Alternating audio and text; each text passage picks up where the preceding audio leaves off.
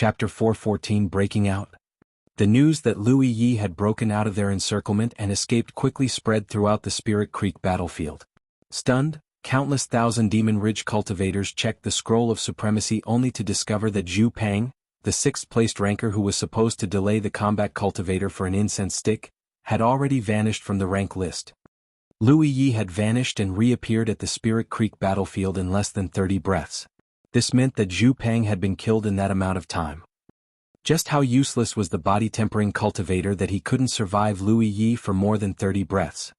Despite their successful escape, Zhou Yi and Amber kept running into interceptors as they continued moving in the direction of the Myriad poison forest. It couldn't be helped. While most spirit beasts could not keep up with Amber on foot, the same could not be said for the birds flying above their heads. Since the enemy knew exactly where he was all the time, all they needed to do was to move their people in front of him. Zhou Yi did his best to circumvent these obstacles. If he couldn't, then he would fight his way through. An hour later, they encountered yet another group of 1,000 Demon Ridge cultivators. They numbered only 30 or so people, but it was clear from their calm looks and easy breathing that they had been waiting for him for a while. Not only that, their appearance marked them all as body-tempering cultivators or combat cultivators.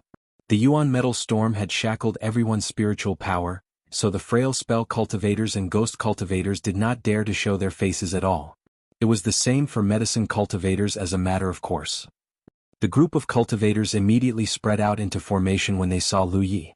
The body-tempering cultivators took the front while the combat cultivators grabbed their spirit artifacts behind them.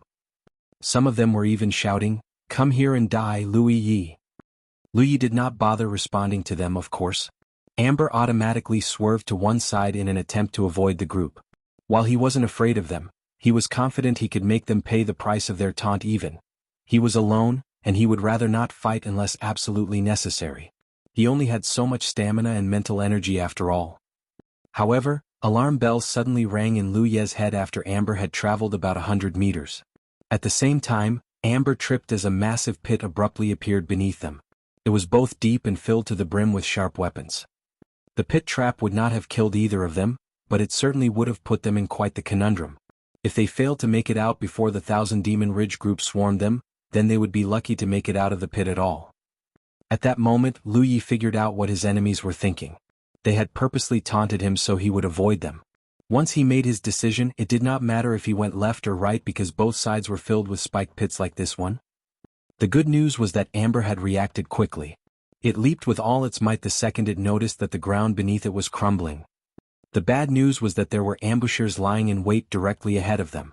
Due to the Yuan Metal Storm, Zhou Yi never noticed them until they emerged from their hiding spots and brought out a row of spiked fences.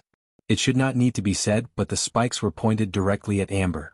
Not only that, another 6 people emerged from further behind the fence while holding what looked like a massive net. They were waiting to throw the web over Amber and Zhou Yi. It was clear that the 1,000 Demon Ridge cultivators in this area were well prepared for them. Amber was currently in the air and incapable of changing directions at all. If it slammed into the fence spikes, it was going to get hurt at best or skewered at worst no matter how tough it was. Amber understood the grave danger it was facing and let out a furious roar. However, there was nothing it could do to fix this. The tiger was sapient and quite familiar with the cunning nature of humanity. However, it was ultimately a spirit beast. It could not possibly outwit a human. The 1,000 Demon Ridge cultivators' eyes shone with delight when Amber upward momentum died and began falling toward the spikes. It was at this moment Zhou Yi abruptly jumped off Amber's back and grabbed one of its large ears. He then forcefully twisted his body to generate momentum before throwing Amber with everything he got. Zhou Yi was able to change Amber's trajectory, but he himself was still sailing straight toward the spiked fence. There was no time to lose. Right before the spikes would drive into his body, he grabbed one of them with his hand and pushed himself over the dangerous obstacle. He skidded about 10 meters before he was able to stabilize himself. Roar! Amber let out an angry roar as it hit the ground with a mighty thud. At the same time, a massive net was thrown over his head. To be honest, the 1,000 Demon Ridge cultivators were hoping to catch Zhou Yi with the net. However, Zhou Yi had surprised them with his maneuver, and they weren't able to get to his landing spot immediately. So, they compromised and threw the net over Amber instead. Zhou Yi was surrounded practically the second he caught himself. The 30 or so cultivators who taunted him before were racing toward him as well. Amber roared furiously as it struggled to break free from the net with all its might. If the net was just an ordinary net, then it could have torn its way out of it from the beginning. However, it was clear that it was a spirit artifact of sorts. Although the net was unable to unleash its true power because the cultivators could not inject it with spiritual power, it was still tough enough to keep Amber pinned. "We need more hands ASAP. This damn tiger can break out at any moment," someone roared in anger and panic. The Thousand Demon Ridge had underestimated Amber's strength. Before this, they were certain that 6 core circle body tempering and combat cultivators would more than enough manpower to keep Amber pinned. In reality, not only was Amber tossing them around like puppets, it nearly managed to get close to one of the netters and attack them. A few people immediately broke away from the group of 30 and rushed to their comrades' aid. They immediately grabbed hold of a corner of the spirit net and pinned down Amber. Amber was trapped, but Lu Yi was busy fighting his own assailants. He was well aware that they were going to die here if he could not break free from his attackers and rescue Amber in time. While the number of enemies they were currently facing was still manageable, countless more were rushing to their location from every direction.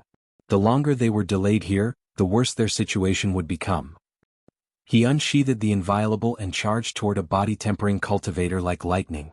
His opponent was also holding a blade-type spirit artifact, although his was a cleaver and not a saber. The blade of the weapon was simultaneously wider and shorter than Lu Ye's. The body-tempering cultivator decided to clash blades with Lu Yi when he swung the inviolable at him. It was a foolish decision. His eyes widened when he felt his cleaver being torn right out of his grip. Without spiritual power, the only power a cultivator could rely on was their physique. This body-tempering cultivator was just a Heaven 8 cultivator, and normally he would never dare to fight Lu Yi at close range. At this point, there wasn't a soul in the Spirit Creek battlefield who wasn't aware that Lu Yi was capable of mowing down an entire group of Heaven 8 cultivators like slaughtering a coop of chickens. There was no one stronger than a body-tempering cultivator while Yuan Metal Storm was active. That was why he thought that he would be able to delay Lu Yi for at least a little. The reality was nothing like what he dreamed, however. Not only did Lu Yi turn out to be stronger than him, there was enough force behind the attack that his cleaver had been ripped right out of his grip. His weapon hand was a bloody mess right now. His hand would quickly become the least of his concerns. Lu Yi slashed the body-tempering cultivator throat in one smooth motion before moving on to his next opponent. He never looked back as the body-tempering cultivator clutched his throat, staggered back a few steps and collapsed on the ground. Although Lu Yi managed to kill a body-tempering cultivator in just 2 strikes, a few spirit artifacts had struck his body as well. Pain blossomed from various places as he shook a little from the impact. His body was tough, but not so tough that he could ignore the sharp implements like they didn't exist, not to mention that since his attackers were all cultivators from the core circle. He paid no heed to his injuries though. This time he turned his saber on a spear-wielding combat cultivator. Panic filled the combat cultivator's expression as Lu Yi swung his weapon at him. He tried to jump to the back but he was struck in the chest before he could even convert his thought into action. As if he had been struck by a mountain, the guy sailed through the air like a flying weapon for at least a couple of seconds before he hit the ground with a mighty thud. His sternum was completely shattered, and blood poured out of his ripped flesh like a fountain. It was impossible to tell if he was alive or not. Lu Yi knew that the worst thing he could possibly do when being attacked from multiple directions was to stay in one place. If the enemy managed to surround him, then they would be able to lead him by the nose as they pleased. That was why he never stopped attacking and moving in a certain direction. Assuming he could cut down his enemies fast enough, no one would ever be able to attack his back. As for the attacks coming from the front and the sides, he could block or ignore them depending on the situation. In fact, he chose to ignore the attacks wailing down on his body most of the time. His objective was to repel his enemies in the shortest time possible, and the only way to do so was to suffer an injury in exchange for their lives. It took Lu Yi only 2 hits to kill a body-tempering cultivator, and a combat cultivator 1. By the time Lu Yi broke out of the encirclement, he had left behind at least 7 bodies on his trail. And he had done this in less than 10 breaths. The inviolable was dripping with blood. Lu Yi himself was marred from head to toe. Lu Yi wasn't even close to being done though. He turned back toward his enemies, flicked off the blood on his inviolable, and charged forward once more. A powerful physique gave him speed and strength beyond what a Spirit Creek Realm cultivator should possess. The fact that everyone's spiritual power was currently shackled by the Yuan Metal Storm only enhanced his advantage further. Although the Thousand Demon Ridge group still outnumbered Lu Yi drastically, they could not help but be chilled by his blood-drenched body, furrowed brow, and ruthless expression. The man had killed 7 of their people in one charge. At this rate, it would take him less than a tea time to kill all of them. Hang on. Reinforcements will be here very soon. The body-tempering cultivator closest to Lu Yi shouted in encouragement even though he was feeling quite panicked. Another cultivator immediately echoed in agreement, "That's right. We may never get another chance like this if we do not kill him today, so do not be afraid. All we need to do is to delay him and victory will be ours." Lu Yi was already charging when he was speaking. "Kill?" The body-tempering cultivator who shouted the encouragement earlier charged fearlessly toward Lu Yi. Unfortunately, bravery did not translate to martial strength. Lu Yi had beheaded him in one strike. The second charge ended just as quickly as the first. Lu Yi accrued more wounds and blood from both himself and his enemies. Just like last time, he left almost 10 bodies in his wake. This time though, Lu Yi did not stop in his tracks. Instead, he charged straight toward Amber. While he was certain he could kill every man and woman in the area, it was highly questionable if he would remain combat capable afterward. His injuries might not be serious, but even a paper cut could be fatal if there were 1,000 of them, not to mention he took at least several hits for every cultivator he killed. Chapter 4:15 I'm coming to get you? The biggest problem, however, was that Amber was in danger right now. Nearly 10,000 Demon Ridge cultivators were grabbing hold of the spirit net and holding it in place. Amber could not break free no matter how much it struggled. There were 2 bodies on the ground. One of them was obviously dead since his head was shattered, and the other person had a cave chest but was still breathing. It was obvious that these 2 cultivators had been struck by Amber during the struggle, the unlucky bastards. No Spirit Creek Realm cultivator could survive a direct hit from its massive paw without spiritual power. If the spirit net was not the only problem Amber needed to contend with, then Lu Yi might not have come to its aid so soon. The problem was the flying spirit beasts in the air. At first, the scouts wanted to shoot Lu Yi and Amber to death. After discovering that their arrows did next to no damage, they simply watched Lu Yi and kept their allies updated on the situation. Lu Yi was absolutely plowing through their allies right now. They didn't dare to harass him for fear of becoming his target. Amber was a different story though. The white tiger was currently trapped in a spirit net, so some of the scouts decided to have their spirit beasts grab each corner of the spirit net. They were trying to lift it into the air. It was true that the arrows weren't enough to kill Amber, but anyone could fall to their deaths given enough height. By the time Lu Yi finally reached Amber, the tiger was already hovering at least 10 meters above the ground. Lu Yi leaped into the air with all his might before swinging his saber at one of the spirit beast's talons. The spirit beast clearly noticed that he was a threat because it hurriedly let go of the spirit net and took off to the sky. Lu Yi immediately seized the opportunity to climb up the spirit net. While staring at another different spirit beast, he raced toward it and raised his saber aggressively. The rider wasn't going to allow Lu Yi to hit him or his spirit beast, of course. He immediately commanded his mount to let go of the spirit net and took off to safety. At the same time, Amber finally broke free from the spirit net and fell toward the ground. Lu Yi immediately stopped harassing the riders and leaped after Amber. On the ground, the 1,000 Demon Ridge cultivators had collected themselves and spread out once more. When Amber and Lu Yi descended from above, they immediately thrust their weapons upward. Amber roared in anger and Lu Yi stifled a groan. At that moment, both man and tiger took a ton of wounds. Go! Lu Yi climbed onto Amber's back and uttered through gritted teeth. Amber immediately locked its gaze in one direction and took off at full speed. Anyone who dared to stand in their way were either sent flying by Amber or cut down by Lu Yi. It was a short, harrowing and bloody conflict, but in the end they were able to break out of the encirclement and escape.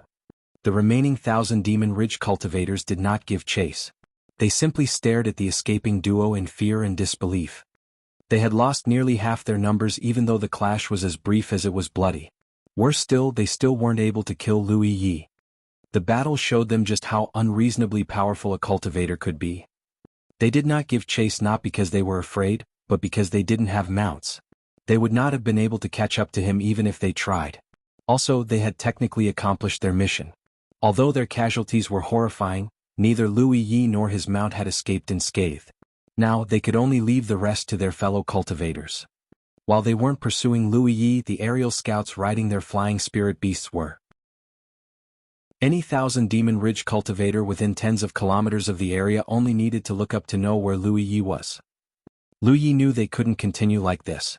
If he couldn't find a way to shake off the aerial scouts, it was only a matter of time before he ran into another premeditated ambush. Thankfully he was quite experienced in this matter. The reason the enemy could track him wherever he went was because they controlled the sky. In that case he only needed to escape into a forest where the terrain would hide him from view.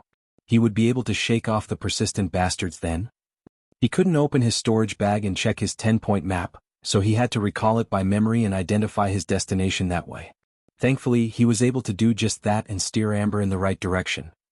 An hour later, the man and the tiger finally escaped the seemingly boundless plains and entered a forest. While this forest wasn't as good a hiding spot as the Misty Mountains, the trees were as tall as the canopies were thick. His enemies would be hard-pressed to keep track of him even if they had control of the sky. Amber did not stop running even after it entered the forest. It wasn't until they traveled deep into the forest that they finally managed to shake off the aerial scouts. After that, they found a cave and entered. Both man and beast collapsed on the floor almost as soon as they were out of view. It took Lu Yi a long time before he was able to muster the energy to climb back to his feet and ripped off his blood-soaked clothes. He then grabbed the bag he had tied to Amber's back. Luckily they hadn't lost the bag during the attacks. It contained a lot of bandages, ointments, healing pills and various supplies. First he fed Amber and himself some healing pills. Then he started applying the ointments to his wounds. It was painful work that caused him to hiss in pain once in a while. A long time later, after Lu Yi had bandaged himself like a Zhou, he proceeded to do the same for Amber. It wasn't a good idea to start a fire for various reasons, so he and Amber could only content themselves with jerkies. Lu Yi felt better after he appeased his growling stomach somewhat. He then leaned against the wall and shut his eyes to catch some rest. Amber lay next to him and was out like a light just like that. Unfortunately, their rest would be disturbed not even an hour later. Lu Yi opened his eyes when his ears picked up some commotion. Amber was also glancing out of the cave warily. Can a man not catch some rest? Lu Yi rose to his feet and climbed onto Amber's back. The tiger dashed out of the cave and came face to face with a squad of Thousand Demon Ridge cultivators. Lu Yi had the element of surprise this time, so the battle was over almost as soon as it began. A swipe here, a slash there, and the entire squad was dead just like that. Lu Yi picked up the loot as quickly as he could. Then they took off once more, moving deeper into the forest. The Thousand Demon Ridge knew that this was their best chance to kill Lu Yi. They knew where he was, and the Yuan Metal Storm stopped him from being able to use his spiritual power and outfly all of them. If they could surround him, then he was dead for sure. No one was willing to miss this opportunity. If the Thousand Demon Ridge wasn't going all out before, they were now. As a result, Lu Yi and Amber were unable to hide in one place for long even in this ancient forest. No matter where they hid themselves, it only took their enemies an hour at most to find them. This situation would continue for a couple more days. The continuous battles gave Lu Yi and Amber almost no time to rest. Both man and tiger were weary to say the least. Thankfully, they had the superior quality honey Lu Yi had stolen from the wasp nest. It was one of the main reasons they were able to hang on until now. Lu Yi knew this couldn't continue though. At first he thought they were safe after they shook off the eyes in the sky. However, he had underestimated his enemy's determination to kill him. They weren't going to stop until he was dead. In the end, the Myriad poison forest was his only refuge. As long as he could get there, the Thousand Demon Ridge could sacrifice every cultivator they had, and they still wouldn't be able to get their hands on him. His mind made up, he and Amber caught one last rest before resuming their great escape. Half a day later, Amber and Lu Yi burst out of the forest and headed straight toward Myriad Poison Forest. It didn't take long before the Thousand Demon Ridge discovered Lu Ye's whereabouts. An unimaginable amount of cultivators began pouring out of the forest. Those with a mount that could keep up with Amber gave chase immediately, though most of them were unable to participate in the pursuit. Not everyone had a tamed beast after all. It was a grand spectacle if nothing else. Lu Yi and Amber spent as little time fighting the Thousand Demon Ridge as possible. Right now, there was nothing more important than making it back to the Myriad Poison Forest. Amber took almost no breaks on the way. Near the end, its entire body even started steaming as if it was overheating. 3 whole days later, the Myriad Poison Forest was finally within view. Unfortunately, the Thousand Demon Ridge had figured out his destination as well. Although they didn't know how he managed to survive the Forbidden Zone, It was clear that he was planning to escape into the Myriad poison forest once more. If he succeeded, then this operation would end in failure yet again. That was why they couldn't allow Lu Yi to enter the Myriad poison forest no matter what. By using the flying spirit beasts as transports, the Thousand Demon Ridge was able to move their manpower to the Myriad poison forest in just a short time. By the time Lu Yi reached the edge of the forest, a defense line made up of almost 200 cultivators was waiting for him. Steam continued to rise off Amber's body as it slowed down. It stared at the hordes of enemies in front of them and growled threateningly. Lu Yi was exhaling behind Amber's back as well. If the Yuan metal storm hadn't happened, he might have been able to break through the defense line. At the very least, he would be able to escape using Windwalk or Soar. But without his spiritual power? There was no chance he could make it even if he was at peak form, and both him and Amber were nearing their last legs after 3 days of non-stop escape. Lu Yi. Someone shouted from the other side. Come and fight us. It was never honorable to overwhelm an enemy with numbers. Then again, Lu Yi must have killed at least 1,000 Demon Ridge cultivators by this point. When it came to the combat cultivator, honor had ceased being a thing a long time ago.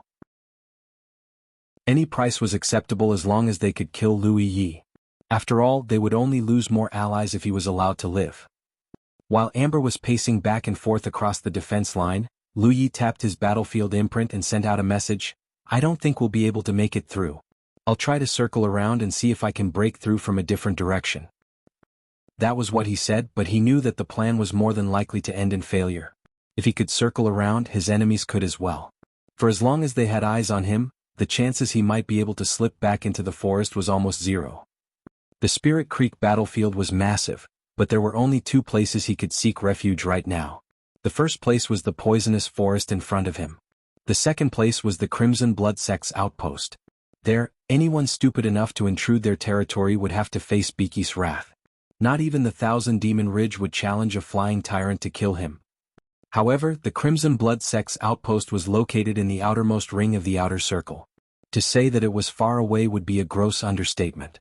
With Amber's speed, it could run for a month and still not make it to the outpost. That was why the Myriad Poison Forest was still his only hope. I can only do my best, and pray that the heavens will have mercy on me. Lu Yi was just thinking this when he suddenly received a response. Stay there and don't move. I'm coming to get you. The reply came from Wuxia, of course. She had been paying close attention to Lu Yi's activity this whole time. She was well aware that he was being hunted. Lu Yi frowned. It sounded like Wuxia had a plan and he wondered what it was. Chapter 416 History repeats itself. There was no denying that Wuxia had completely broken free of the common sense that usually applied to medicine cultivators after obtaining her inheritance. Not only could she treat the ill and slay the wicked wouldn't even find out that she was their killer until it was too late. However, Lu Yi wasn't sure if she could help considering the odds that were pitted against them. Outside the Myriad Poison Forest, Lu Yi was in a terse standoff against 200,000+ Demon Ridge cultivators. Since Lu Yi wasn't moving, of course the Thousand Demon Ridge wasn't moving either. It wasn't because they didn't want to kill Lu Yi, but because their numbers were lacking. If they were to charge him now, he was 100% going to run away again. Dragging out this standoff was advantageous for the Thousand Demon Ridge because it meant that their comrades would have more time to assemble. Of course they hoped that Lu Yi would attack them. That would save them all the trouble of having to chase and entrap him. There was no way he could defeat the 200 of them no matter what he tried. Besides that, there were flying spirit beasts circling the sky and constantly transporting more Thousand Demon Ridge cultivators over. Someone shouted from the line of Thousand Demon Ridge cultivators, "You can't escape, Lu Yi. Just get over here and accept your death already." Lu Yi ignored the taunt and continued chewing his healing pills. Suddenly Lu Yi looked up at his enemies. They were looking a little restless all of a sudden.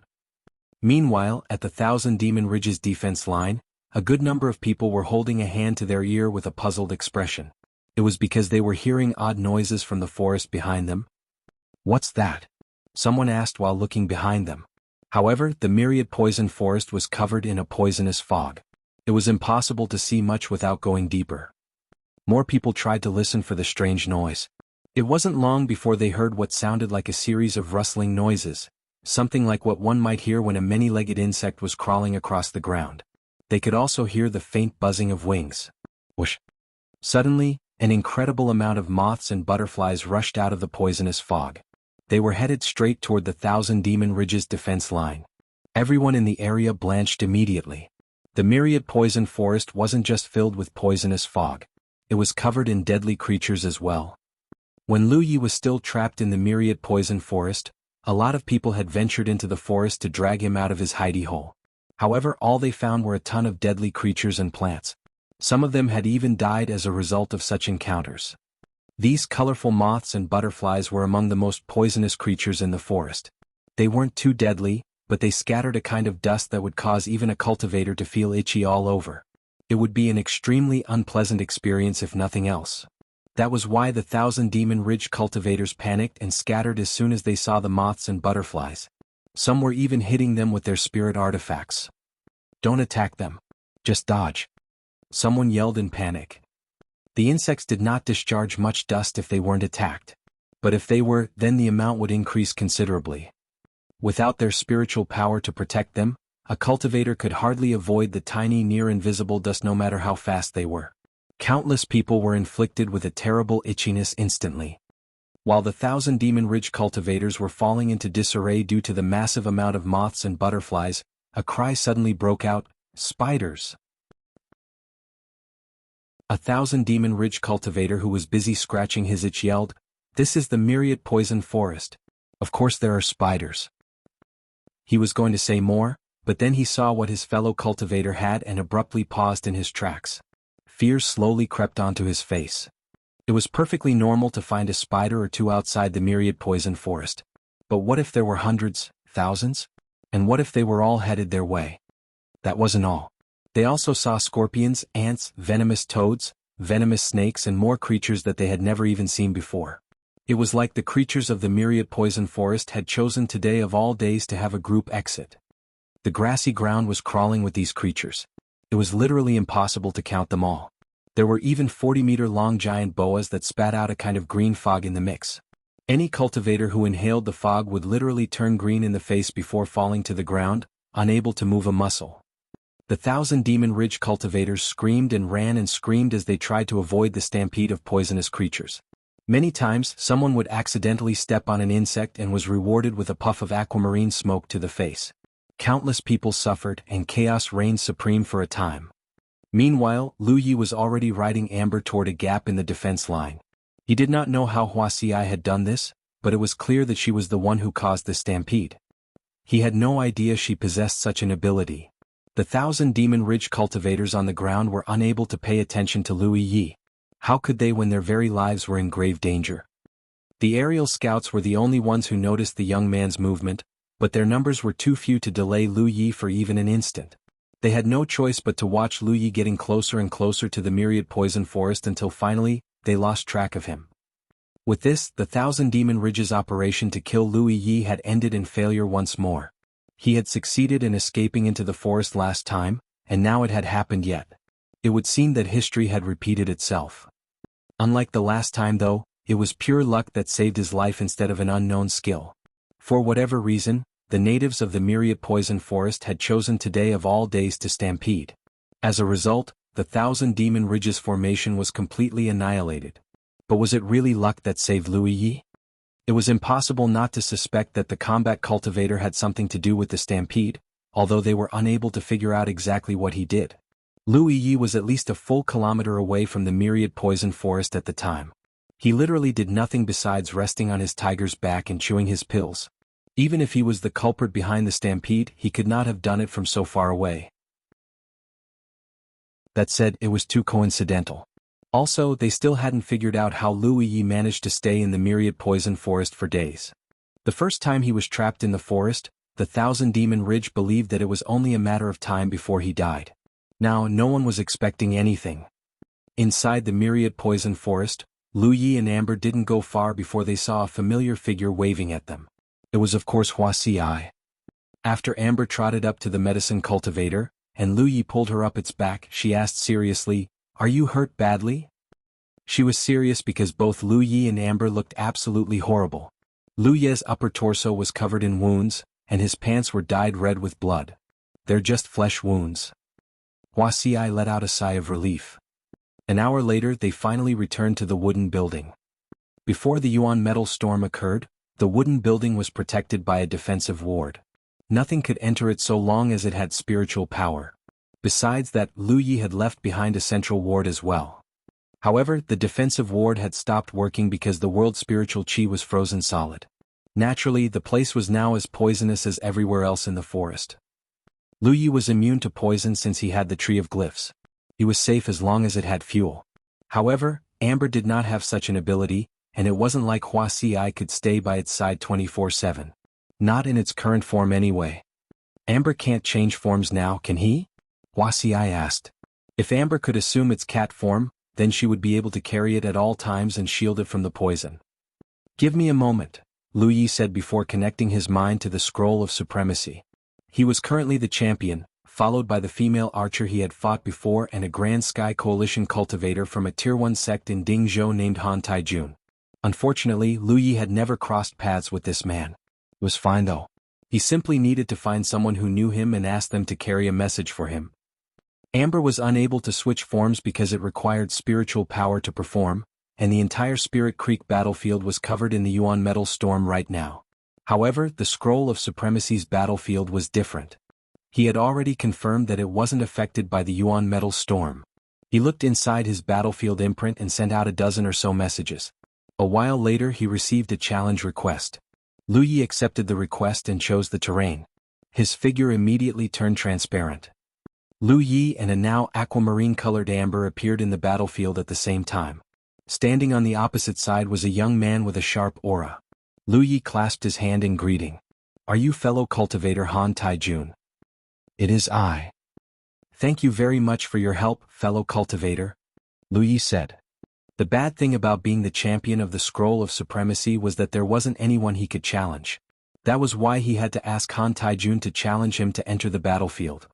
You're welcome, fellow cultivator Yi. I have heard about your situation. How are you doing? Do you need us to assist you? It's okay. I've managed to slip back into the Myriad poison forest. The Thousand Demon Ridge can harm me no longer. Han Taijun looked impressed. You are incredible, fellow cultivator. While the two men were speaking, Amber shivered once before discharging a good amount of mutant energy. It quickly shrank to the size of a cat before leaping onto Lu Ye's shoulder. Han Taijun quickly left since he wasn't actually trying to challenge Lu Yi. He was just helping Lu Yi by giving him the opportunity to enter the Scroll of Supremacy's battlefield. Lu Yi exchanged imprints with the man before they parted ways because he had a feeling that they would cross paths again in the future. After that, Lu Yi exited the battlefield as well. Wuxia grabbed Amber and cured it from its poison first. It was only then that she treated Lu Yi. However, there were many methods she couldn't use because she was unable to channel her spiritual power. Thankfully, most of the wounds he received were flesh wounds due to his tough physique. They would recover given enough time. The commotion outside the forest had subsided as well. Now that the Three Sages School's outpost was breached, the Thousand Demon Ridge no longer had any way to force him to exit the Myriad poison forest. In fact, Lu Yi swore to himself that he wasn't leaving until he had reached Heaven 9. He was already the champion at Heaven 8.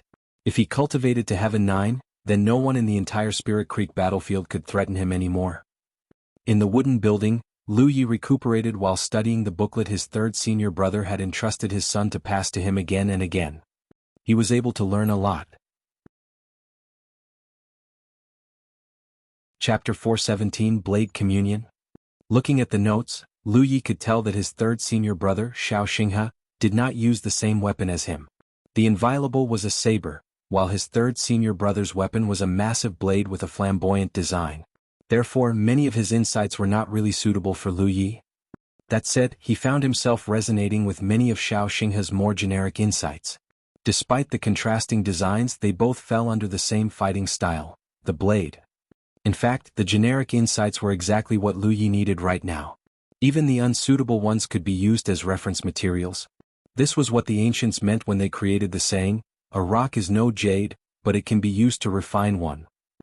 Despite Lu Ye's achievements, his cultivation was actually lacking in many ways.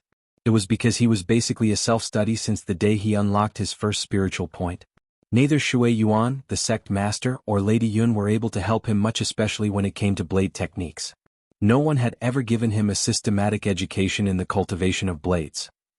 Normally, a sect cultivator would be tutored by an experienced instructor. In Lu Ye's case, he needed to find an experienced blade tutor to teach him. However, the Crimson Blood sect did not have such a person. In fact, the sect was only made up of Shui Yuan and the sect master before he officially entered the sect. The former was a medicine cultivator, and the latter a spell cultivator. He doubted that they had touched a blade their whole lives. That was why his current attainment in blade techniques was purely the result of his blood, sweat and tears. Not only was it an incomplete style with no particularly powerful techniques, it was mostly based on convenience. Any way that could kill the enemy faster was an acceptable way, so to speak. A style built purely on ending the enemy's life in the shortest amount of time possible wasn't bad. In fact, it was incredibly dominant against enemies who were weaker than him. However, battles against powerful foes who were on par or stronger than him were also much longer. The lack of explosive finishing moves was a major reason for this. Right now, Lu Ye's biggest flaw in terms of blade techniques was his lack of finishing moves. He had already realized this after the battle against Shi Guang. That was why he had created Flash. Unfortunately, he was unable to perfect the finishing move to this day. His third senior brother's insights had inspired him greatly. It was exactly what he needed right now. If the Yuan Metal Storm hadn't appeared out of nowhere, Xiao Xinghe would have requested Lu Yi to visit the Blue Emperor City's headquarters so he could teach him in person. Since the Yuan Metal Storm had disabled the Divine Opportunity Column's ability to teleport between Zhou and the Spirit Creek battlefield, he had no choice but to entrust Xiao Changhe to pass his insights to Lu Yi instead. In the building, Lu Yi was sitting in a meditative position and holding his palms upward. The Inviolable was lying quietly on his hands. While inhaling and exhaling deeply, he tried to sense the saber in front of him. This was a cultivation method. According to his third senior brother's notes, spirit artifacts were more than just weapons, and those that had survived thick and thin with their master and whet their appetite on their enemy's blood even more so. At this level, a spirit artifact wasn't just a spirit artifact anymore. It was a lifelong partner that their master could entrust their life to. By using this special cultivation method, the blade cultivator could forge a profound connection with their weapon and achieve what people called the blade communion. Or so his third senior brother claimed. To be honest, Lu Yi thought that this was just superstition. After all, a spirit artifact was just an object. How could it possibly form a spiritual connection with him? Still, he decided to give it a try. Lu Yi was planning to cultivate for a couple of days straight and see if things would work for him. If it didn't, then he would ask his third senior brother for guidance when he had a chance. It should be obvious, but the Inviolable was the spirit artifact he had chosen to commune with. Since he embarked on this journey, he had used only 3 spirit artifacts in his life. The first one was Manager Yang's sword, and the second one was a saber he had obtained from his enemies at Green Cloud Mountain. The blade shared almost the same shape as the Inviolable, but unfortunately it was destroyed during the Battle of Golden Tip because it was too weak. After the Battle of Golden Tip, Lu Yi had purchased the Inviolable from the Vault of Providence. He was only a 5th order cultivator back then. Today the blade had accompanied him for over a year, and he literally could not remember how many foes he had slain with it. Lu Yi was extremely pleased with the saber. Even if his cultivation outstripped the blade in the future, he was planning to buy a better spirit artifact with the exact same shape. At first, Lu Yi couldn't feel anything special. Then, he felt as if the saber in his hand was actually breathing in tandem with him. The feeling was weak at the beginning, but it gradually grew to the point where it felt like his saber was truly alive. At some point, something suddenly flashed inside the dim room. It was also accompanied by the sound of something being unsheathed, jolting Lu Yi out of his trance. When he looked down, he saw that the Inviolable had been unsheathed partially before he knew it. Right now, the Inviolable felt very different from usual. Instead of a tool that was purely used to slay his enemies, it actually felt like an extension of his own body. He unsheathed the saber completely and gave it a casual wave or two. The movement felt much more smoother and natural, like he was moving his own fingers. Is this what they call a blade communion? Lu Yi clicked his tongue in amazement. He did not think that this particular section of his third senior brother's notes was true. He was even more surprised that he had succeeded so easily even though he didn't really think it would work. His cultivation level hadn't increased, and his number of spiritual points was exactly the same as before. However, Lu Yi knew that he had taken a big step on the way of blades. There's something else. Lu Yi thought for a moment before sheathing the saber. Then he closed his eyes and tossed the blade in the sheath somewhere. He maintained the special cultivation method while doing so. Because he had closed his eyes before he threw the inviolable, he did not know where he had tossed his saber. However, he could vaguely sense where it was even though his eyes were still closed. He rose to his feet and slowly took 7 steps in a certain direction. Then he bent down and extended his hand. He was able to grab the inviolable in first try. With this, the first step to cultivate his blade technique was complete. Lu Yi thought only a short time had passed, but his growling stomach told a different story. When he inquired Wuxia about it, he was even more surprised to learn that 3 days had passed since he began his training. Lu Yi almost thought that the woman was tricking him yet again. He really didn't feel like that much time had passed, but when he messaged an acquaintance, he realized that it really had been 3 days. Later, Wuxia served Lu Yi a table full of nightmarish-looking food because of his distrust. He couldn't even escape because Wuxia was standing right there and smiling at him. He forced himself to eat them all while Amber watched on with a sympathetic look on his face. Once his appetite was satisfied, Lu Yi returned to the 3rd floor and sat down once more. He started breathing while holding his saber again. Just because he had achieved blade communion with the inviolable didn't mean that he was done. The method was supposed to be performed continuously so that his connection with his saber would continue to deepen. The greater the connection, the more powerful his attacks would become. Lu Yi made up his mind to spend 2 hours cultivating this special cultivation method every day after that. Unlike other cultivators, he did not need to inhale or exhale spiritual power when cultivating, so he might as well spend some of that time cultivating his connection with his saber. 2 hours later, he left the wooden building and went to the courtyard. However, Wuxia was nowhere to be seen. He was sure that that woman was cultivating at her secret spot as usual, and frankly Lu Yi was a little curious about her methods. Ever since she came to the Myriad poison forest, her cultivation had been improving by leaps and bounds. He strongly suspected that she was close to achieving Heaven 9. At the courtyard, Lu Yi unsheathed the inviolable and assumed a pose. Then he channeled his vitality into his right arm exactly as his 3rd senior brother had mentioned in the booklet and swung the weapon. Since he couldn't channel his spiritual power, the attack wasn't really all that powerful. However, Lu Yi could tell that it was faster and stronger than his normal attacks. So this is what I've been missing all this time. Previously he had been trying to perfect Flash to no avail. It was because he kept feeling like he was missing something. He finally realized what it was after going through his 3rd senior brother's insights. The blade technique was missing his vitality. Normally, he executed Flash by channeling his spiritual power into the spirit artifact and swinging the saber via brute strength. The former was instinct and the latter was a product of a powerful physique. Most of the time, cultivators fought using spiritual power. In that sense, a cultivator without spiritual power was like a mortal with a stronger body than normal. It was only now that Lu Yi realized one of the biggest problems with his fighting style. He relied too much on his spiritual power and too little on his own body. Before this, his Flash was made up of 80% spiritual power and 20% physical strength. It might even be less than that. Flash would be perfect if he could increase the percentage of his physical strength to 40 or even 50%. His explosive power would skyrocket as well. So how could a cultivator more effectively channel their physical strength? By shifting their blood. Vitality was the source of one's physical strength.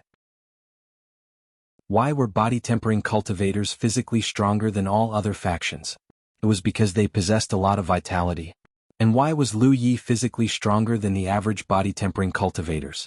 It was because his vitality was greater than theirs. However, he had never learned how to use his tremendous vitality properly. It was basically a mountain of treasure that had been left to waste until now. The blood-shifting technique was the perfect solution to this problem. Once again, his 3rd brother's booklet of insights had aided Lu Yi tremendously. Now was the time to cultivate the blood-shifting technique because the Yuan metal storm not only froze the world's spiritual chi, but also the spiritual power in a cultivator's body. Right now, the only power he could rely on was his vitality.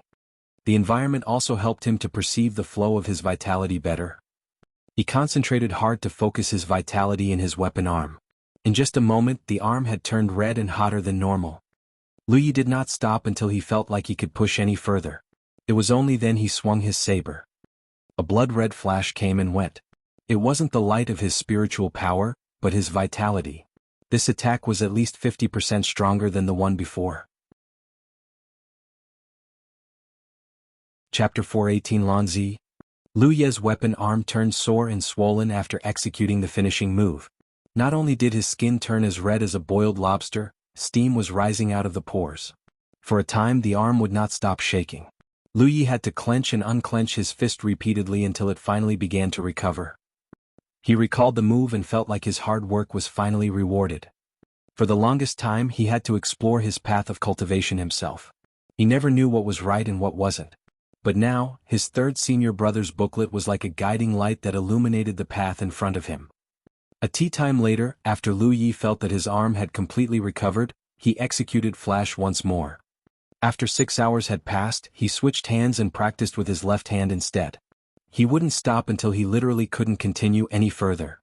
That night, when Wuxia returned from her cultivation, she was surprised to find Lu Yi standing at the courtyard and doing seemingly nothing in particular. His arms were hanging casually beside him while the inviolable was planted beside his feet. When their eyes met, Lu Yi immediately cried, "Help!" Surprised, Wuxia blinked and looked at him again. It was then she realized that his arms had become as swollen as his thighs. It was a stunning sight to say the least. After a quick check, she determined that Lu Ye's condition wasn't as serious as it looked. It was just a matter of his vitality becoming clogged in his arms. After she calmed down, she asked him what the hell he was doing and learned that it was the result of his blade practice. She could barely resist rolling her eyes at him. The reason he looked like this was because he had accumulated too much vitality in his arms, and he did not reduce the swelling in time. That was why restoring it wasn't a problem. After a series of slaps and massages, to improve the blood circulation, and a full night's rest, Lu Ye's arms returned to normal. The same thing happened again the next day. Thankfully, it wasn't as bad since Lu Yi knew what to expect and tried to restrain himself a little. For the next couple days, Lu Yi practiced his blade technique during the day and received Wuxia's treatment at night. As his skill increased, the side effects of the blood-shifting technique also decreased over time. One day Wuxia was treating Lu Ye's arms when she asked suddenly, "Did you check the Scroll of Supremacy lately?" "No. What?" He used to check the Scroll of Supremacy very frequently, but that stopped after he had become the champion. It was because there were very few people who could threaten him at this stage. "Check it." Lu Yi complied and connected his mind to the Scroll of Supremacy. Then he started looking through the list from bottom to top. The rank list had changed a little, and some familiar names were nowhere to be seen. They had probably ascended to the Cloud River realm. He noticed something wrong when he reached the 70th placement. It was because almost everyone between the 40th and 70th spot was Thousand Demon Ridge. Only a handful of them belonged to the Grand Sky Coalition. Now where have I seen this before? The same thing had happened when Lu Yi was challenging the Scroll of Supremacy, and he had done it by challenging and killing every Thousand Demon Ridge cultivator above him. He immediately trained his gaze on the 38th ranker. It was someone named Lan Zi Yi. He had never seen this name before, but he was fairly sure that she, if her feminine name was any indication, had only started climbing the Scroll of Supremacy recently. "You saw it?" Wuxia asked. "When did she start challenging the Scroll of Supremacy?" "Yesterday." Lu Yi was surprised. If what she said was true, then this Lan Zi Yi was climbing the Scroll of Supremacy even faster than he had. "She's very strong. I'm sure she's gunning for you, so watch your back," Wuxia warned. "Infinite Island?" Lu Yi muttered thoughtfully. The memory was old, but he was sure he had crossed paths with someone from this sect before. If he remembered correctly, the guy named Luoji he had encountered at the Split Sky Gorge was a member of the Infinite Island. As expected of a Tier 1 sect, Luoji had cultivated a heaven-grade cultivation technique from the get-go, and now this Lan Zi Yi was ripping through the Scroll of Supremacy. Wuxia thought that Lan Zi Yi was targeting him. He was almost certain that she was right. The Thousand Demon Ridge had made multiple attempts to kill him to no avail. Now that he had made it back to the Myriad Poison Forest, he was well and truly out of their reach. The only way left for them to kill him was to challenge him via the Scroll of Supremacy. However, he was the champion for a reason. Nearly every Thousand Demon Ridge ranker who fought him had perished by his hands, and not even a former champion like Shi Guang was a match for him. Out of everyone he knew, the deceased Yan Xing might be the only one left who stood a chance against him. Now a new challenger had arrived. Not only was this woman climbing the rank list the same way he did, no one from the Grand Sky Coalition was able to stop her so far. Even worse, she had surpassed his speed and made it to the 38th rank in just a day. While Lu Yi and Wuxia were talking, Lan Zi Yi's placement abruptly vanished and reappeared on the 36th spot. At the same time, the former 36th ranker had vanished completely from the Scroll of Supremacy. It was clear that the ranker was dead. Obviously, there was only one reason Lan Zi Yi would copy Lu Ye's method of climbing and choose now to climb the Scroll of Supremacy of all times. How many more days do you have left before you receive the second reward? 7? Wuxia asked. Lu Yi calculated in his head before answering, 7. It had been 23 days since he last received the Heaven's Reward. Every time he received the Heaven's Reward, Lu Yi would become visibly stronger than he was before. If Lan Zi Yi really was gunning for him, then she would challenge him before he entered the pool of heavens. She would not give him the chance to grow stronger. At her current speed, she might challenge him as soon as tomorrow or the day after tomorrow. Sudden anticipation welled inside Lu Ye's heart. Currently, there was no one left in the Spirit Creek battlefield who could give him a real fight and allow him to verify his skills. Getting into a fight was simple. He only needed to leave the Myriad poison forest and expose himself to the world, and the world would swarm him from every direction like bees to honey, but it would be a one versus many battle, and the best way to verify one's strength was to pit oneself against a powerful foe. Considering Lan Zi Yi's climbing speed, she could not possibly be a weakling. Although he felt like he had improved a lot as of late, training was ultimately just training. Just like how a test was the only way to verify the fruit of one's studies, a good fight was the only way to verify the labor of his training. Assuming that this Lan Zi Yi was as strong as she seemed, she would be the perfect whetstone for him. Meanwhile, Lan Zi Yi's abrupt ascension had caught the eyes of countless cultivators from both factions. Before Lu Yi had come under scrutiny, no one had ever managed to kill more than a dozen or so rankers, much less challenge every one of them. This greatly infuriated the Thousand Demon Ridge as a matter of course. Even worse was the fact that Lu Yi had done the impossible and become the champion in one fell swoop. As if that wasn't bad enough, everything the Thousand Demon Ridge had pitted against him had ended in failure so far. Lu Yi of the Crimson Blood Sect had become a mountain that pressed down on their shoulders all the time. They could barely breathe because of him. There was a light at the end of the tunnel, however. Finally, their faction had produced a similarly outstanding talent. While she wasn't able to slay every ranker in her path, her climbing speed was even better than Lu Yi's. Everyone was looking forward to the moment where Lan Zi Yi acquired the right to challenge the champion. When it happened, they would know who was the true king or queen of the Spirit Creek realm. In the courtyard, Lu Yi was practicing his blade technique as usual when he suddenly received a message from Han Taijun. It said, "Beware of that woman. She's strong and playful." He understood Han Taijun's first sentence but not the second. He already knew that Lan Zi Yi was strong. Forget that he had never underestimated an opponent, her climbing speed made it pretty clear that she was no one to be trifled with. What did he mean by playful though? Also, had Han Taijun fought against Lan Zi Yi already? Lu Yi quickly checked the Scroll of Supremacy. As expected, Han Taijun had dropped from the 3rd place to the 5th place. "Are you alright?" Lu Yi replied. "I'm grievously wounded." "Not bad." "What do you mean not bad?" "I'm grievously wounded." "Anyway, you really should be careful of her.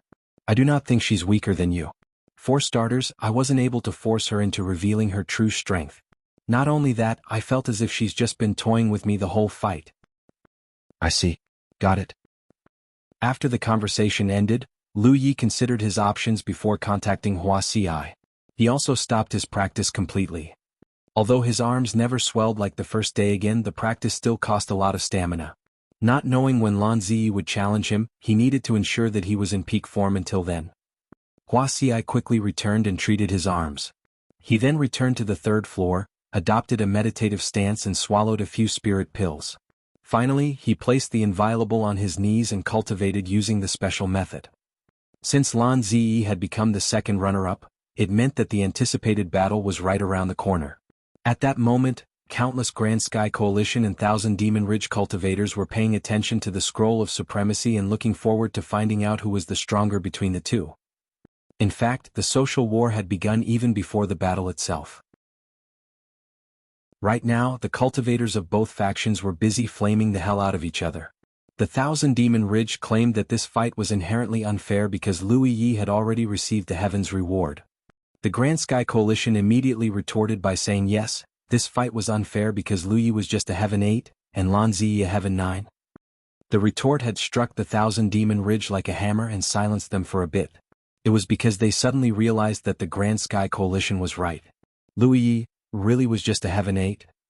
Even if Lan Zi Yi emerged victorious, she could not prove that she was the strongest cultivator at the Spirit Creek realm. When Lu Yi had reached Heaven 9, he would be able to challenge her a second time for the throne. On the other hand, there was no second chance for Lan Zi Yi. If she lost here, then all hope was lost. If she couldn't beat Lu Yi when he was Heaven 8, then there was no chance she could do it when he was Heaven 9. That was why she only had one chance. Lan Zi Yi must become the champion if she wished to defeat Lu Yi for even a moment. The social war was at its height when Lu Yi abruptly opened his eyes. He felt a disturbance in his battlefield imprint. Lan Zi Yi had issued him a challenge. Chapter 419 What to Do. Lu Yi accepted the request and chose the terrain. Both man and tiger disappeared as the heaven's invisible power descended from the skies. As usual, his choice of terrain was the arena that was only 100 meters in radius. He waited for the white light to disappear before looking opposite him. On the other side of the arena was a woman in purple clothes. She was a tall, slender woman with an angelic face and a devilish figure. She also exuded a kind of elegance and tranquility. Perhaps it was intentional, but Lan Zi Yi was wearing a purple dress just like her name. It was fitting if nothing else. Lu Yi focused his gaze and raised his eyebrows imperceptibly. Lan Zi Yi was observing him as well. They were both the strongest cultivators of their respective factions. They were watching one another not because they appreciated the other person's existence. If anything, they would love to see their opponent dead, but because it was just natural to observe your opponent before a big battle. Lan Zi Yi didn't look like she was carrying a spirit artifact. Lu Yi wondered if this meant that she was a spell cultivator. On the other hand, her outfit did not seem to match that description. In any case, all he needed to do to find out was to fight her. There was a buzz as 9 flying weapons exited his weapon holder like ferocious tigers. They crossed over half the distance in the blink of an eye. Lan Zi Yi raised her hand and pointed. A stream of refined spiritual power joined together to form a thread before shooting toward the flying weapons. It wasn't a spell. It was just Lan Zi Yi's spiritual power being manifested outside her body and controlled very precisely.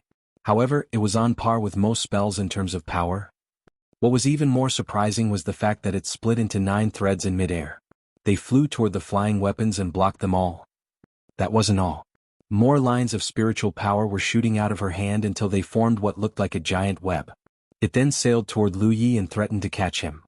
The web of spiritual power was massive. There was no way he could dodge it even with windwalk. He unsheathed the inviolable and swung at the web. His fiery red spiritual power instantly tore a hole in it. At the same time, Lu Yi launched himself toward Lan Zi Yi like an arrow. It looked like his opponent was a spell cultivator, so the natural course of action here was to fight her at close range. Only then could he maximize his own advantage. Lu Yi had just taken off when the sound of metal ringing reached his ears. The next moment he saw a dozen or so auras flying toward him. They were flying swords. A spell cultivator that uses swords as their flying weapon? That's rare. Lu Yi remained calm and sent his own flying weapons after the enemies. He never stopped running toward Lan Zi Yi during this time. Sparks flew everywhere as metal clashed against metal. In the blink of an eye, Lu Yi had gotten within 40 meters of Lan Zi Yi. Flames flickered around the inviolable's blade as his killing intent exploded. Finally, Lan Zi Yi decided it was time for action. She made a grabbing motion and pulled out what looked like a massive sword out of thin air. It happened so fast that even Lu Yi had missed the movement. Lan Zi Yi's weapon was a two-handed greatsword. It was obviously bigger, thicker and heavier than the average sword. Suffice to say, it was quite something to see a woman wielding such a weapon. She grabbed the weapon with both hands before lifting it to meet Lu Ye's attack. Boom. Shockwaves rippled across the arena as spiritual power clashed against spiritual power. The impact shook Lu Yi a bit, but that was it. Lan Zi Yi was bending back a little, but she did not take a single step back either. Lu Yi was honestly surprised. Without exaggeration, there had never been a Spirit Creek realm cultivator who clashed blades with him and did not take a step backward. It was a feat that would have balked even a Heaven 9 body tempering cultivator, and yet the woman in front of him had done it. There's no way she's a spell cultivator. What concerned him even more was the fact that the woman had been wearing a small smile on her face this whole time. It felt like he was being looked down on by a superior. Han Taijun was right. She was playful and she was treating this battle like it was just a game. There was a brief stalemate as they stood less than 3 meters away from each other.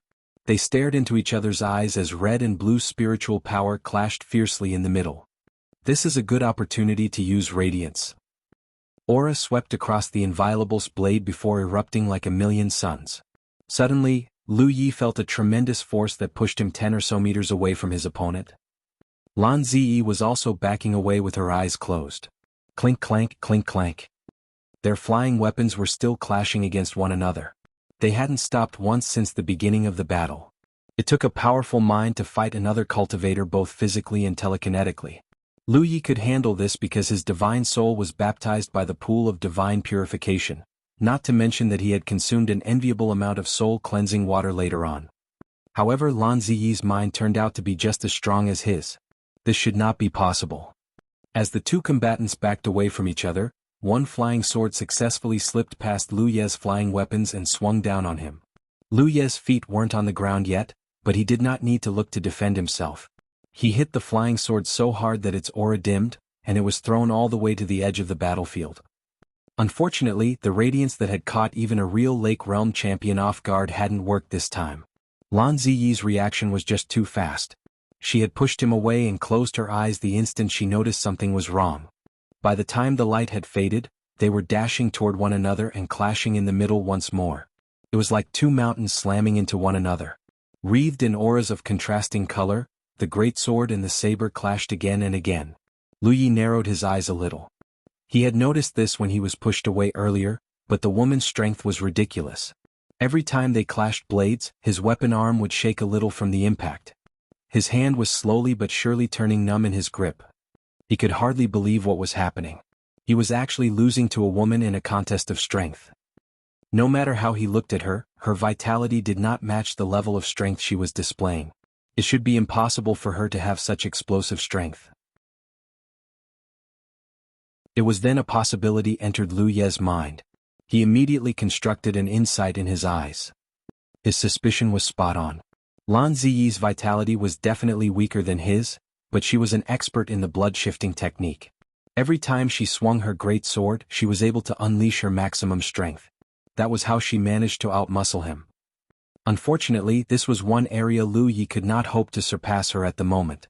He had just started practicing the blood-shifting technique a few days ago, while his opponent probably had years of training. To make a comparison, if Lu Ye's strength was equal to 100 points, then Lan Zi Yi's was 70 or 80 points at most. However, Lu Yi could only execute half of his true strength without using the blood-shifting technique, while Lan Zi Yi could output her maximum strength all the time. He could match her strength if he used the blood-shifting technique, but it was an unfamiliar technique to him at best. The battle had just begun, and he was nowhere close to figuring out her true strength. It was exceptionally unwise to use his finishing move without figuring out what his enemy was capable of. A finishing move was called a finishing move for a reason. You were supposed to use it to end a fight, not to go even against an enemy. Lu Yi might not be able to outmuscle his opponent, but he had 101 glyphs up his proverbial sleeves. He managed to catch Lan Zi Yi off guard multiple times by using Windwalk, Gravity Well, Sharp Edge and more. For now, neither of them held the upper hand. Amber was roaming the edges of the battlefield, and Yi was hiding underground. They did not get involved in this battle because they knew how rare it was for Lu Yi to encounter someone who could give him a good fight. They could win if they swarmed Lan Zi Yi together, but it would also make this battle meaningless. The flying weapons in the air clashed less and less until finally, they ceased fighting altogether. Both Lu Yi and Lan Zi Yi had pulled them back upon realizing that their opponent was too powerful to risk splitting their concentration. There was a fierce clash when Gravity Well forced Lan Zi Yi into an unnatural position and nearly pushed her to her knees. While his opponent was distracted, Lu Yi immediately channeled his vitality to his right arm. At that moment, his right arm grew an entire size, and his skin turned as red as boiled lobster. Not only that, he imbued the Inviolable with 2 sharp edges. Flash. It's over. The blade hit Lan Zi Yi squarely in the waist. There was no one at the Spirit Creek realm level who could possibly withstand the finishing move that was empowered by 2 sharp edges, his spiritual power and his vitality. The best-case scenario for Lan Zi Yi was the blade cutting through her effortlessly and killing her. The worst-case scenario would be the attack pulverizing her into a shower of broken flesh, blood and bones. Neither of Lu Ye's predictions came true, however. While the finishing move had definitely struck Lan Zi Yi, he clearly saw a thick barrier surrounding her entire body right before the blade would make contact. The powerful attack sent her flying across the air for a very long time. She even rolled a number of times in the air before she finally landed. It looked like the exchange was completely in Lu Ye's favor even though he had failed to kill her. In reality, his abdomen was leaking blood from a deep wound. Right before he sent his opponent flying, she had raised his greatsword and stabbed 3 inches into his stomach. She could have run him through if he had failed to launch her away. It should not need to be said how bad the situation would be if she had succeeded in skewering him with the greatsword. Lu Yi staggered a few steps backward as blood poured out of the wound. He hurriedly constructed a blood rage on his chest so that the blood wouldn't be wasted. While taking a moment to catch a breather, Lu Yi stared at Lan Zi Yi with a deep frown. He did not think there existed a barrier at the Spirit Creek realm level that could block his flash. That was before mentioning that the finishing move had been empowered by 2 sharp edges and his blood-shifting technique. He did not see Lan Zi Yi activating a spirit artifact. This meant that the barrier was probably her ability. This is bad. How am I going to kill her if I can't even breach her defense? On the other side, Lan Zi Yi was half-crouched on the ground. She was supporting herself using the greatsword. Her feet had plowed a pair of deep lines across the arena floor, but she barely avoided collapsing on her feet. While she had avoided being cut in half by Lu Ye's finishing move, there was no neutralizing the violent force that was transmitted throughout her body. That was why the inside of her mouth tasted of iron, and blood was dripping out of the corners of her lips. She slowly straightened herself as she examined Lu Yi curiously. It looked as if she was seeing him in a new light. Chapter 420 Spirit Dress. There was no denying that Lan Zi Yi was incredibly strong. Her strength was identical to Lu Ye's in the sense that they had both exceeded the realms they belonged to. At this stage, the 3 tumors were the only ones who could defeat them, and only because they had remained at the Spirit Creek realm for over a decade. Their abnormal strength was a product of time, not circumstances like in the case of Lan Zi Yi or Lu Yi. Every powerful cultivator had their own secret. Lan Zi Yi of course was no exception. It was a secret that no one could possibly know too. Although she was only at the Spirit Creek realm, her horizons, skills and knowledge were far greater than any Spirit Creek realm cultivator. She lifted a thumb and wiped the corner of her lips. She looked down and confirmed that she was indeed bleeding. She did not think that a Spirit Creek realm cultivator who could hurt her existed. The small smile she had been wearing on her face this whole time disappeared. For the first time she faced Lu Yi with a serious expression. As she raised her great sword in front of herself, she suddenly gave off the feeling of an impregnable fortress. It was as if no attack could defeat her so long as she remained standing. Lu Yi wasn't going to give her the time to catch her breath, of course. The ground beneath his feet dented as he launched himself forward like a lightning bolt. Before he could get close to her though, Lan Zi Yi abruptly spread her arms wide. Her greatsword had split into 2 greatswords. Who would have thought that her greatsword was really 2 greatswords combined? She really had been treating this as a game until now. The revelation didn't affect his speed and determination to kill her though. As the distance between them continued to shorten, Lan Zi Yi abruptly assumed a strange stance. One of her greatswords was pointed toward the sky, and the other the ground. Then she did a little twirl before swinging at Lu Yi. Their blades clashed and Lu Yi's charge was brought to a halt. To his surprise, it was he who won the clash of strength this time. He could tell that the strike was distinctly weaker than before. Instead of feeling elated, a sudden sense of doom loomed over him. He hurriedly backed away from the woman. However, the moment he took a step, Lan Zi twirled yet again and brought her second greatsword down on him. Clang. Lu Yi backed another step. Clang. Clang. Clang. Every time they clashed, Lu Yi was forced back a step. When Lan Zi Yi was wielding just one greatsword, her attacks were slightly clumsy despite their formidable strength. Now her strength had diminished, but her dexterity and speed had shot right off the charts. Lan Zi Yi's fighting style had changed completely after she started wielding 2 greatswords. What was shocking was that her grasp of the new fighting style was as masterful as the transition was as smooth. The woman was tall to begin with, and her greatsword was at least 1/6 of a meter longer than the standard sword. The spinning sword style meant that everything within several meters of her was within her attack range. Every time she swung the weapon, it would whistle through the air faster enough to sever space itself. Suddenly, the image of Lan Zi Yi executing this sword style against a horde of enemies passed through his mind. She could probably kill every single enemy surrounding her with this technique alone. It was like he was trying to weather a storm of death. At first, he was still able to block her attack. However, the further he was pushed back, the faster she would spin, and the more frequent her attacks became. He had only backed away a dozen or so steps when he was beginning to fall behind her attack rhythm. For every 5 attacks, one would land on his body without fail. Although he was able to use protection to block it, it did not change the fact that it was a one-sided beating. Another dozen steps later, Lan Zi Yi sped up even more. For a time, the battlefield was filled with the resonant sound of metal clashing against metal. Sometimes Lan Zi Yi's attacks would shatter protection and draw blood. In just a few breaths, Lu Yi had gained a dozen or so wounds, some deep, some shallow. He knew he couldn't retreat any longer.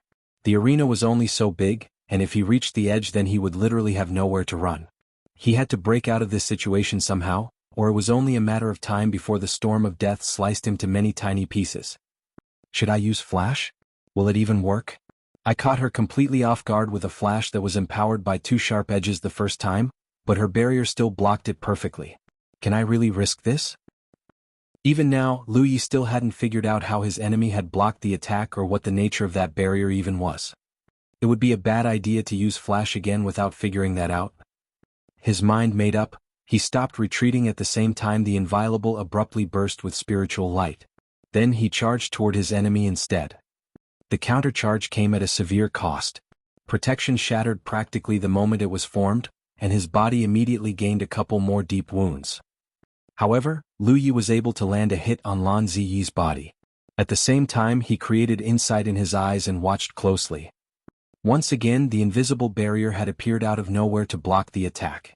It vanished as soon as the attack was over. Unfortunately, Lu Yi still couldn't figure out what the barrier was even with insight. The attack successfully interrupted Lan Zi Yi's combo and threw her about 30 meters across the air. She landed lithely on her feet before pointing one sword at Lu Yi and hiding the other behind her back.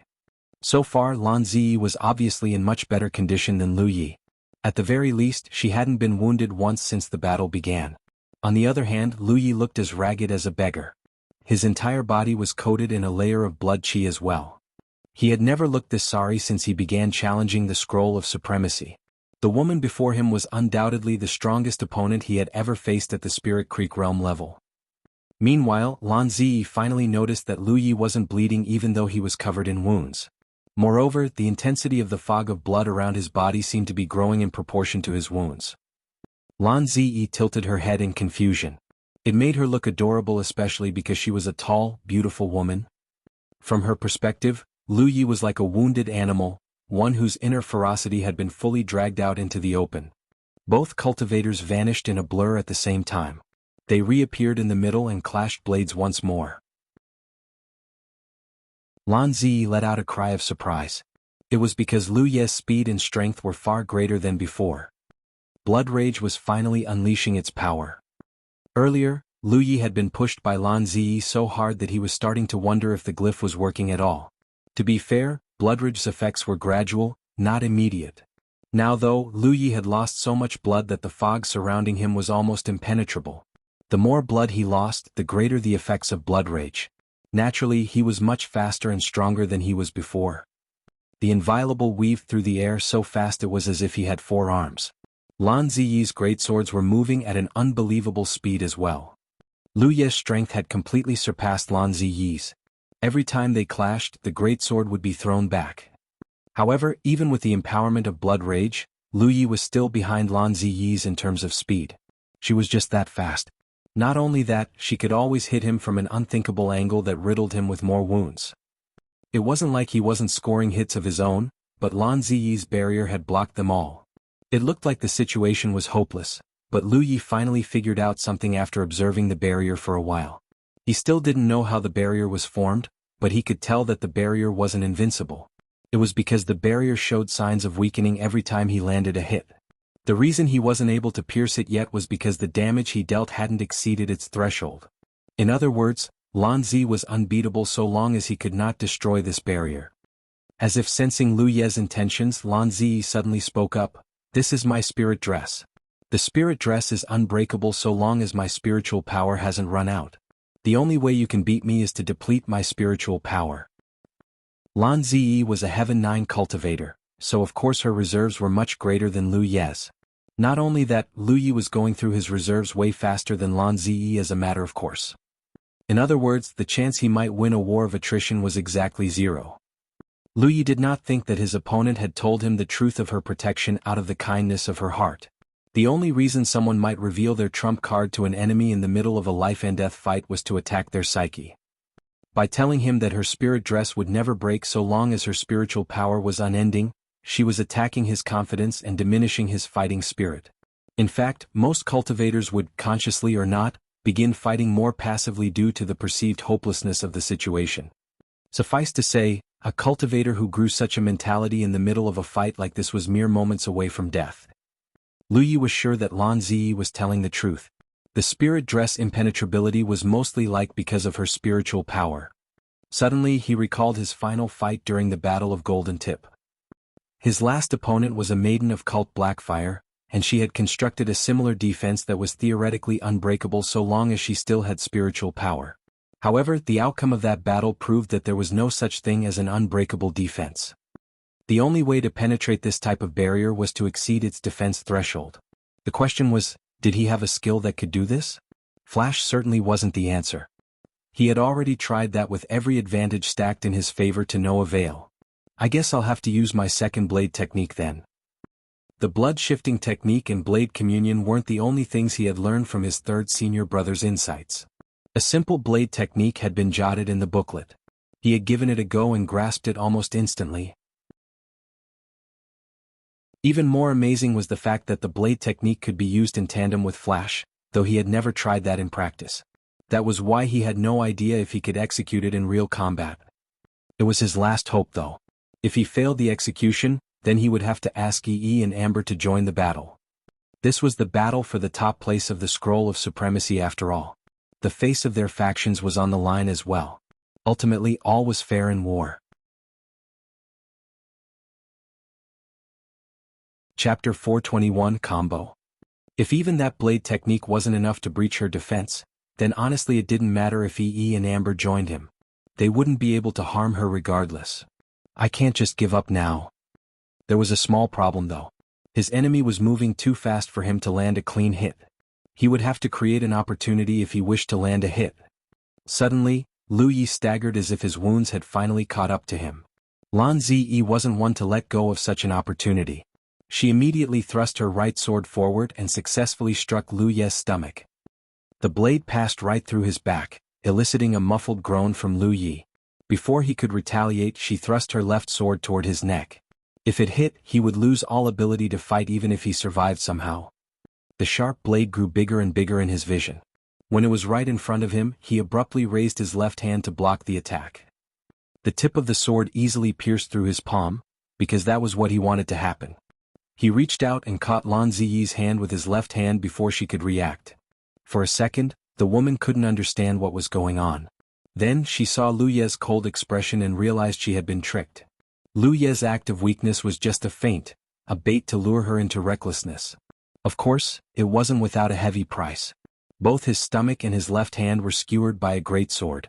He was ruthless toward his enemy and even more ruthless toward himself. Alarm bells rang in Lan Zi Yi's head, and her skin started prickling like they were poked by needles. Her senses were warning her that she might die if she did not take defensive action immediately. Her aura flashed. For the first time, she manifested the spirit dress that always appeared right before she was about to get hit of her own accord. Shred. The sound of tearing clothes reached her ears, but it wasn't her clothes that were being shredded. Specifically, it was Lu Ye's right sleeve. His right arm had abruptly swelled so much that the fabric was torn apart by the strain. It was because he had channeled all of his vitality into his right arm in an instant. It was to the point where his face turned deathly white. Lu Yi raised his saber and brought it down in one violent motion. At that moment, the inviolable was but a blur of movement. Flash. Combo. Lu Yi had swung his saber a total of 3 times, and each attack was a flash empowered by 2 sharp edges. Combo was essentially a multi-attack technique. It was specifically created to break through tough defenses just like the one right in front of him. Lu Yi was planning to hit Lan Zi Yi a 4th time, but his right arm had lost all strength and senses after the 3rd strike. It was bad enough that his arm was the size of his thigh, but the skin was cracked, the muscles were snapped, and it was completely covered in blood. It was a horrifying sight to say the least. He didn't even notice that the inviolable had flown out of his grip until later. His gamble had succeeded though. Lan Zi Yi's spirit dress had perfectly blocked the 1st strike, dimmed considerably during the 2nd, and finally broke under the 3rd. The attack had left a wound that stretched all the way from her right shoulder to the left lower abdomen. The wound went so deep that he could vaguely see her beating heart behind the gnarly wound. Combo had not only broken Lan Zi Yi's spirit dress, but also grievously wounded her. She sailed through the air like a sack of meat. However, the woman managed to whip out her leg right before she was pushed away from Lu Yi. It landed squarely on his temple like a whip. The woman had not given up a single opportunity to land a counterattack so far. She was as brutal as a beast. Lu Yi couldn't have dodged the attack even if he saw it coming. He was given no chance to react as he was sent flying. The great swords violently ripped out of his stomach and his palm. Blood sprayed all over the place even as they merged into the blood fog surrounding his body. When Lu Yi finally landed, stars filled his vision, and he couldn't differentiate right or left, up or down. He tried to climb back to his feet, but he was so dizzy that he collapsed to the floor. This would repeat a couple more times before he finally managed a half-kneeling position. He wasn't faring well, but his opponent was hardly looking healthy either. The attack had completely confounded Lan Zi Yi. Before this battle, she did not even think it was possible for a Spirit Creek Realm cultivator to wound her, much less grievously wound her. As Han Taijun said, the woman had been treating the challenge of the Scroll of Supremacy as a game this whole time. It wasn't until she encountered Lu Yi that she finally got serious. She was going all out, but the combat cultivator had still nearly killed her in 3 strikes. Yi and Amber made their move the moment Lan Zi Yi was sent flying. The apparition and tiger had followed Lu Yi for a very long time. Naturally, they knew exactly when to stay hidden and when to join in the battle. Earlier they had held back because Lan Zi Yi was protected by her spirit dress. There wasn't much they could do to her even if they had joined the battle. But now Lan Zi Yi's spirit dress was broken, and Lu Yi could not even stand on his feet. Naturally, this was their time to shine. Lan Zi Yi wasn't stupid though. Her wound was severe enough that continuing fighting was at best an unwise option. If Lu Yi was alone, then she would have chosen to stay and fight. Considering his condition, the battle could still go either way. But Lu Yi wasn't alone. His tamed beast was pouncing toward her, and she had no idea where that spell-throwing girl had even come from. A quick thought later, she mumbled something under her breath and vanished from the battlefield. Yi's spell sailed harmlessly through the space where Lan Zi Yi was. She looked angry enough to rip someone to pieces. She rushed back to Lu Ye's side to see how he was doing, but he wasn't moving at all. Even his breath seemed to have ceased completely. The only sign that he was even still alive was the light in his eyes, and even that had become fainter than ever before. Yi burst into tears immediately. She had never seen Lu Yi looking this terrible since they began adventuring together. Even his state when she had to carry him to Mount Ing and seek Hua Xi's help paled in comparison to this. She hurriedly laid Lu Yi on the ground while calling out to Amber, "We need to take him to Sister Hua Xi now." Amber ran off to grab the inviolable. After it came back, it bit Lu Ye's collar and waited. Before Yi dove back into Amber's body, she called toward the sky, "Send us out." The heavens enveloped them in its mysterious power and teleported them away from the arena. As soon as Amber and Lu Yi reappeared on the 3rd floor, Yi's panicked voice immediately rang out from the tiger's body, "Sister Hui Ci. Sister Hua Ci." Yi could not show herself while the Yuan metal storm was active, but she could still communicate from within Amber. "I'm coming." Hua Ci immediately responded. Hua Ci had been waiting in the wooden building and preparing everything she might need to treat Lu Yi, such as hot water, herbs, bandages and more. It was because she knew that there was no way Lu Yi was getting out of this fight unscathed. Hua Ci immediately lifted Lu Yi to the bed. She then sat next to him and inspected his wounds. Her expression grew more and more serious as she glanced at Lu Ye's face. The light in his eyes was faint, but he looked like he still desired to live to see another day. Yi asked nervously, "How is he, Sister Wuxia?" For a time Wuxia remained perfectly silent. Then she covered Lu Ye's eyes with a hand and swiped down. Yi's heart skipped a beat as a tremor entered her voice. "As Sister Wuxia?" "Yes." Wuxia responded carelessly. When she noticed that Lu Ye's eyes were still open, she attempted to close them yet again. "What are you doing, you toxic woman?" Lu Yi blinked while saying in a weak voice, "I'm not dead yet. I'm not moving because I'm trying to save my stamina." "I know you're not dead," Wuxia defended herself. "I'm just trying to close your eyes so you can catch some rest. You're the one who keeps opening your eyes and acting like you've died with a vengeance." Lu Ye's liver was literally hurting from the bullshit Wuxia was treating him. He decided to close his eyes and ignore her completely. Yi interrupted angrily, "Are you two children? Now is not the time to be joking around." A while later, Wuxia decided that Lu Ye's injuries, while definitely serious, were nothing a cultivator should be concerned about, as most of them were either flesh wounds or penetrating injuries. With Lu Ye's physique and Huaxi's skill, it would only take him a few days to recover. In fact, the worst injury Lu Yi suffered wasn't the penetrating wound in his abdomen, but his swollen right arm. After executing Flash 3 times in a row using combo, his flesh and blood had literally torn itself apart. Right now, his right arm had swollen to the size of his thigh because the vitality had become clogged inside it, not to mention the other injuries. Not even an outstanding medicine cultivator like Huaxi could treat him without considerable effort, especially considering that the Yuan metal storm sealed off many healing methods. Almost half a day later, Lu Yi was basking comfortably in a barrel full of warm aquamarine-colored liquid. Huaxi was sitting next to him and massaging his right arm. Steam filled the room as Lu Yi silently recuperated from his injuries. The greatest battle at the Spirit Creek realm level, a duel that everyone was looking forward to the result of, had finally ended. Naturally, it wasn't long before the outcome of the battle spread throughout the world. Lan Zi Yi of Infinite Island had emulated Lu Yi's example and defeated every ranker above her. No one was able to stop her, and she was able to make it all the way to 3rd place. Unfortunately, she ultimately lost by a hair's breadth during the final battle against Lu Yi. No one was too surprised by the news. Lu Yi had dominated the Spirit Creek battlefield for a long time after all.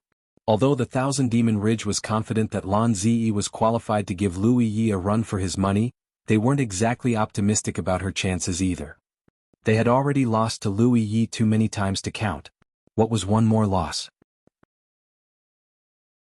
Meanwhile, the Grand Sky Coalition also let out a huge sigh of relief. As Lu Yi was the one being challenged this time, the stakes were a lot higher. If he won, people would think that it was natural as he was the champion. But if he lost, not only would he lose his position, the Thousand Demon Ridge would not hesitate to kick him while he was down, so to speak. Despite the difference in their reaction, both the Grand Sky Coalition and the Thousand Demon Ridge shared a common understanding, and that was that the Spirit Creek battlefield was entering an unprecedented era. For the first time, a cultivator was about to dominate an entire battlefield single-handedly. This had never happened before. Even the 3 tumors were only strong enough to keep each other in check. Moreover, their strength was purely individual. From a holistic perspective, they were unable to bring their faction too much glory or profit. Lu Yi was different, however.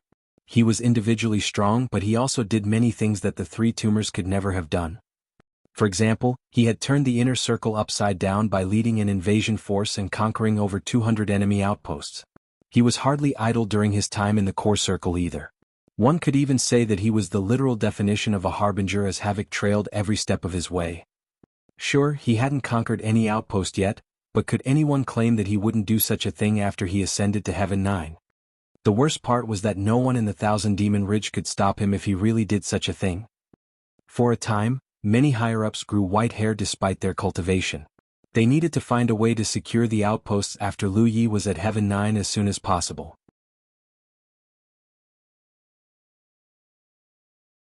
Chapter 422, The Last Spiritual Point. Name, Lu Yi. Identity, Crimson Blood Sect Disciple. Cultivation, 335 spiritual points. Location, Spirit Creek Battlefield.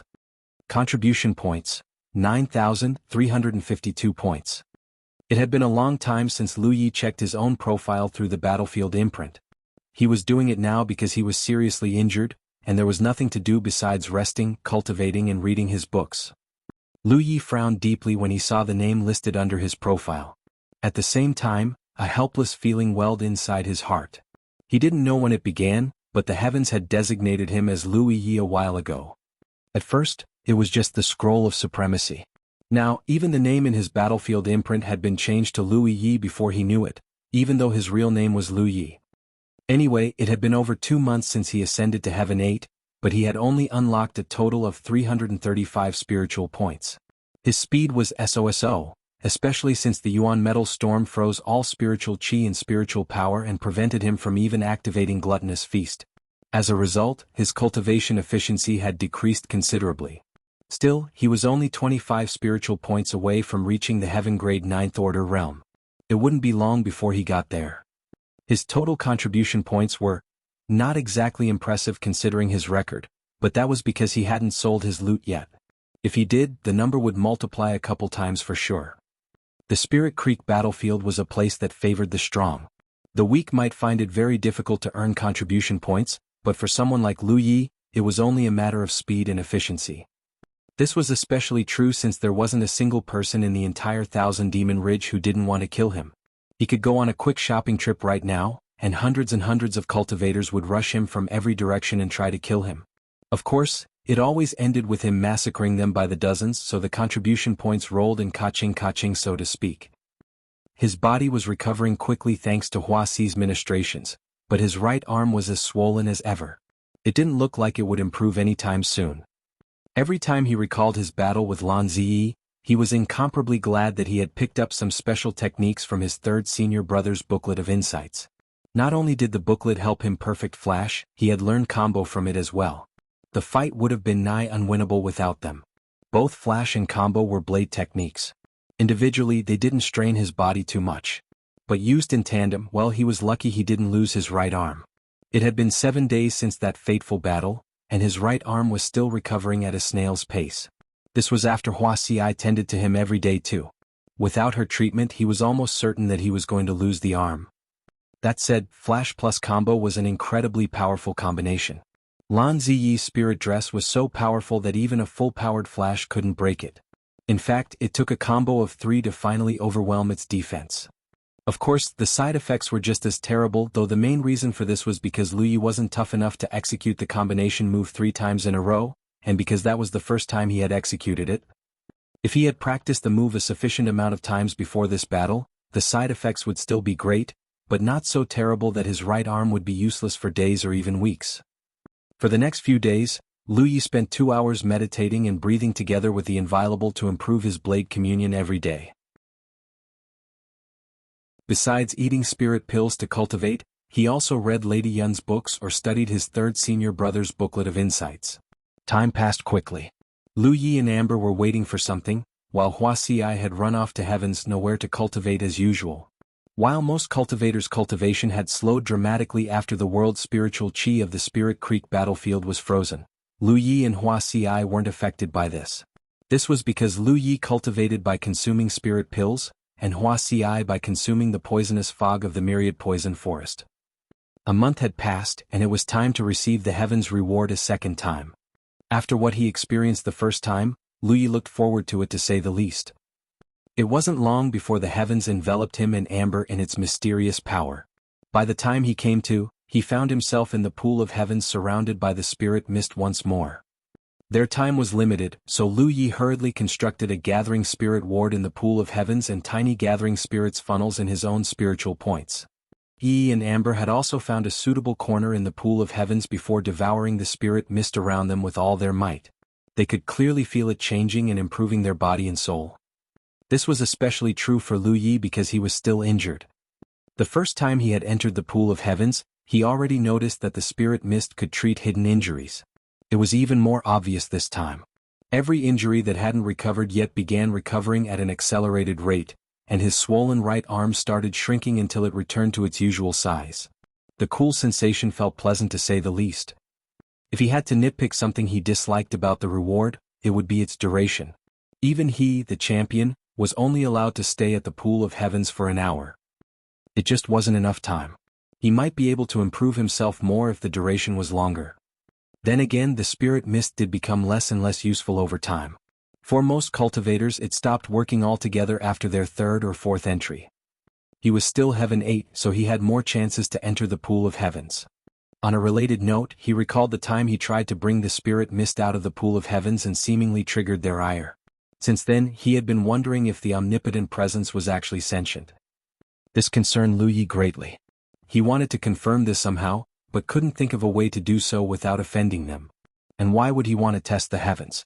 It was because he had a feeling that he might be able to figure out the truth of this cultivation world if they really were sentient existences that he could communicate with. Why was the cultivation world split into two factions? Why did the heavens make the rule where killing cultivators from the opposing faction would reward you with contribution points? What was the deal with the Vault of Providence, and what was the connection between the Divine Trade Association and the heavens? So many questions, so few answers. He had no doubt that his questions were shared by countless other cultivators. An hour came and went. When the heavens finally sent Lu Yi back to the wooden building, his injuries were gone, and his right arm had completely returned to normal. Since this was the second time he received the heavens' reward, his vitality and mind were stronger than ever before. In fact, he was sure he could execute Flash a fourth time while under the effects of combo now. The improvement was visible to say the least. That said, he did not think he would ever execute them again until he reached the Cloud River realm level. He could be wrong, but he was pretty sure that Lan Zi Yi was the only one who could force him to execute this powerful but severely debilitating combination move. The cultivation world of Zhou was overflowing with talent, but he could not imagine it producing another monster like Lan Zi Yi. 2 days later, the Yuan metal storm finally faded, and the world's spiritual chi of the Spirit Creek battlefield returned to normal. Lu Yi and countless other cultivators breathed out a deep sigh of relief. As a cultivator, there were few things worse than being unable to use your spiritual power. Nearly every cultivator was plagued by the impending sense of danger because their perception was way weaker without spiritual power. It was like turning blind and deaf all of a sudden. Death could be heading toward them in a straight line, and they might not detect it until it was too late. The first thing Lu Yi did after the Yuan metal storm had passed was to set up the defensive ward that kept the poisonous fog from entering the wooden building. Since the Yuan metal storm began, he had worried that the Tree of Glyphs might run out of fuel. It had been a month since he was forced to live without the ward, and his fuel had been depleting for just as long. Amber was forced to stay by Hua Xi's side day and night, and even Yi had been trapped inside Amber's body this whole time except the few times they entered the Scroll of Supremacy's battlefield. Thankfully, it was finally over. Lu Yi did not set up a teleportation ward because he had a feeling he wouldn't need it anymore. Specifically, he wasn't planning to leave the Myriad Poison Forest until he had reached Heaven 9. The Thousand Demon Ridge could invade the Grand Sky Coalition this instant, and he still wasn't going to budge until he was Heaven 9. That would never happen, of course, not to mention that the Three Sages School's outpost had been conquered for weeks. The Thousand Demon Ridge had no way to force him to appear anymore. Now that the world's spiritual chi in the environment and the spiritual power in his body were no longer shackled, his cultivation efficiency went up dramatically. Despite this, he continued to unlock his spiritual points at a steady pace because he spent most of his time honing his blade techniques. He had studied his third senior brother's booklet well enough that he could read it backward. All that was left to do was practice and deepen his understanding. This was something that couldn't be rushed. On another note, many more familiar names on the Scroll of Supremacy had vanished and become replaced by total strangers. In a sense, the rank list was the perfect example of the saying, "The rear waves of the river flow on those before," meaning that the new replaced the old all the time. Lan Zi Yi was currently in second place, although she hadn't issued Lu Yi a challenge again. She was ridiculously strong, and in the past she was definitely qualified to fight for Lu Yi for first place. However, she lost that qualification the moment Lu Yi showed that he had a way of breaching her spirit dress. For as long as Lu Yi was still in the Scroll of Supremacy, she could never be number one. Lu Yi's life during this time was extremely idyllic. From time to time, he would converse with his second senior sister via messaging. Most of the time, he just did what he normally did when he wasn't busy fighting for his life: cultivating, studying, and training. Another month passed in the blink of an eye. When Lu Yi, Amber, and Yi entered the Pool of Heavens again, they discovered that the spirit mist's effects on them had diminished considerably. During his first and second entrance, Lu Yi could feel his vitality and mind growing at least 10% stronger than before. This time, his gains weren't even half of what he got during the previous times. He imagined that the next time would only be worse. It would seem that the rumor that the heavens reward would lose its efficacy after the third or fourth reward was true.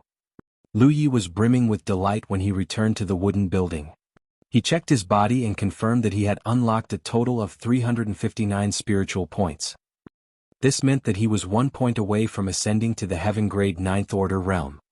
At the very beginning of his cultivation journey, the sect master told him that unlocking spiritual points was an increasingly difficult process. It was why countless Spirit Creek realm cultivators never managed to unlock all 360 spiritual points in their body. It all depended on their talent. That said, one did not need to reach Heaven 9 to become a Cloud River realm cultivator. They only needed to unlock a total of 240 spiritual points and switch to a heaven-grade cultivation technique to do so. However, Lu Yi had never felt the gradual difficulty his sect master had spoken of. He felt that each spiritual point was as difficult to unlock as the previous. The reason he didn't encounter an increasingly steep curve was because his spiritual power was pure. For most cultivators, they could not avoid accumulating pill poison if they consumed even a single spirit pill. Moreover, the pill poison would definitely accumulate faster than it could be cleared out of one's system. Although there were methods to eliminate the pill poison in one's body, pill poison was, in a sense, quite similar to hidden injuries. On the surface, it looked like a cultivator had healed to full health. In reality, there were hidden injuries that could only be cured by time or an exceptionally skilled medicine cultivator.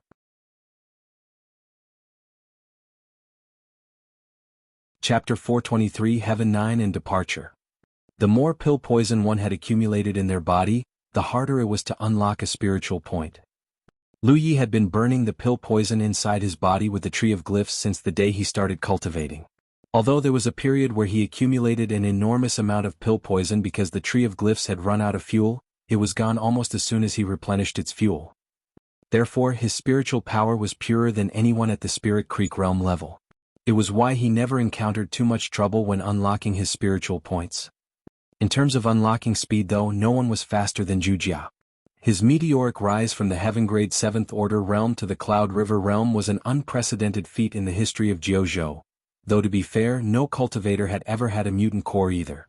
Lu Yi channeled his spiritual power and began attacking the barrier surrounding the last spiritual point. The last spiritual point was very close to the source spiritual point. In fact, it was almost right next to it.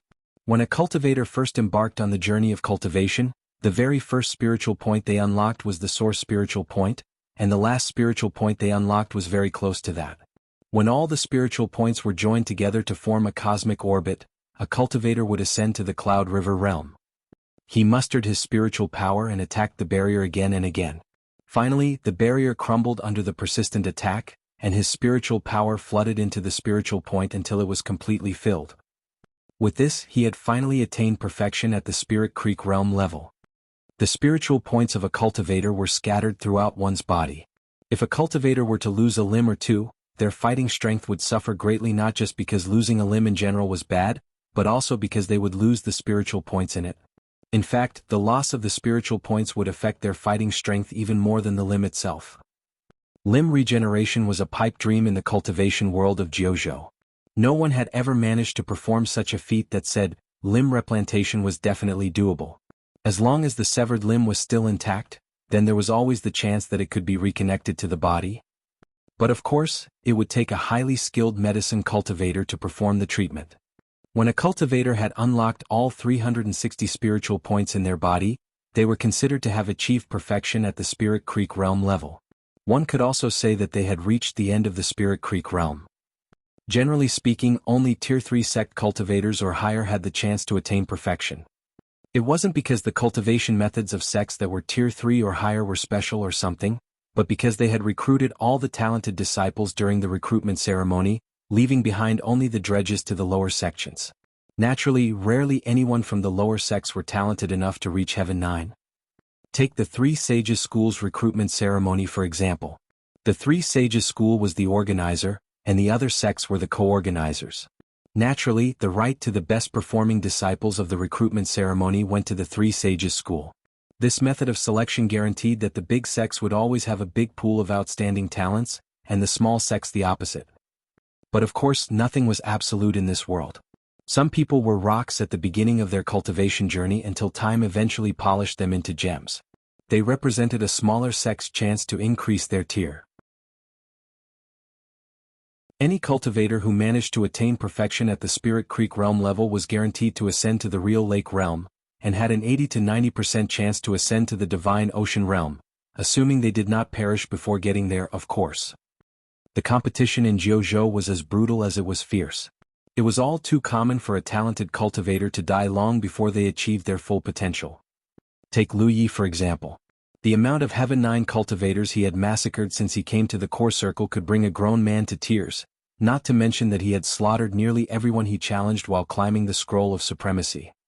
After unlocking his last spiritual point, Lu Yi mustered his spiritual point and began connecting the last 60 spiritual points together to form a microcosmic orbit. A blast of air and a buzzing sound from his body later, Lu Yi finally reached the Heaven Grade 9th Order realm. At the same time, Lu Yi felt that something was different from before. Before he achieved Heaven 9, his microcosmic orbits were individual systems that were mutually exclusive from each other. However, the moment his 9th microcosmic orbit was formed, he suddenly felt as if the circulation systems were resonating with one another. Not only was his spiritual power flowing at a much faster rate than before, he could actually hear them flowing inside his body like river streams if he paid attention. At this point, Lu Yi could ascend to the Cloud River realm anytime he wanted to. All he needed to do was to connect all his spiritual points together to form a cosmic orbit. It was a completely painless process. He wasn't going to do that, of course. Forget that he hadn't received the maximum amount of rewards from the heavens, he still had a bone to pick with the Thousand Demon Ridge. He had been stewing in resentment since the day he was forced back into the Myriad poison forest. Now that he was finally Heaven 9, how could he not unleash his vengeance to his heart's content? Even if that wasn't the case, he still had many things he needed to do before he ascended. He reckoned he would have to linger at the Spirit Creek battlefield for another month or two at least. Since he reached the Heaven Grade 7th Order realm, he had switched to the Great Sun Valurium technique. It cost over 5,200 contribution points and was the most expensive and suitable cultivation technique he could find in the Vault of Providence. How did a cultivator determine if a cultivation technique is good or bad for them? It depended on the order it connected one's spiritual points. Different orders led to different pathways led to different flow speed, and different flow speed led to different boosts in power. To put it simply, the best cultivation technique was one that maximized the spiritual power flow speed. After all, the faster one's spiritual power flowed, the greater the power boost.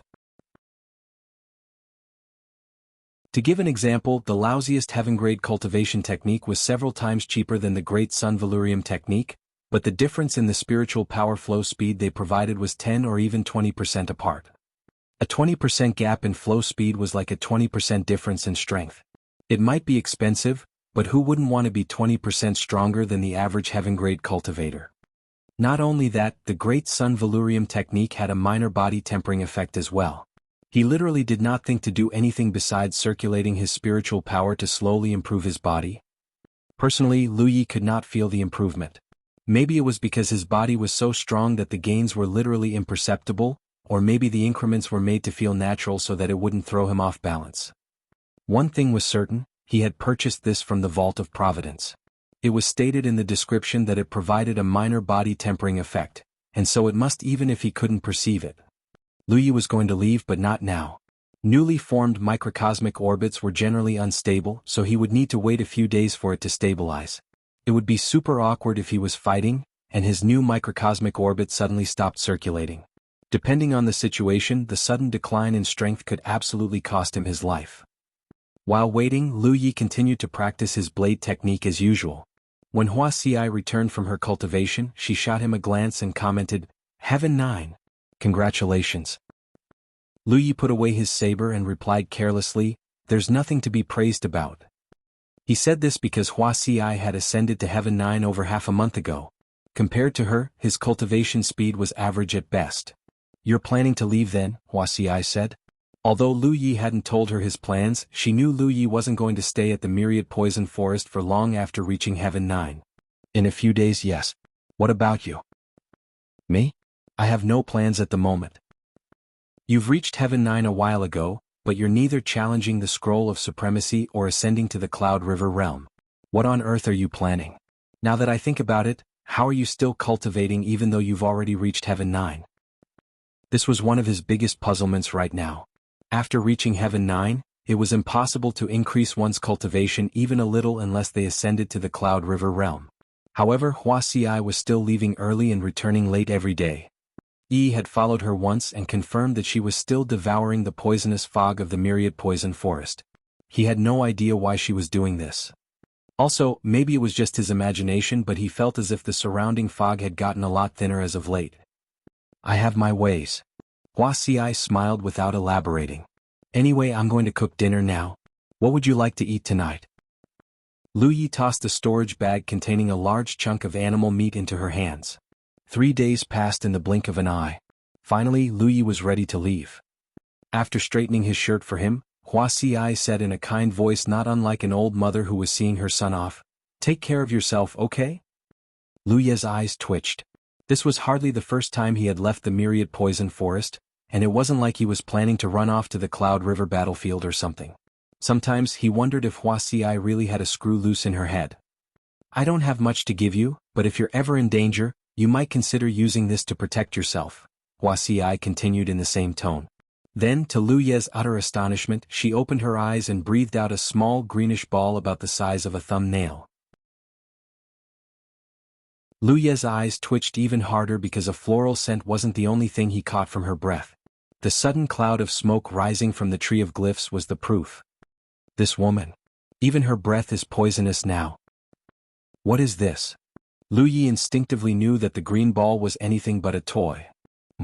I suppose you can call it an omni-poison pill? Wuxia said with a smile before putting the ball inside a wooden box.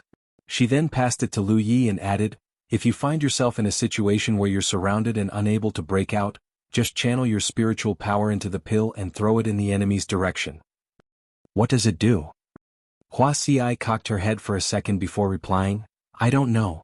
I haven't used it before. Do tell me what it does after you give it a try. Lu Yi carefully put the wooden box in the storage bag.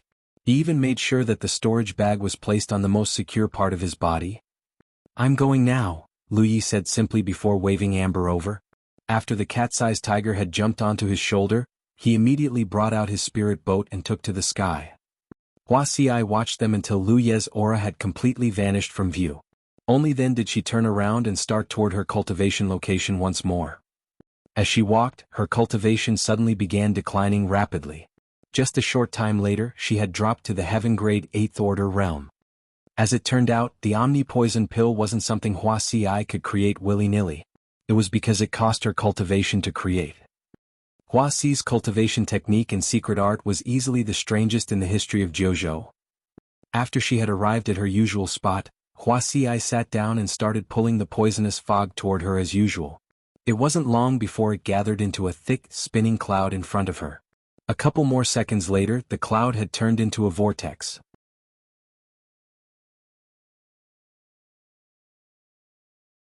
Chapter 424 Lu Yi is here. Although it had been a few days since Lu Yi ascended to the heaven-grade 9th order realm, he hadn't publicly displayed his cultivation level yet. That was why he was still labeled as Heaven 8 on the Scroll of Supremacy. There was no one in the entire Spirit Creek battlefield besides Wuxia, Amber and Yi who knew of his ascension. The first 2 times he left the Myriad poison forest were like a grand festival. He was swiftly discovered and chased by countless thousand Demon Ridge cultivators. This time though things were a lot more peaceful. He didn't find anyone until he had traveled at least 100 kilometers on his spirit boat. In the core circle, most cultivators chose to fly at high altitudes for convenience sake. Generally speaking, there wasn't much danger in doing so. As long as they didn't completely drop their guard, there was always a chance to escape even if they did run into an enemy, assuming that the enemy wasn't too fast to shake off, of course. The moment Lu Yi saw the 3 auras in the horizon, he immediately changed directions and sped toward them. The trio had clearly seen Lu Yi as well as they had paused in their tracks. Lu Yi did not know who they were, where they came from, or even what their faction was. Naturally, it was the same for the party of 3. The only reason they dared to wait for Lu Yi to come to them was because they outnumbered him 3-1. If Lu Yi was one of their own, then all was well. Even if he wasn't, the numbers advantage was firmly in their grasp. When the distance between them had shortened to just 300 meters or so, one of the trio suddenly stared at Lu Ye's face like he was trying to drill a hole in it. He then asked a question that caused his companions' hearts to skip a beat in unison. "Senior Brother Li, is it just me, or does that guy look like Lu Yi?" The cultivator named Senior Brother Li immediately countered, "That's not funny, man. Stop scaring me." Suddenly, he recalled that their current location was too far away from the Myriad poison forest. There was a chance the young man headed toward them might actually be that bastard Lu Yi. He immediately trained his eyes on Lu Yi and saw a familiar face and a snow-white spirit beast lying on his shoulder. Who else could he be except Lu Yi? "Fly!" The cultivator named Li immediately shouted. All three cultivators panicked and attempted to flee to safety. Unfortunately, they were too late. Lu Yi had already split his 9 flying weapons into 3 groups and sent them after the cultivators. The trio were a pair of Heaven 8 and 1 Heaven 7 cultivator. How could they possibly survive Lu Ye's telekinesis? The screams lasted only a moment before blood began raining from the sky. By the time Lu Yi had reached the position they were at a moment ago, all 3 cultivators had already been killed.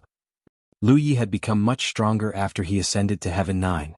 His ability to kill was looking more and more natural and controlled as well. Yi flashed out of amber and grabbed the loot like usual. After she was done, Lu Yi resumed his journey once more.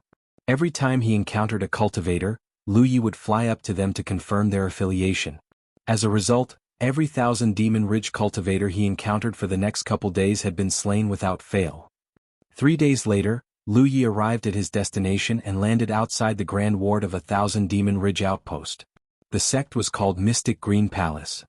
He then applied insight to his eyes and began identifying its nodes. A cultivator wearing a loose robe with long sleeves responded to the commotion and questioned Lu Yi from behind the Grand Ward. "Who are you?" The second he said this, he realized who he was looking at and blurted in panic, "Lu Yi?" The cultivator had turned as white as a sheet. He never thought that the infamous Lu Yi would one day appear outside his doorstep. It was clear that he wasn't here for tea either. He hurriedly channeled his spiritual power and shouted, "Luyi is here." As soon as the shout ended, the entire outpost abruptly bubbled with activity.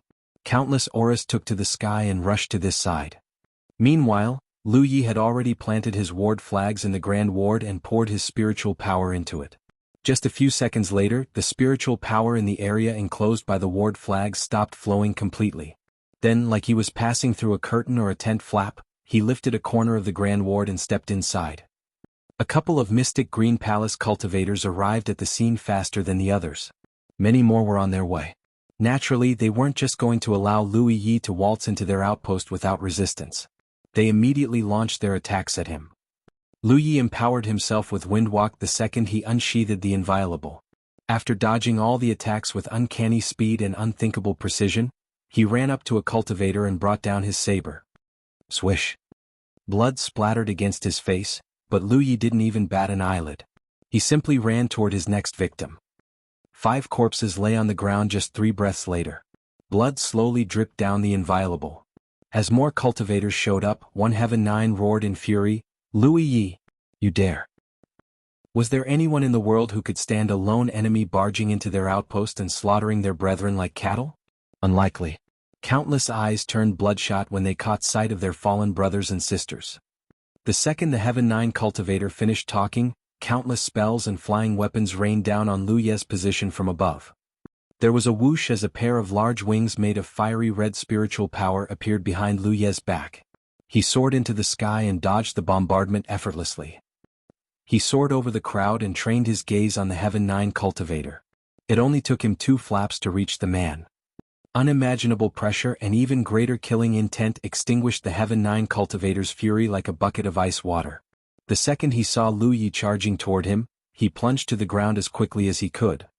He might be Heaven 9, but he wasn't even strong enough to enter the scroll of supremacy. Naturally, he felt exactly zero sense of security before the champion. Right now, the only way anyone might kill Lu Yi was to overwhelm him with numbers. Unfortunately for him, he had just started descending when Lu Yi appeared right in front of him. How the fuck is the bastard so quick? Wings was way faster than a flying spirit artifact to begin with, not to mention that Soar was an enhanced version of it. Windwalk was in play as well. Together, it would not be an exaggeration to say that he was literally as swift as lightning. As the Inviolable descended on the Heaven 9 cultivator like a guillotine, he tried to raise his spirit artifact to parry the attack. However, their weapons had just made contact when an unimaginable amount of force ripped it right out of his hand and numbed his arm. He himself was sent flying toward the ground uncontrollably. When Lu Yi swung his saber a second time, the Heaven 9 cultivator hurriedly thrust his hand into his storage bag and pulled out a golden body talisman paper. Unfortunately, he did not manage to slap the talisman on himself before Lu Yi had separated his head from his torso. Cries of shock, grief and anger erupted from below as blood rained from the sky. The man Lu Yi just killed was none other than the legate of the Mystic Green Palace. The Heaven 9 cultivator wasn't just a competent legate, he was also someone who watched out for his junior brothers and sisters. At least dozens of people were indebted to him in some way. Naturally, his death was a huge blow to all cultivators of the Mystic Green Palace outpost. Lu Yi had no idea that the man he just killed was the legate, though he had gone after him thinking that that might be the case. After all, Heaven 9 cultivators were fairly uncommon even among core circle sects. In any case, he had chosen to kill the Heaven 9 cultivator because it would remove a valuable fighting power from the enemy and lessen the pressure on his shoulders. He was planning to intimidate the enemy with the act as well, although it looked like it had had the opposite effect. Everyone was staring at him with indescribable rage and sorrow. Lu Yi allowed himself to fall to the ground after killing the Heaven 9 cultivator. The second he reached ground level, he immediately rushed toward the area with the most number of cultivators. All 9 of his flying weapons flew out of his weapon holder and spun round and round in front of him like a top. Behind the literal storm of blades, Lu Yi was swinging the Inviolable and reaping lives with nearly every swing. Blood-curdling screams, shouts of anger and Amber's roar filled the air. Every time Amber roared, all nearby cultivators would stagger on their feet and give Lu Yi the chance to plow through them like wheats. The charge alone had cost the Mystic Green Palace at least a dozen lives. Lu Yi was currently bathed from head to toe in blood. Most of it belonged to his enemy but some was his own. As he was currently fighting against an entire outpost, there was no chance he could have come out without a scratch. Thankfully, protection was a versatile glyph that he could manifest on his vital spots at any moment. Lu Yi eventually made it back to the edge of the Grand Ward. His saber was pointed toward the ground, and his eyes squinted slightly in concentration. On the opposite side, the Mystic Green Palace cultivator's anger had been replaced by astonishment and disbelief. A heavy silence hung over the outpost before they knew it. In the past, if someone had told them that there existed a cultivator who could single-handedly invade an outpost and massacre the cultivators within like cattle, they would not have believed a word of it. Cultivators they might be, but there was only so much a single person could do, and so strong a single cultivator could become. Not even the 3 tumors could have done such a thing at their peak. The Grand Ward alone would have stopped the invasion before it even began. But there was no denying the reality in front of them. They were witnessing history being made at the cost of their own lives. For a time, the Mystic Green Palace cultivators could only stare at Lu Yi with their jaws on the floor. There was a question that they desperately wanted to ask Lu Yi. Are you even human? Lu Yi did not dilly-dally for too long. When he saw that his enemies weren't coming to him, he shrugged and rushed them himself. Having learned from their earlier experience, the Mystic Green Palace cultivators immediately scattered in every direction to avoid getting caught in his storm of flying weapons. However, they weren't able to back away faster than Lu Yi could charge. The young man simply picked a random direction and cut down everyone standing in front of him. He left a literal trail of bodies in his wake. Lu Yi would not stop until he had reached the square in front of the Sanctum of Providence. There, nearly 70 cultivators were waiting for him in a solid formation. Generally speaking, core circle outposts did not have many cultivators. On average, a core circle outpost only had 100 or so cultivators. Even those with a larger than normal cultivator base did not have more than 200 cultivators. The Mystic Green Palace's outpost was a standard core circle outpost. It only had 120 cultivators or so. However, Lu Yi had killed nearly 1/3 of them in less than a tea time. The survivors were all gathered in front of their Sanctum of Providence. The body-tempering cultivators were lined up at the front, the combat cultivators were right behind them, the spell cultivators were further back, and the ghost cultivators were hiding and waiting for a suitable opportunity to stab Lu Yi in the back.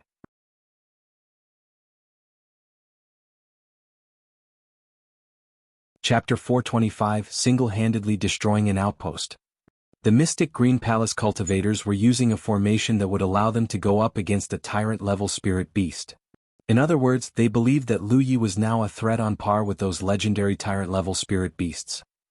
There were about 66 meters of distance between the two sides. The air was charged with tension and killing intent. Suddenly, Lu Yi spun toward seemingly thin air before swinging out his saber. An invisible ghost cultivator that had skulked up to him and was just about to attack him was immediately split in half. The ghost cultivator's eyes were filled with disbelief. He never found out how Lu Yi had sensed him until he died. His peers were even less inclined to move. Lu Yi's senses were way keener than they expected. It might be nigh impossible to ambush him.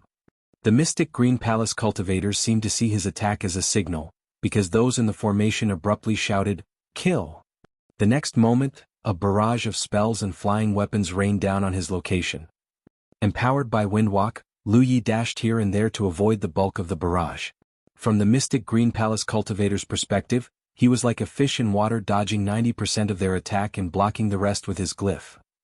It took him only 3 breaths to cross 66 meters of distance. The body-tempering cultivator Lu Yi was charging toward placed his spirit shield artifact in front of himself and mustered his vitality and spiritual power. He looked as solid as a rock.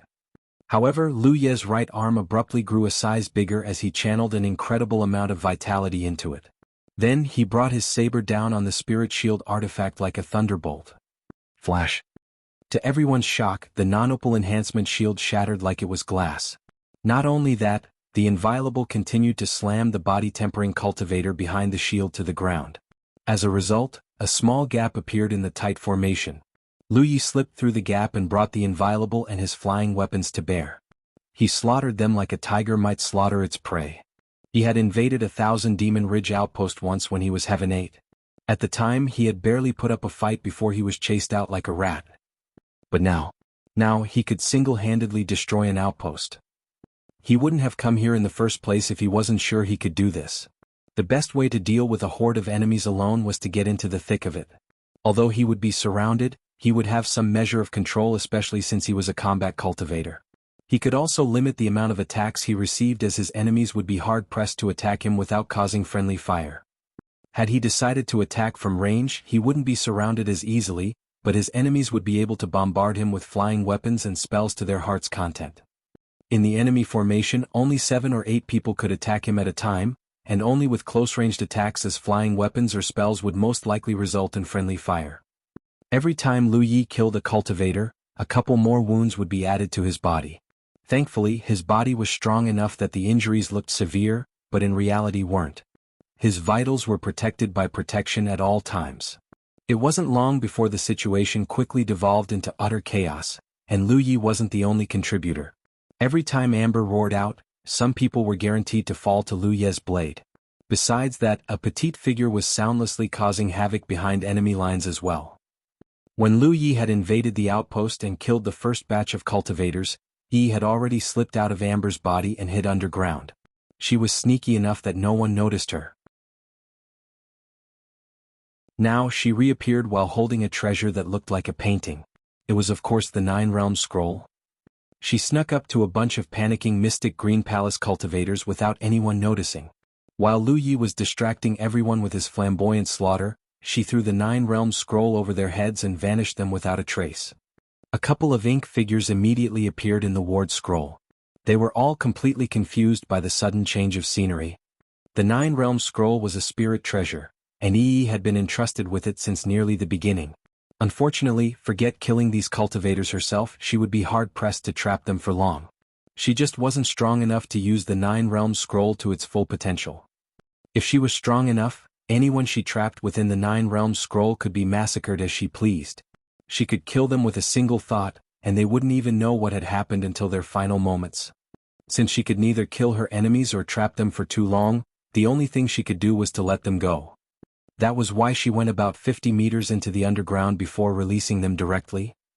It should not need to be said, but the poor cultivators were dead the second they reappeared in reality. At this depth, no Spirit Creek Realm cultivator could possibly survive the crushing pressure around them. Yi could traverse the underground freely because she was an apparition with no physical body. They weren't. She would continue to do this again and again and again. Meanwhile, the Mystic Green Palace cultivators had gone from righteous fury to cold fear in a matter of minutes. At the beginning, they were beyond furious that Lu Yi would dare to invade their outpost alone. They felt scorned and looked down upon. But now they realized that Lu Yi actually could kill them alone. It hadn't even been a tea time yet, but over 30 people had died at his hands already. Even the body-tempering cultivators were unable to withstand a single strike from him. The bastard had literally sliced them and their spirit shields in half. What was even more puzzling was the fact that many of their cultivators had suddenly disappeared without warning. Nobody knew where they went, only that they had suddenly vanished into thin air. It took only a moment for their group of 70+ to dwindle to less than 20. The square in front of the Sanctum of Providence was covered in blood, and the corpses were piled into tiny hills of flesh. Today death was blossoming in full force. The man who did it all was covered in blood and seemingly insane. It was because he hadn't said a word from the start until now. It looked like all he cared about was killing them to the last person. The survivors finally lost their nerve. Someone shouted, "Retreat. We need to retreat to Jianghu before it's too late." It was a sentiment that was met wholeheartedly by everyone else. The survivors began mounting an organized retreat to the Sanctum of Providence. Once they reached the Divine Opportunity column, they teleported away as quickly as they could. Of course, a couple more people fell to Lu Yi's blade during this time. Lu Yi did not stop until the last Mystic Green Palace cultivator finally vanished from sight. When Yi appeared from the underground again, she looked around and exclaimed in surprise, "Where did they go?" She had missed the moment where the Mystic Green Palace cultivators had teleported back to their headquarters because she was underground just now. By the time she returned, all that was left were the corpses. They ran.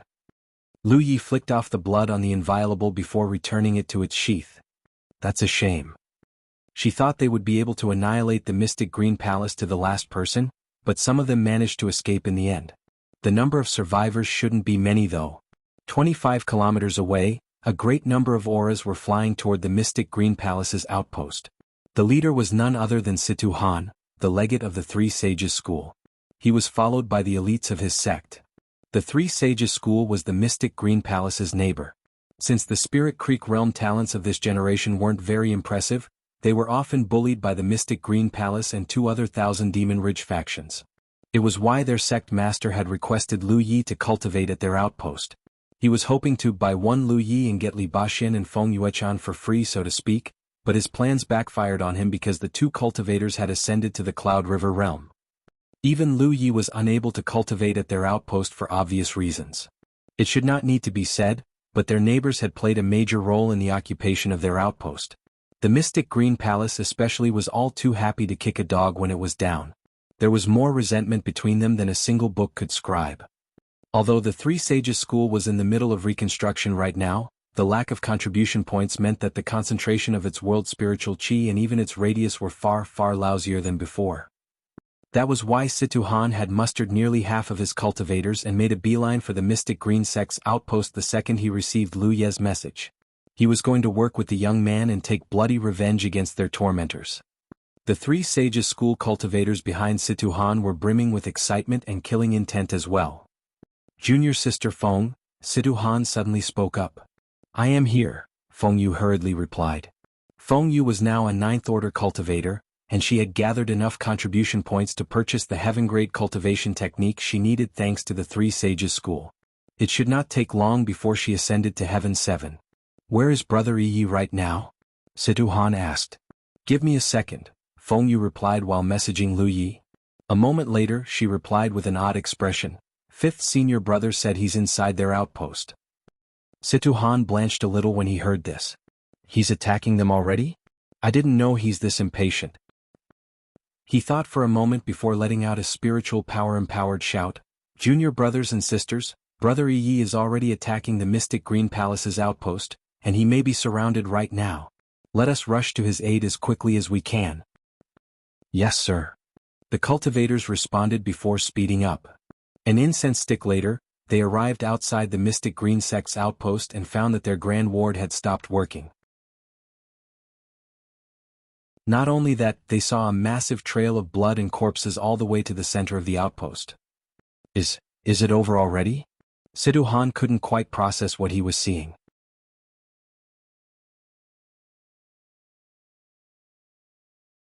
Chapter 426 Zhou in shock. Situ Han and his cultivators followed the trail of battle and rushed toward the sanctum of Providence. Long before they even reached the square, they saw a blood-caked man sitting on the steps leading to the sanctum with his saber hanging carelessly beside his waist. There was also a literal hill of storage bags in front of him. There had to be 100 or 200 of them at least. Judging from his appearance, he seemed to be unlocking the restraining locks on the storage bags. The bloody figure was none other than Lu Yi, of course. Fifth senior brother. Feng Yu cried out while rushing to his side. Lu Yi turned her way and gave her a nod of acknowledgement. He then looked at Situ Han and said, "You're here." The legate was currently wearing a complex expression on his face. When Lu Yi spoke up, he jolted back to reality and saluted the young man. "Are we late, Brother Yi?" "Oh no, you're just in time. I finished up just a moment ago." "We are late then." Situ Han had rushed over intending to assist Lu Yi, but not only was the battle already over, it was clear that it had ended with the Mystic Green Sect's horrible defeat. He had counted roughly 60 to 70 bodies on his way. If this didn't count as a horrible defeat, he didn't know what was. Suddenly, he realized that Lu Yi had never intended for them to participate in this battle. That was why he said that they had arrived just in time. Did you kill them all alone, Brother Yi?" "Of course not." Situ Han relaxed while thinking to himself, "I should have known. If Lu Yi had done all this by himself, well, he wouldn't even know what to say." He didn't spot Lu Ye's helpers anywhere though. They had probably hidden themselves or left. "Amber was a major help in this battle," Lu Yi added while patting Amber's head affectionately. "Your tamed beast still counts as your own strength, man." Situ Han felt like squeezing his own heart until it burst. At the same time, a dizzy spell hit him with the full force of his incredulity. Behind him, the 3 sages' school disciples were gulping as well. Who would have thought that one man could cause the massacre around them? The sheer amount of corpses littered in front of the sanctum of Providence alone wasn't something they could achieve. They had long heard that Lu Yi of the Crimson Blood Sect was extraordinarily strong, but it was only now they realized just how strong he was.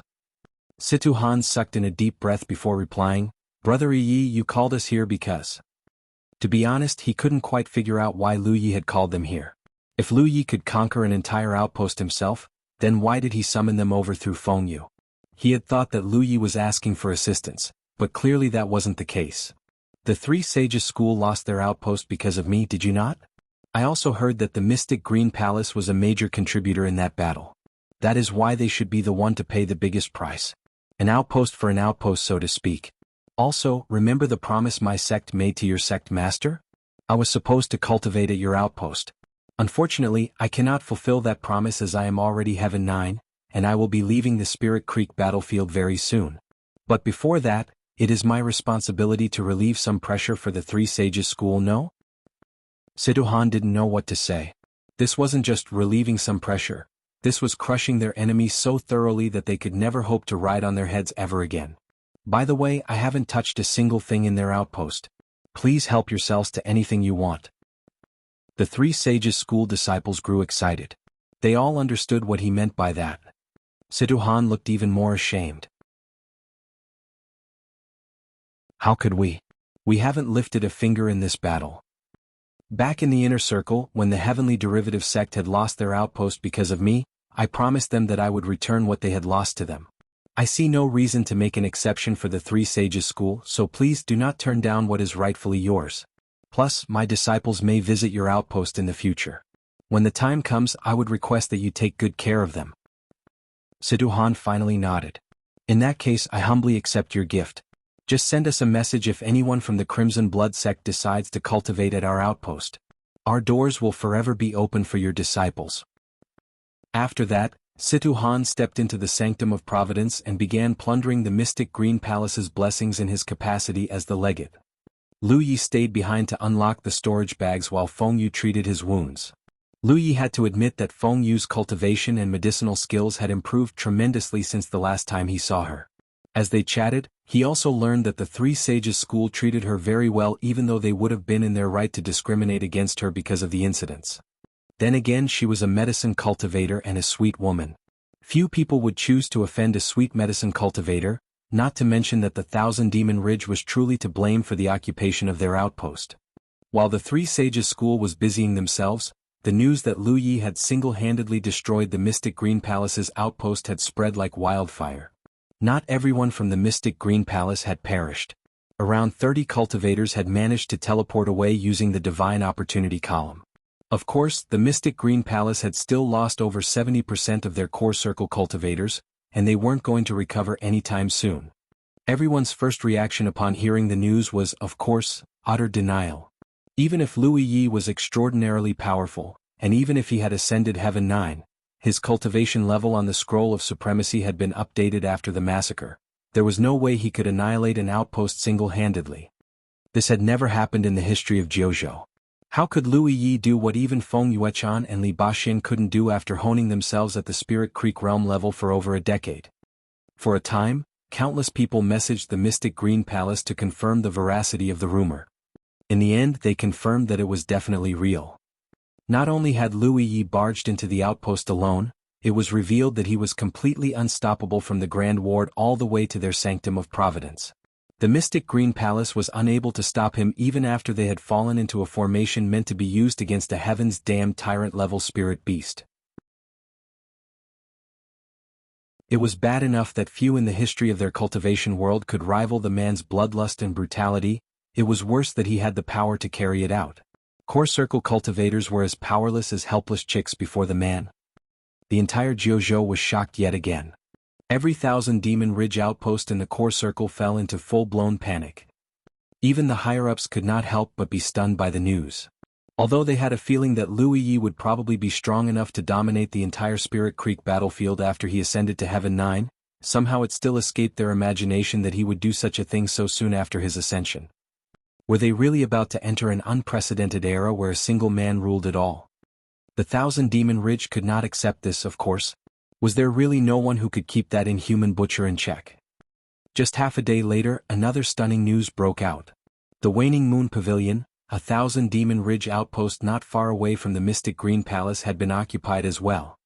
Once again, Lu Yi had done it all by himself.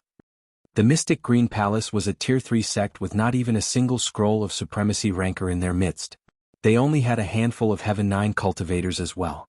They could claim that the Mystic Green Palace was conquered because they weren't strong enough, but the same could never be said for the Waning Moon Pavilion.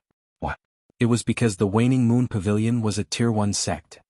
Not only did the Waning Moon Pavilion have far more Heaven 9 cultivators than the Mystic Green Palace, one of them was a Scroll of Supremacy ranker in the 50s. Despite this, they were forced back to Jianghu after suffering huge casualties. Technically speaking, the Waning Moon Pavilion's casualties weren't nearly as terrible as the Mystic Green Palace's. Having been warned of Lu Yi's arrival beforehand, they were prepared for his arrival. They had fought him in formation and retreated in an organized fashion when it became clear that they wouldn't win. Despite this, they still lost over 40 people. That was 40 cultivators who would definitely make it to the Cloud River realm if they hadn't had the misfortune of going up against the butcher known as Lu Yi. The higher-ups of the Waning Moon Pavilion could barely stop themselves from spitting blood. If the Thousand Demon Ridge wasn't too worried when the Mystic Green Palace was occupied, many people told themselves that the reason they were conquered was because they were too weak. They were now. If even a Tier 1 sect could not stop the bastard, who else in the Spirit Creek battlefield was safe from his wrath? The next day, a third Thousand Demon Ridge outpost was conquered. It was the one neighboring the Mystic Green Palace and the Waning Moon Pavilion. The Thousand Demon Ridge was both furious and aghast that history had repeated itself. Back in the inner circle, Lu Yi still needed to create an entire invasion force to conquer their outposts. Now, he didn't even need an army anymore. He was conquering outposts left and right all by himself. No wonder people called him the vanquisher of sects. You could get a person's name wrong but never their earned name. Back then, the Thousand Demon Ridge had assembled an army of their own to stop Lu Yi and force the Grand Sky Coalition's army into a standoff. At the same time, their Divine Ocean Realm cultivators negotiated a compromise with their Grand Sky Coalition counterparts. It was only after they paid an incredible sum of resources that the matter was finally settled. They could not do the same here though. Even if they could muster the manpower, literally no one could catch up to Lu Yi now that he was Heaven 9. And if they couldn't catch up to him, what could their people possibly do against him? For a time, countless champions found themselves with a massive headache. Eventually, they realized in horror that they literally did not have a single effective means to control Lu Yi. The only way they could think of that might work was to abandon all their outposts, form a super army, and take out every Grand Sky Coalition outpost in the core circle. That would be the let's all die together scenario. However, the last resort did not affect Lu Yi one bit. They couldn't even target his outpost because it was located at the outermost ring of the outer circle. The entire core circle could turn into a wasteland, and it still wouldn't affect him one bit. While the Thousand Demon Ridge was discussing strategy, Lu Yi continued to conquer one core circle outpost after the other. Even the Tier 1 sects felt as fragile as paper before Lu Yi. At first, there were a number of sects who refused to believe that Lu Yi was as strong as the rumors claimed and attempted to stop him with sheer numbers. They retreated only after Lu Yi had given them a bloody wake-up call.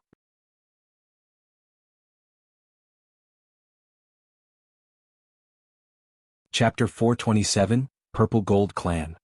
In just 10 days, Lu Yi had conquered over 20 core circle Thousand Demon Ridge outposts. On average, that was 2 outposts that fell to him every day. Some sects ordered a full retreat the moment he showed up so as to avoid unnecessary loss of manpower. They also took everything they could take with them back to the headquarters. However, the blessings on the Divine Opportunity column were irremovable, so that Lu Yi was free to plunder them to his heart's content. Some sects were less flexible and tried to resist. Eventually though, they came to recognize reality after Lu Yi had slaughtered enough people. Lu Yi truly was unstoppable in the Spirit Creek battlefield now. It did not matter if the outposts belonged to Tier 3, 2 or 1 sections. Lu Yi ravaged them all like naked, defenseless girls. It was only now the Thousand Demon Ridge realized that a cultivator really could do as they pleased once they had reached a certain power level. Moreover, Lu Yi wasn't the only one who was on the move. Many Grand Sky Coalition sects were growing restless due to his successes as well.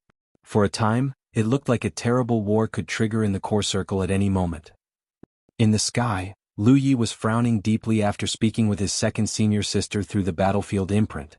It had been 10 days since he started conquering outposts, and his accumulated profits were obscene to say the least. Forget that every outpost he conquered possessed a great amount of blessings. The core circle cultivators he killed alone had yielded what he could only describe as an ocean of loot. However, he had a feeling that his time was limited. If he continued doing what he was doing, it was highly likely that the core circle would fall into complete chaos. Both sides would suffer if that happened. That was why he purposely messaged his second senior sister and told her his worries. To his surprise, Shui Yuan didn't agree with him. She simply told him to do as he pleased and leave no regrets. He was approaching another outpost. Looking at the 10-point map, it belonged to a Tier 2 sect called the Purple Gold Clan. He changed directions and landed outside the Grand Ward. There was an old man with white hair and a healthy complexion standing outside the Grand Ward. He gave off a warm and friendly appearance. He smiled at the young man who just descended from the sky and asked, "Are you Yi of the Crimson Blood sect?" Lu Yi stared at him while gripping the inviolable. It was clear that this old man was no Spirit Creek Realm cultivator. He had to be at the real Lake Realm at least. Spirit Creek Realm cultivators weren't the only ones he had killed in the past 10 days. Some sects had mobilized their Cloud River Realm and even real Lake Realm cultivators to kill him because they knew that there was no chance the younglings could protect their outpost by themselves. Of course, their power was suppressed the instant they entered the Spirit Creek battlefield. They could only unleash the power of a Heaven 9 cultivator at most. These Cloud River Realm and real Lake Realm cultivators were no joke. 3 days ago, Lu Yi had been forced to charge in and out of an enemy formation 5 times before he finally shattered their fighting spirit. That was why he wasn't surprised to see an old man or woman at a Thousand Demon Ridge outpost anymore. His gaze darted here and there as he examined the old man's vitals. He wondered how many hits he would need to kill him in a surprise attack. The old man's face clearly stiffened for a second before he hurriedly said, "Calm down, my young friend. I am here today not to fight you, but to negotiate a deal with you." Lu Yi remained silent for a moment before shifting his gaze to the Grand Ward behind the old man. At least 100 people were standing behind the ward, glaring at him. The old man laughed. "The younglings are just worried for my safety. They will not act unless I give them the order, so I promise you that you have nothing to worry about. Anyway, this is not a good place to speak. If you trust me, then please follow me."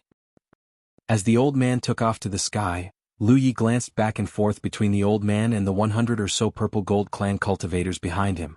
Finally, he relaxed his grip slightly and flew after the old man. A while later they reached a mountain about 8 or so kilometers away from the Purple Gold clan's outpost. They quickly landed on the peak. Lu Yi applied insight to his eyes and checked his surroundings. He did not see any ambushes or wards. The peak provided a perfect view of the outpost below. One hand behind his back, the old man admired his outpost for a bit before suggesting, "The scenery here is pretty good, young friend. Would you like to see it?" Lu Yi stepped next to the old man. There was a good distance between them, of course, and followed his gaze. "The outpost probably looks like hills of contribution points and wealth to you, but to me, it is the culmination of tens of generations of hard work and the future of the Purple Gold clan," the old man said slowly. "But of course you and I do not belong to the same faction. Different standpoints naturally lead to different perspectives." "Speak frankly," Lu Yi said. The old man nodded. "I can see you're a straightforward man, so I'll jump straight to business. You've conquered a total of 23,000 Demon Ridge outposts in the last 10 days, and you've killed at least hundreds of people during this time. Of course, with your current strength and wealth, even elders like me may not be able to stop your rampage. If you wish, you can absolutely conquer every outpost there is in the core circle." That was the reality the 1,000 Demon Ridge was facing right now. Lu Yi really could conquer every outpost in the core circle if he wanted to. "Get to the but already, will you?" The old man was a little caught off guard by the interruption, but he said, "But have you ever wondered what would happen if you do that?" The old man did not wait for an answer before continuing. "The core circle will be flooded with heaven-grade cultivators that have nothing to lose. Without an outpost to hold them back, they can band together and launch an organized assault against other Grand Sky Coalition outposts. If 100 people aren't enough to do the job, then they'll gather 200. If 200 people aren't enough to do the job, then they'll gather 300. They have to succeed eventually, no? I do not think you're an unscrupulous man. I'm sure you've already figured out the worst-case scenario. Of course, if you have a way to slaughter everyone in an outpost, then you may forget that I said anything." Lu Yi was expressionless, but it was exactly what he had been worrying about for the past couple days. At first, after all the pains the 1,000 Demon Ridge had put him through, he had sworn to pay them back tenfold after he ascended to Heaven 9. When he actually tried to enact his plan, he realized that his thoughts were too shallow. As the old man said, for every 1,000 Demon Ridge outpost he conquered, the core circle would grow just a little more dangerous for the Grand Sky Coalition. The only way he could mitigate this hidden threat was to kill everyone when he attacked an outpost, but that was obviously impossible. By now, everyone knew that it would be folly to hold their ground against him. As of late, his enemies would evacuate as soon as he arrived at their outpost and preserve their strength. Every time he took an outpost, the invisible, livid army with nothing to lose would grow just a little bigger. If the hidden threat reached a certain threshold, he had no doubt that they would erupt in full force and engulf the entire core circle in the flames of war. Every Grand Sky Coalition outpost in the core circle would be in danger then. That was exactly why he had messaged Shui Yuan to ask for guidance earlier. Unfortunately, she hadn't given him a clear instruction. If all you want is to satisfy the dark urge in your heart, if you do not care that the Grand Sky Coalition might face a dark fate in the future, then once again, you may pretend that we've never had this conversation. Neither I nor my Purple Gold clan can stop you even if we tried. You may even kill me right here and now before you occupy my outpost. As a real Lake Realm cultivator, I'm sure I'm worth at least a couple hundred contribution points." Could Lu Yi really do whatever he wanted regardless of the consequences? Of course not. Back when his identity was exposed, it was the Grand Sky Coalition who came together to escort him to safety even though they were complete strangers back then. When he was heading to the Myriad Poison Forest to save Amber Yi and Zhu Jia, it was they who protected him and escorted him there the whole way. Otherwise, he would never have had the time to gather the spiritual power necessary to use Fire Phoenix, break through the 1,000 Demon Ridge's blockade, and enter the Myriad Poison Forest.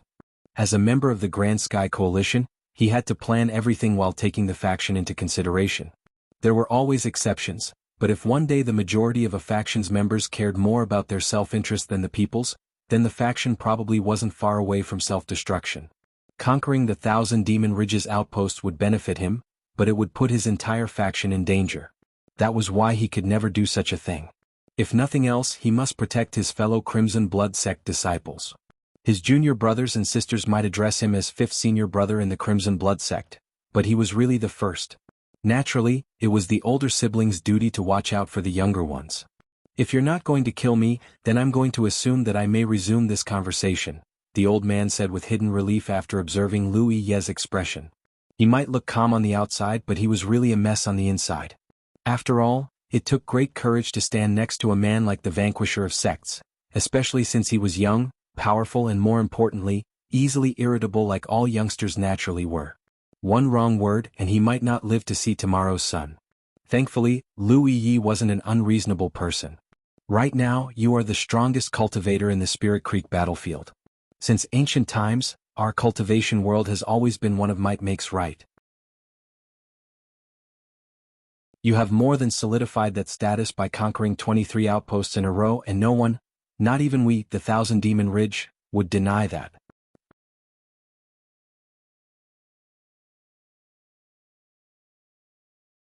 Chapter 428 Insatiable Greed. If this was Zhou, then the old man would have crushed Lu Yi like an ant. But this was the Spirit Creek battlefield. Forget a real Lake Realm cultivator, even a Divine Ocean Realm cultivator must take Lu Yi's reaction into account before they say anything. It was very tiring. In the Spirit Creek battlefield, you won't find a soul who won't acknowledge that you're practically invincible, but there are things in life that individual strength cannot change. Get to the point. Lu Yi interrupted his incessant blabbering. The old man did not take offense at his rudeness and took a moment to ruminate his words. He then said, "The Purple Gold clan is willing to pay you handsomely if you agree not to attack our outpost." This was the real reason the old man had sought out Lu Yi. "State your offer." The old man was surprised. He thought he would need to speak a little more to convince Lu Yi into accepting his plan, but the young man had asked him to give his price immediately. 50,000 contribution points worth of goods. Lu Yi shot the old man an incredulous look.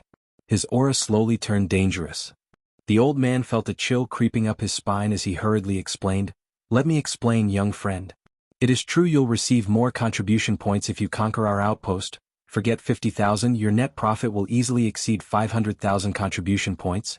But as I had told you earlier, you'll also create a bunch of homeless cultivators who'll do everything in their power to take bloody revenge against the Grand Sky Coalition if they do so.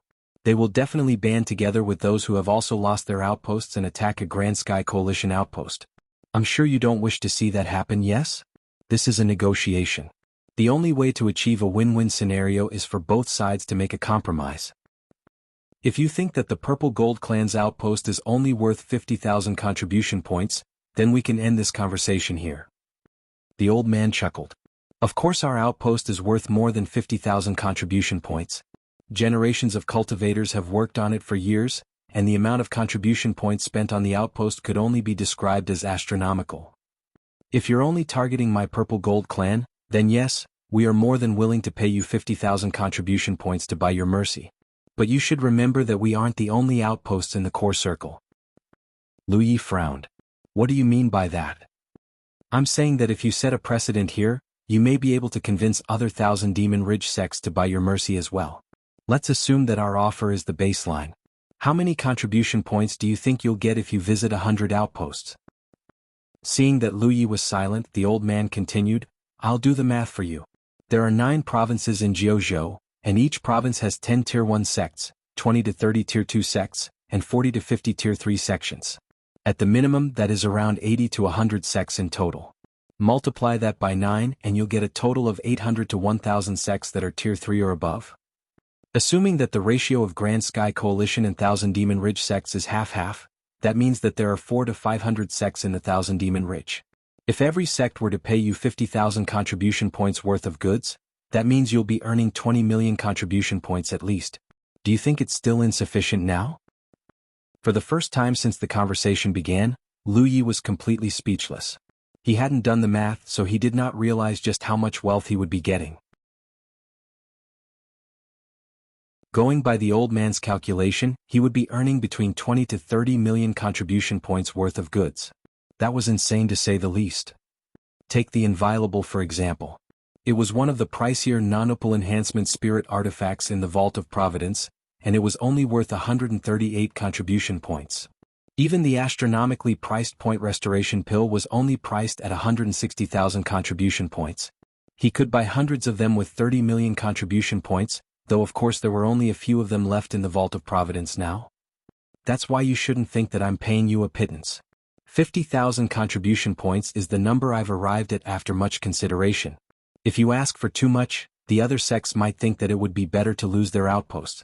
No offense, but no one wants to raise a monster who is guaranteed to annihilate them in the future. We'd rather die fighting. Are you sure the other sects would accept this arrangement? Lu Yi asked. The old man stroked his beard smilingly. Have we not paid you to stop when you were conquering our outposts in the inner circle? What is losing some contribution points compared to losing an entire outpost? As I've told you, each core circle outpost is the culmination of generations or even tens of generations of hard work. Lu Yi accepted his explanation with a nod. Although the old man hadn't said it out loud, Lu Yi had a feeling that the old man wasn't just speaking for his sect, but the entire Thousand Demon Ridge. This must be the optimal solution they had arrived at after discussing what they wanted to do with him, and this old man was their mouthpiece. It's not an unacceptable arrangement.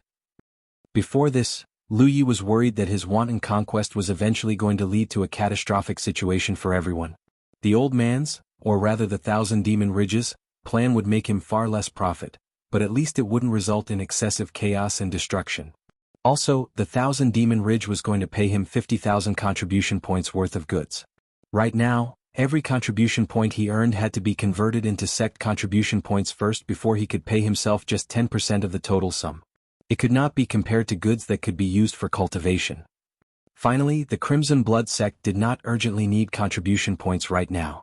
The concentration of their world spiritual chi had already been upgraded to the max, and the only other upgrade they could perform was to increase its radius.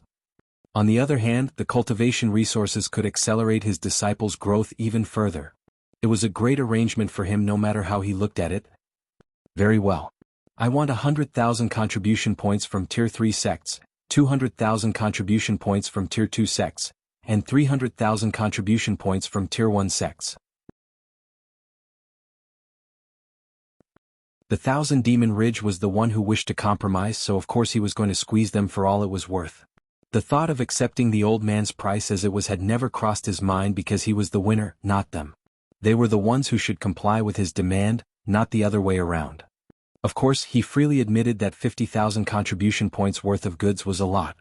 He could buy hundreds of inviolables with that kind of wealth. He was well aware how many contribution points the sects usually spent on their outposts though. 300,000 was but a splash in the pond compared to that. Lu Yi was certain that his offer was perfectly fair, and that everyone would happily accept it. Young friend, the old man tried to speak. Lu Yi was done with the old man however. He took out his 10-point map and chose a location. I'll be waiting for you at Skysword Peak. You have 10 days to prepare. I shouldn't need to tell you this, but any sect who fails to deliver on the promise shall receive a personal visit from me. With that said, he summoned his spirit boat and took to the sky. Young friend. The old man called after him, but the young man paid him no attention. He could only watch as Lu Yi vanished into the horizon. Just an incense stick later, every core circle sect had heard of Lu Yi's terms. Countless people were hopping mad and cursing Lu Yi for his insatiable greed. If Lu Yi had accepted the old man's offer, then the Crimson Blood sect would be earning between 20 to 30 million contribution points worth of goods. That was already a disgusting number to even think about. But if they complied with Lu Yi's demands, then the Crimson Blood sect would be receiving between 50 to 60 million contribution points worth of goods. 20 to 30 million contribution points were already enough to transform the Crimson Blood sect completely. 50 to 60 million? They didn't even dare to think about it. The bad-tempered ones even made an announcement saying that Lu Yi might as well conquer every Thousand Demon Ridge outpost in the core circle. When that happened, they would band together and ensure that no one would be the winner. Of course, talk was just talk. As the old man of the Purple Gold clan had mentioned before, every core circle outpost was the culmination of generations or even tens of generations of hard work. One could not even begin to imagine the amount of contribution points they had spent on their outposts. Compared to that, 1, 2 or even 300,000 contribution points was nothing at all.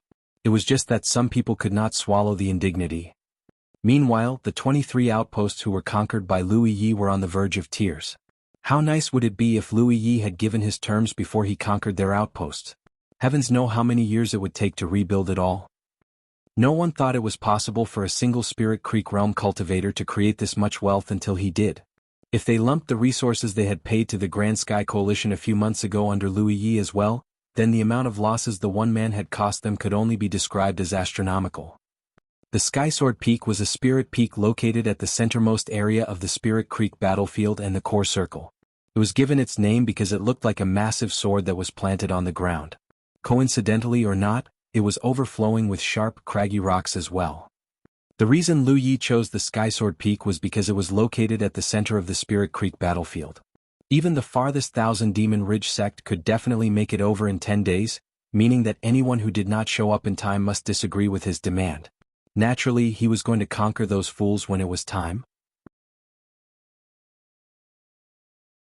It took Lu Yi 2 days to travel from the Purple Gold clan to the Skysword Peak. To his surprise, someone was already there. They were 2 women.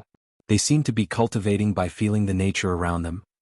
When Lu Yi landed, they opened their eyes to see who it was. Then they realized in horror that he was none other than Louis Yi of the Crimson Blood sect. The 2 women shivered in terror. Was today their unluckiest day or something? Just what were the chances they would run into the One Leaf while cultivating in a heaven's forsaken mountain? The older woman asked her junior sister, "This is bad. What do we do?"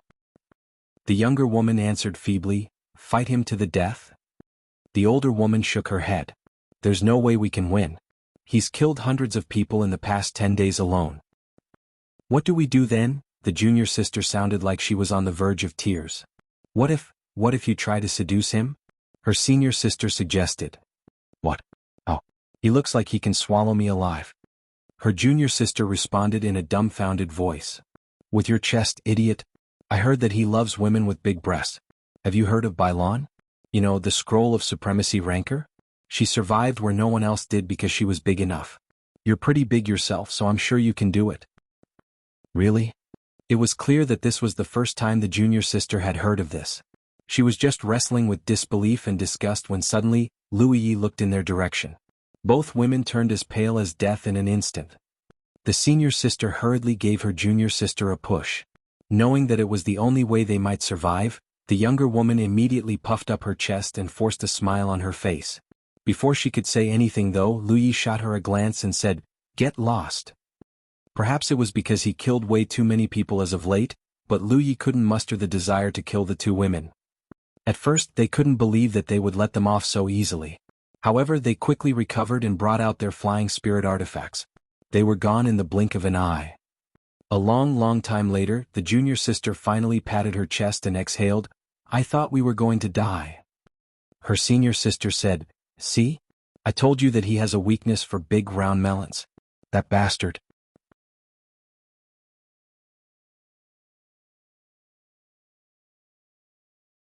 Chapter 429, Battle Between Tyrants. At Skysword Peak, Lu Yi was sitting cross-legged with the inviolable propped atop his knees, and his palms facing upward. He communed with his saber as he breathed. It had been 3 days since he arrived at the Spirit Peak, or 5 days since he gave the Thousand Demon Ridge his ultimatum. No one had shown their faces just yet, but Lu Yi could tell that a lot of ghost cultivators were skulking nearby. At first, Lu Yi thought that the ghost cultivators were here to assassinate him. Now though, he thought differently. If that was the case, they should have attacked him a long time ago. They never made a move even though he had exposed himself many times for the past 3 days. Did Thousand Demon Ridge not want him dead? Of course they did. No one dared to make a move though. Lu Yi had already given them his terms, and any sect that paid the price would be spared from his wrath. It was one thing if they could kill him, but if they failed then the consequences were unimaginable. Lu Yi thought he knew why these ghost cultivators were really here. They were here to spy on him, but he suspected that they were also carrying the valuables he demanded. As for why they hadn't paid him yet, it was because there was still time before the deadline. They were all waiting for the other ghost cultivators to turn in the valuables first. After all, there was absolutely nothing to be proud about this. In any case, there were still 5 days until Lu Ye's deadline. They could afford to waste this time. Time continued to pass as more and more ghost cultivators continued to show up and observe Lu Yi from the shadows. Meanwhile, an interesting news had broken out from the Divine Trade Association. Apparently, a new tyrant mutant had appeared in the core circle. Not only was she a female mutant capable of taking on a humanoid form, she did not have a fixed territory. She seemed to be roaming the core circle in search of something.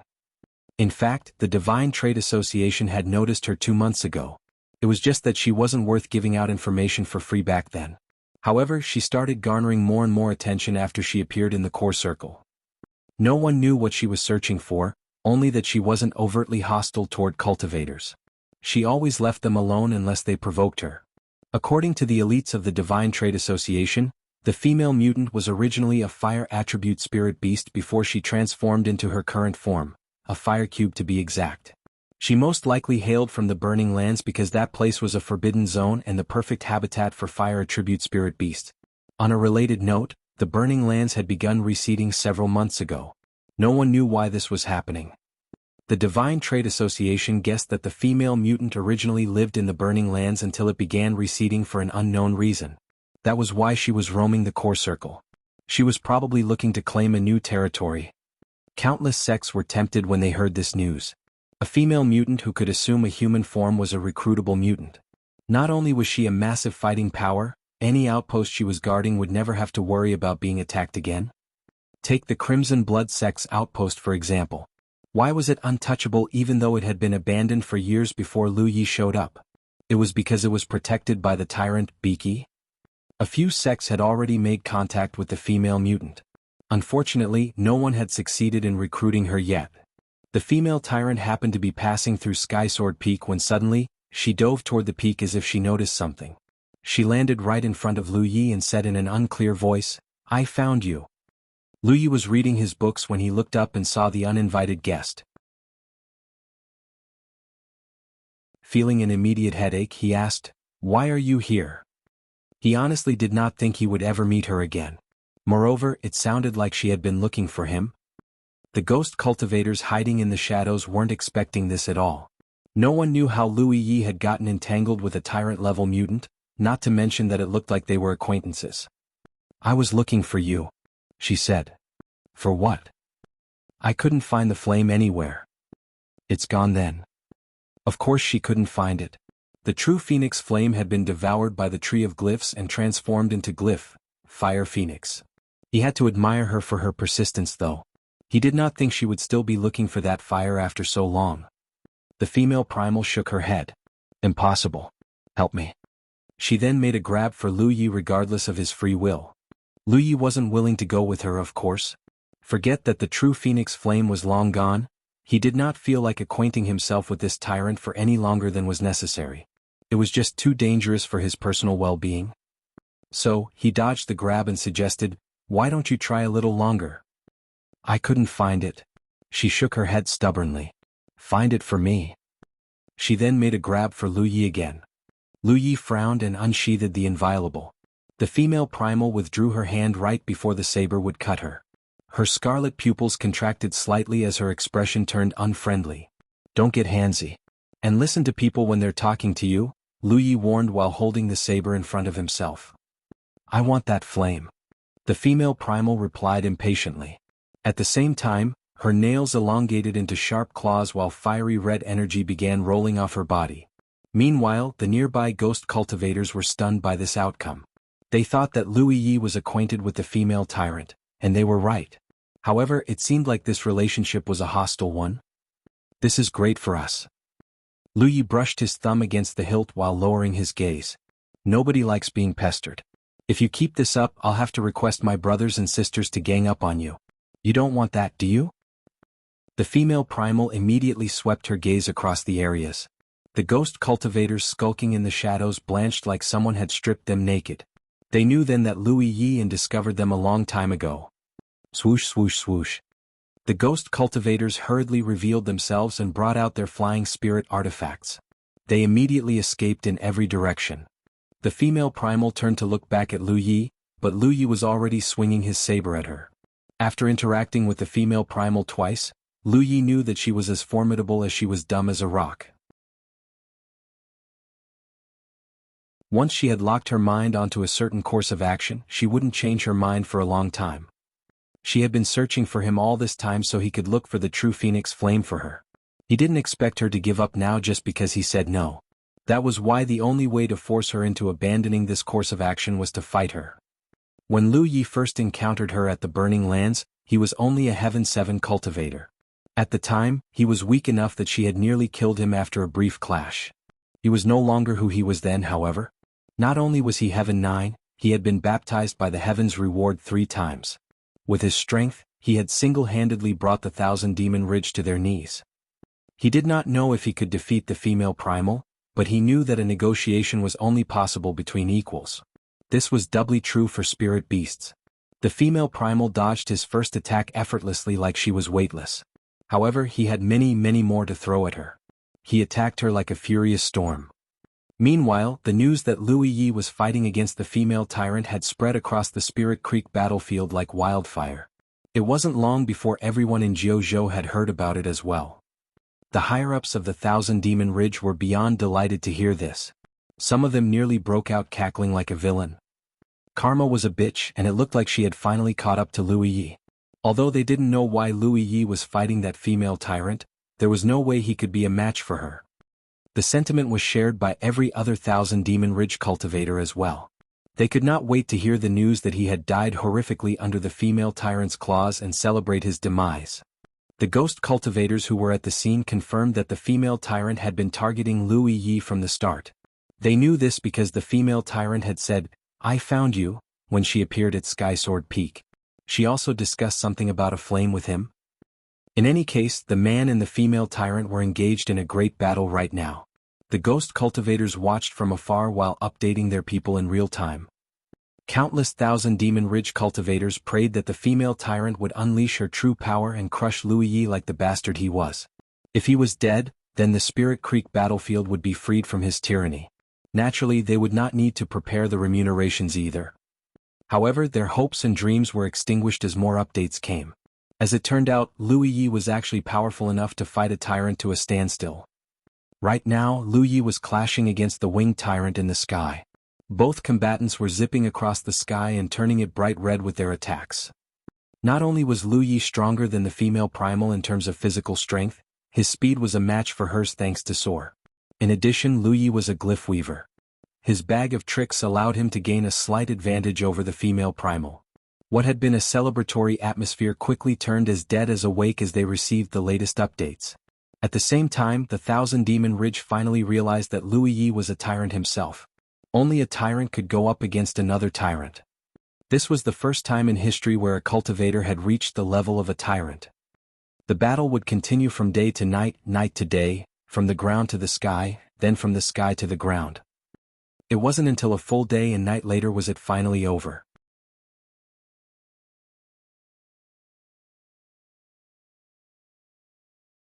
Chapter 430. Did you just talk back to me? On Skysword Peak, Louis Yi had stripped off his shirt so that Yi could wash his wounds, cover them in ointments and bandage them. He was covered in wounds right now. The battle against the female primal was difficult, but it was also one of the most exhilarating fights of his life. Right now, there was no cultivator in the entire Spirit Creek battlefield who was a match for him. Lan Zi Yi could give him a run for his money before he was Heaven 9, but now, even she was no match for him anymore. The fact that Lan Zi Yi hadn't challenged him in the past 2 months was the biggest proof of it. Now, only a tyrant could give him a real fight. There was no winner or loser in this battle. One could say that they were both winners or losers. Both him and the female primal were exhausted and fairly wounded at the end of the battle.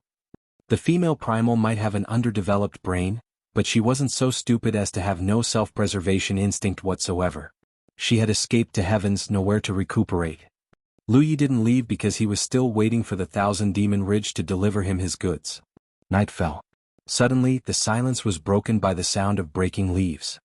Amber immediately grew alert. Yi was watching her surroundings carefully as well. Louis Yi remained seated but gripped the inviolable in case the enemy decided to attack him. He was at his weakest right now. Now was the 1,000-demon ridge's best chance to kill him. A cultivator abruptly stepped out into the open. Their outfit clearly marked them as a ghost cultivator. They stopped about 30 meters away from Louis Yi, clasped his hands together in respect, and threw a bulging storage bag in Louis Yi's direction. Yi caught it easily. When she looked up, the ghost cultivator was already gone. From the start, they hadn't revealed their origin or even spoken a word. Yi looked thoughtful as she opened the storage bag. She found a jade slip with the name of the ghost cultivator's sect on it. She whispered the name to Louis Yi and Louis Yi nodded. More ghost cultivators showed up after the appearance of the first ghost cultivator. Just the same, they all tossed their storage bags in Lu Ye's direction before leaving. Being forced to submit to your enemy's demand was hardly an honorable thing. That was why the ghost cultivators remained perfectly silent from the start to the finish. Jade slips or other identifiers had been placed in the storage bag, so there was no chance Lu Yi wouldn't know which sect had paid the price, and which hadn't. For a time, it felt like storage bags were raining from the sky. Even EE was unable to catch them all immediately. A good number of ghost cultivators didn't even show their faces. They simply tossed their storage bags from afar and left after confirming that Lu Yi had accepted them. There were still 3 days before Lu Yi's 10-day deadline was up, and at first the ghost cultivators were going to wait until the last moment before giving up their storage bags. However, they lost even that last bit of resistance after witnessing the great battle between Lu Yi and the female tyrant. Lu Yi was the first ever cultivator to join the rank of tyrants. It was yet another unprecedented achievement.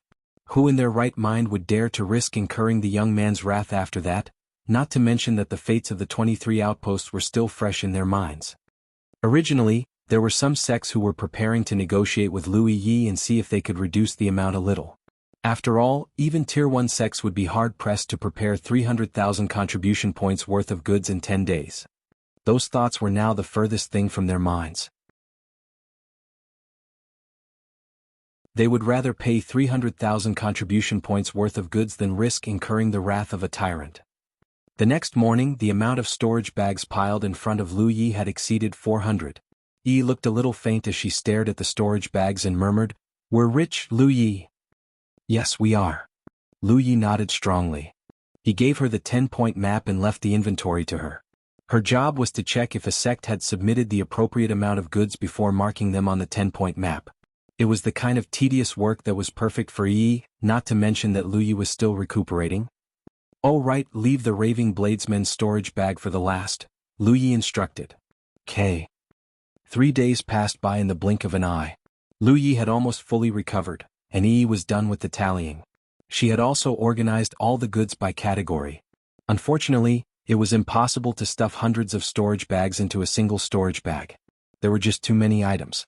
Despite her best efforts, she was still carrying 30 or so storage bags that were filled to the brim. Lu Yi could not help but frown when he saw this. Not only did it look bad, it would definitely affect their ability to fight. There was no other option though. Plus, he would rather have to deal with being too rich than the other way around. According to the 10-point map, every outpost within the core circle except the 23 Lu Yi had conquered had delivered their goods. Not a single sect had decided to tempt fate. "This is the Raving Bladesman's storage bag," Yi said while handing a single storage bag to Lu Yi. Lu Yi opened it and took a moment to check its contents. He saw spirit pills, spirit stones, spirit artifacts, herbs and more. It would take a while to tally them all and confirm that there were 300,000 contribution points worth of goods in it.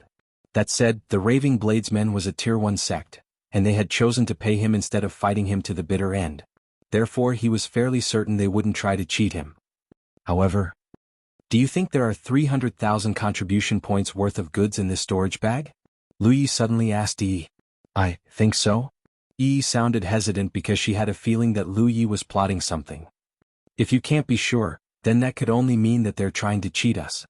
Lu Yi uttered murderously all of a sudden, "How dare the Raving Bladesman do such a thing? They must not want their outpost." Yi's eyes twitched once. "What are you planning?" She didn't know why Lu Yi was targeting the Raving Bladesmen. "Let's go to their outpost." Lu Yi rose to his feet and brought out his flying spirit artifact. Half a day later, Lu Yi landed outside the Raving Bladesman's outpost. A sentry immediately noticed his presence and came forth to investigate. He immediately spotted a young man carrying an insane amount of storage bags around his waist.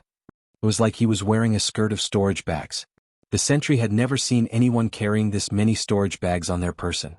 He could write the words, "I am rich" on his forehead, and it still wouldn't be as impactful as this. Then the sentry saw the young man's face and blanched. "Lu Yi." Lu Yi pretended that the sentry did not exist and searched for the Grand Ward's nodes with insight. Then he brought out his ward flags and began doing his thing. "What are you doing, Lu Yi?" The sentry could not help but yell in anger when he saw this. It was said that Lu Yi's ward breaching skill was one of a kind. He always slipped through the Grand Ward first before going on a killing spree. Naturally, Lu Ye's actions scared the sentry greatly. He had just finished yelling when Lu Yi lifted a corner of the Grand Ward and walked in. The cultivator immediately backpedaled from the young man and raised his spirit artifact defensively. Despite his fear, he shouted, "Luyi is here." The entire outpost bubbled with activity instantly. Many cultivators appeared from various directions before landing tens of meters away from Lu Yi. As expected of a Tier 1 sect, dozens of people had arrived less than 10 breaths after the sentry had cried out the warning. Their reaction was incredibly swift. The cultivators of the Raving Bladesmen had heard of the infamous Lu Yi since forever, but for most of them, this was the first time they saw the man in person. At first glance, he didn't look any different from the average Heaven 9 cultivator. In reality, they knew they were facing down a tyrant-level existence. Despite their numbers advantage, it was clear that the Raving Bladesmen were incredibly nervous. It was almost comical that Lu Yi, the guy who invaded the outpost alone, was perfectly calm. A man with steadfast features stepped out and asked solemnly, "Why have you invaded our outpost, Lu Yi?" The guy had to be the legate or the prolgate. No one else would dare to speak to him considering the circumstances. Lu Yi tossed the storage bag into the air. The man caught it and gave it a quick check before asking with an ugly expression, "What is the meaning of this?" He remembered the storage bag and his contents very well. After all, he was the one who had handed it to their ghost cultivator to deliver to Skysword Peak. It was the goods they were supposed to pay Lu Yi to buy his peace. The fact that Lu Yi had returned it exactly as it was could not be a good thing. "It's not enough. Are you sure you checked it properly?" the guy asked through gritted teeth. He was 100% sure there were 300,000 contribution points worth of goods in the storage bag. After all, he was the one who prepared them with a real Lake Realm elder. He knew better than anyone just how much they were worth. Since they had chosen to compromise, of course they weren't going to skimp on the payment. It would only bring them trouble. "If you don't believe me, you can sell them to the Vault of Providence now and see if you can get 300,000 contribution points in return," Lu Yi said expressionlessly. Lu Yi did not know exactly how much the contents of the storage bag were worth, but he knew that there was no way the Raving Bladesmen would get 300,000 contribution points in return if they actually sold them to the Vault of Providence. There was almost a 50% difference between the purchase and sell price of an item. The legate turned red in the face. "Are you serious right now?" Going by Lu Ye's calculation, they had to pay double the amount to buy his so-called peace. This was just too much. "What's the problem?" What was the problem? The problem was that he knew that everyone else was paying Lu Yi based on the purchase price in the Vault of Providence, not the selling price. It was clear that Lu Yi had it out for them for whatever reason. The man was so angry that he let out an incredulous laugh. "There is such a thing as too much greed, Lu Yi. Did you just talk back to me?" Lu Yi stared at him. "I didn't." He didn't even get to finish his sentence before he saw Lu Yi turning into a blur and appearing in front of him in the blink of an eye. Noting the deadly flash of red, the man hastily raised his spirit artifact to block the attack. Boom. A tremendous force sent the man flying. Blood was seeping out of his lips when he landed at the center of a crowd and climbed back to his feet. He was stunned. He was ranked 20 or so on the scroll of supremacy right now, but he still failed to withstand a normal strike from Lu Yi. "Hand me 20 blade technique insights. Otherwise, you can say goodbye to your outpost," Lu Ye's voice reverberated throughout the outpost.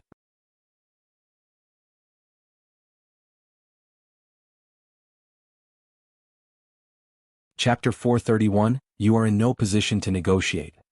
The booklet of insights Lu Yi had received from Xiao Xinghe had helped him tremendously, and his third senior brother was only a real Lake Realm cultivator. Since then, Lu Yi had been hoping to obtain more of them. Unfortunately, there was no Grand Sky Coalition sect that was famous for their blade techniques. The Northern Profound Sword clan was famous for their sword technique, and sword cultivators loved to pay them a visit and cultivate their attainment in the way of swords at their headquarters. However, Lu Yi was a blade cultivator, so the Northern Profound Sword clan was the opposite of what he wanted. The Raving Bladesmen was a blade-focused sect, but he couldn't pay them a visit for obvious reasons. If he dared to visit their headquarters, forget tomorrow's sun, he wouldn't even live to see tonight's moon. While he couldn't visit their headquarters, their outpost at the Spirit Creek battlefield was a completely different story. He wasn't asking for their elites to teach them in person either. He just wanted 20 random booklets of insights like what his third senior brother gave him. This was the real reason he targeted the Raving Bladesmen of all sections. Now the cultivators of the Raving Bladesmen understood why Lu Yi had come here. His claim that the items in the storage bag weren't worth 300,000 contribution points was of course bullshit. He was really here to get their cultivation insights. Meanwhile, some people lost control and charged Lu Yi after seeing that he had injured their legate. In response, Lu Yi lowered his gaze and pointed his saber at the ground. Spiritual power began rising from his person. When the legate saw this, he hurriedly shouted, "Stop!" He let out an audible sigh of relief when his cultivators complied. He absolutely could not allow his cultivators to fight Lu Yi. It would only end with the death and destruction of their people. The Mystic Green Palace was the best example of that. The first sect Lu Yi had conquered in the core circle was the Mystic Green Palace, and over 70% of their cultivators had been slaughtered by him. Heavens only know how long it would take them to recover.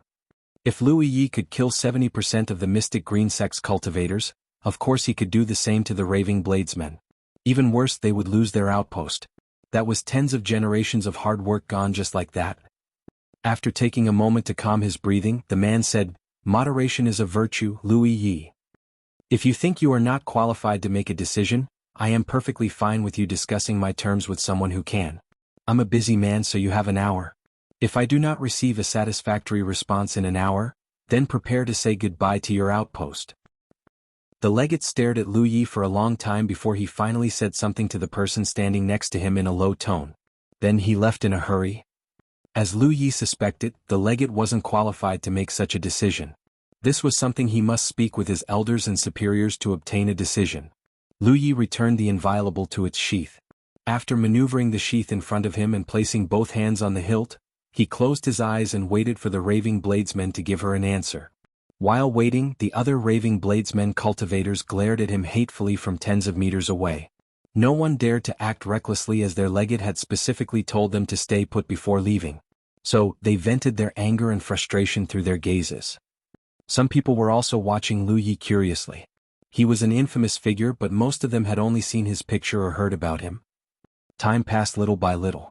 Suddenly, a fearsome-looking female cultivator stepped out of the crowd and walked up to Lu Yi.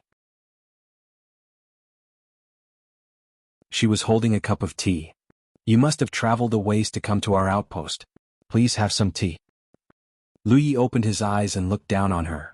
The female cultivator smiled tauntingly, "Or are you too afraid to enjoy our hospitality?" It was true they couldn't defeat Lu Yi, but it was one thing to accept the unchangeable and another to resign oneself completely. Their legate had warned them not to clash against Lu Yi before leaving. However, they were only serving him tea, not fighting him. This was just basic hospitality, was it not? If they were Lu Yi, then they would never drink the tea. After all, the tea could be poisoned. Even if it wasn't, who would risk their lives to test something like this? This was their way of pushing back against Lu Yi and extinguishing his arrogance. If Lu Yi did not accept the tea, then they were absolutely going to make Lu Yi the Coward his new nickname. The guy had earned plenty of nicknames already. He could definitely handle one more. The female cultivator was just thinking this when Lu Yi grabbed the teacup out of her hands and drank it in one gulp. It could be poisoned, sure, but it could never kill him. The female cultivator's eyes twitched violently. The tea was in fact not poisoned, but only because she didn't expect Lu Yi to be bold enough to drink it. She immediately regretted not putting some deadly poison in the tea. She failed, then whatever. If she succeeded, then the entire world would thank her for her contributions. Now, it looked like she really had come to serve him tea. The Raving Bladesman's legate did not wait an hour to return. When he showed up, Lu Yi interrupted him before he could speak. "Just so you know, you are in no position to negotiate. The Raving Bladesmen has existed for many years, and countless champions have been born under your sect. I refuse to believe you cannot hand me 20 blade technique insights." Whatever the legate wanted to say died in his mouth. His elders had, in fact, instructed him to negotiate with Lu Yi to the best of his abilities. Although they had multiple copies of the insights, to give them to Lu Yi was to assist him in his growth. This was completely different from the assortment of goods they had given him earlier. Naturally, they wanted to minimize their contribution as much as possible. Unfortunately, Lu Yi predicted that they would do this. That was why he shut the legate up before he even got the chance to speak. The legate stared at Lu Yi for a moment before throwing a storage bag to Lu Yi. Lu Yi caught it and inspected it immediately. The storage bag hadn't been locked with a restraining lock, so he grabbed a random book and went through it for a bit. Judging from the fact that the ink wasn't even dry yet, he was certain that it had only been written a while ago. He checked the contents for a bit and confirmed that the raving bladesmen hadn't tried to swindle him. He did the same for the next few books and arrived at more or less the same conclusion. Finally, Lu Yi put the books back into the storage bag and held out his hand to the legate. "You can give it back now." The legate asked darkly, "What are you talking about? Is the bastard seriously still asking for more?" Lu Yi said matter-of-factly, "I'm talking about the payment I demanded 10 days ago, of course." The legate stared at Lu Yi in disbelief. You already took our insights and you still want it back. Are you joking right now?" Lu Yi asked expressionlessly. "This is this and that is that. Of course, if you don't mind me destroying your outpost, then feel free to withhold my payment." The legate looked angry enough to burst an organ. He eventually grabbed the storage bag and flung it in Lu Yi's direction. After Lu Yi had tied it safely around his waist, he asked, "Now, are you going to open your ward or do I have to do it myself?" "Open the ward," the legate ordered. It wasn't like they could stop him from leaving even if they refused to open the grand ward. And what would that achieve anyway? A morsel of satisfaction for the destruction of their outpost? Right now, there was nothing more important than sending this Sanuvabitch away as soon as possible. A gap appeared on the grand ward and Lu Yi flew right through it. He was gone in the blink of an eye. Countless raving bladesmen cultivators stared at the sky where Lu Yi had disappeared to and clenched their fists.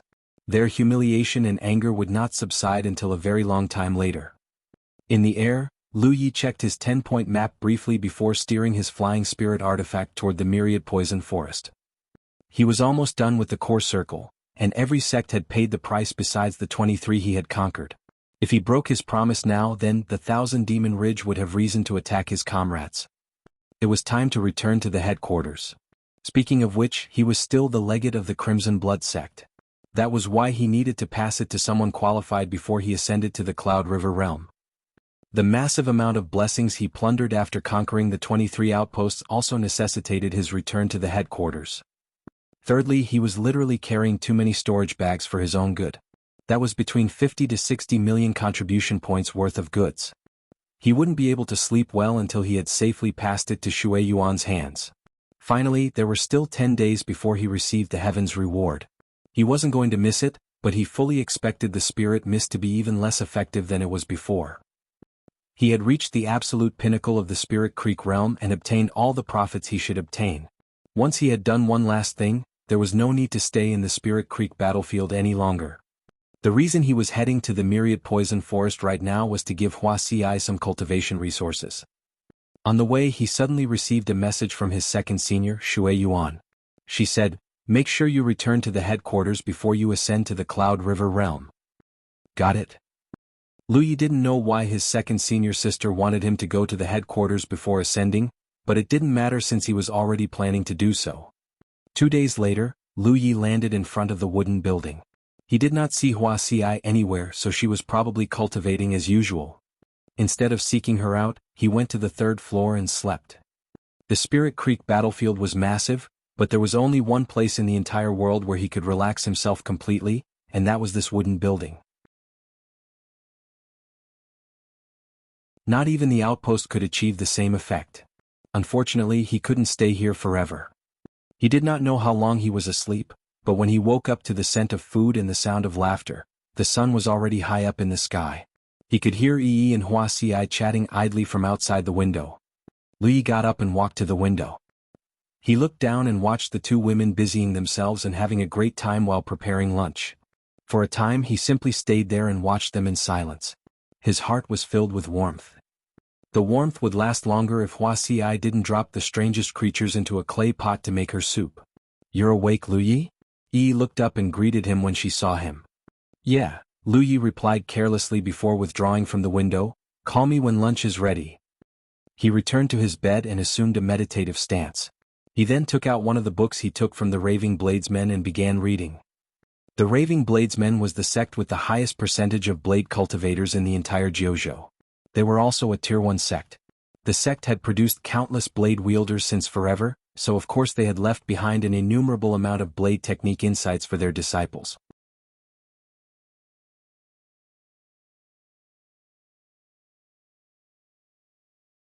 Chapter 432 Triumphant Return. It might look like Lu Yi had gouged the raving bladesmen when he forced them to give up 20 blade technique insights, but he knew full well that that wasn't the case. In fact, he was certain that the raving bladesmen would only give him the basic stuff. That was fine though. That was what Lu Yi wanted. Lu Yi felt inspired as he studied the books. His study lasted until Yi came in with a basin of water and wiped his face with a wet towel. A while later, Lu Yi sat opposite Wuxia and chowed down the tableful of food in front of him as usual. After lunch was over, Lu Yi asked, "I'm going back to the outpost. I should be ascending to the Cloud River realm very soon. What are your plans?" "Nothing for now," Wuxia replied carelessly while putting away the dishes.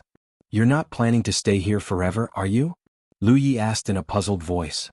"Just focus on your own cultivation and don't worry about me. Who knows, I might still progress faster than you even if I remain in the Spirit Creek battlefield," replied Wuxia before winking at him. Lu Yi snorted. "I shall do my best not to fall behind then." He rose to his feet and brought out his spirit boat. After he leaped onto it, he said, "I've left behind some cultivation resources for you. I'll be waiting for you at the Cloud River battlefield." "Be seeing you." Lu Yi nodded and shot into the sky. He was gone just like that. A smile cracked on Huasi's face before she continued to clean up the table. It would be a long time before they met again, but she did not feel too bitter about the parting. Temporary partings would only make the reunion sweeter. When Lu Yi first entered the core circle, he had taken turns flying a flying spirit artifact with Zhou. Despite this, it still took them 10 days to make it from the Crimson Blood Sect's outpost to the Devoted One's outpost. But now that he was Heaven 9, both his telekinesis speed and his endurance were far greater than before. He had reached the Crimson Blood Sect's outpost in less than 3 days. A legate could pass through their outpost's grand ward completely undetected and without resistance, but he was spotted by a sentry immediately after he made an entry. They immediately recognized Lu Yi and cried out in pleasant surprise, "Fifth senior brother is back." The news immediately spread like wildfire. Countless people began swarming him from all sides. Lu Yi swept his gaze across the crowd and noted in astonishment that most of them were unfamiliar faces. In fact, some of them looked to be only 12 to 13 years old. Lu Yi guessed that these younglings were probably the latest batch of disciples. The older ones were mostly made up of acolytes and associates. There were countless sects in the outer circle, but no one could top the Crimson Blood Sect's World Spiritual Chi because Lu Yi had maxed out the relevant upgrade during his last return. Associates would kill to join their outpost because the concentration of their outpost's World Spiritual Chi was 11 times stronger than the wilderness. This was an advantage no other outer circle possessed. If the Crimson Blood Sect wished to grow further, then they must increase their tier to tier 6 so that they could move their outpost to the inner circle. Also, the Crimson Blood Sect was easily the most famous sect in the Spirit Creek battlefield right now. The 1,000 Demon Ridge sects neighboring them only wished they were located somewhere else. This meant that joining the Crimson Blood Sect not only gave them the best cultivation efficiency, but also security. Their allies were perfectly happy to send their weaker disciples over to cultivate in their outpost as well. Perhaps the only flaw of their outpost was that their means to earn contribution points were limited. In the outpost, countless people were staring at him with curiosity, admiration, respect, and other emotions. Lu Yi abruptly discovered that the cultivators he knew were almost all gone. For example, Kong Niu, Ruan Lingyu, He Lingxi, Gu Yang and more had already entered the inner circle. The Spirit Creek battlefield had always been like this.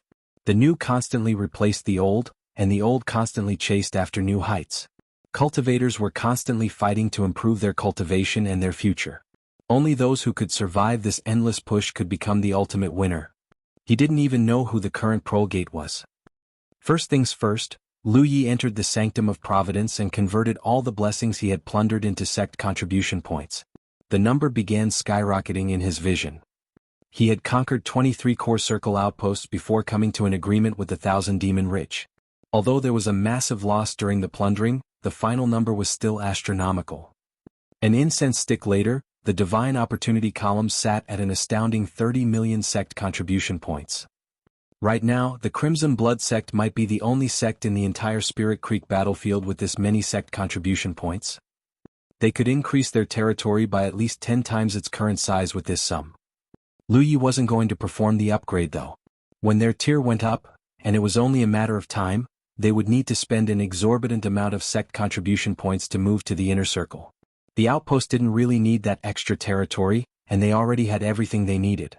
In the end, he decided that saving these sect contribution points would be the wiser option and only paid himself a wage. His contribution points skyrocketed past the 100,000th mark after that. Next, Lu Yi teleported back to the headquarters using the Divine Opportunity column. He saw Shui Yuan immediately after he appeared because she had been informed of his arrival a while ago. The woman cracked a smile when she turned to him and saw the string of storage bags tied snugly around his waist. She had heard that her junior brother had extorted a ton of goods from the remaining 1,000 Demon Ridge sects after conquering the initial 23, but it was only now she got a concrete idea just how massive his profit was. Second senior sister, Lu Yi greeted respectfully while walking up to her. Shui Yuan nodded and examined him for a moment. You're darker and stronger than before. What can I do? That's the life of an adventurer, he snarked before taking off the string of storage bags and handing them to Shui Yuan. He immediately felt lighter both physically and mentally. Oh my. Shui Yuan thought she knew how much Lu Yi had gained from his trip, but she was still surprised when she actually checked the storage bag's contents. It wasn't like the 1,000 Demon Ridge publicly aired their shame after all. They're for the sect. Feel free to do with them as you please, Lu Yi said before adding, I'll go see the sect master now. The old man isn't here today, Shui Yuan replied. Really? Oh well, I guess I'll visit Lady Yun instead. Every time he returned from outside, he made sure to visit his two seniors. It was basic etiquette. Wait. Shui Yuan stopped him before pulling out a wooden box from her storage bag. Lu Yi accepted it and checked its contents. There were 2 jade bottles inside the box. They both contained what looked like amber-colored spirit pills the size of a soybean. I made it using the honey you asked Jia to bring back. It has beautifying properties and I'm sure Lady Yun will love it. Most women cared deeply for their appearance, and this was doubly true for women who had reached a certain age. They wanted to hold on to their beauty for as long as possible after all. That was why beauty products were popular even among female cultivators. Lu Yi exclaimed in surprise, the honey is also a beauty product. Lu Yi had no idea. When Zhu Jia was forced to ascend to the Cloud River realm to save himself, Lu Yi had given him a massive amount of honey so that Shui Yuan could study it and hopefully convert it into medicines that could restore one's spiritual power. Instead, she had turned it into a beauty product. It does. I've tried it myself, Shui Yuan said smilingly. You should vary your gifts once in a while, no? You are absolutely right, second senior sister. Lu Yi thanked her before giving her all the remaining honey in his stock. Now that he knew that the honey also possessed beautifying properties, he realized it would be a waste to use it like he normally did. He also gave her the royal jelly since there wasn't much left anyway. He trusted her judgment and did not care what she did with it. After that, he flew to the Summit of Clarity and paid Lady Yun his respects. As Shui Yuan had predicted, Lady Yun immediately broke into a wide smile and showered Lu Yi with praise when she saw the gift. Of course, it wasn't that great a gift that she would allow him skip her tests altogether, but Lu Yi had improved a fair bit in the way of glyphs since they last met. That was why he was able to handle them pretty well. He learned a lot from her instructions as well. Lu Yi returned the books he had borrowed before and borrowed a new batch of books. He realized then that he had almost gone through half of the books in Lady Yun's library, those that were related to the way of glyphs at least. When evening came and Lu Yi bade Lady Yun goodbye, she said, Come find me after you've ascended to the Cloud River realm. I will be seeing you. As usual, he was escorted out of Lady Yun's residence by the mute attendant. He still didn't know what was wrong with her, but every time he saw her, he had this strange feeling that she wasn't as real as she seemed. When he returned to the summit of Cauldron, he discovered that his second senior sister had already prepared a table full of medicinal food. He did not hesitate to chow down immediately. Oh right, why did you want me to return to the headquarters before I ascend to the Cloud River realm, Sister Shui? Lu Yi asked while eating. It's nothing. I just want you to ascend in the outpost where everyone can see you. According to the old man, your ascension may be a tad different compared to others. Different? Yes. I'm not elaborating because even the old man isn't sure what will happen. You'll know when you ascend, Shui Yuan replied while putting more food in his bowl. Lu Yi nodded before saying, "Please tell me what you know about the Cloud River battlefield, Sister Shui." He would be entering the Cloud River battlefield after ascending to the Cloud River realm. Naturally, he would like to learn more about his next destination. The Cloud River battlefield. Shui Yuan looked wistful as she continued. It's completely different from the Spirit Creek battlefield in the sense that it is both far more interesting and dangerous. Shui Yuan had obviously trained herself in the Cloud River battlefield before. Lu Yi made sure to memorize her experiences and the rules. When he was done eating, Shui Yuan warned, "Remember that the Thousand Demon Ridge isn't necessarily our sworn enemy in the Cloud River battlefield. Sometimes, cooperation is the only way to achieve your goals." Understood.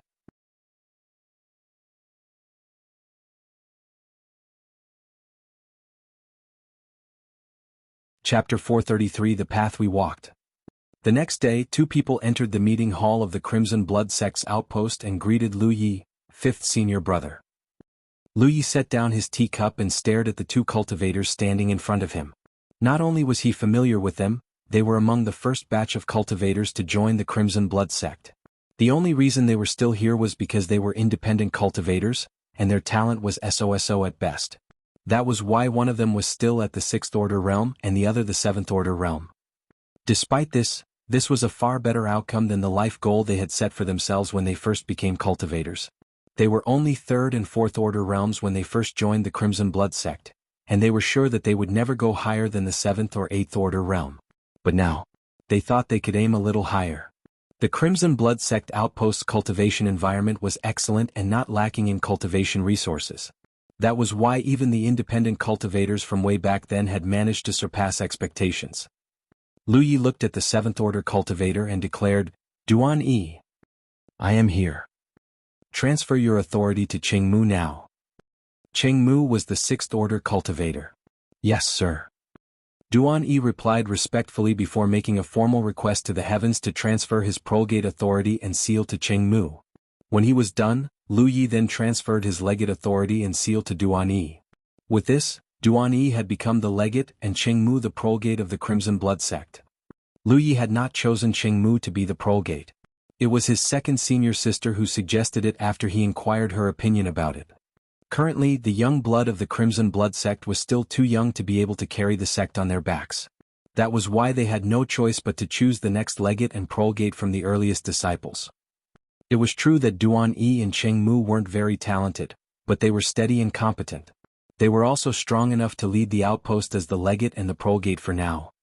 On a related note, the reason they didn't choose another 7th Order cultivator to be the prolgate was because all cultivators who reached the 8th Order realm were expected to leave the outpost. Making a 6th Order cultivator the prolgate meant that they wouldn't have to find a successor too soon, and Cheng Mu should be able to take over as the legate when it was Duan Yi's time to leave. When Gu Yang was the prolgate, I told him to locate his successors as soon as possible. That advice applies to the two of you as well. I leave the outpost to you too. We will not disappoint the sect or you, fifth senior brother, they said in unison. Lu Yi nodded. Cultivate hard and do not be too concerned about your talent. I promise you that your future will not end in the outer circle. After the duo were gone, Lu Yi finally left the meeting hall and took to the sky. When he landed on a spirit peak, Biki flew over to receive Lu Ye's offering as usual. It swallowed all the blood sturgeons Lu Yi had captured in one gulp like it was swallowing worms. It looked pretty happy. While stroking its feathers, Lu Yi said, "When my first senior brother left the Spirit Creek battlefield, he told you to protect the outpost. The sect has survived its hardest times, and it will only get better in the future. So you don't need to stay here anymore. If you wish to leave and see the world, then leave. If you don't, well, I'm certainly not going to complain. One way or another, the sect will always welcome you back with open arms." Biki was a tyrant-level spirit beast. Of course it could understand Lu Yi. The Crimson Blood Sect had declined for 30 years, and Biki had watched over it for just as long. Even when there wasn't a single disciple in the outpost, it remained faithful to his first senior brother's orders and protected it all day and night. Eventually, it even became a tyrant. Biki was incredibly loyal, but it was still an eagle. An eagle naturally yearned for freedom and the blue sky. In consideration of their current situation and its faithful service, Lu Yi believed it was finally time to give it the freedom to choose its own future. No matter what Biki chose, he would accept its choice.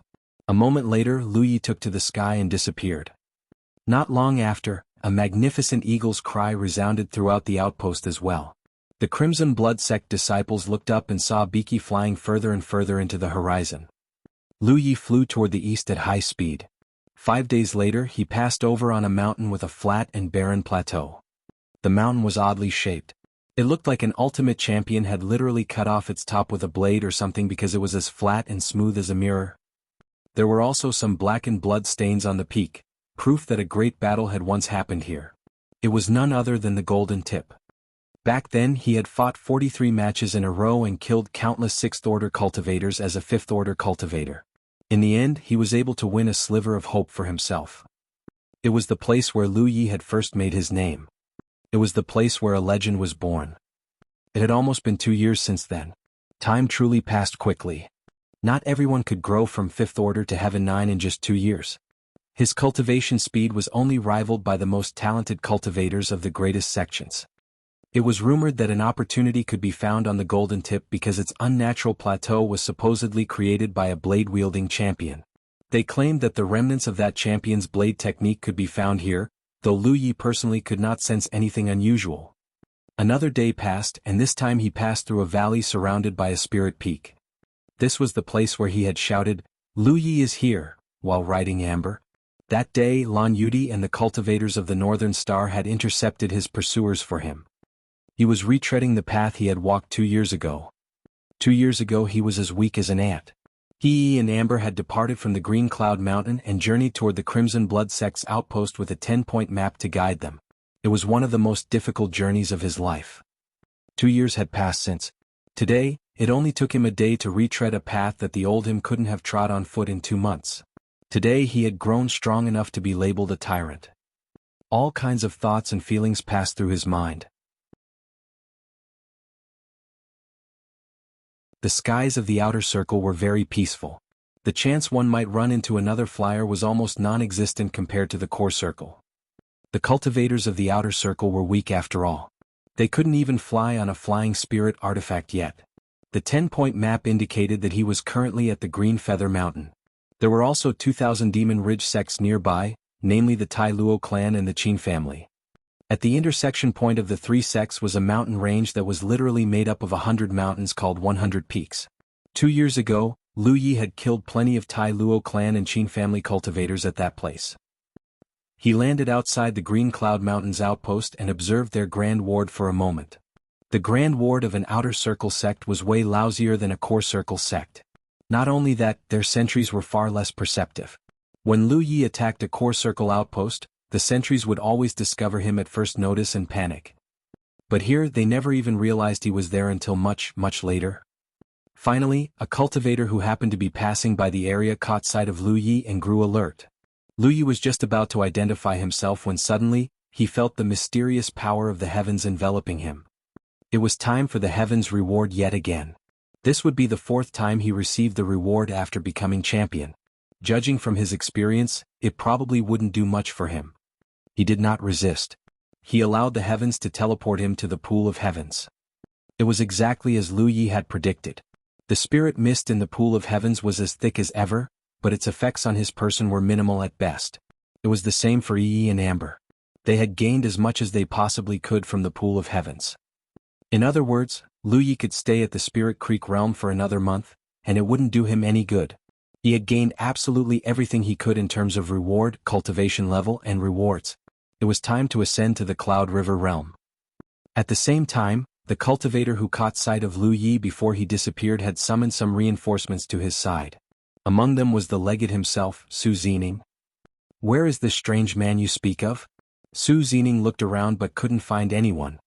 "He was here a moment ago before he suddenly disappeared," the cultivator who saw Lu Yi explained while pointing at the location he was at. "He suddenly disappeared?" Su Zining frowned. Could it be a ghost cultivator? Only ghost cultivators could suddenly vanish into thin air. "Did you see what his cultivation level was?" Su Zining asked.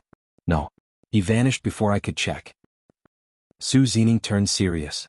"Tell everyone to stay alert. They are to report to me immediately if they notice anyone or anything that is suspicious. Until he knew who this mysterious person was and what his intentions were, the only response to such an incident was to prepare for the worst. The cultivators responded to his order affirmatively. Hundreds of Green Feather Mountain cultivators immediately got ready for battle. Lu Yi hadn't expected his appearance to alarm the Green Feather Mountain so. The timing was just too coincidental. He had just caught the attention of a Green Feather Mountain cultivator when the heavens whisked him away to the Pool of Heavens. An hour later, when Lu Yi reappeared outside the Green Feather Mountain's outpost once more, he looked up and saw a couple of cultivators looking at him warily. One of them yelled, "Who are you?" Lu Yi reported, "I am Lu Yi of the Crimson Blood Sect. I have come to visit the Green Feather Mountain." The Green Feather Mountain was a Grand Sky Coalition sect. That was why he hadn't entered their outpost without permission, not to mention that he owed them a favor. Lu Yi of the Crimson Blood Sect? A cultivator repeated with a frown. He thought that the name sounded very familiar, but he wasn't able to recall it immediately. It had been over a year since Lu Yi left the outer circle. While they were aware of his exploits, they didn't remember him nearly as well as a cultivator from the inner circle or the core circle. That was why the cultivator wasn't able to recall Lu Yi immediately. It only took the cultivator a few extra seconds to put two and two together though. He pointed a shaky finger at Lu Yi and stuttered, "Why, you're the champion of the Scroll of Supremacy, Lu Yi." That was another reason he hadn't made the connection immediately. Everyone knew him as Lu Yi, not his real name. Yeah, it is him. Excitement immediately gripped the cultivators. Some of them hurried into the outpost to report Lu Yi's arrival. How often did an outer circle cultivator get to meet a champion of the Scroll of Supremacy? The answer was not at all. That was why they were so excited. These days, Lu Yi of the Crimson Blood Sect was synonymous with invincibility within the Grand Sky Coalition. After all, how many people could earn ludicrous titles like the Vanquisher of Sects or the Three Banes of Spirit Creek?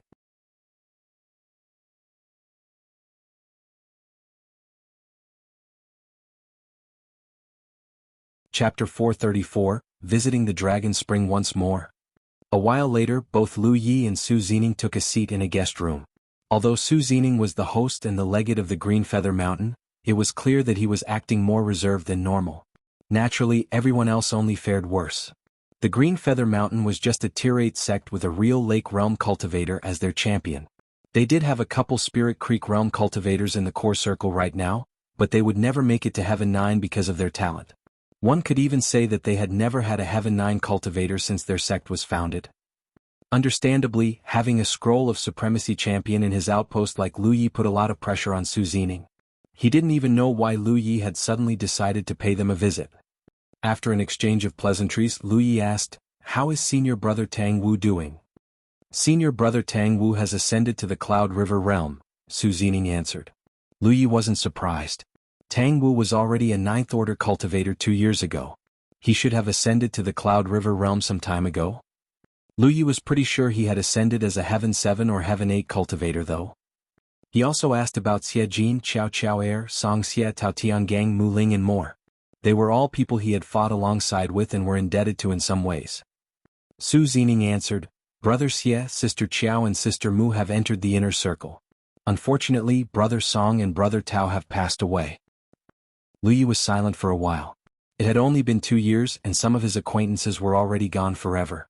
Unfortunately, constant danger was the price all cultivators must pay to grow stronger. Su Zining was beyond curious. "If you don't mind me asking, how do you know so many of my senior brothers and sisters, Senior Brother Yi?" Lu Yi smiled. "Haven't they told you about the battle at the 100 Peaks 2 years ago? Your senior brothers and sisters and I fought side by side back then."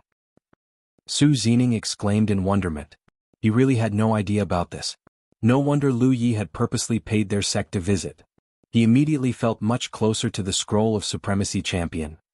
"Should I inform my senior brothers and sisters of your arrival and tell them to come back?" "It's okay," Lu Yi waved him off immediately. "It is a long journey from here to the inner circle. I don't want to waste their time when they can be cultivating. I really came today to make a request. I'll take my leave once I'm done with my business." "What is it that you need, Brother Yi? We will do our best to fulfill your request." "I very much appreciate that." Lu Yi said slowly, I would like to enter the Dragon's Spring. Su Zining looked puzzled. But Brother Yi, you're already at Heaven 9. I do not think the Dragon's Spring will be able to help you much. Lu Yi shook his head. I have my reasons. He then untied a storage bag from his waist and pushed it across the table. I'm sorry to trouble you, but I would like you to return to your headquarters and speak to your elders about my request. I'm aware it's not time for the Dragon Spring to open yet, so this is my payment for disrupting your schedule. Su Zining hurriedly said, This is but a simple matter, Brother Yi. You do not need to pay me anything. Lu Yi smiled and slapped the storage bag on his hands. Treat this as my gift to the Green Cloud Mountain then. Leave it to your elders to decide what to do with it. Su Zining thought for a moment before nodding. Very well, Brother Yi. Please wait a moment while I return to the headquarters. Thank you again for making time for me. Lu Yi waited patiently in the guest room while Su Zining left to convey his request.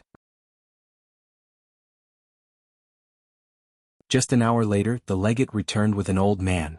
Lu Yi rose to his feet as Su Zining introduced the old man. Brother Yi, this here is Elder Yi Yang.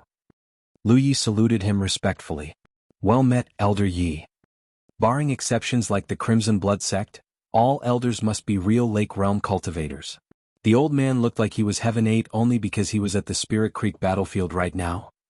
Yi Yang looked Lu Yi up and down once before stroking his beard. Your reputation precedes you, Lu Yi of the Crimson Blood Sect. I can see that you more than deserve your reputation. You praise me too much, Elder Yi.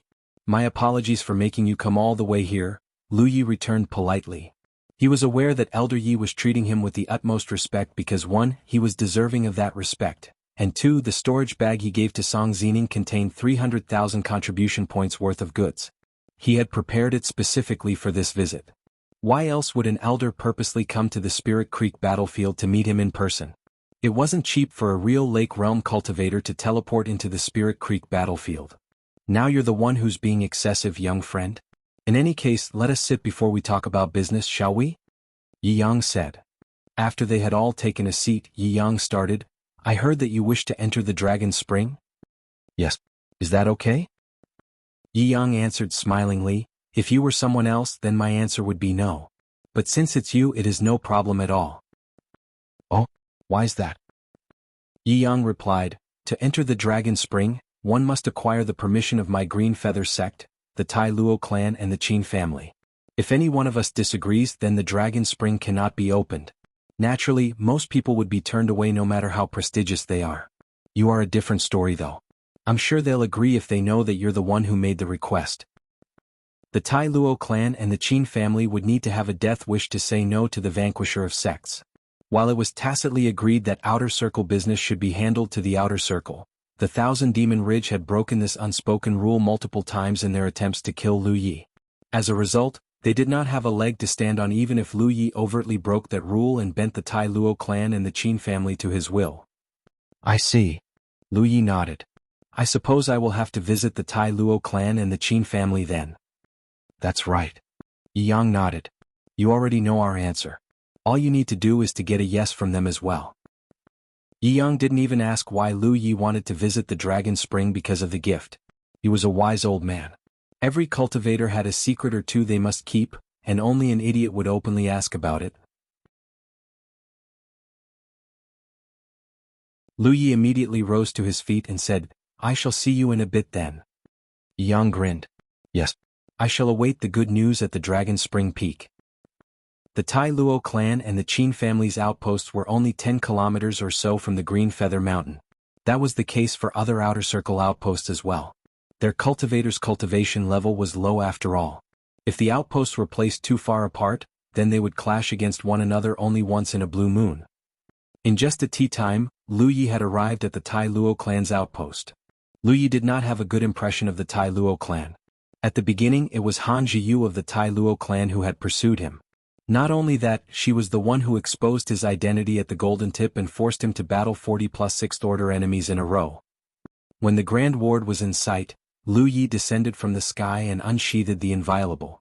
It was just a normal swing empowered by 2 sharp edges, but the Grand Ward still shattered in one blow.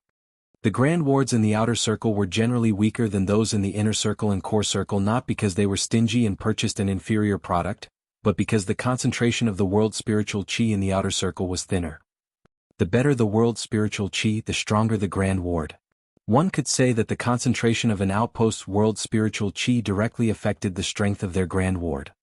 At Lu Ye's current strength, there wasn't a single outpost in the outer circle whose Grand Ward could withstand a hit from him. Grand Wards did not break soundlessly. The loud noise immediately attracted the Tai Luo clan's attention as cultivators swarmed out of their dwellings like ants. No one knew what was going on until someone saw Lu Yi hovering in the sky on his spirit boat. Panic immediately spread throughout their ranks. A 7th Order cultivator stepped out and forced himself to say, "Who are you, fellow cultivator? Why have you broken our Grand Ward?" He did not recognize Lu Yi, but he was 100% certain that Lu Yi was a Grand Sky Coalition cultivator. No ally would break their Grand Ward by force. As if that wasn't bad enough, their aura marked them as a heaven-grade cultivator. It was also why the 7th Order cultivator was confused. What kind of core circle cultivator would come to the outer circle and bully an outer circle outpost? "I am Lu Yi of the Crimson Blood Sect," Lu Yi replied in an indifferent tone. The Green Feather Mountains cultivators failed to remember him immediately after Lu Yi reported his name, but not the Tai Luo clan. Without exaggeration, every Tai Luo clan cultivator turned as white as a sheet while backing away from Lu Yi like he was a monster. "Tell your elders that I wish to speak with them. I will be waiting for them at the Dragon Spring Peak." Lu Yi said this before flying away. He was more than capable of killing everyone in the outpost, but the thought had never crossed his mind. Forget that only a weakling would murder someone weaker than them, he was a Heaven 9 cultivator right now. Heavens know how many contribution points he was going to lose if he actually went on a killing spree. Chaos rippled across the Tai Luo clan's outpost for a moment. When someone brought the news back to the headquarters, panic rippled across the higher-ups as well. No one knew why the vanquisher of sects had suddenly visited their outpost and demanded them to show up at the Dragon Spring Peak. Lu Yi did the same thing when he arrived at the Qin family's outpost. He shattered their Grand Ward in one strike before giving them the same message. A while later, Lu Yi arrived at the Dragon Spring Peak of 100 peaks. 2 years ago, he had entered the Dragon Spring to temper his body. He even obtained a dragon scale from it. Today he had returned as a reborn person. There was a great hall on the peak of Dragon Spring Peak. The Green Feather Mountain and the Tai Luo clan had built them together. The passage leading to the Dragon Spring was hidden beneath the Great Hall.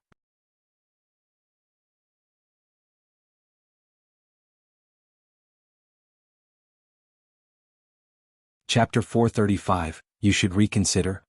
When Lu Yi entered the Great Hall, Yi Yang of the Green Feather Mountain was already waiting for him. The old man greeted him with a chuckle when he saw him. "You work fast, young friend." "I'm just impatient." Lu Yi walked to a corner of a great hall. Last he recalled, it was where the entrance to the underground passage lay. Right now though, it was like the entrance never existed in the first place. Clearly, it had been hidden using some sort of enhancement or other methods. Lu Yi watched for a moment but couldn't find anything. He then applied insight to his eyes and checked again. He did not know if the Tai Luo clan or the Qin family's elders would show up. If they decided that it was too risky to appear in the Spirit Creek battlefield, then he would have to open the Dragon Spring himself. If there was one thing he was confident at, it would be his skill in breaching wards and enhancements. Unfortunately, he had overestimated himself this time. Despite his vision being empowered by insight, he still could barely spot anything that was out of the ordinary, much less breach the enhancement. "Elder Yi, did this enhancement already exist before the sects were founded?" Lu Yi asked suddenly. Yi Yang nodded. "That is correct." "How did the Green Feather Mountain and the other 2 sects learn how to open it then?" Yi Yang chuckled. "In fact, we did not know how to unlock it at the beginning. It was all thanks to a control jade that our ancestors found at this place. According to the records, the Green Feather Mountain and Tai Luo clan were initially drawn to this place by a strange phenomenon. A great battle later they discovered the control jade and gave it a try. That was how they discovered the Dragon Spring. Since neither sect was strong enough to overpower the other, we ultimately decided to split the control jade in 2 and share the Dragon Spring. When it was time, we brought the split control jade together and opened the passage. Later, the Tai Luo clan realized they were falling behind our sect and recruited the Qin family's aid. That was how they were able to maintain the balance to this day. In order to recruit the Qin family, they split the half of the control jade in their possession in half and gave one half to the Qin family. That is why it takes 3 sects to open the passage today. I see. Did you notice anything, young friend? Yang asked. The Green Feather Mountain had researched the Dragon Spring a lot as a matter of course, but they weren't able to find out much despite their best efforts. Lu Yi shook his head. Not really. All I can tell is that whoever laid down this enhancement must be an extraordinary master. Suddenly Lu Yi turned toward the exit. 2 old men walked into the Great Hall at the same time. They were most likely the elders of the Tai Luo clan and the Qin family. Yi Yang raised his eyebrows in surprise before joking, I thought the 2 of you had died long ago. The old man to the left replied, How can we die when you're still alive? They had fought against one another at the Spirit Creek battlefield. However, after they ascended to the Cloud River realm, they rarely ran into each other since their headquarters were extremely far apart. It had been over a century since they were Spirit Creek realm cultivators roaming the Spirit Creek battlefield. They had all lost their youth and drive. Although they were enemies, they could not help but think about the old days fondly. I'm assuming that this young friend here is the infamous Lu Yi? The old man to the left asked while staring at Lu Yi. Yi Yang ignored him. Young friend, this bullshitter here is Zhao Xan of the Tai Luo clan, and that mute to the right is Qin Ming of the Qin family. Qin Ming harumphed to indicate that he was no mute. Zhao Xan continued to stare at Lu Yi. You must believe that you're on top of the world, young friend. Why has the champion of the Scroll of Supremacy come to bully outer circle sects like us when you should be honing yourself in the core circle instead? Both Zhao Xian and Qin Ming were only Heaven 8 in the Spirit Creek battlefield, but they didn't look afraid of Lu Yi in the slightest. It was because they knew that there was no escaping Lu Yi if he really meant them harm. The young man had literally slaughtered his way up to the champion spot after all. Moreover, Lu Yi was only Heaven 8 when he became the champion of the Scroll of Supremacy. Now that he was Heaven 9, there truly was no one in the Spirit Creek battlefield who was a match for him anymore. They might really be real Lake Realm cultivators, but here in the Spirit Creek battlefield, they did not think they could even withstand a single attack from Lu Yi. I want to enter the Dragon Spring. Zhao Xian nodded. I thought that might be the case. When Zhao Xian had received his disciple's report, he immediately thought that Lu Yi had come for the Dragon Spring. There was no other reason the Heaven's Damned champion of the Scroll of Supremacy himself would visit their humble cave otherwise. Qin Ming, the elder who had been silent all this day, finally spoke up. May I know why you're entering the Dragon Spring, young friend? At your level, forget tempering your body with the Dragon Spring, I'm pretty sure it wouldn't do anything for you at all. Zhao Xian wanted to know this as well. Lu Yi thought for a moment before asking a strange question. Once upon a time, there was a mortal who lived to 100. Despite his age, he was healthy and of sound mind. Why is that? Zhao Xan frowned but gave his answer. A mortal who lived to 100 is almost at the end of their lifespan. The only way they might remain healthy is if they cultivated some sort of wellness technique. Lu Yi shook his head to indicate that his answer was wrong. Qin Ming then answered, then he must have consumed a spirit medicine that could extend his age. However, Lu Yi shook his head yet again. What is the answer then?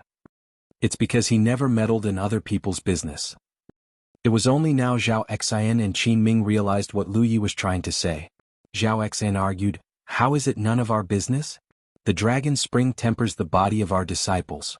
It is a matter that affects not just their future but our sects as well. If you don't give us a proper explanation, I'm afraid we cannot comply with your request. Lu Yi simply brushed his finger across the inviolable's hilt and said, if you're so concerned about your disciples' future, then you should consider how many futures will be lost if I decide to swing my saber. Zhao Xian changed his tune instantly. Did I say you cannot go in? If you were anyone else, then the Tai Luo clan would not agree to this no matter what. But since it's you, you are welcome to come and go as you pleased. What do you say, Brother Qin? Qin Ming nodded. I do not have an opinion. A smiling Yi Yang took a step forward and asked, shall we begin? Sure. All 3 men took out their portion of the control jade and channeled their spiritual power into it. The split halves started shining and attracting one another until they were finally joined as one. It looked like a dragon. The control jade vibrated as if it was resonating with some sort of invisible power before a rumble came from inside the mountain. Then, an entrance leading to the underground appeared on the floor just like that. After the trio had retaken their portions of the control jade, Zhao Xan clasped his hand and declared, "That's that then. Goodbye." He then left the place immediately. Lu Yi looked at Yi Yang inquiringly and Yi Yang explained, "Their presence is no longer necessary after the dragon spring is opened.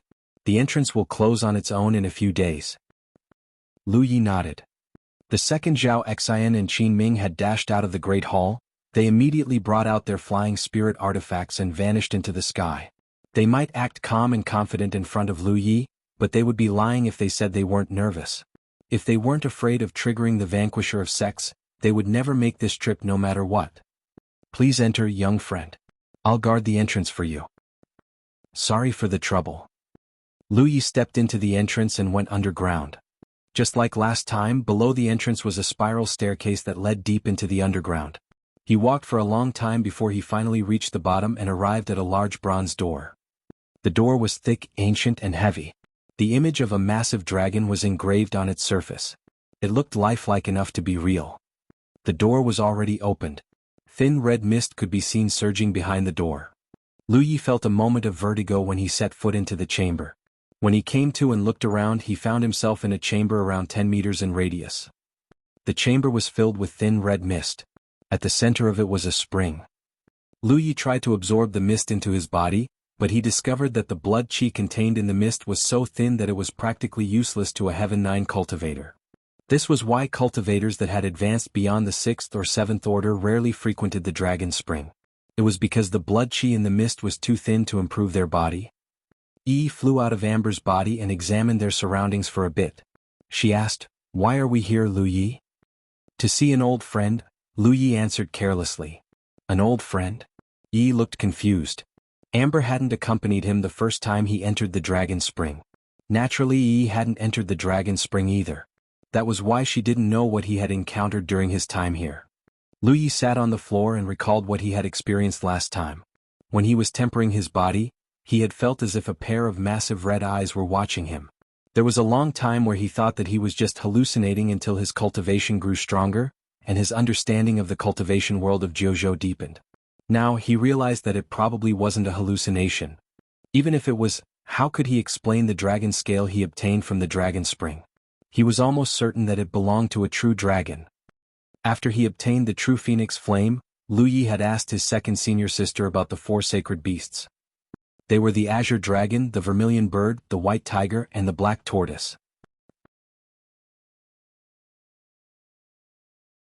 Their stories were spoken throughout Jianghu as a myth, but Lu Yi knew that the vermilion bird was real.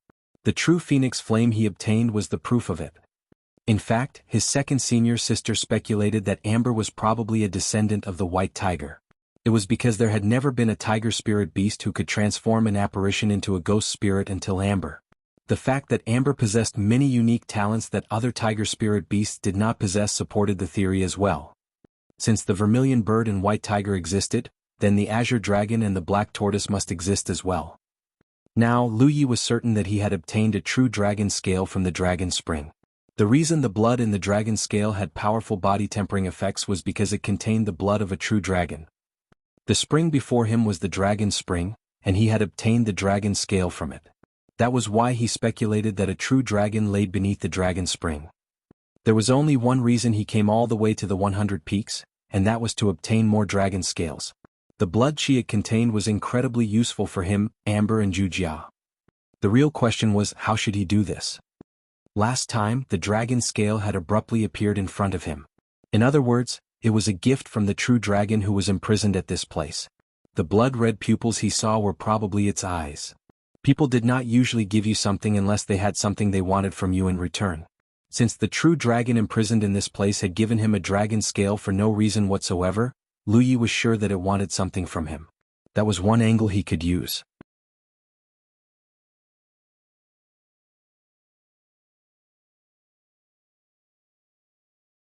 Chapter 436, The Truth of the World. Shui Yuan knew that Lu Yi had a dragon scale because she had seen him tempering his body with its blood qi before. He did not hide anything when she asked him about its origin. After listening to his story, she deduced that a secret or an opportunity lay beneath the dragon's spring. Lu Yi had made up his mind to visit the 100 peaks after he reached the pinnacle of Spirit Creek Realm a long time ago. He wanted to obtain more dragon scales. He was certain that the Green Feather Mountain Tai Luo clan and Qin family did not know about this despite having owned the dragon spring for years. If they did, they would have explored it a long time ago. In other words, Lu Yi might be the only person ever to obtain a dragon scale from the dragon spring. If his assumption was true, and a true dragon really was imprisoned beneath the dragon spring, why would it give him a dragon scale for no reason? It couldn't be because he was lucky or because the true dragon found him likable. There had to be a deeper reason. Perhaps he possessed some sort of quality that other cultivators did not possess. Lu Yi had a vague idea what the answer was as he recalled his experience in the dragon spring. In the chamber, Lu Yi channeled his spiritual power and began constructing his glyphs. Sharp Edge, Protection, Gathering Spirits. Blood Rage, Radiance, Reinforcement, Windwalk, Gravity Well. Burster, Conceal Presence, Insight. Record Sound, Record Image, Spirit Storage, Aquatic Lungs, Explosion, Invisibility. Golden Arc, Invoke Lightning, Soar. Besides Fire Phoenix, he constructed every glyph he had mastered until now. He then repeated it all another 2 times. The entire process was as smooth as butter. Even a master glyph weaver like Lady Yun would have been stunned by his display. Even at her level, there was no way she could construct this many complicated glyphs in such a short time, much less go from one glyph to another without making a single mistake. Thanks to the Tree of Glyphs, it was no problem at all for Lu Yi. Nothing happened, however. Lu Yi could not help but frown and wonder if he was mistaken after all. If he was, then all this was just a waste of time. He did not regret the lost time too much though. To be fair, he had come here based on an assumption. His understanding of the cultivation world of Jianghu wasn't so deep that he was arrogant enough to believe he knew everything, so it was inevitable that he would make a mistake once in a while. He rose to his feet and strode toward the exit. He had barely taken a few steps when he suddenly felt a pair of eyes staring at his back and freezing him in place. His muscles tensed, and his skin pricked like he was being stabbed by a million needles. It was more painful than he expected. On his shoulder, Amber puffed up its fur like a startled cat and leaped to the ground. It then began growling menacingly. Lu Yi gripped the inviolable as large beads of sweat poured down his forehead. He slowly turned around like he was wading through mud water before meeting the blood-red pupils that had gazed at him last time. The pupils were filled with indifference and aloofness. He felt as small as an ant before them. He was right after all. He wasn't hallucinating, and the owner of the pupils could very well be a true dragon. Right now, a dragon's head made purely out of blood chi was suspended above the chamber. It was covered in scales and had a pair of horns on its head. Hair flapped beneath its chin even though there was no wind in the chamber. Its pressure was so heavy that Lu Yi was bending a little, and his breathing felt constricted. He felt as if a mountain was sitting on its shoulders, and he could not shake it off even if he pushed with all his might. Roar! Amber let out a mighty roar that sent shockwaves rippling across the chamber. At the same time, the fire phoenix on the Tree of Glyphs suddenly let out a clear phoenix cry as if it was alive. Surprise replaced the indifference in the dragon's eyes. The next moment, Lu Yi unsheathed the inviolable, shoved his vitality into his right arm and swung down on the head. Flash! The attack could have killed even a Heaven 9 body-tempering cultivator in a single strike, but it did no damage to the dragon's head whatsoever. It wasn't a physical presence after all. It was just a manifestation of blood chi. Despite this, Lu Yi felt like he had severed something. The heavy pressure pressing down on his shoulders abruptly disappeared. Lu Yi let out a sigh of relief and looked at the dragon's head. He asked, "Did you choose me because you want me to save you?" If he was only guessing before, now he was certain that that was the case. Lu Yi might not know why the dragon was imprisoned in this place, but he knew that it wanted to be free if at all possible. Naturally, it would try to find a suitable candidate. Most of the cultivators who came to the Dragon Spring were not up to the dragon's standards. However, Lu Yi was a different story. His talent in the way of glyphs was one of a kind. That was why it had given him a dragon scale when he was at 5th order. The dragon was quite a bit stronger than he expected though. If it could manifest this much power when it was imprisoned, heavens only know how strong it really was when it was released. "You are a very smart young man," the dragon said suddenly. "This is not how you beg someone for help," Lu Yi said with his eyes narrowed. First, the dragon had waited until the last moment to show up. Then, it tried to bring him low and nearly succeeded in bringing him to his knees. It was clearly not a good-natured dragon. You are too weak as you are. Then give me something that can make me stronger. I wouldn't mind 80 or 100 dragon scales for starters. The dragon abruptly burst out laughing. It was so loud that the chamber shook a little. Its head gradually disappeared, and Lu Yi frowned in puzzlement. Before he could voice his doubts, the dragon spring suddenly stirred violently. A dragon scale appeared, followed by the second, third and fourth. It didn't stop until it had spat out 5 dragon scales in total. Keep cultivating, young man. Come and find me again when you've figured out most of the truths of this world. I look forward to our next meeting. The voice entered his ears, but he could not find the source. For whatever reason, the dragon seemed certain that Lu Yi was going to seek it out again. Lu Yi muttered, "Stingy," under his breath before he picked up the 5 dragon scales. They were only the size of a palm, just like the first dragon scale he had ever gotten, but Lu Yi could tell that the vitality within these dragon scales was much richer.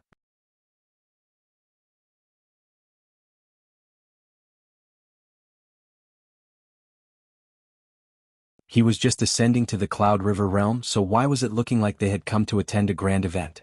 He might be one of a kind, but he did not think that his ascension warranted the presence of the legates and prolegates of the core circle sections. It was to the point where he thought something had happened to his outpost at the beginning. Right now, the Crimson Blood Sect's outpost was jam-packed with people. Their disciples might only number a couple hundred, but nearly 2,000 people had traveled all the way from the core circle to visit them. Duan Yi had no choice but to spend some contribution points and enlarge their territory after asking for permission from his second senior sister. That wasn't all. He noticed that a platform had been built at the Sanctum of Providence. According to the people around him, that was where he was expected to break through to the Cloud River realm. As the platform was 40 meters high, it was guaranteed that everyone would have a clear view of him. Lu Yi was completely confused at this point. He had left for only 20 days at most, so why did it feel like he had returned to a different reality?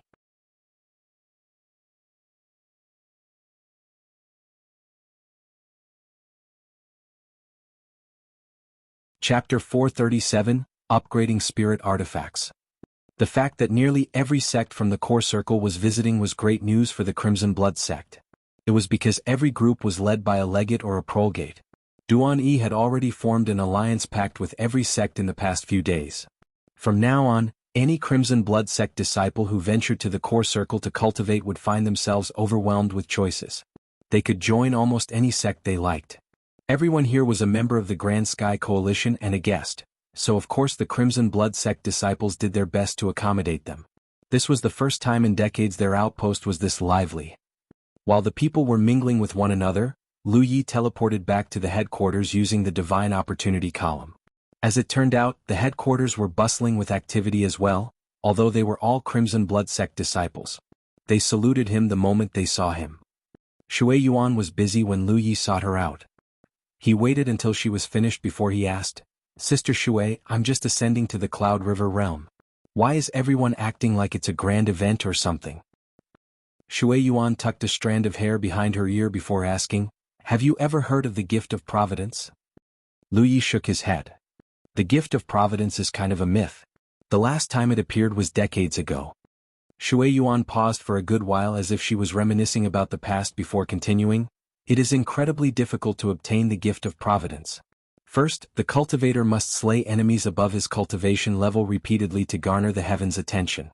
If they accrued enough attention, they will be granted the Gift of Providence when they ascend to the next major realm. It's not difficult for some major sect disciples to slay enemies above their cultivation levels. Ghost cultivators specialize in this area after all, but to display the same level of prowess against any opponent one faces? That is far, far more difficult. Out of everyone in this generation, you are the only one who meets this requirement. Lu Yi had been battling enemies above his cultivation level since the day he embarked on his cultivation journey. It might not have been obvious before he was in the Fifth Order, but that became clear after the Battle of Golden Tip. During the Battle of Golden Tip, everyone he fought except his first opponent was a Sixth Order cultivator. At the time, Li Baxin and the other Grand Sky Coalition cultivators already noticed that Lu Yi could be a candidate to receive the Gift of Providence. However, it wasn't a sure thing yet. He was still a long way away from the Cloud River realm after all. Be it in the outer circle, inner circle or core circle, almost everyone Lu Yi fought since were stronger than him in terms of cultivation level. However, he had defeated them all. As if that wasn't clear enough, he was the first ever Heaven 8 cultivator to become the champion of the Scroll of Supremacy. After he reached Heaven 9, he was practically invincible in the entire Spirit Creek battlefield. Only Tyrant-level existences could give him a run for his money. If he didn't qualify to receive the gift of Providence, then no one did. Accrue enough attention? Lu Yi said out loud. Sister Shui, are you saying that the heavens? I shouldn't need to tell you this, but the omnipresent heavens are more profound than you think. You may not feel it right now, but you will when your cultivation level increases. Lu Yi nodded. What's so amazing about this gift of Providence? To be honest, I'm not sure about the details myself. For one, only a handful of people has ever received the gift of Providence. 2. All information regarding the gift of Providence was considered top secret and locked behind closed doors. What I can tell you is that the last person to receive the gift of Providence is our first senior brother, though he obtained it when he was ascending to the real lake realm, not the Cloud River realm. Since then, his cultivation grew faster than ever before, and he led our sect to our golden age. But of course you already know what happened next. He was the reason we rose to the greatest heights, and the reason we fell from grace as well. First senior brother? Lu Yi murmured. Already, he could not count the times he had heard of the achievements of his first senior brother. You don't need to think too much. In the end, it's up to the heavens whether you obtain the gift of Providence or not. Anyway, that is why so many people have come to witness your ascension. Lu Yi nodded in agreement. Have you decided when you are going to ascend? Shui Yuan asked. No, but any time is fine, honestly. Then let us set it 3 days later. As you wish, senior sister. For a time, Shui Yuan watched him with a fond expression not unlike a mother watching her son grow up. She suddenly cracked a smile and said, Time flies, doesn't it? To think you're ready to ascend to the Cloud River realm already. She paused for a second before continuing, That said, you're going to have to change your spirit artifact. That is exactly what I wish to speak to you about. Lu Yi was having a headache regarding this problem as well. Right now, everything he owned, be it the inviolable, the flying weapons in his weapon holder or even his flying spirit artifact, were just non-opal enchantment low-grade spirit artifacts. Generally speaking, only Spirit Creek realm cultivators would use low-grade spirit artifacts. When a cultivator ascended to the Cloud River realm, they should consider switching to middle-grade spirit artifacts right away. Replacing flying weapons and flying spirit artifact wasn't a problem. The resources he had extorted from the Thousand Demon Ridge contained a lot of spirit artifacts, and there were middle-grade and even high-grade spirit artifacts among them. He could replace them any time he wanted to. The inviolable though. The inviolable had accompanied him for 2 years. He had achieved blade communion with the saber as well. Even if he found another blade that was exactly identical to the inviolable but stronger, he couldn't be sure that it would fit him. He would have to restart his blade communion from zero as well. It would not be worth it. However, the inviolable was already falling behind his cultivation level. 2 years of near non-stop fighting had damaged it pretty badly as well. It wouldn't be long before it was completely unusable. After Lu Yi had told Shui Yuan his worries, she said smilingly, I'm aware that your personal spirit artifact holds a special place in your heart, just like swords to a sword cultivator like your fourth senior brother. The solution is simple.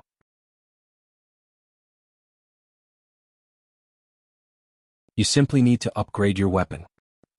Upgrade my weapon. You can pay an artificer to upgrade your saber from low grade to mid grade, though I must warn you that the fee will be more expensive than if you just buy a new saber. It is because the artificer must be a master in the art at least to upgrade a spirit artifact. The benefits are worth the price though. For starters, the saber can be tailor-made to fit your needs exactly. Lu Yi perked up. Really? That's incredible. Do you know any master artificer, senior sister? I do, but they do not live in Bingzhou. It's okay. You don't need to travel all the way to find them though. Just enter the Vault of Providence and post a request to upgrade your spirit artifact. Someone will accept it eventually. The Vault of Providence can do this? Lu Yi was surprised. For the longest time, he thought that the Vault of Providence was just a place to buy or sell items. You'll know once you give it a try. But remember, all transactions carried out in the Vault of Providence are paid in contribution points. Got it? Lu Yi replied before hurrying to the Sanctum of Providence. He then connected to the Divine Opportunity column and entered the Vault of Providence. As usual, the giant vault was filled to the brim with goods. Lu Yi was completely overwhelmed the first time he saw it. However, one could filter out the items they didn't need by inputting the right keywords. The more keywords one inputted, the more items would be filtered out of the search until finally, the cultivator found exactly what they were looking for. Of course, they still needed to pay contribution points to purchase the item. Contribution points were the one and only currency that was accepted by the Vault of Providence. I would like to post a request to upgrade my spirit artifact, Lu Yi declared. The giant vault distorted. A while later, Lu Yi discovered that he was standing in a small room. There was a table in front of him and nothing else. Realizing what was asked of him, Lu Yi placed the inviolable on the table. He did not know how long it would take before someone would accept his request, and he wasn't going to waste his time waiting. He was just about to leave when suddenly, the space opposite him distorted, and a blurry figure appeared. This was the first time he saw another person in the Vault of Providence. He could not help but examine them for a moment, though the heavens made it so that it was impossible to distinguish even their gender, much less their cultivation level. The person grabbed the inviolable and gave it a look. They then said in a disappointed tone, "Just a low-grade spirit artifact." It was clear that the person did not think that this would be a massively profitable transaction for them. "Do you have any demands?" Despite their disappointment, the person didn't turn around and leave. Requests like this were pretty rare, and some contribution points were still better than no contribution points at all. While retaining its shape and length, I'd like to increase its number of enhancements to 18. I also want it to be as tough as possible and 3 times heavier than it currently is. You're a pretty demanding person, aren't you? What's your offer? Lu Yi thought for a moment before answering, 800. Low-grade spirit artifacts were generally priced between 30 to 150 contribution points in the Vault of Providence. Middle-grade spirit artifacts were around 2 to 500 contribution points. Lu Yi's offer was enough to buy the best available middle-grade spirit artifact. It's not enough. It will cost at least 600 contribution points just to purchase the materials necessary to meet your requirements. The person harumphed. Upgrades are not the same as purchases. How much do you want then?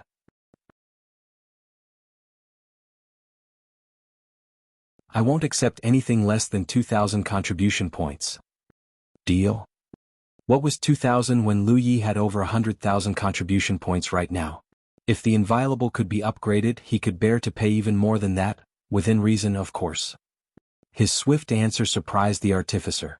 They wondered if Lu Yi was a disciple of a major sect and regretted not upping the price. There was no use crying over spilled milk though. The artificer declared, "Let us forge the sacred pact then." The sacred pact was forged a moment later. It listed the price, Lu Yi's requirements and the time limit. The two cultivators also exchanged imprints with each other. The time limit was very important because he was temporarily giving up the inviolable to the artificer. If no time limit was specified, the artificer could hold on to his weapon forever. The time limit was set to 3 days. Lu Yi could not help but think that artificing was a wonderfully profitable business. Using his case as an example, a master artificer could earn 2,000 contribution points in just 3 days. Lu Yi went back to his second senior sister after exiting the Vault of Providence. Now that the problem regarding the inviolable was solved, he only needed to replace his flying weapons and flying spirit artifact. Last time he had given up all the goods to Shui Yuan. They were stored in the Crimson Blood Sect's vault. He took the key from his second senior sister and went to the vault to make his pick.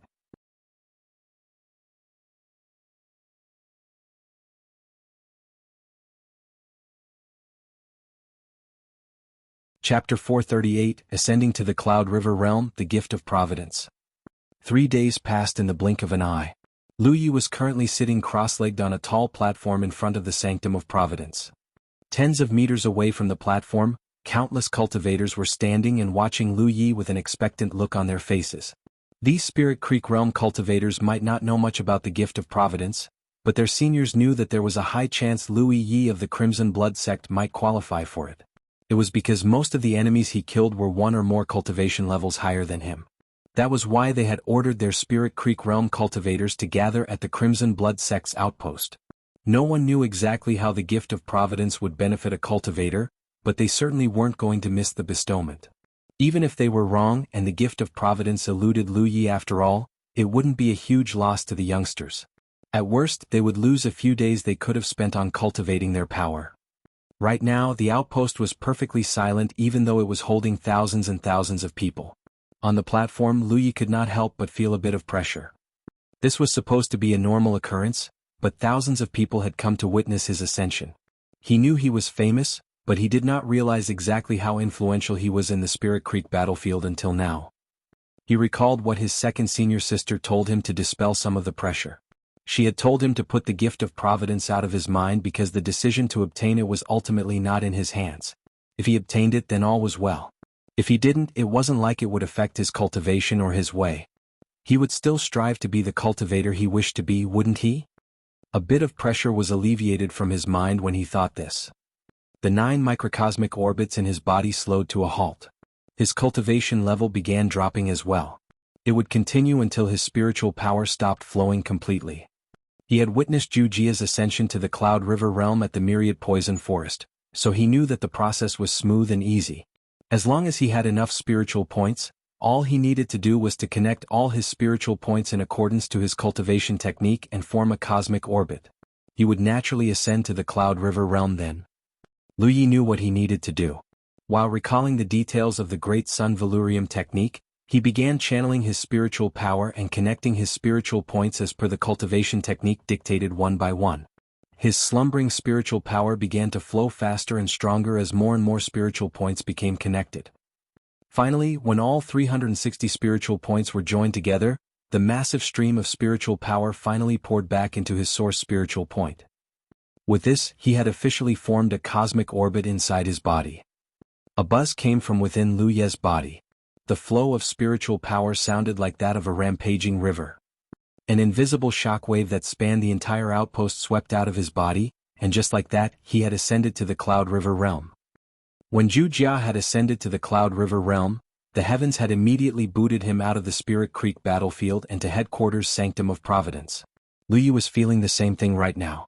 He suddenly felt as if he was shoved into a tiny hole, and the very space around him was trying to eject him from the Spirit Creek battlefield. Suddenly, a mysterious power descended from the heavens. The next thing he knew, the rejection was no more. It really is the gift of Providence. Someone exclaimed in shock.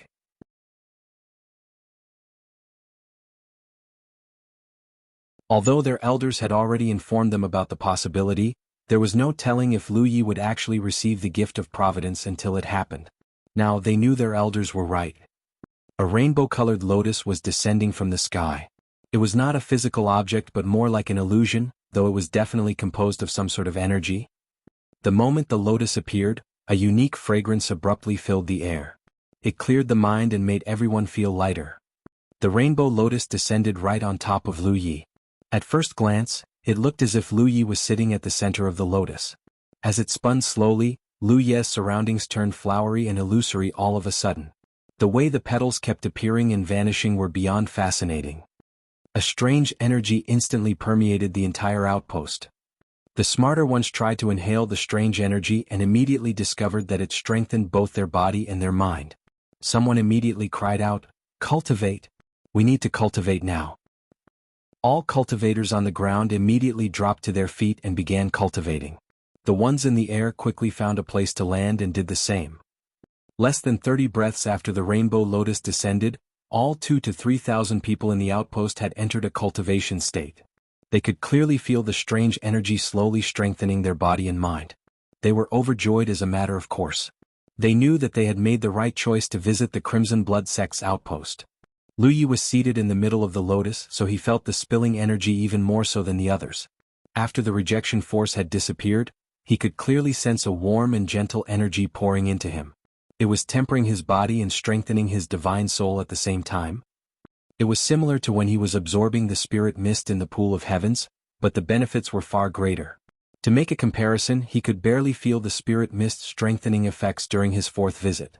The gift of Providence, though, he could feel it enhancing his body and soul at visible rate. Time passed bit by bit. The entire outpost was so silent one could hear a pin drop. At some point, the cultivators slowly opened their eyes and discovered that the platform was empty, and Lu Yi was nowhere to be seen. They knew then that the young man had ascended to the Cloud River realm and left. More and more cultivators were opening their eyes and checking their bodies. It wasn't long before everyone was grinning from ear to ear. Practically everyone had benefited from the gift of Providence. Not only were their bodies and minds stronger than before, some of them had even unlocked spiritual points that had remained locked for a long time. Even more people discovered that the concentration of pill poison in their bodies had decreased, and their spiritual power was purer than before.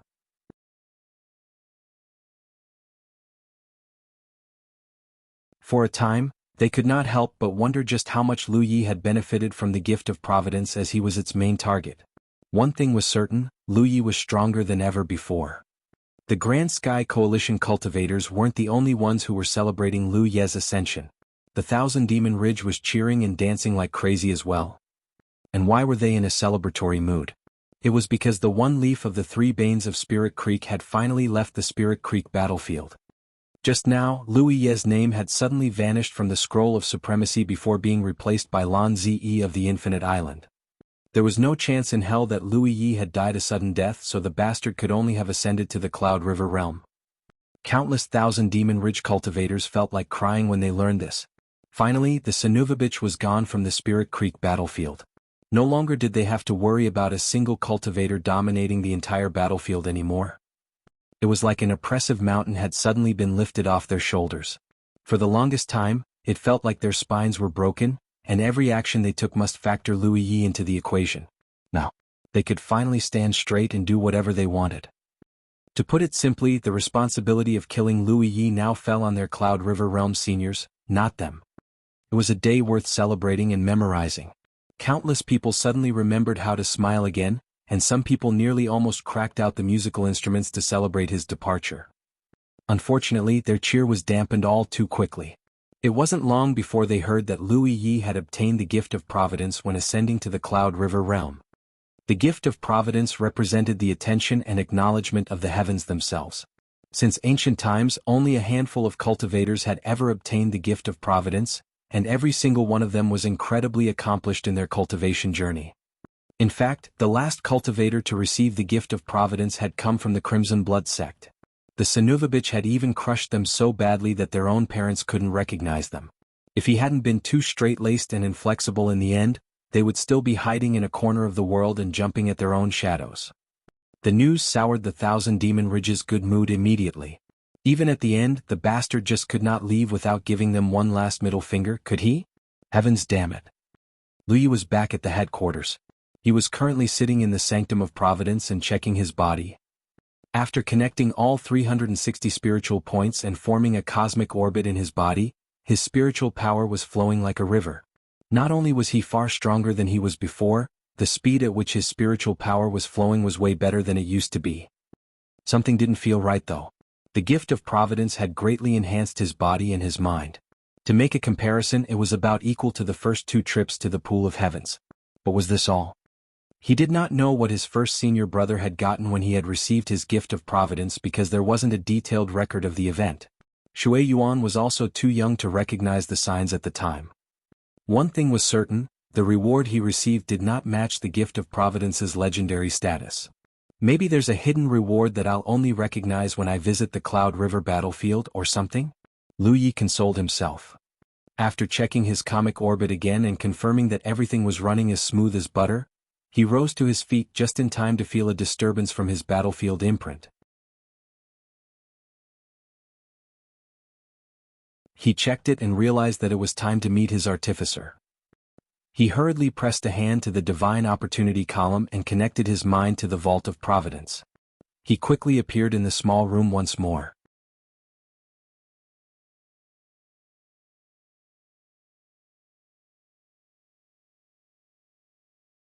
Chapter 439, Special Privilege? Someone was already in the small room when he showed up. It was most likely the master artificer he employed to upgrade the inviolable before. Something was different though. Previously, the master artificer was completely invisible to his senses. But now he could see her as clear as day. As it turned out, the master artificer who accepted his request was a sexy woman. She looked to be in her 30s and wore a floral pattern dress that clung tightly to her milky skin. It accentuated her curves wonderfully. At first, Lu Yi did not understand why this was happening. The first time they met, the woman was completely covered in mist and indistinguishable. He couldn't even tell from her voice if she was a man or a woman. He was pretty sure he appeared that way from the Master Artificer's perspective as well. The mist was the heaven's way of protecting the cultivator's identity. For various reasons, many people did not wish to reveal their true identity when dealing in the Vault of Providence. Therefore, the heavens bestowed the obfuscation to make it impossible for either party to tell the other person's identity. Clearly, that wasn't the case anymore. What is going on here?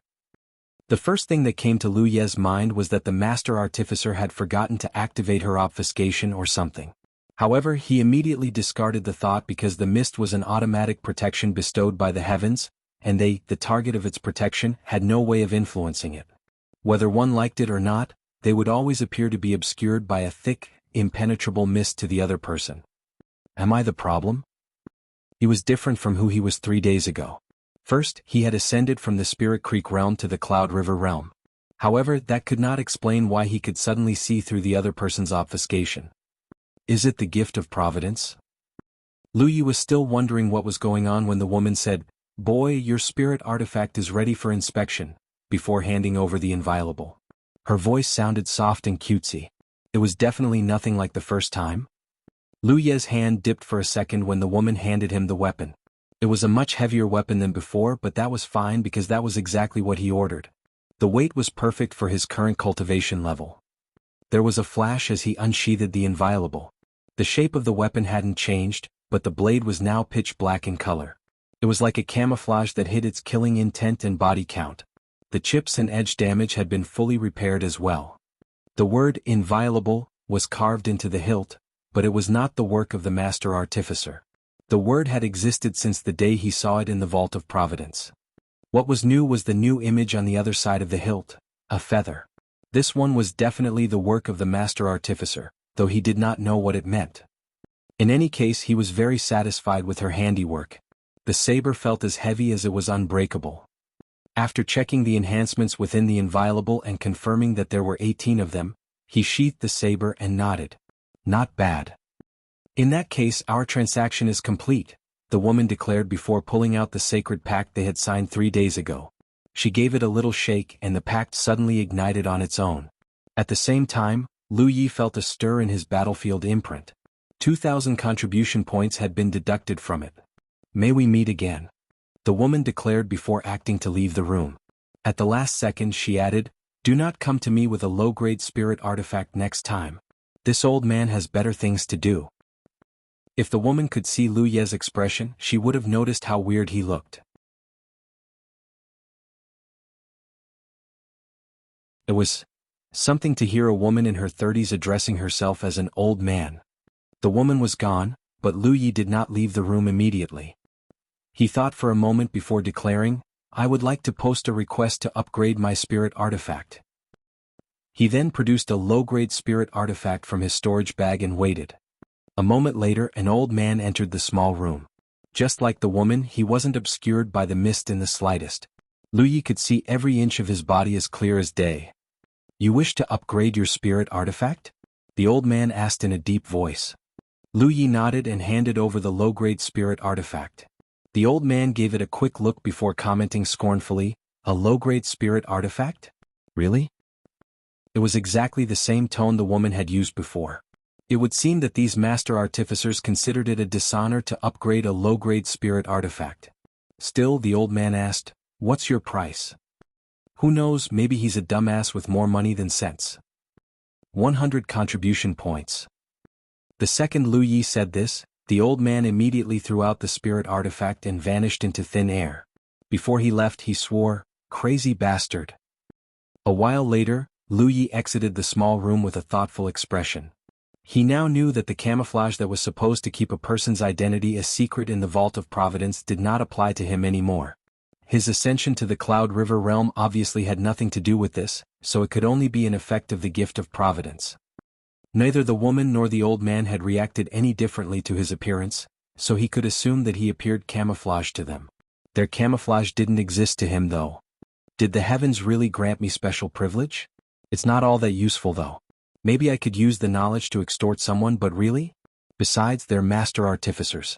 What can I even extort from them? After Lu Yi had stepped out of the sanctum of Providence, he unsheathed the inviolable, injected it with spiritual power, and gave it a couple of swings. The saber looked the same as before, but its quality had been increased to middle grade, and Lu Yi himself had ascended to the Cloud River realm. Naturally, his swings were far more powerful than before. He was a bit unused to the weight increase, but it was perfect for his current cultivation level. He only needed to reaccustom himself with it. He returned it to its sheath. Next, he touched his 9 flying weapons with a thought. They all exited his weapon holder with a clear ring. They were not the same flying weapons he used at the Spirit Creek battlefield. He had replaced them all with middle-grade spirit artifacts. He had tried to use them before he ascended to the Cloud River realm and found them rather taxing to control. The main problem was that his spiritual power couldn't quite keep up with the consumption. Now though, that wasn't an issue. Regardless, he would have to reacquaint himself with all of his skills and techniques. A short while later, Lu Yi sought out Shui Yuan and handed the inviolable to her. Second senior sister, can you please check out this brand my artificer has left on the hilt of my saber? It's just a harmless brand, right? Shui Yuan checked out the feather-like brand for a second before nodding smilingly. Yes, it's harmless. Some artificers love to leave a mark on their works. Plus, do not forget that you've signed a sacred pact. They would be crazy or suicidal to tamper with your weapon with the heavens watching their every move. Speaking of which, I recognize this brand. I believe it's Master Yu's signature. Master Yu? Do you know them? No, I've only heard of them. They're an excellent artificer who only produces high-quality spirit artifacts. However, no one knows who they were or even what faction they belong to. Why would they hide themselves like this? Shui Yuan shrugged. Perhaps they do not wish to become famous? The cultivation world of Jianghu is a big place. There are plenty of capable people who prefer to devote themselves to their work without being bothered by the secular world. This is why Master Yu only accepts requests that are posted in the Vault of Providence. The heavens would naturally protect their identity. That might be true before Lu Yi had received the gift of Providence, but no more. Of course, he still didn't know who that woman was even though he had seen her true appearance. After Shui Yuan had returned the inviolable to Lu Yi, she asked, "How do you feel after ascending to the Cloud River realm?" "I'm still not used to my new power." "It's natural. You've crossed into a major realm after all. Take your time. You should return to normal in just a few days." They chatted idly for a moment longer before Lu Yi said, "I'm going to visit Lady Yun now. She told me to visit her after I ascended to the Cloud River realm." Of course. Lu Yi jumped into the air and flew toward the summit of clarity. This time he wasn't using his flying spirit artifact or soar. When a cultivator reached the Cloud River realm, they became powerful enough to fly completely without aid. However, Lu Yi had just become a Cloud River realm cultivator, and this was the first time he flew without aid. As a result, he wobbled constantly and couldn't quite steer himself in the right direction. At first, he was still making good progress toward Lady Yun's residence. A moment later, he found himself veering off course. It cost a lot more spiritual power to fly without any aid. That was why Cloud River realm cultivators still needed flying spirit artifacts. Using a flying spirit artifact was just faster and less taxing on his reserves. Of course, that didn't mean he wasn't going to practice flying without aid until he was completely used to it. Lu Yi abruptly realized that he still had many things to do even after he had ascended to the Cloud River realm. After he finally made it to the summit of clarity, Lu Yi followed the female attendant into the study as usual. He saw that Lady Yun was currently reading a book. "Greetings, Lady Yun," Lu Yi saluted her. "Have you ascended?" Lady Yun shot him a glance. "Yes, lady." "Not bad." She nodded approvingly before setting down her book and rising to her feet. "Follow me." Lady Yun left the study. Lu Yi followed closely behind her. On the way, Lady Yun said, "The way of glyphs is a broad and deep subject. Even those who aren't glyph warlocks use glyphs to augment their strength. Tattoos are one such example.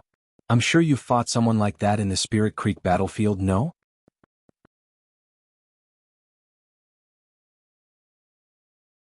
Lu Yi immediately recalled a mutant cultivator he had fought in the Scroll of Supremacy's battlefield. He had been wary of the guy at first because he was covered in tattoos. Later he found out that most of them were fake and only one was a real tattoo. "I have, lady." Tattoos can be visible or hidden, temporary or permanent. Generally speaking, Spirit Creek Realm cultivators can only carry a few temporary tattoos at most. However, Cloud River Realm cultivators can carry at least one permanent tattoo.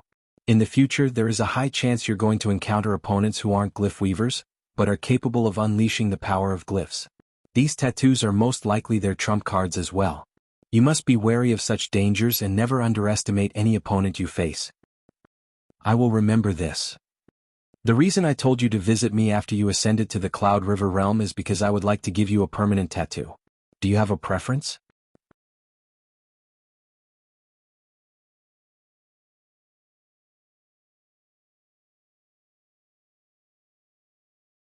Chapter 440, A Tattoo of Void. Not every Cloud River Realm cultivator possessed a tattoo. It was because there were only a handful of tattoo artists in the entire Jianghu. To become a tattoo artist, one must be incredibly accomplished in the way of glyphs and the art of tattooing. Even if a tattoo artist was willing to perform the work, the materials needed to ink a tattoo were so expensive that most people couldn't afford it. All tattoos were based on glyphs. There were offensive tattoos, defensive tattoos, supportive tattoos and more. Lu Yi did not need offensive or defensive tattoos because he already had sharp edge and protection. He did not need supportive tattoos either as he already had many supportive glyphs. There was one supportive glyph that he had been vying for a long time though. That was why he answered Lady Yun's question without hesitation, Void. He had first read about Void from the books. Since it wasn't something he learned from the Tree of Glyphs, he was unable to conjure it with a single thought. So far, the greatest thing he ever did with Void was to arrange a teleportation ward. Unfortunately, the teleportation range left much to be desired, and the experience even more so. Void wasn't just used to set up a teleportation ward, however. For example, it could be used to forge special spirit artifacts that could be used to store items such as storage rings, storage bracelets and more. The most common storage item used by a cultivator was a storage bag. It was because storage bags were sewn from a special spirit beast skin that could be bred in captivity. It was also why storage bags were incredibly cheap and could be owned even by the poorest cultivators. However, a storage bag's storage space was incredibly limited. It was nothing compared to a storage ring or a storage bracelet. Of course, their price was incomparable to a storage bag either. The Sect master was the only one he saw who owned a storage ring. Not even his second senior sister owned one. Though to be fair, she didn't own a storage bag either. Once, Lu Yi indulged in his curiosity and asked his second senior sister how she stored her stuff without a storage bag. She had explained that a storage item wasn't the only way to store items. For example, a tattoo with Void at the center could be marked on a cultivator's body to create a storage space. This way, the cultivator would not need to carry a storage bag anymore. The best thing about this storage method was its speed and convenience. Items in the storage space could be produced immediately with a single thought. On the other hand, items in a storage bag had to be extracted by hand. Besides that, a tattoo storage space was way bigger than a storage bag's. Lu Yi did not want to carry dozens of storage bags on his person ever again. Lady Yun nodded when she heard his answer. You are a glyph weaver, so Void is a good choice. Very well. Lady Yun sat down and lay out a bunch of needles of all shapes and sizes beside her. She also pulled out a bottle of amber-colored blood that probably belonged to a spirit beast. The way of tattoos is an interesting one. If you are interested, I can teach you when you are experienced enough in the way of glyphs. With a skill like this, you'll never have to worry about cultivation resources anymore. People will pay you almost anything for your services, Lady Yun said while opening the bottle of blood. She then dipped a needle into the blood before pushing it into the back of Lu Ye's hand. The pain resembled that of a bee sting. Every time Lady Yun inserted her needle into his flesh, she would have to dip it in blood. Lu Yi did not know what spirit beast it belonged to, but Lady Yun had done the same thing when she was tattooing wings on his back.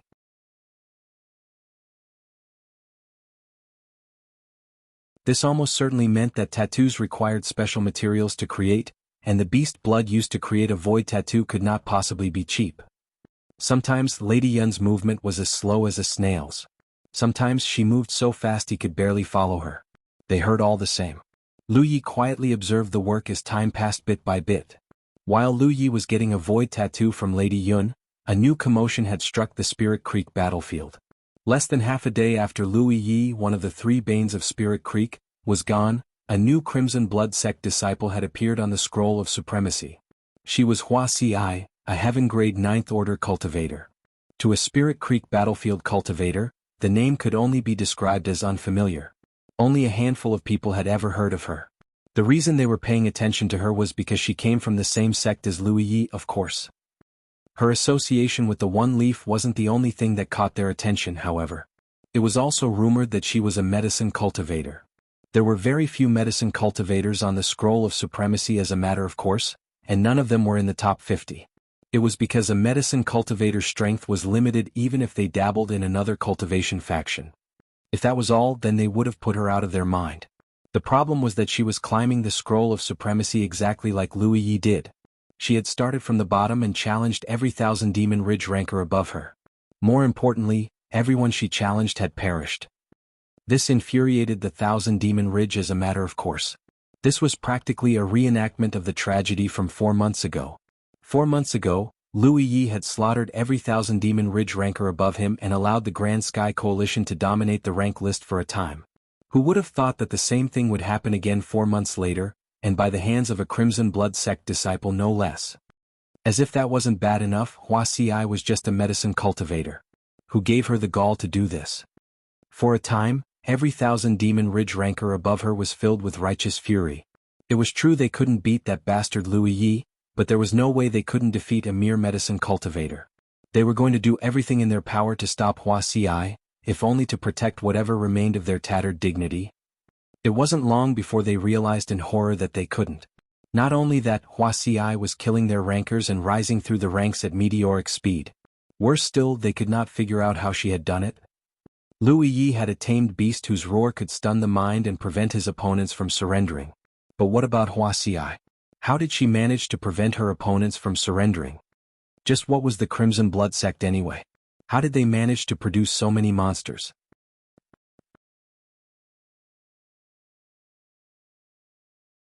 At the Summit of Clarity, Lady Yun had already left to catch some rest.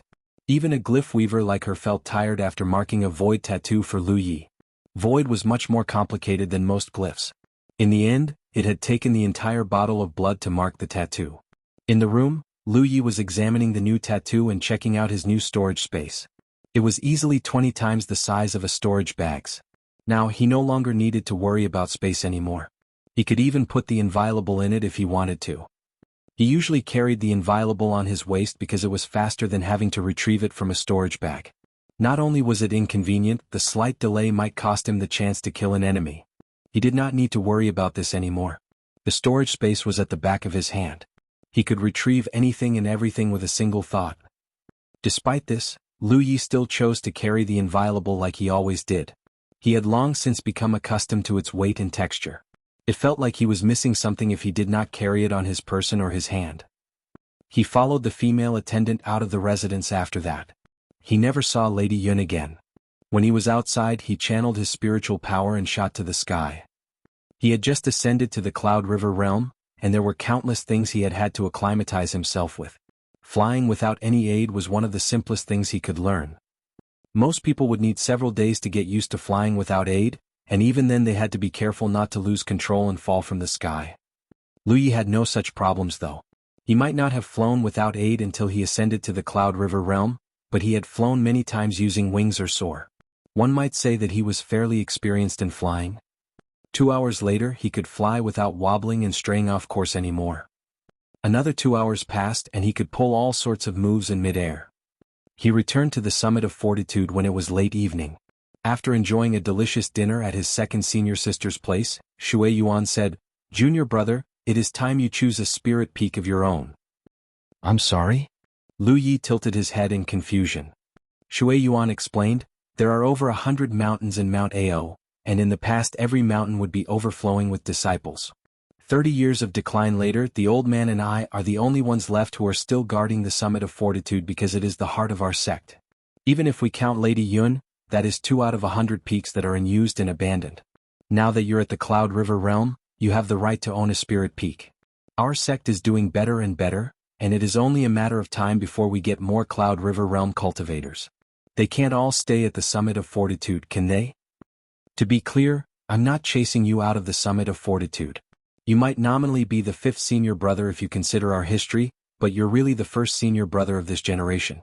You are also the second disciple in our sect to ascend to the Cloud River realm besides Jujia. It falls on you to set an example for the rest of the disciples. Lu Yi nodded in agreement. Very well. I will search for a spirit peak then. Shui Yuan smiled and put some food on his plate. After he was done eating, Lu Yi flew out of the house and rose into the sky. He had flown circles around Mount Ao many times while practicing his flight, and he had seen just as many abandoned buildings on the spirit peaks. He could almost imagine how glorious his sect looked at its peak. The Summit of Fortitude and Lady Yun's Summit of Clarity were obviously out of the question, but he was free to claim any other spirit peak as his own. Which one do you like, Yi? Lu Yi asked. Yi was floating right next to him. She looked around for a bit before pointing, that one. Okay then. Lu Yi didn't have a particular preference in this regard. Any place that was hospitable was fine in his book.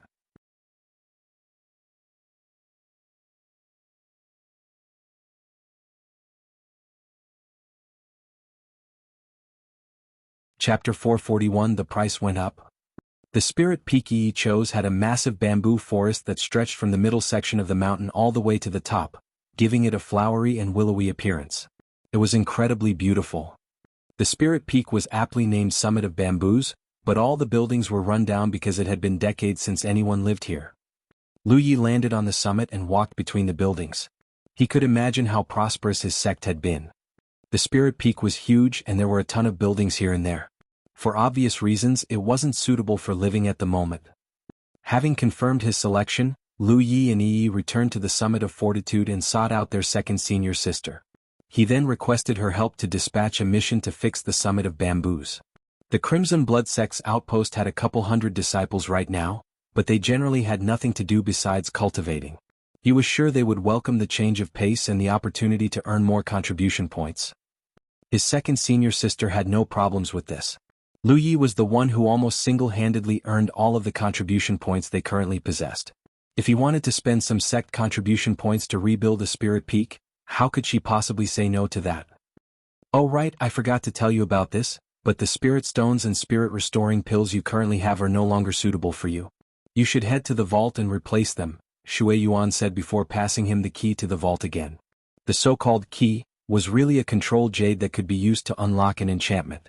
There were tens of millions of contribution points worth of goods in the Crimson Blood Sect's vault right now, and his second senior sister had requested Lady Yun herself to set up the enchantment. Anyone who tried to enter the vault without the control jade would be lucky to survive. Lu Yi would have asked Shui Yuan about it even if she hadn't brought it up herself. The spirit stones Spirit Creek realm cultivators used were low-grade spirit stones, and the spirit restoring pills were basic as well. Once a cultivator had reached the Cloud River realm, they would no longer be beneficial to one's cultivation. When Lu Yi was Heaven 8, he already had to eat dozens of spirit restoring pills every day to cultivate. The mere thought of it made him feel like throwing up the contents of his stomach. There were cultivation use spirit pills that were made for Cloud River realm cultivators only. He didn't know how they tasted, but at the very least he wouldn't have to eat dozens of spirit pills a day anymore. This wasn't the first time he visited the vault, so his second senior sister did not accompany him on his short trip. He arrived at a massive door installed into the wall of a mountain and gave the control jade a little shake. Once the door swung open, he stepped inside. The vault wasn't filled to the brim, but the amount of goods it contained was still very impressive. They had been paid to him by the 1,000 Demon Ridge to buy his piece, and they had been placed in different places by their categories. Lu Yi first placed his remaining spirit stones and spirit pills at the right locations.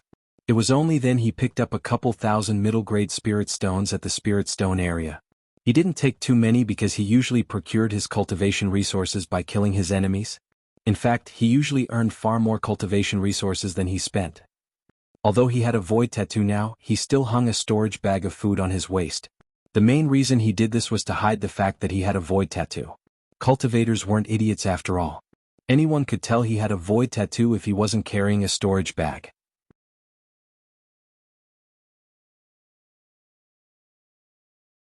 Amber was also wearing a storage bag on its neck, though this one belonged to Yi and Amber. It was because Yi was an apparition and could not carry a physical object as easily and effortlessly as Amber.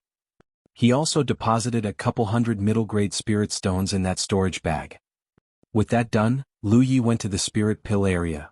Spirit Creek Realm cultivators consumed spirit-restoring pills to cultivate or restore their spiritual power. Cloud River Realm cultivators consumed vital spirit pills to achieve the same effect. Of course, a vital spirit pill was far more potent than a spirit-restoring pill. A Spirit Creek Realm cultivator would only hurt themselves trying to eat one. Lu Yi grabbed a bottle of vital spirit pill and poured out a pill. He then tossed it into his mouth and gave it a tentative chew. He raised his eyebrows. The pill tasted surprisingly good. For a time he was overflowing with emotions. Finally, he did not have to eat a Heaven's Damned spirit-restoring pill anymore. This was easily the most delightful discovery he had made since ascending to the Cloud River realm. Speaking of eating, Amber was staring at him with a pleading look on its face. Lu Yi fed it a vital spirit pill and watched it just in case it had any adverse reaction. There was none. Amber simply stared at Lu Yi again with the same, "I want more," expression. He should have expected this. Amber was a spirit beast who could consume even spirit stones. Naturally, a mere vital spirit pill wasn't going to hurt it. A vital spirit pill was definitely a lot more potent than a spirit-restoring pill. The second the pill made it down his throat, he could feel a stream of warm energy spreading inside his stomach and transforming into spiritual power. It merged with his river of spiritual power and increased its volume. At a rough estimate, a single vital spirit pill was equal to at least 10 spirit-gathering pills. Of course, its market price was 10 times higher as well. Lu Yi deposited some vital spirit pills in his void tattoo and amber storage bag before circling the vault once. He left only after he confirmed that there wasn't anything else he needed. Lu Yi returned the control jade to Shui Yuan before going back to his room. Instead of cultivating, he took out his mystic fruit. He had just ascended to the Cloud River realm. Naturally, the first thing he should do was to acclimatize himself with his new power. The best way to do so was to enter the Rift of Illusions and fight. Last time he had run into a 1,000 Demon Ridge cultivator and got killed 7 times in a row. After that, there was a long period where he did not use the mystic fruit. It wasn't because he was scared of running into the bastard again, of course. He was busy cultivating or fighting the 1,000 Demon Ridge during that time. He just didn't have the time for anything else.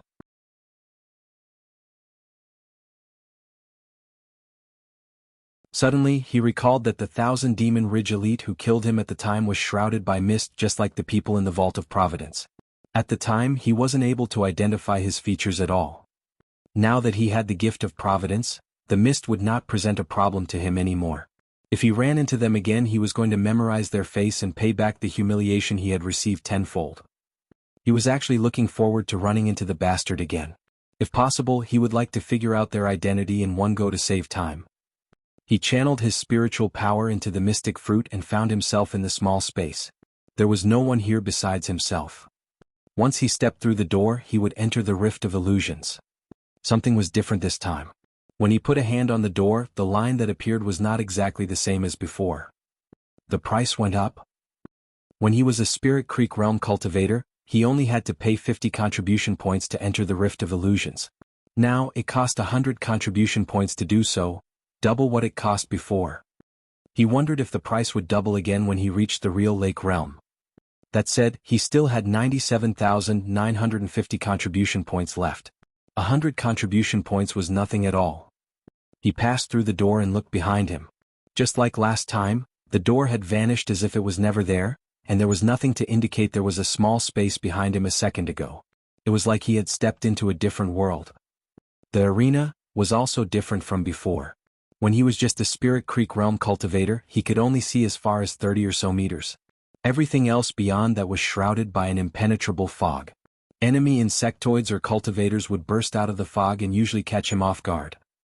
Now that he was at the Cloud River realm, the fog was much further away. Everything within 300 meters was as clear as day. He had just come to a standstill when the fog directly in front of him started writhing unnaturally. The next second, a massive insectoid the length of a human burst out of the fog and rushed toward him.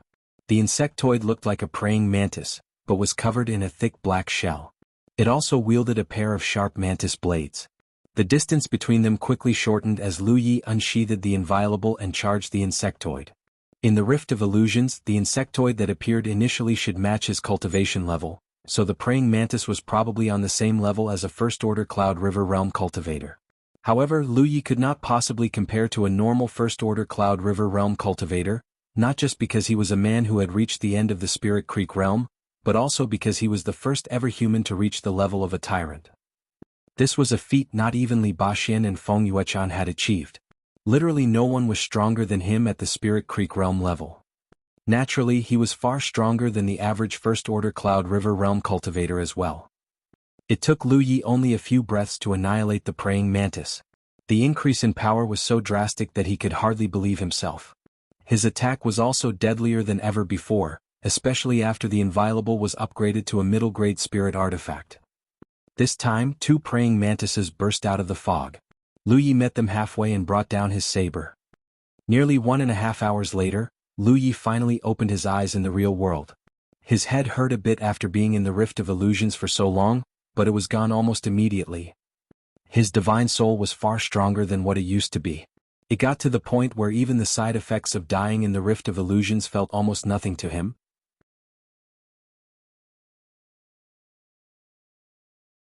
After checking his reserves and confirming that he could still fight, he channeled his spiritual power into the mystic fruit seed and entered the Rift of Illusions once more.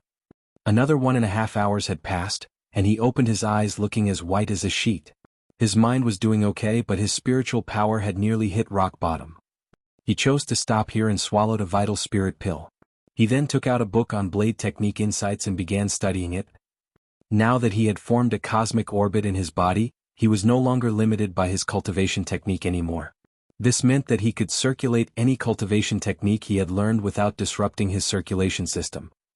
In the past, he had had to switch his cultivation technique to the gluttonous feast to restore his spiritual power. Now, he could just activate it directly to digest the spirit pill he consumed and restore his spiritual power at an accelerated rate. The days came and went. When his spiritual power was full, Lu Yi would enter the Rift of Illusions to acclimatize himself with his newfound power and hone his skills. When he was resting, he would study the blade technique insights and absorb everything that was useful to him. Thanks to the combination of hard work and practice, Lu Ye's combat skills and blade techniques grew by leaps and bounds.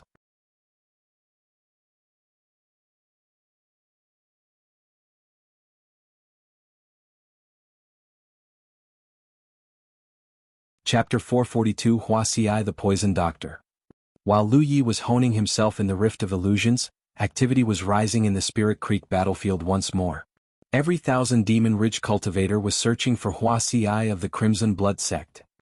Not only did the Crimson Blood Sect disciple rise to the 70s in just a day, every ranker she challenged had been killed without mercy. This angered the Thousand Demon Ridge as a matter of course. First there was Lu Yi. Now there was Wuxia. She challenged every opponent in their way and killed them all. Just when was the Crimson Blood Sect going to stop with this nonsense? Lu Yi was as powerful as he was skilled. Since he ascended to Heaven 9, he became so strong that they could stop him even if they threw their entire faction at him. He had essentially become invincible in the Spirit Creek battlefield. When the guy finally ascended to the Cloud River realm, they thought that the mountain sitting on their backs was finally gone. Then Wuxia popped out of nowhere and crushed their hopes and dreams. As if that wasn't insulting enough, she was just a medicine cultivator. What was she doing in the Scroll of Supremacy anyway? Medicine cultivators should just focus on healing the sick and saving people's lives instead of participating in a battle for supremacy that was basically the antithesis of being a medicine cultivator. Every bit of resentment they held against Lu Yi was transferred to Wuxia. By hook or by crook, the Thousand Demon Ridge was going to dig her out of her hidey hole and end her miserable life. They had to. These days the Spirit Creek realm cultivators could not see the name Crimson Blood Sect, and not feel a jolt of fear. They would not allow a Crimson Blood Sect disciple to appear on the Scroll of Supremacy a second time. However, the Thousand Demon Ridge was unable to find Wuxia even after mobilizing all their manpower and every contact they had. They couldn't even be certain if she was in the Spirit Creek battlefield because she hadn't appeared in any outpost. The next day Wuxia was ranked 50 on the Scroll of Supremacy. While her speed was incomparable to Lu Ye's, it was the highest rank a medicine cultivator had ever occupied in Scroll of Supremacy. Most people thought that this was as far as she could go, but when the third day came she continued to vanquish every Thousand Demon Ridge ranker she challenged and rise through the ranks at a steady pace. On the fourth day Wuxia officially entered the top 10. Everyone in the Spirit Creek battlefield was stunned by this. There had never been a medicine cultivator who ranked in the top 50, much less the top 10. This meant that Wuxia of the Crimson Blood Sect had created history with her achievement. For a time, countless medicine cultivators took pride in her achievement and wondered if they could do the same. Perhaps this was the era of the medicine cultivators. They were deluded, of course. Many medicine cultivators tried to increase their rank only to suffer a humiliating defeat at the hands of their enemies. There were exceptions, but the top 10 rankers of the Scroll of Supremacy were rarely too far apart from one another in terms of overall fighting strength. Looking at Wuxia's speed, performance and result, she was definitely qualified to challenge the champion for the top spot. The current champion of the Scroll of Supremacy was Lan Zi Yi, another woman. Naturally, everyone wanted to know who would be the strongest between the two. Then, something unexpected happened. Lan Zi Yi's name suddenly disappeared from the rank list. It wasn't long before it was revealed that the woman had ascended to the Cloud River realm. It was a most peculiar timing to choose to ascend. It was almost as if Lan Zi Yi was avoiding a clash against Wuxia.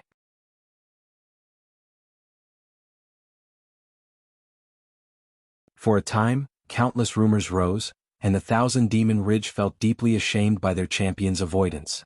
The fact that Infinite Island released no statement to defend themselves only served to affirm their suspicions. On a related note, they finally found out how Wuxia had killed her opponents before they could even surrender. Previously, everyone she fought had either rejected her challenge request or perished in battle.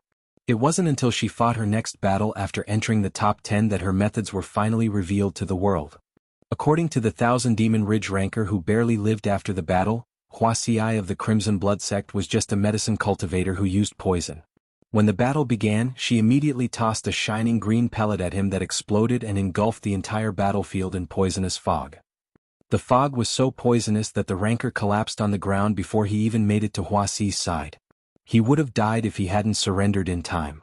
Although he managed to survive the battle, the toxin coursing through his body turned out to be incredibly difficult to purge. It was so bad that he had to be brought back to the headquarters and receive treatment from their medicine cultivators. Wuxia of the Crimson Blood Sect was a poison doctor.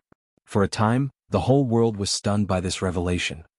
There were countless medicine cultivators who were experts in the art of poison, but no one in the history of Jianghu had ever made it to the top 10 with this skill, much less defeat a top 10 ranker with it. After that, Wuxia's rank started rising faster than ever before. Everyone she challenged afterward had rejected her challenge request. They might be top 10 rankers, but even they weren't confident that they could survive Wuxia's poison intact. Even if they managed to defeat her, they would have to spend a great deal of time recovering from the poison. In that case, they might as well surrender and live to fight another day. As a result of this, Wuxia of the Crimson Blood Sect became the champion of the Scroll of Supremacy 5 days after Lu Yi had ascended to the Cloud River realm. She was the first ever medicine cultivator to become the champion of the Scroll of Supremacy. The world was stunned by the unprecedented feat. Previously, the world thought that Lu Yi would be the only monster the Crimson Blood Sect had produced in this generation. Now Wuxia had joined him at the top. For a time, the woman was praised and revered by countless medicine cultivators, including those from the Thousand Demon Ridge. They might be enemies, but even they had to admit that Wuxia's achievement had brought their cultivation faction much glory. From the Thousand Demon Ridge's perspective, the one silver lining to this disaster was that Wuxia wasn't a troublemaker like Lu Yi. In fact, they, or even the Grand Sky Coalition, didn't know where she was to this day.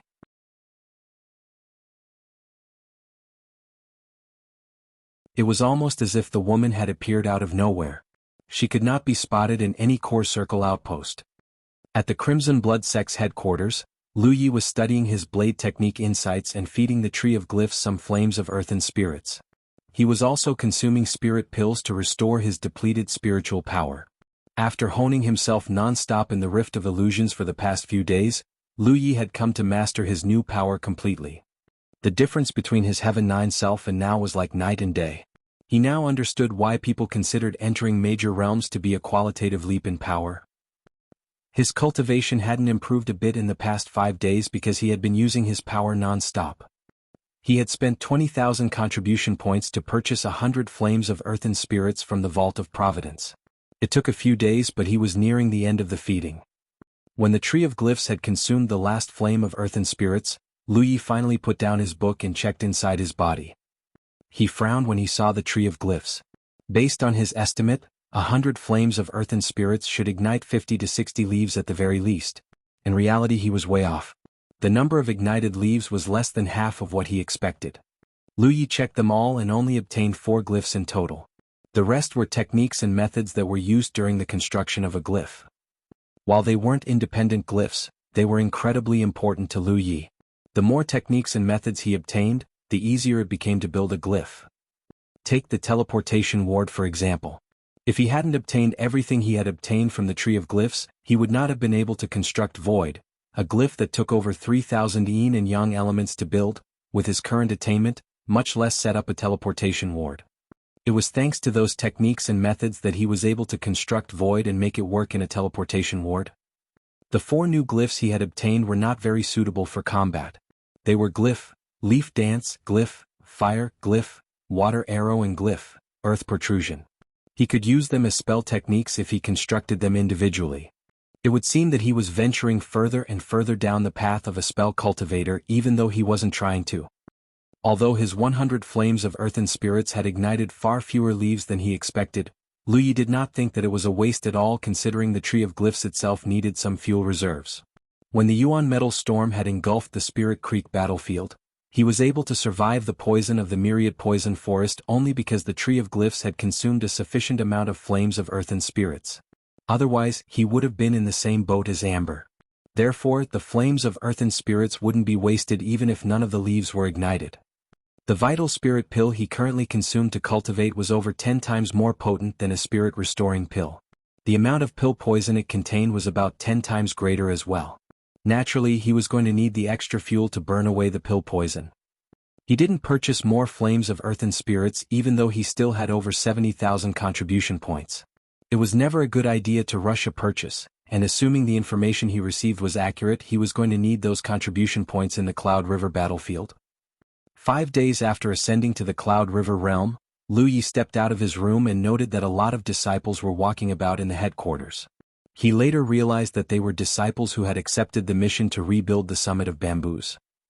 They all saluted him respectfully when they saw him.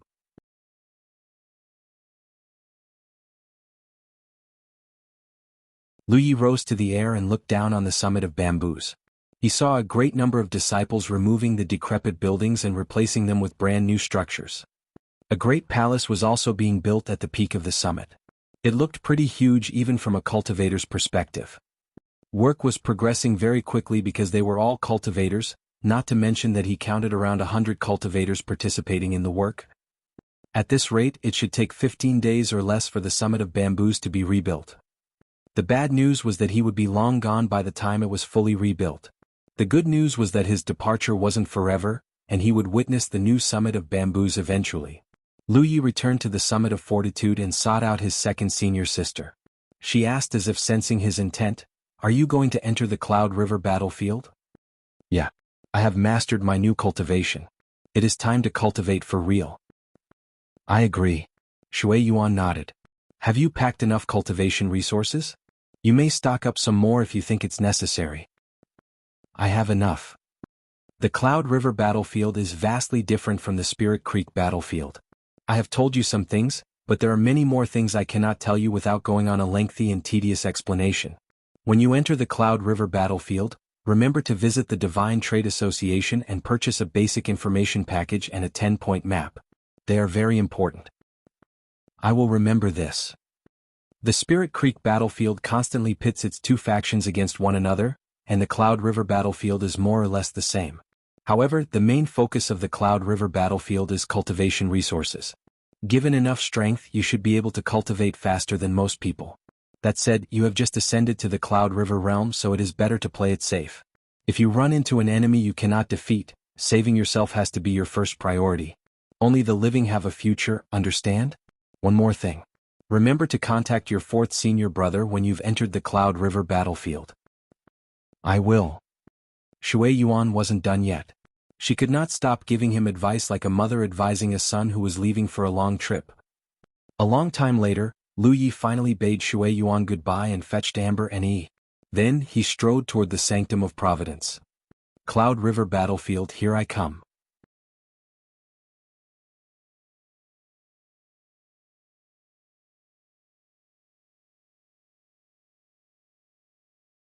Chapter 443 Cloud River Battlefield. In the Sanctum of Providence, Lu Yi put his hand on the Divine Opportunity column and connected his mind to it. When he was a Spirit Creek Realm cultivator, the only place he could enter was the Spirit Creek battlefield. Now that he was a Cloud River Realm cultivator, a new option had opened up to him. He could still enter the Spirit Creek battlefield, but he would have to pay 3,000 contribution points to do so. Moreover, his strength would be suppressed to Heaven 9, or more specifically, his peak form before he ascended to the Cloud River Realm, until he left the place. The fee was only worse for real Lake Realm cultivators or higher. This was the main reason high-level cultivators generally avoided entering a battlefield they didn't belong to unless absolutely necessary. Lu Yi wasn't going to enter the Spirit Creek battlefield, of course. He was going to enter the Cloud River battlefield. He did not enter the Cloud River battlefield immediately despite having made his choice. It was because the Cloud River battlefield was quite different from the Spirit Creek battlefield. For starters, Outposts did not exist in the Cloud River battlefield. This meant that there were multiple ways one might enter the place. The first way was to appear at a random location. If the cultivator was lucky, then he would appear in a safe place. If they weren't, then they might appear at a hostile location such as an enemy encampment or the territory of a powerful spirit beast. There was a high chance he would get killed if he couldn't defend himself. The second way was fixed-point teleportation. There were arcane glades in the Cloud River battlefield that were filled with rich world spiritual chi. Even better, most of them contained a Divine Opportunity column. If a cultivator had left an imprint in the Divine Opportunity column beforehand, they could teleport directly to the arcane glade. Unfortunately, this way only applied to those who owned an arcane glade. As Lu Yi had never even entered the Cloud River battlefield before, he did not have an arcane glade as a matter of course. This meant that he could only rely on the third way. The third way was also a fixed-point teleportation, though there were many places he could choose from. The Cloud River battlefield did not have outposts, but it did have a lot of Divine Trade Association hotspots. They were scattered throughout the battlefield and acted as supply bases and rest areas for the cultivators. Moreover, every hotspot had its own Divine Opportunity column.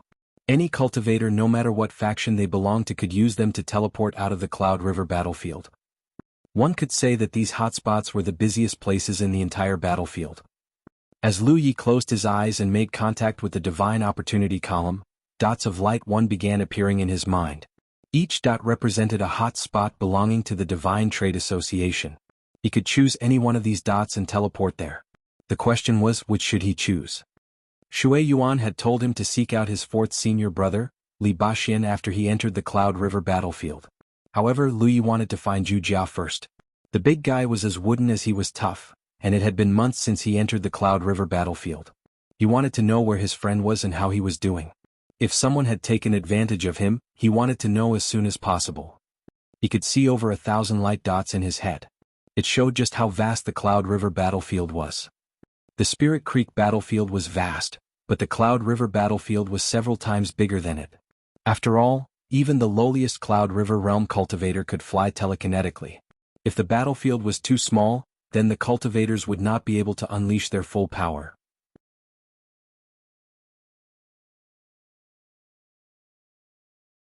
He pondered his choices for a moment before choosing the location at the center of the Cloud River battlefield. This way, Zhu Jia could be on the other end of the battlefield and he should still be able to reach him fairly quickly. "Are you ready, Amber?" Lu Yi asked quietly. On his shoulder, the tiger responded with a cute growl. Lu Yi smiled and thought, teleport. The next moment he was struck by a small sense of vertigo. The feeling went away as quickly as it came. When he opened his eyes again, he found himself in an unfamiliar hall. Not far away, an unfamiliar cultivator opened his eyes at the same time as him. It was clear he had teleported over from Jianghu and chosen this location as his destination as well. They did not try to communicate for obvious reasons. Lu Yi put his hand on the Divine Opportunity column again and tried to teleport back to Jianghu. He immediately received a notice that a large sum of contribution points would be deducted if he did this. He knew then that the intel he received was correct. All cultivators who entered the Cloud River battlefield must stay in it for at least a month. Otherwise, they would have to pay a huge sum of contribution points. This might be the first time he entered the Cloud River battlefield, but he had collected a lot of information through various channels. The only flaw in the information he collected was that it wasn't comprehensive enough. He wasn't sure why such a rule existed. His best guess was that the teleportation wasn't free, and the heavens had implemented it to prevent cultivators who had way too much free time on their hands from abusing the teleportation. By the time he came to, the cultivator that appeared at the same time as him had already left the hall. Lu Yi also left after he was done with his experiment. He was immediately struck by a cacophony of noises. This was the Divine Trade Association. It made sense that countless cultivators would frequent this place. Lu Yi tapped a finger on his battlefield imprint and attempted to contact his fourth senior brother. He was going to inform him that he had arrived at the Cloud River battlefield, but to his surprise, the message had failed to transmit successfully. His fourth senior brother's imprint still existed, so it wasn't because he was dead. This could only mean that his fourth senior brother was currently in a different world. The same thing happened when he tried to contact Feng Yuechan. Li Baxian and Feng Yuechan were inseparable for as long as he knew them. If one of them was unreachable, then the other person was most likely unreachable as well. He messaged Zhu Jia next. This time, the message transmitted smoothly and Zhu Jia responded to it very quickly. Lu Yi frowned after communicating with Zhu Jia for a bit.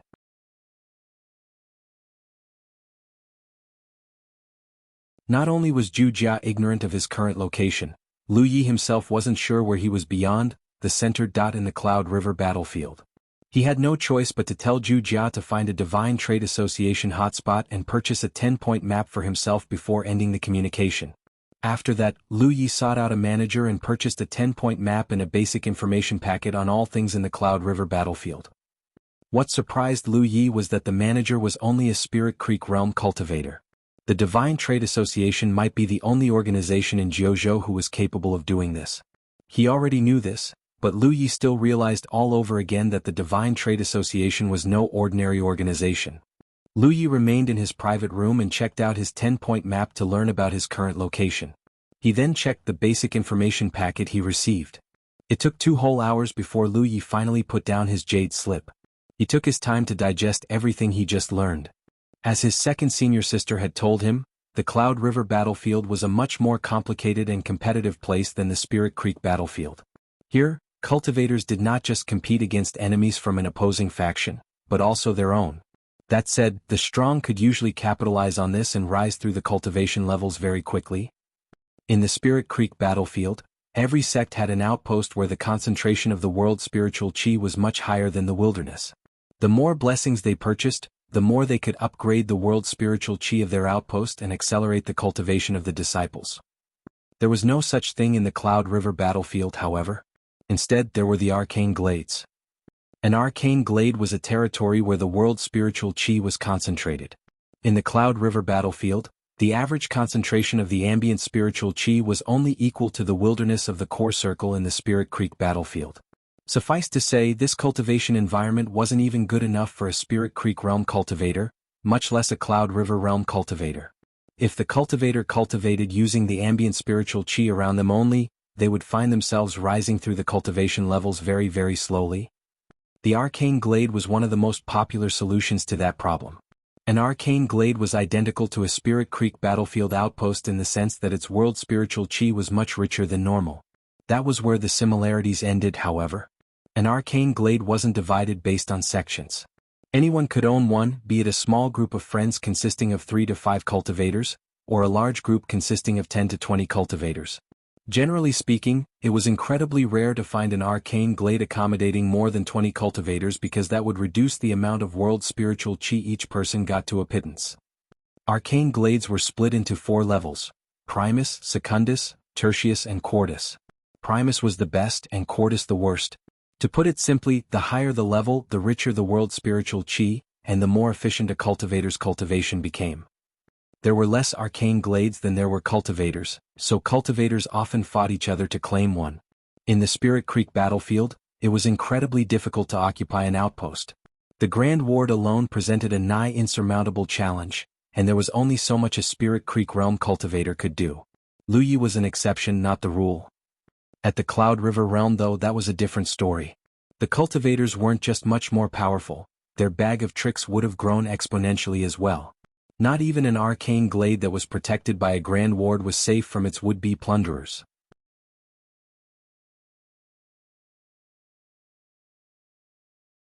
Generally speaking, few people could hold onto a high-quality arcane glade for long. It almost always changed hands after a short period. Besides that, arcane glades did not exist forever. What was a Primus-level arcane glade today could up and vanish like a mirage the next day. The opposite was the same. A barren land could suddenly transform into an arcane glade as well. The Cloud River battlefield was vast, and its number of arcane glades innumerable. However, there were always cultivators who just weren't strong enough to claim an arcane glade of their own. How could these people grow stronger then? Spirit pills alone would not satisfy their needs, not to mention that it would be beyond inefficient. That was why there was another way to cultivate besides claiming an arcane glade: amulets. In the Cloud River battlefield, amulets could literally fall from the skies at any moment. An amulet's quality could be split into white, green, blue, purple and gold. White was the lousiest and gold the best. When an amulet fell from the sky, everyone within 50 kilometers of ground zero was almost guaranteed to see it. Those who managed to claim an amulet only needed to find a safe place to crush their amulet. A massive amount of world spiritual chi would automatically appear out of nowhere and nourish the cultivator. No one knew where the amulets came from. Their best guess was that they were the gifts of the heavens. Each day, a large amount of amulets would appear all over the Cloud River battlefield. It was something all cultivators needed, as there could never be too many resources. It wasn't easy to claim an amulet, however. It was something every Cloud River realm cultivator wanted after all. It wasn't just a matter of speed and hand-eye coordination either. Those who weren't strong enough to keep the amulet they claimed usually perished to their attackers. The strong ones would fight for the gold amulets, while the weak ones could only aim for the white amulets. In the Cloud River battlefield, there was no such thing as an upper limit when it came to cultivation speed. Given enough strength and luck, a cultivator could ascend to the real lake realm in just 1 or 2 years.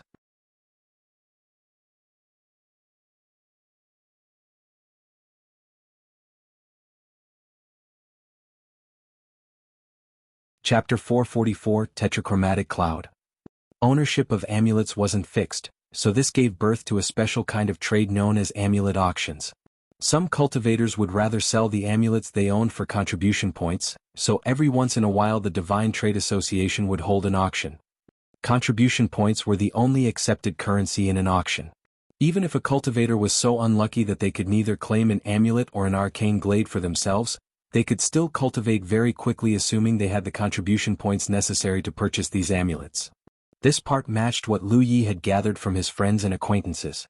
They had told him that contribution points were extremely useful in the Cloud River battlefield, and they were right. Though to be fair, contribution points were useful not just in the Cloud River battlefield but everywhere else. This was the first time Lu Yi entered the Cloud River battlefield, so he didn't consider claiming an arcane glade as an option. Most of the arcane glades out there would already have an owner, and he wasn't so hubristic as to believe that he could defeat them as he was. He might be invincible in the Spirit Creek battlefield, but that status was stripped the moment he entered the Cloud River battlefield. He could be the strongest First-Order Cloud River realm cultivator in the entire world, and a veteran could still kick his ass like it was nothing. He was tempted to buy an amulet or two and check how good they were. Although he could cultivate on spirit pills alone, he would rather cultivate more efficiently than otherwise. Also, he had over 70,000 contribution points in hand right now. That had to be enough to purchase some amulets, right? Unfortunately, he asked a manager about the amulet auction and learned that the last auction was 2 days ago, and the next would be almost a month away. He immediately ceased that thought. After obtaining everything he needed, Lu Yi left the Divine Trade Association. The sun hung high in the sky, and countless cultivators could be seen entering and leaving the hotspot. At first glance, it seemed that the Cloud River battlefield was a much livelier place than the Spirit Creek battlefield. In reality, it was because this was a Divine Trade Association hotspot. Considering that the Cloud River battlefield was several times bigger than the Spirit Creek battlefield, the chances someone might encounter another cultivator in the wilderness were even smaller than they were in the Spirit Creek battlefield, not to mention that there were far fewer Cloud River realm cultivators than there were Spirit Creek realm cultivators. Once outside the hotspot, Lu Yi checked the 10-point map and messaged Zhou Jia his current location. Zhou Jia responded, "Aing." It would be an incomprehensible response to most people, but Lu Yi had known Zhou Jia long enough to guess that it meant yes. Unfortunately, Zhou Jia still didn't have a 10-point map of his own, so he didn't know where he was. It would be difficult for Lu Yi to locate the body-tempering cultivator without even knowing which direction he should travel. Since he was already here, he might as well take the rough with the smooth. He decided to familiarize himself with the battlefield. With a thought, Lu Yi soared to the sky, picked a random direction and flew. According to the 10-point map, there was a Tertius-level arcane glade about 150 kilometers away from his current location. He wanted to know the difference between a Tertius-level arcane glade and the wilderness. The owner should not attack him if he just observed from a safe distance. There was a chance the Tertius-level arcane glade might belong to the Thousand Demon Ridge, but the reality was that the owners of an arcane glade often came from both factions.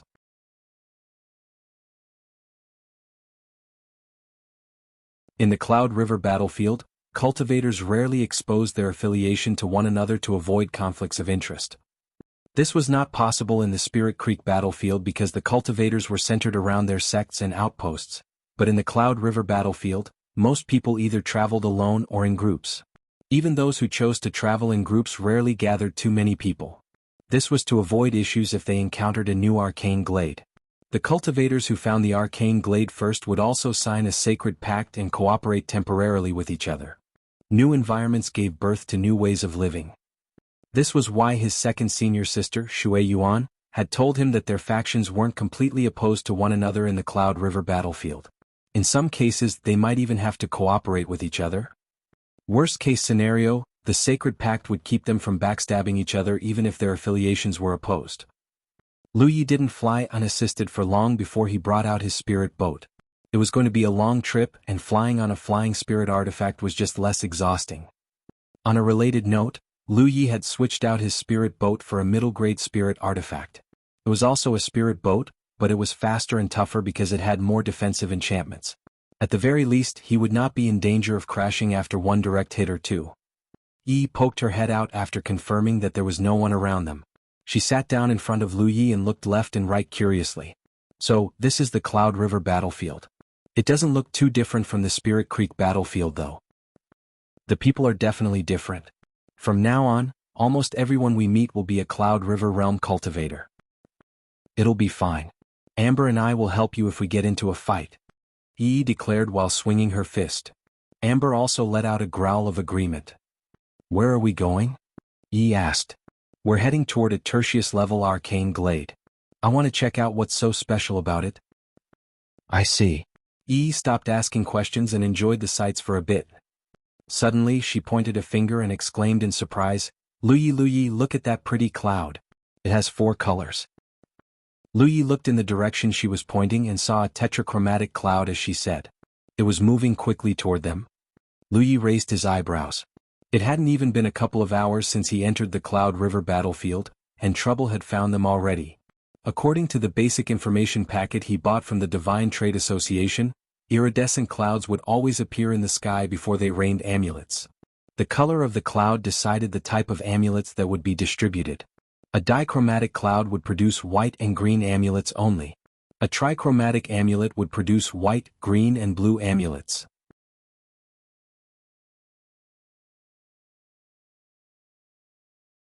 A tetrachromatic cloud would produce white, green, blue and purple amulets, and finally, a pentachromatic cloud would produce white, green, blue, purple and gold amulets. There was no such thing as a monochromatic cloud, not one that produced amulets at least. It was always between a dichromatic cloud and a pentachromatic cloud. Since the cloud in front of them was tetrachromatic, it meant that it could produce purple amulets at best. Lu Yi immediately stopped in his tracks and stared at the cloud for a bit. He felt a surge of delight when he confirmed that the cloud was heading toward him. The delight only lasted for a moment though. It was because he saw a vast number of auras trailing beneath the cloud. The tetrachromatic cloud could be sighted from at least 50 kilometers away. Naturally, all nearby cultivators were going to flock toward it like bees to honey. He could tell that there were many elites within the group. At the Spirit Creek realm level, one could determine their cultivation level by their aura because it was proportional to the number of microcosmic orbits in their body. This did not apply to Cloud River realm cultivators or above, however. All Cloud River realm cultivators only had one cosmic orbit. Therefore, it was difficult to tell how strong they were based on their aura. Besides that, there was no cultivation realm with a bigger power disparity than the Cloud River realm. Take a cultivator who had ascended to the Cloud River realm with 240 spiritual points and another with 360 spiritual points, for example. Technically speaking, their cultivation realm was the same. In reality, the latter was way stronger than the former because they had unlocked far more spiritual points. This was why it was extremely unwise to judge a cultivator's strength based on their cultivation level at the Cloud River realm. It was all too common for a so-called low-level cultivator to kill a high-level cultivator. Here in the Cloud River battlefield there were only the weak and the strong, and the only way to tell who was to fight them. This was why Lu Yi dared to roam the Cloud River battlefield alone. In the Spirit Creek battlefield, he was so infamous that he literally could not go 100 kilometers in one direction without being swarmed by a sea of 1,000 Demon Ridge cultivators. But here few would even know his name. A cultivator could remain in the Cloud River battlefield for years before returning to Jianghu. His third senior brother, Xiao Xinghe, was one such example. The guy had not left the Cloud River battlefield until he had ascended to the real lake realm. This was good news for Lu Yi. In the Spirit Creek battlefield, he was the infamous vanquisher of sects and bane of Spirit Creek. Literally every 1,000 Demon Ridge cultivator in the battlefield wanted to kill him even before he was Heaven 9. Now that he had a fresh start, he decided that it was time to change his strategy as well. Ideally, he wanted to keep as low a profile as possible. Even if that wasn't possible, he wanted to avoid becoming so famous that he couldn't go anywhere without a tail, one that was made up of dozens, hundreds or even thousands of cultivators no less. Now that he thought about it, he had been hunted since practically the first day he became a cultivator. For once, he would like to lead a steady and relatively peaceful life. Lu Yi did not grow arrogant just because he became invincible in the Spirit Creek battlefield. He was well aware that cultivators who were stronger than him were a dime a dozen in the Cloud River battlefield. That was why he hurriedly descended on a small hill the second he saw the massive group of auras trailing behind the cloud. At least hundreds of cultivators had gathered beneath the Tetrachromatic cloud. The group was only growing bigger as time passed.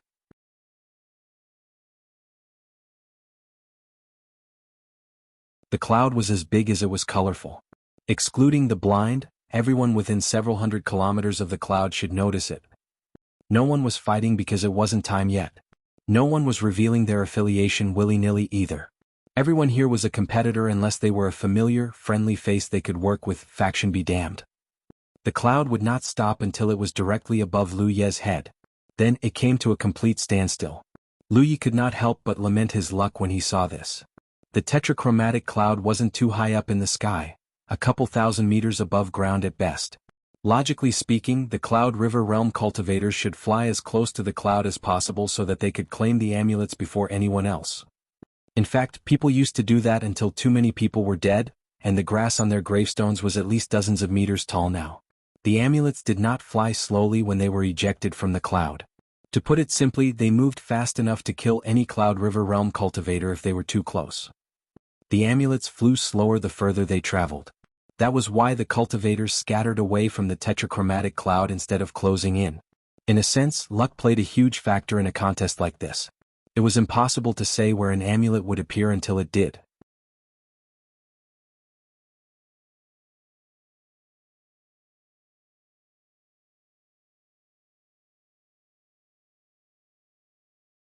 Chapter 445, Claiming Amulets. In the wilderness, a tetrachromatic cloud was floating over 3,000 meters above the ground. Right beneath it was Lu Yi watching and waiting for something to happen. 5 kilometers away from the cloud, hundreds of cultivators were standing in a circle and getting ready to snatch the amulets it would soon spew as well. Some cultivators had eyes for the iridescent cloud only, but some were observing their surroundings in case there was any powerful competitor they needed to watch out for. Some had also formed temporary alliances and grouped up in 2s or 3s. Suddenly, several balls of light burst out of the cloud at high speed. It looked like there was something hidden within them. Lu Yi immediately stared at one of the lights and pushed his eyes to the limit, but he was unable to identify what it was. The streaks of light were so fast that they crossed thousands of meters in almost an instant. Seeing their travel speed, Lu Yi was stunned even though he had already read about this in the information packet. There was definitely a good reason why everyone stayed a good distance away from the iridescent cloud. Considering their speed, they weren't just too fast to dodge within a certain distance, they could also punch through their bodies with ease. The balls of light suddenly slowed down when they were about 300 meters above the ground. At the same time, their impenetrable radiance faded to reveal the objects within. They were hiding what looked like finger-sized objects that were about an inch wide. It was wider at the top and narrower at the bottom. They looked to be carved out of some sort of jade. They were 4 white amulets and 1 green amulet.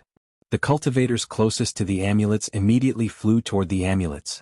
The iridescent cloud had only spewed 5 amulets for the first round, but at least a dozen cultivators were gunning for them. Some were lucky enough to get an amulet without being contested. The others were fighting to claim the remaining amulets. This was especially true for the green amulet. At least 5 to 6 pairs of eyes were watching it, and the fight it caused was easily the fiercest of them all. Lu Yi did not move from his spot because the amulets weren't close to him. He would not have made it in time even if he had decided to chase after any of them. It was clear that the cultivators weren't going all out though. No one here was revealing their affiliation. Therefore, it was possible that the annoying competitor you were battling against could have the same faction as you. Competing against one's ally was inevitable in the Cloud River battlefield. For the first time, Lu Yi thought that his fellow cultivators weren't too loyal to their factions. In the Spirit Creek battlefield, conflicts between cultivators from the same faction were almost non-existent. A dozen more amulets emerged from the iridescent cloud before the cultivators were done fighting. There were clearly more than 1 green amulet as well. More cultivators joined in the contest for the amulets. The iridescent cloud would continue to spew more and more batches of amulets as time passed. It was like someone had poured salt in oil. Fights were happening everywhere within 5 kilometers of the cloud. The cultivators kept a close eye on their prize. If any amulet came to their position, they would immediately try to contest it. Soon it was like a mini-war was happening in this area. Meanwhile, Lu Yi was still standing on the hill with an innocent look on his face. It wasn't that he didn't want to claim an amulet for himself, but it looked like he was pretty unlucky today. Not a single amulet had fallen anywhere close to him. Even the closest one was at least 5 kilometers away from him. Eventually, Lu Yi figured out that the iridescent cloud probably did not rain amulets directly underneath it.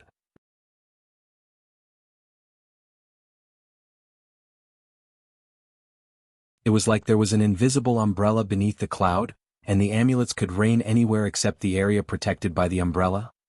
Lu Yi was just wondering if he should change his spot when another batch of amulets appeared. At least 100 amulets had appeared this time, and one of them was flying straight toward him. Lu Yi was touched to say the least. After waiting for heavens know how long, he could finally take part in the contest. The light crossed thousands of meters of him in an instant before revealing itself. It was a blue amulet. He had seen some blue amulets, but their numbers were few. It would seem that the quality of the amulets was proportional to its rarity. For example, he still hadn't seen a single purple amulet until now. Lu Yi soared into the sky and crossed the distance between himself and the blue amulet in an instant. He caught it firmly in his grasp. At the same time, he felt a powerful gust of wind from his flank.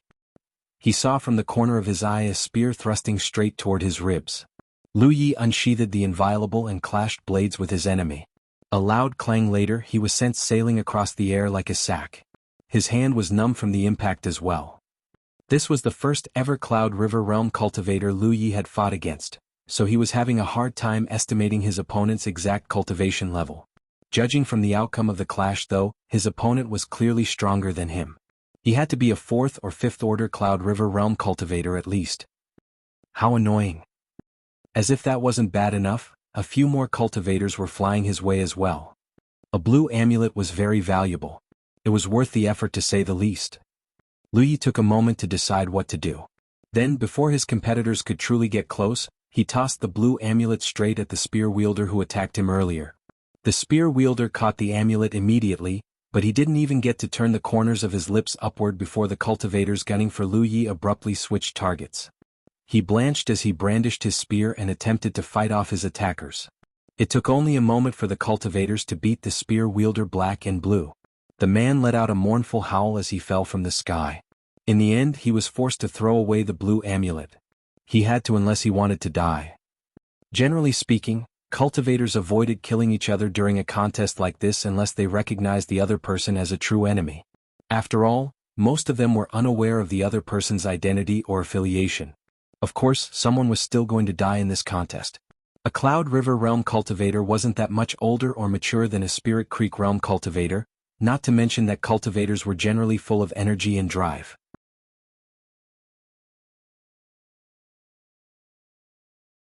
Regardless of what they told themselves at the beginning, it was all too easy for them to lose control. Lu Yi was glad he had made the right decision before it was too late. There was a high chance he would end up like the spear wielder if he had tried to escape with the blue amulet. It was a shame that Zhu Jia wasn't here. It would have been perfect if he was. Zhu Jia was one of the most robust body-tempering cultivators he had ever met, and most people couldn't even put a scratch on his body. If he was here, he could have just tossed the amulet to him for safekeeping. The contest for the amulets wasn't over yet, though the tetrachromatic cloud above him had shrunk greatly. Lu Yi would make a couple more attempts only to discover that he just wasn't strong enough to claim an amulet and secure it. The strong ones were aiming for the green and blue amulets, so he could not keep them even if he managed to get one. The white amulets were easier to defend, but there were far more people who were contesting for them. So far, someone always managed to intercept them first. It took more luck than strength to obtain a white amulet. After returning from yet another failed attempt, Lu Yi looked at the tetrachromatic cloud above him and noted that it had shrunk to 30% of its original size now. It was at this moment the cloud started shaking violently before crumbling altogether. At the same time, hundreds of lights flew out in every direction. This was the last batch of amulets. There were a couple of purple amulets and nearly 20 blue amulets among them. The cultivators' excitement hit a new peak. Those who thought themselves strong and fast enough to get what they wanted and evade their pursuers flew straight toward the purple and blue amulets. Lu Yi terribly wanted to join in the contest himself, but he forced down the irrational impulse and searched for an amulet he could realistically obtain. He was pretty lucky this time. A green and white amulet were flying in his direction. He jumped into the air and soared straight toward the green amulet. When he was just 30 meters away from the green amulet, a ribbon suddenly appeared out of nowhere and reached the amulets before him. Judging from the aura on the ribbon, it was a spirit artifact. Lu Yi was well and truly pissed off. He hadn't gotten a heaven's damn strand of hair since the event began, and this woman thought she could steal what was his from right under his nose? Unacceptable. He swung the inviolable at the same time he channeled his vitality into his right arm. Flash. The saber struck the ribbon with all its might, but it did not split it in half as he thought it would. The ribbon was a middle-grade spirit artifact, not to mention that its flexibility greatly diminished the saber's cutting force. That said, the powerful attack still managed to shake the two amulets out of the ribbon's grasp. Lu Yi immediately caught the green amulet in his hand. He was about to grab the white amulet as well when a dainty hand caught it first and even struck him in the back of his hand. Lu Yi felt as if he had been bitten by a snake. His hand immediately turned red and painful. A beautiful woman brushed past him. A fragrant scent tickled his nostrils. Lu Yi immediately paused in his tracks and looked back. He saw a sexy woman standing not far away from him with a ribbon wrapped around her arms. It was the spirit artifact that had snatched his amulets earlier. The ribbon was very long. It was wrapped twice around one arm, stretched across her slender waist, and wrapped around her other arm. Her shirt did not cover her arms. They almost shone under the sunlight. Right now, the woman was staring at Lu Ye's green amulet with an innocent expression. She gave her white amulet a small shake before begging in a sweet voice, "Do you want to switch, handsome?"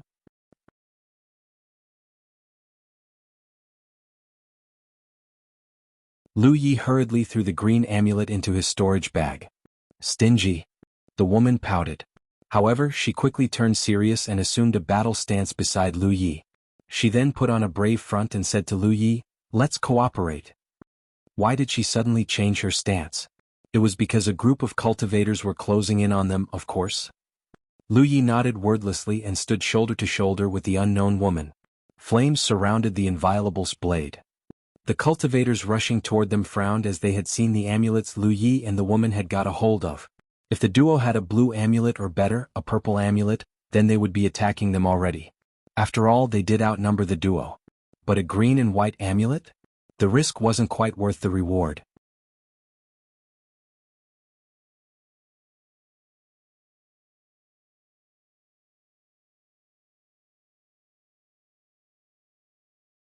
Chapter 446, Purple Amulet.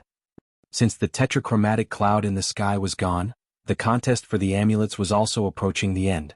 The cultivators who managed to get a purple amulet had escaped a long time ago, though whether they could keep their amulet remained to be seen. It all depended on their speed and strength. If they lacked either one of these qualities, then all their efforts would still amount to nothing. People were already bashing each other's brains in order to obtain a purple amulet. If there was a gold amulet, a lot more people would have died today. The cultivators who got an amulet departed the scene happily, and those who didn't left with their heads hanging low. "Hey handsome," the sexy woman asked suddenly. Lu Yi ignored her and turned around to leave. "What a miser." The female cultivator harumphed with a disgruntled expression. Still, she was lucky all things considered. At least she had gotten a white amulet. Lu Yi zipped across the wilderness at high speed. More than ever, he thought that the Cloud River battlefield really was a different place from the Spirit Creek battlefield. Just now, every cultivator had fought to obtain an amulet or two without revealing their affiliation. Someone who was an enemy a second ago could be your ally in the next second. It all hinged on the word profit. This would never happen in the Spirit Creek battlefield. Cultivators between opposing factions would never cooperate with one another because their cultivation was weak, and their area of activity was limited. It usually took little effort to identify a stranger's affiliation. In the Cloud River battlefield though, most cultivators chose to explore the world as they pleased.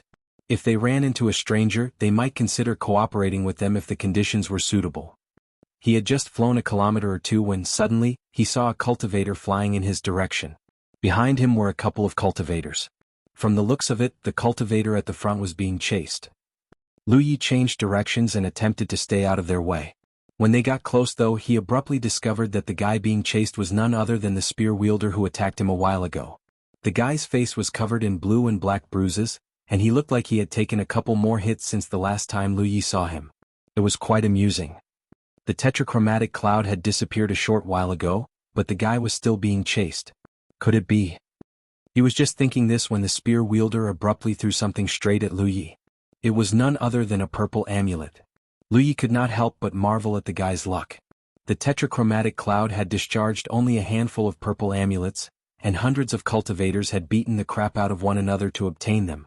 But somehow, the spear wielder had managed to snag one for himself. It was clear he wasn't strong enough to keep the purple amulet though. That was why he ultimately chose to throw the purple amulet to Lu Yi. As for whether he was plotting to make trouble for Lu Yi due to their earlier interaction, that was something only the spear wielder could answer. Even if he was, it would be righteous payback considering what Lu Yi had done to him earlier. The second the amulet was thrown, the cultivators immediately abandoned the spear wielder and changed directions just in time to see Lu Yi catching the amulet. Someone yelled, "Throw it here, boy." Another person cried, "That's not something a young lad like you can keep, boy. Give it to me." And of course there was the angry roar. "Surrender the purple amulet or die." As the cultivators approached, a pair of fiery wings abruptly Lu Yi appeared on Lu Ye's back. With a flap, he shot toward the opposite direction at high speed. He hadn't used soar before because it was pointless.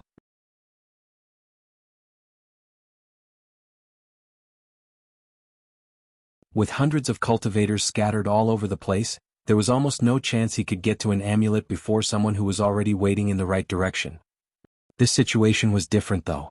There were only a couple of pursuers, and he was holding a purple amulet, a cultivation resource that was inferior only to a gold amulet. The reward was worth the risk.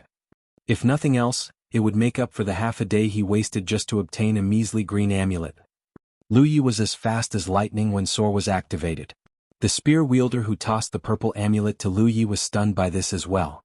Clearly he wasn't expecting Lu Yi to possess an ability like this. It took only a moment for the young man to vanish from view. In the sky, Lu Yi kept flapping his energy wings while expending spiritual power like a dam. Currently he had 3 methods of flying: flying using a flying spirit artifact, flying unassisted, and flying using glyph, soar. Each method depleted more spiritual power and stamina than the last.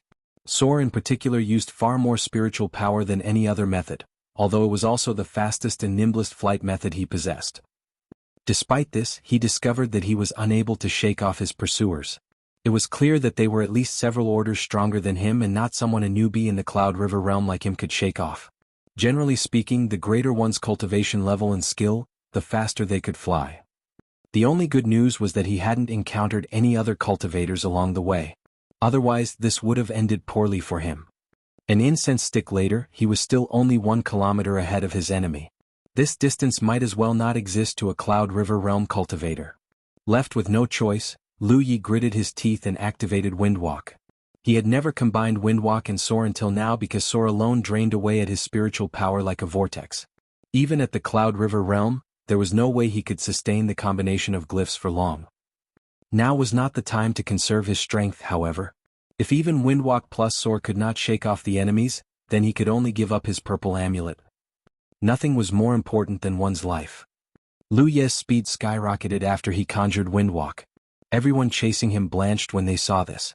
They already had to push themselves to their limits just to keep up with Lu Yi, and judging from his spiritual power he had clearly just ascended to the Cloud River realm a short time ago. At best, the young man was a second-order Cloud River realm cultivator, and everyone here was at least 3 to 4 minor realms above him. Despite this, they were still unable to catch up to Lu Yi. It was so unbelievable that they wouldn't believe themselves if they hadn't seen it with their own eyes.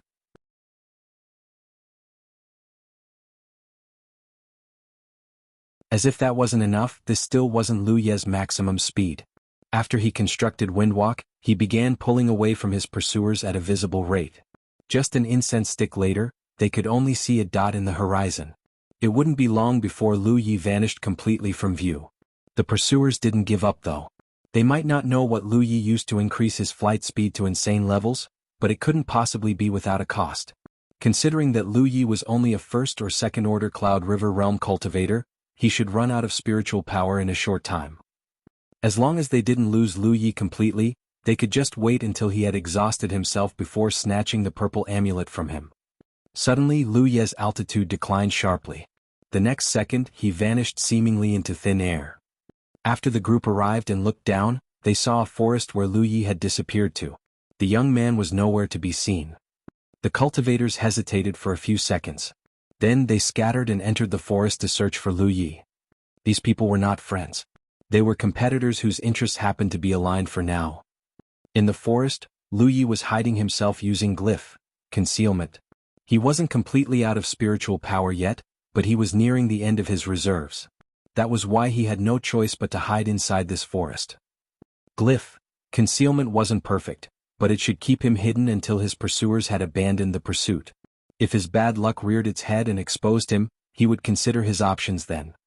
Once in a while, a cultivator would swoop close to the ground and search for Lu Yi. Clearly, they weren't going to give up without giving their all. Lu Yi simply stayed where he was and did not move a muscle. A quarter of a day later, when he could hear no more noises from his surroundings, Lu Yi finally began moving in a certain direction. He did not disable concealment just in case someone was hiding nearby and waiting for him to reveal himself. It wasn't long before Lu Yi found a dry cave.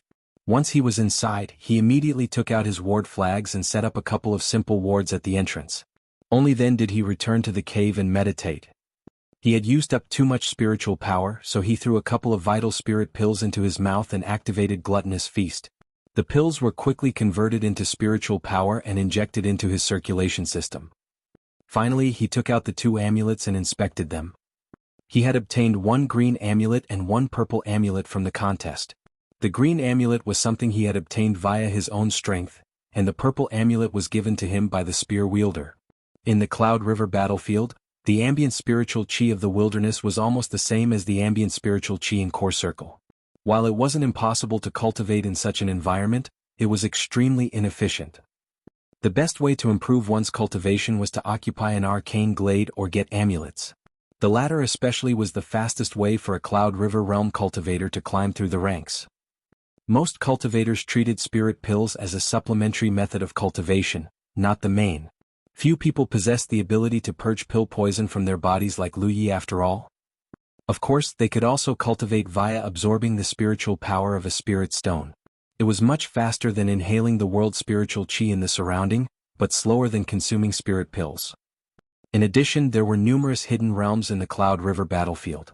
Some of them opened at fixed times so the cultivators knew when to enter. Some did not follow a pattern at all and could appear anywhere, anytime.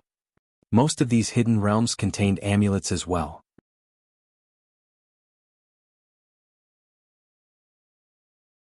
Those lucky enough to enter a hidden realm would be able to claim the amulets and the hidden realm's unique products for themselves. It was a massive opportunity to say the least. In comparison, the opportunities in the Spirit Creek battlefield were mostly made up of inheritances. For example, Wuxia had obtained the inheritance of a poison doctor. The world also thought that Lu Yi had obtained the inheritance of a glyph weaver in the Spirit Creek battlefield. The opportunities that could be found in the Cloud River battlefield were vastly different. They were mostly things that could improve a cultivator's cultivation. This intel was all recorded in the jade slip he had purchased from the Divine Trade Association. Lu Yi had had a strange feeling when he saw this information. It felt as if someone had purposely made the Spirit Creek battlefield and the Cloud River battlefield the way they were. Spirit Creek realm cultivators were weak and new to cultivation. Therefore, they needed inheritances far more than they needed items that could boost their cultivation level. That was why most of the inheritances were found at the outer circle and the inner circle. Few were located in the inner circle. When a cultivator had reached the Cloud River realm, they were considered to have carved out their path in the eternal journey of cultivation. Now, all they needed to do was to increase their power and cultivation level as fast as possible. That was why items that could boost their power and cultivation level became much more important than inheritances. Most of the opportunities in the Cloud River battlefield, such as the arcane glades, amulets and hidden realms, were all aimed at increasing a Cloud River realm cultivator's power. The theme was so obvious that even the biggest skeptic could not claim that it was mere happenstance.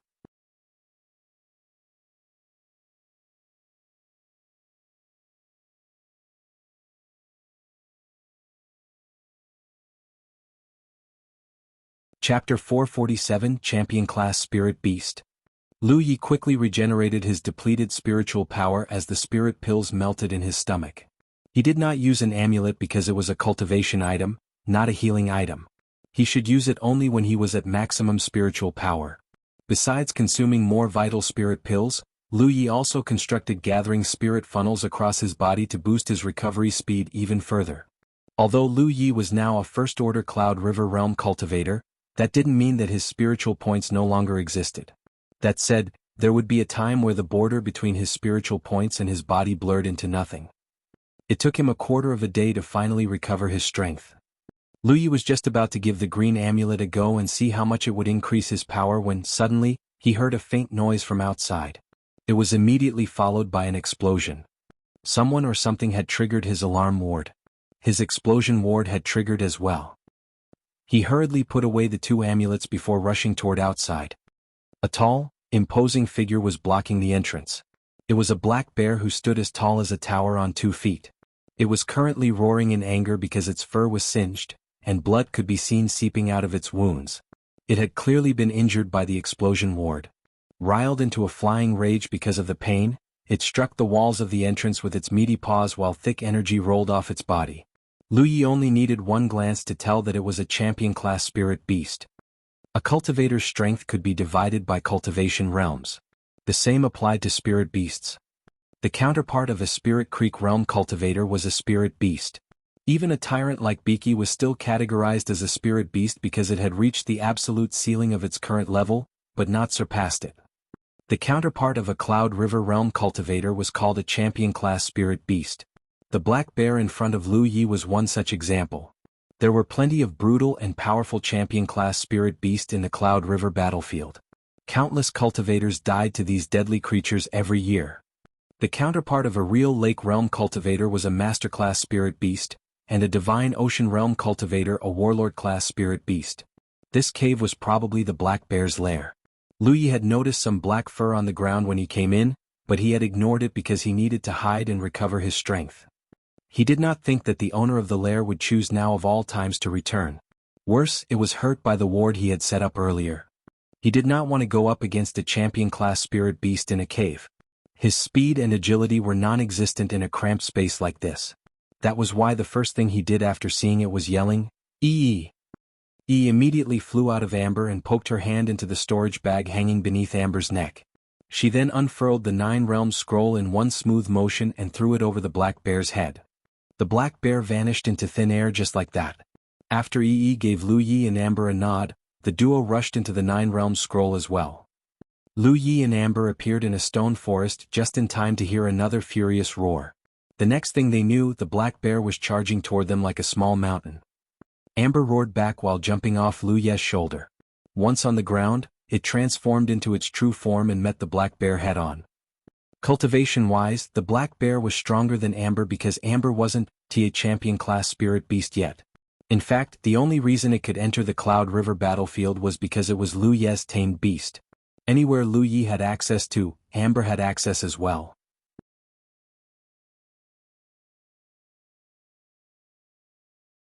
Looking at their size, it looked like Amber was only slightly behind the black bear. In reality, they were leagues apart from one another. But what Amber lacked in strength, it made up for in agility.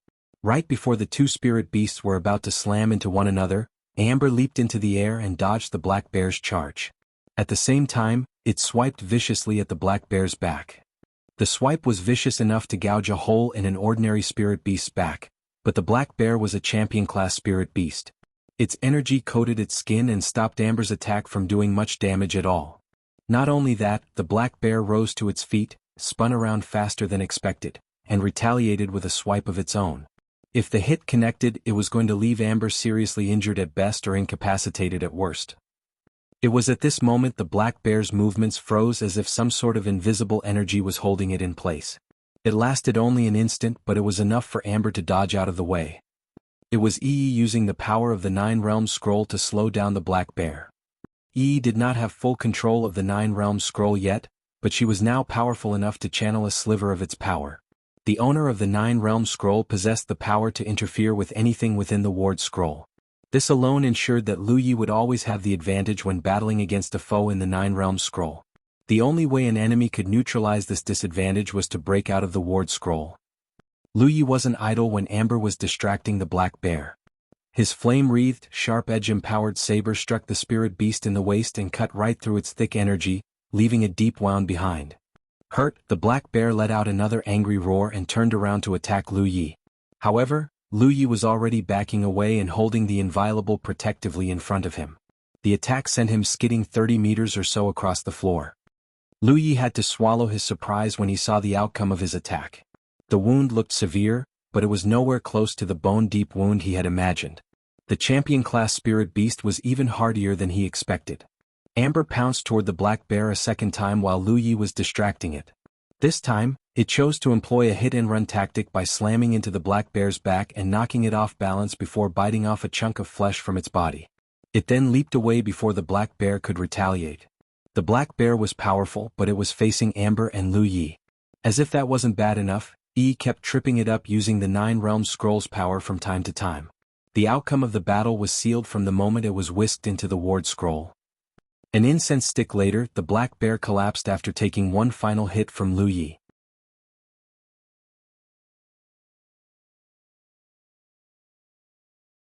There wasn't a single part of its body that wasn't covered in blood and gore. Lu Yi let out a slow exhale as he stared at the black bear's body. If he were to judge the black bear's strength by its cultivation level alone, then it was almost as strong as a 5th-order Cloud River Realm cultivator. Of course, that did not mean that the three of them combined could take out a 5th-order Cloud River Realm cultivator. For starters, Yi would have a much harder time catching a cultivator off guard and trapping them in the Nine Realms Scroll. On the off chance she succeeded, it still would have been a difficult fight as cultivators generally had way more tricks up their sleeves than this black bear. Besides that, this black bear was obviously all brawn and no brain. Most of their tricks worked only because the black bear was too stupid to recognize them for what they were. Anyway, the flesh and blood of a champion-class spirit beast was extremely attractive to Amber. Lu Yi personally preferred a spirit beast's meat over an ordinary animal's as well.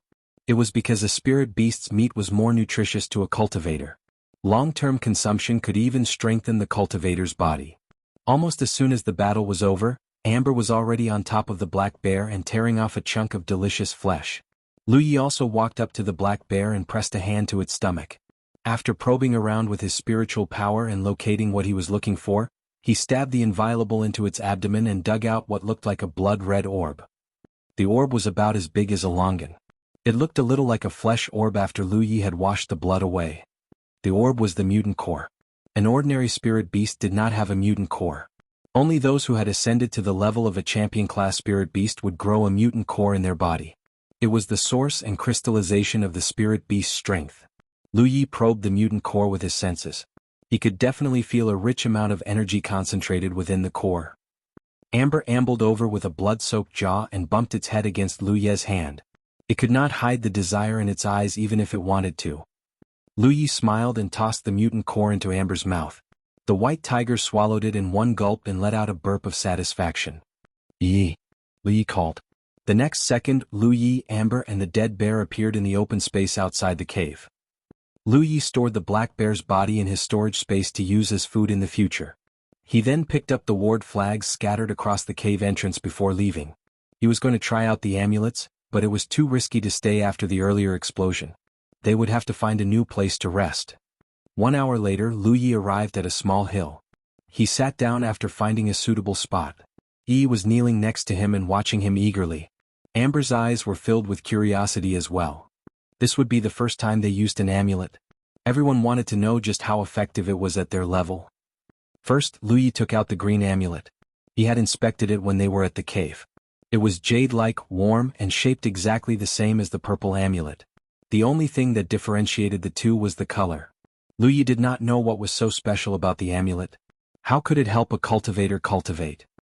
I'll know once I give it a try. The green amulet disintegrated when he crushed it between his fingers, but the powder did not dissipate with the wind. Instead, it flew in front of Lu Yi and formed a green hole. The hole was only the size of a fist, but the moment it was formed, mist so thick that he could see with his naked eye began pouring out of it. The mist poured out of the hole like it was endless. Their new hiding spot was overflowing with it in just the blink of an eye.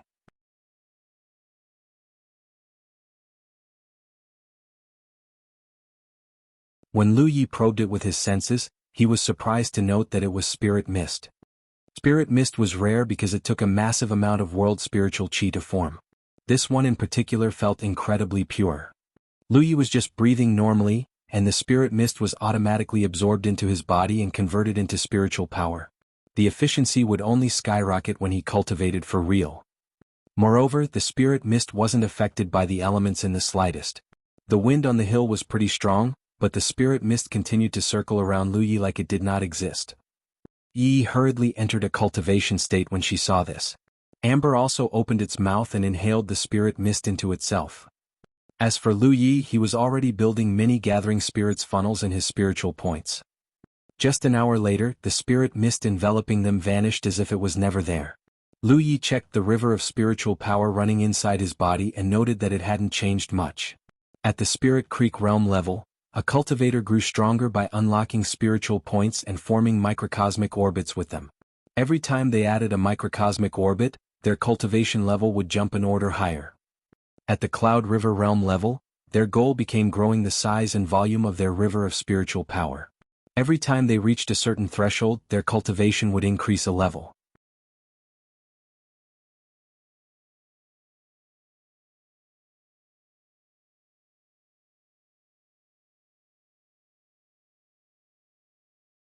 Chapter 448 Good Luck.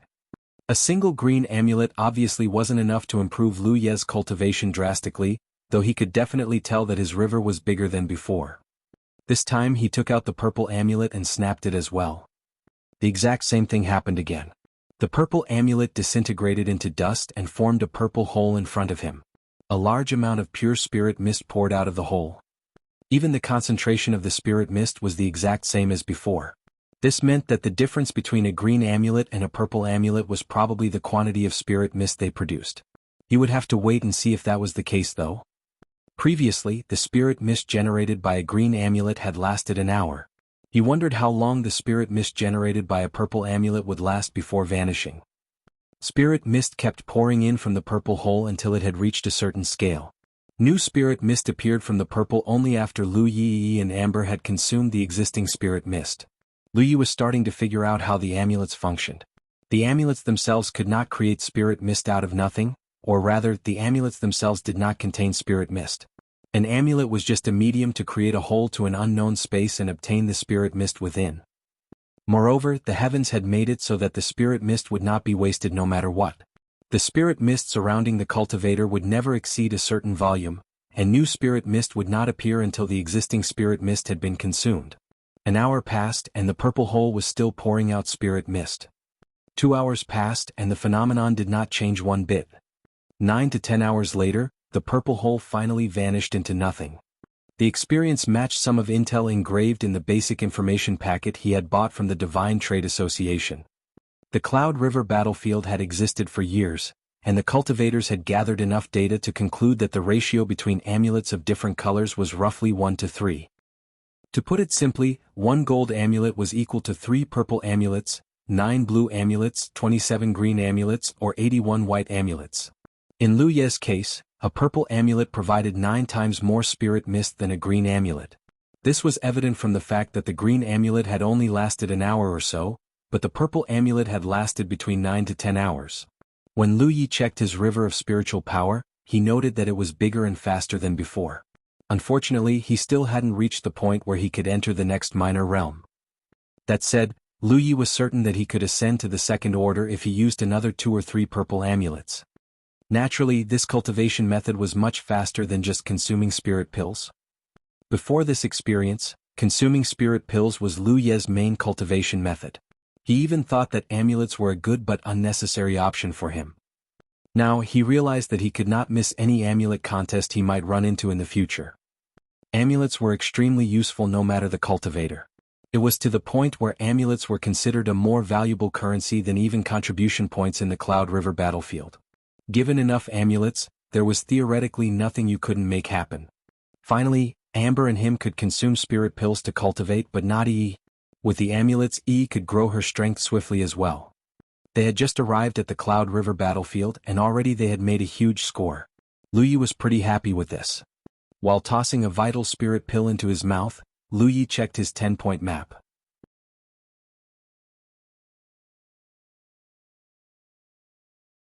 Originally, he was planning to check out the Tertius-level arcane glade close to the Divine Trade Association hotspot he had appeared. Unfortunately, one thing after another, and now he was anything but close to the arcane glade.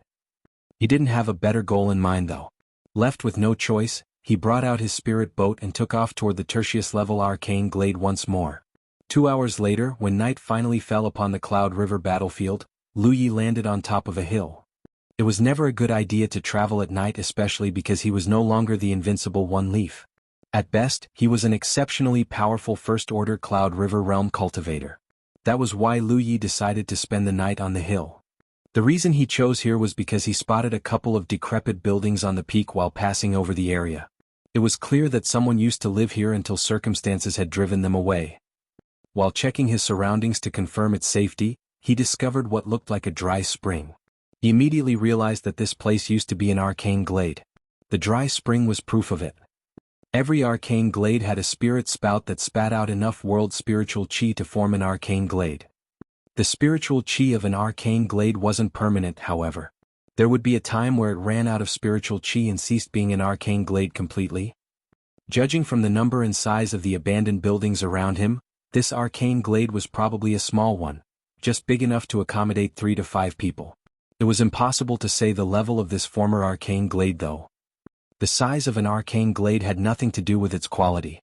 It was decided by the size of the spirit spout.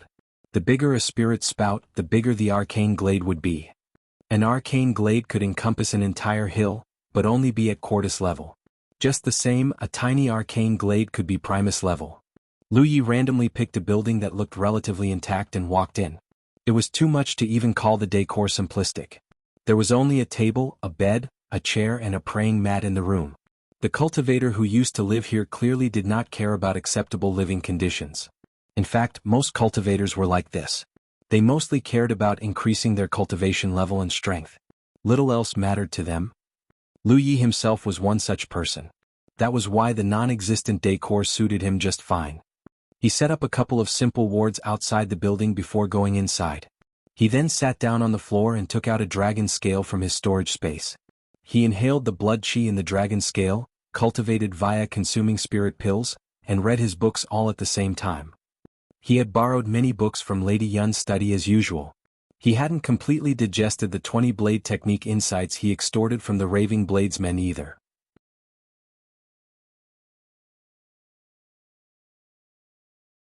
As for the dragon scales, he gave one to Amber and kept the other 4 for himself. Amber loved it. After some time, Lu Yi suddenly straightened up and looked outside. He heard something, but it wasn't the sound of people. It sounded like water? There was no stream or river anywhere on this hill though. How could he possibly be hearing what he was hearing? Suddenly, Lu Yi recalled something and hurried out of the building.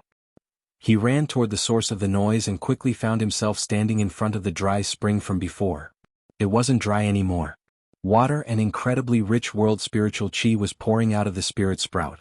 Already, the concentration of world spiritual qi around the spirit spout had risen dramatically. Lu Yi was speechless. While it wasn't impossible for a dry spirit spout to come back to life, so to speak, it happened so rarely that it was considered a once-in-a-century occurrence. This arcane glade had been dead for some time, but now its spirit spout had come back to life.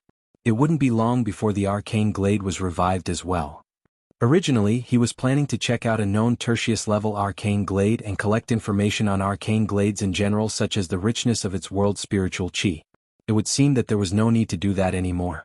He could just collect all the information he needed from the arcane glade right in front of him.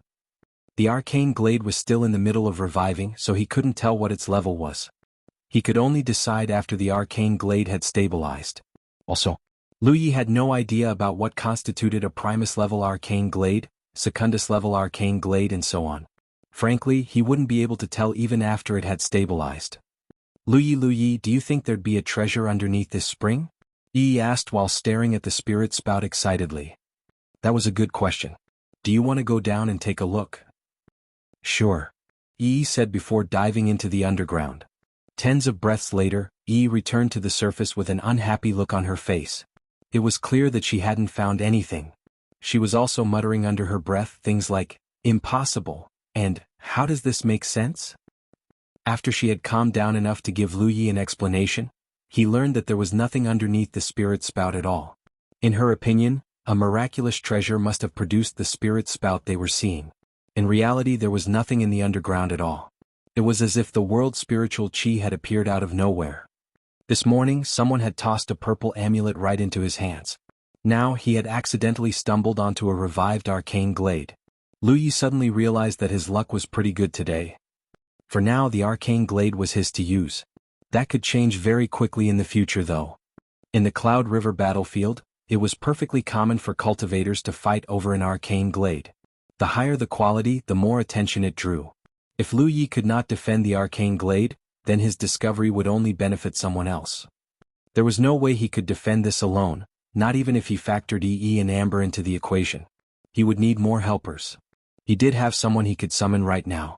The problem was that he didn't know where he was right now. He tapped a finger on his battlefield imprint and sent a message to Zhou. He informed the body-tempering cultivator his current location and urged him to come over as soon as possible. Zhou responded, Aang. He tried contacting his fourth senior brother and Feng Yuechan next. Unfortunately, they were still unavailable. With that done, Lu Yi asked Yi to guard the spirit spout while he took out 16 ward keystones from his storage space.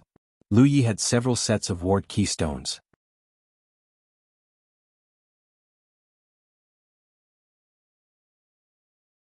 In fact, he had dug hundreds from his enemy's outposts back at the Spirit Creek battlefield, though most of them had been given to Shui Yuan. He had kept several sets for himself just in case he needed them in the future. That day had come sooner than expected.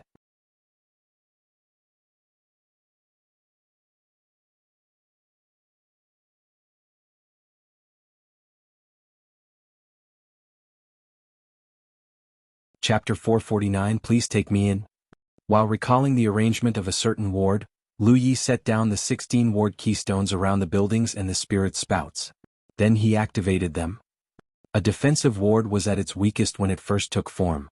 It was because its defensibility scaled in proportion to the amount of spiritual power it absorbed. The richer the ambient spiritual qi, the stronger its defense would become. In addition, the defensive ward kept the world's spiritual qi emanating from the arcane glade from leaking beyond its boundaries. The sky gradually brightened, and a considerable amount of spiritual qi had been generated in the arcane glade.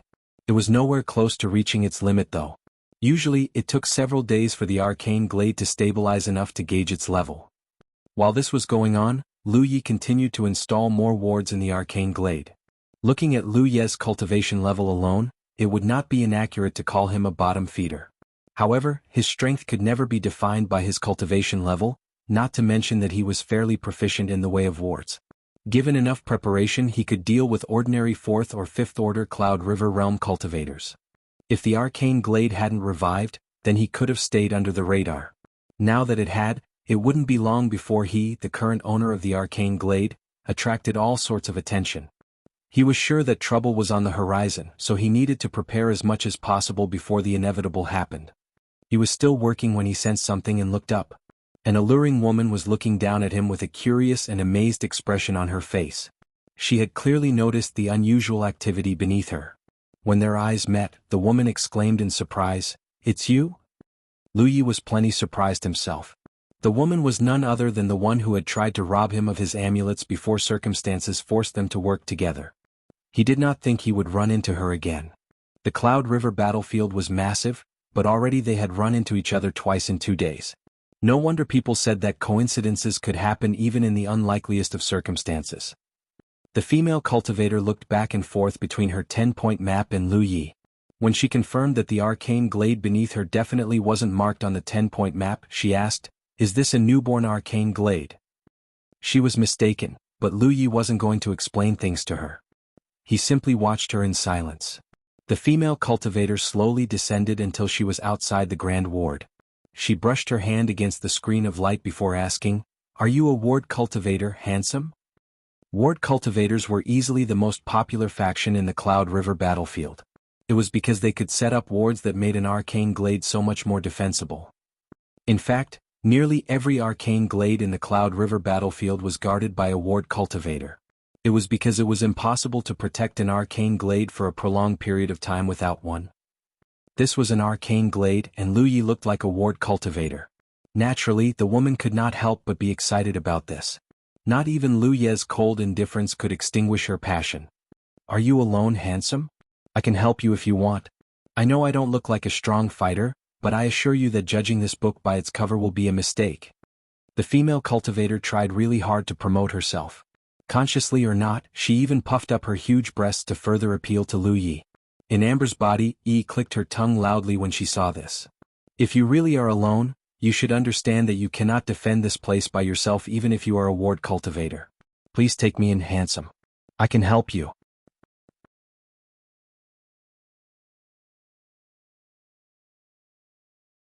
She was practically making puppy eyes at him at the end of her sentence. Despite his outward indifference, Lu Yi agreed with her. He had never plotted to claim this arcane glade all to himself because he knew that it was unrealistic. According to the rules of the Cloud River battlefield, the discoverers of a small arcane glade could form a temporary alliance with each other. They would share the arcane glade and defend it from outside threats. Of course, rules were made to be broken. Assuming Lu Yi had enough manpower, he would have rejected the woman already. However, Zhu Jia was nowhere to be seen, and his fourth senior brother and Feng Yuechan could not be contacted for whatever reason. This meant that he could not turn her down even if he wanted to. If she spread word of the existence of this arcane glade, his would-be competitors would show up sooner than expected and attempt to drive him out of the arcane glade. He had no doubt that they would succeed. This was why the first few cultivators who discovered a virgin arcane glade always banded together. "What's your cultivation?" Lu Yi asked. The female cultivator puffed up her chest and declared proudly, "I'm a 5th Order Cloud River Realm cultivator. Not only that, I was a Heaven 9 cultivator and the 46th ranker on the Scroll of Supremacy. May the heavens smite me if anything I said is a lie." Lu Yi had to admit that her accomplishments were pretty impressive, though of course it was nothing compared to his. She must come from a powerful Tier 3 sect at minimum if she could enter the Scroll of Supremacy. As for her faction, that wasn't important in the Cloud River battlefield. "If you take me in, I promise to cooperate with you and protect this arcane glade to the best of my abilities. Anyone who dares to challenge our ownership will face my wrath." "Come in," Lu Yi finally said while waving his control jade. A gap immediately appeared on the defensive ward. The female cultivator stepped in while cheering in delight. Hell yeah. Of course she was happy. She had been wandering aimlessly until she stumbled upon this virgin arcane glade that hadn't even stabilized yet. Even better, the first discoverer lacked the manpower to secure it. If this wasn't good luck, then she didn't know what was. Lu Yi took a moment to examine his new companion. He had to admit that she was both beautiful and sexy. She was wearing a sleeveless shirt, and her soft, white skin kept catching his attention like a magnet. The female cultivator examined her surroundings curiously before realizing too late. Wait, this isn't a newborn arcane glade. Did the spirit spout revive? If this was a newborn arcane glade, there wouldn't be so many abandoned buildings in the area.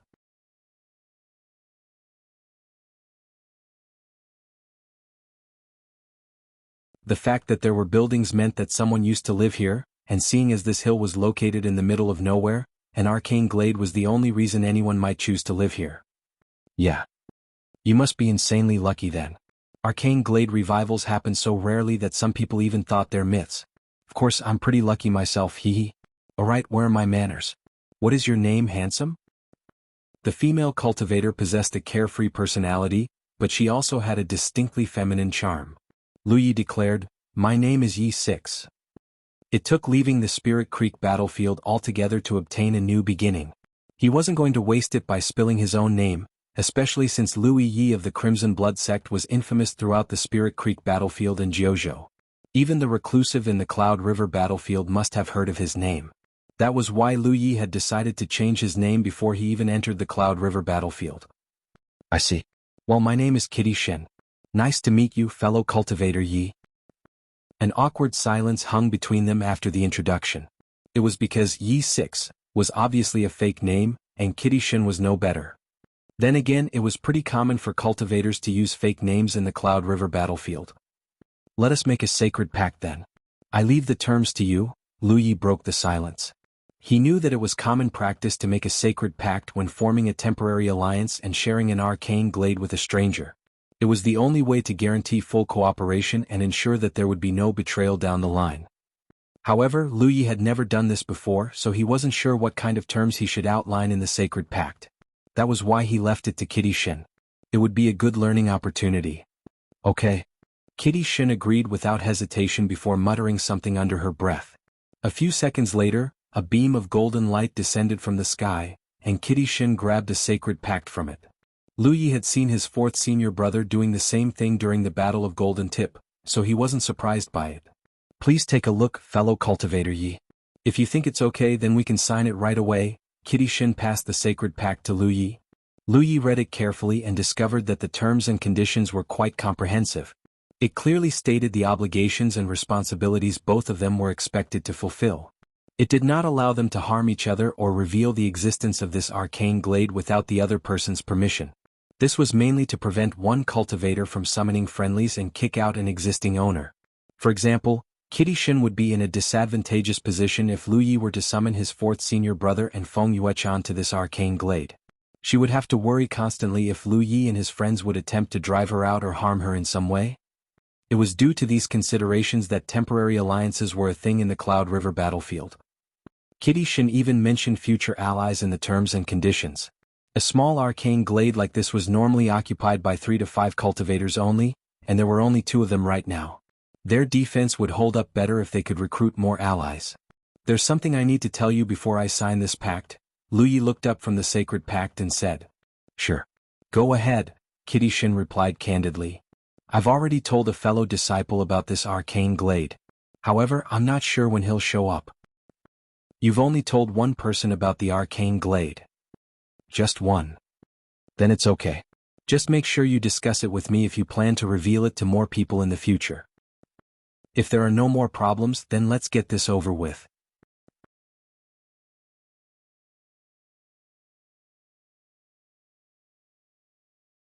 Lu Yi bit his finger and pressed a bloody thumbprint on the sacred pact. Kitty Shen did the same. The heaven's mysterious power enveloped them both, and a sacred pact was formed just like that. Lu Yi put away the sacred pact. Kitty Shen visibly relaxed when all was said and done. She might look like a careless person, but she had been on her guard until the sacred pact was signed. Kitty Shen looked around for a bit before asking, "Where do you live?" After Lu Yi pointed out his building, Kitty Shen pointed at the opposite building and said, "I'll be staying here then." She held up the hems of her skirt and hopped into her chosen building. It wasn't long before he heard the sounds of cleaning.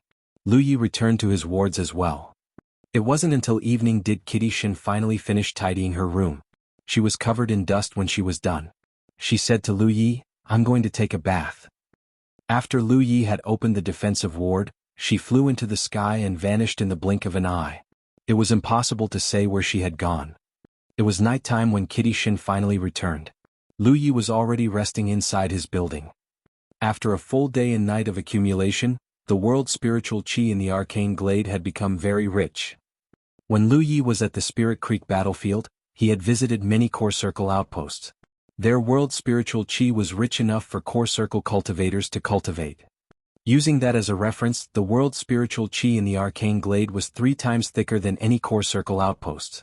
Naturally, the environment was good enough for a Cloud River Realm cultivator to cultivate. Even better, the arcane glade hadn't stabilized yet. It was going to be even better when it had fully stabilized. Technically speaking, it was still way faster to cultivate using an amulet. However, an arcane glade was a stable and long-lasting cultivation resource, while it was questionable if one could even obtain an amulet, much less a good one.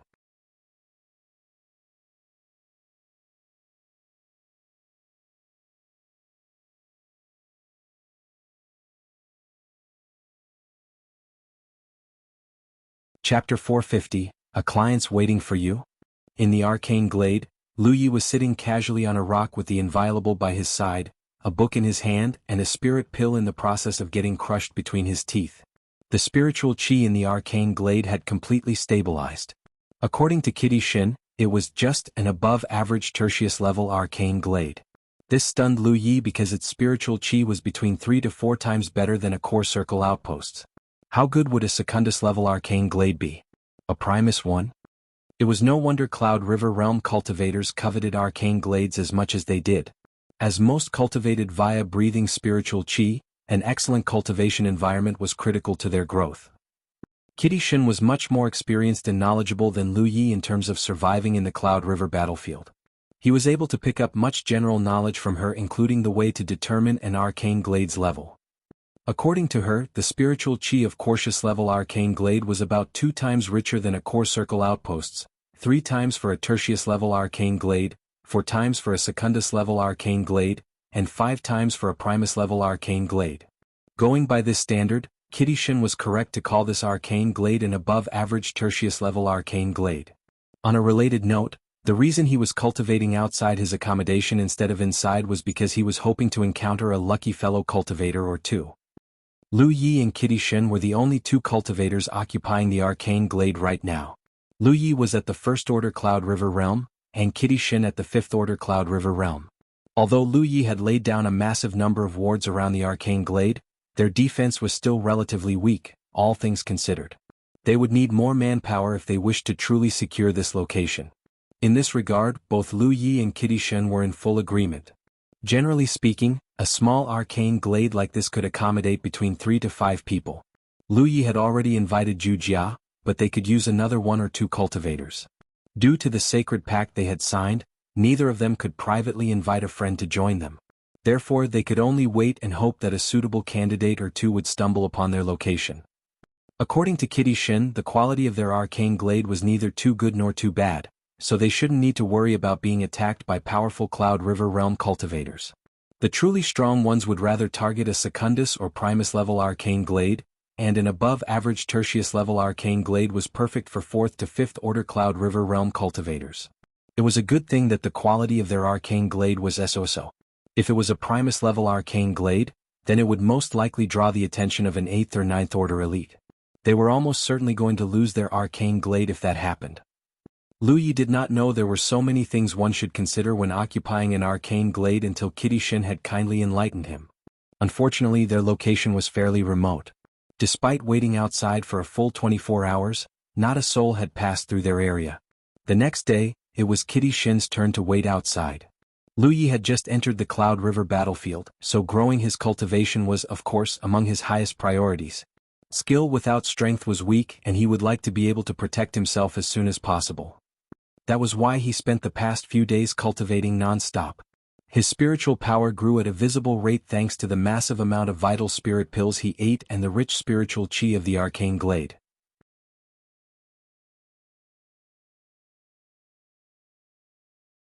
A Cloud River Realm cultivator's cultivation goal was to grow their river of spiritual power. Every time it reached a certain threshold, his cultivation level would increase by 1 minor realm. This would continue until the river had filled up his entire body and transformed into a lake. When that happened, he would have reached the real lake realm. He was in the middle of cultivating when he suddenly heard Kitty Shin conversing with an unfamiliar voice outside. He immediately set down his book and listened in silence.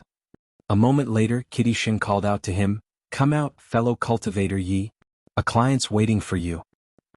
Lu Yi grimaced at the terrible joke. It was a line that was commonly heard in a brothel, but rose to his feet. When he stepped outside, he saw Kitty Shin waiting for him and another woman standing outside the ward. The woman had a tear mole and a fragile, sympathetic appearance. Kitty Shin introduced her warmly. "Our long wait has finally borne fruit, fellow cultivator Yi. Her name is Ruan Qingzhu," said the unfamiliar woman while giving him an elegant bow. Even her voice was sweet and gentle. Her personality and behavior were the complete opposite of Kitty Shin's. "That's right," Kitty Shin said with a nod. "I've asked Ruan all the necessary questions, fellow cultivator Yi. She is willing to join us, and she is a fourth-order Cloud River Realm cultivator. She is exactly who we need." Ruan Qingzhu held her hands in front of her chest and bowed again. "If you are willing to accept me, this one swears to cooperate with you to the best of my abilities." Lu Yi examined her for a moment before nodding. He then opened a gap in the defensive ward with the control jade. Finally, he handed her the sacred pact he and Kitty Shin had signed and said, "Take a look. If it looks all right with you, then please sign it right away." Ruan Qingzhu accepted the pact and read it carefully. A while later, she replied smilingly, "It is acceptable." She then bit her finger and pressed her fingerprint on the sacred pact. After Lu Yi had put away the sacred pact, Kitty Shin declared while rubbing her palms, "And now there are three. A friend of fellow cultivator Yi will be joining us soon, so we can only accept one more person into our little group. Personally, I think we can loosen our requirements a little for this last person, if only to make our lives a little easier. What do you both think?" "Sure." Lu Yi did not have an opinion regarding this. Ruan Qingzhu was a newcomer. In this case, the only position she was allowed to take was a yes man's, so she replied smilingly, "Whatever you say, sis." Kitty Shin beamed. "It's decided then. The Cloud River battlefield is vast, so it would not be an exaggeration to say that fate has brought us together. I hope our time together will be a harmonious one, and I shall be depending on you two in the coming days." Ruan Qingzhu replied with a soft giggle. "I'm the one who should say that, sis."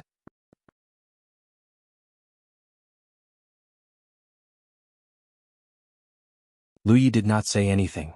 In fact, he was already walking back to his house. Kitty Shin said to Ruan Qingzhu, "Fellow cultivator Ye's a bit reserved, but he's not a bad person. You'll find out eventually." "Of course. Since you've just arrived, allow me to help you in tidying your new house. Where would you like to stay? This one's my house, by the way." "I'd like to be your neighbor then, sis." "I'm very happy to hear that." In the building, Lu Yi frowned deeply while listening to their conversation. As he thought, women are strange creatures. He just couldn't fathom how they could behave like fast friends when it had only been a couple of minutes since they met one another. And so Ruan Qingzhu joined their little group. A fourth-order Cloud River Realm cultivator was a good addition to their arcane glade. With the three of them in Lu Ye's wards, it would take a massive group or a handful of powerful cultivators to drive them out. An ordinary group of 5 would not be able to threaten them in the slightest. The days passed slowly. Lu Yi was so engrossed with cultivation that he went through his stock of vital spirit pills at a tremendous rate. At some point, he realized that he hadn't brought enough vital spirit pills with him. It was because the Cloud River battlefield was a vastly different place from what he had imagined. In the Spirit Creek battlefield, prey would automatically flock to him and supply him with their cultivation resources. Here though, he hadn't even killed a single person. It was why he didn't have quite enough vital spirit pills. He cultivated mainly by consuming spirit pills. Without them, his progress would slow tremendously.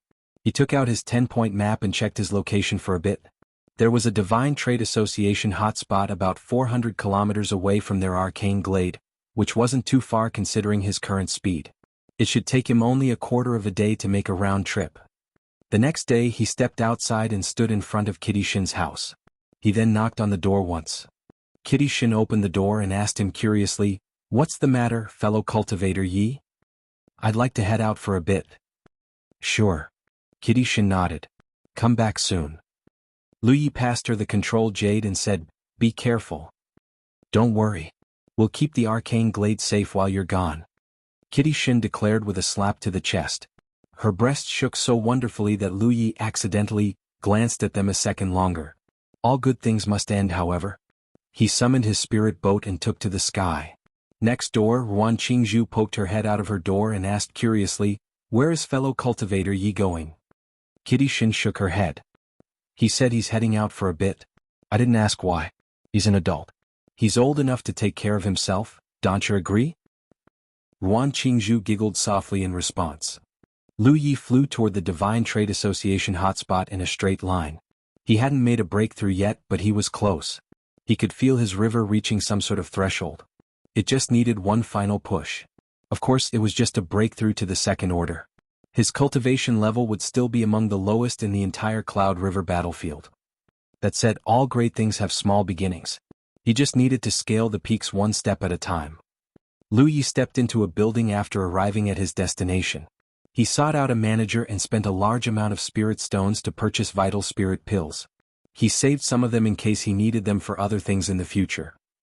He hadn't brought too many spirit stones from his headquarters either. He would have to find a way to gather more cultivation resources once he used up this batch of spirit pills as well.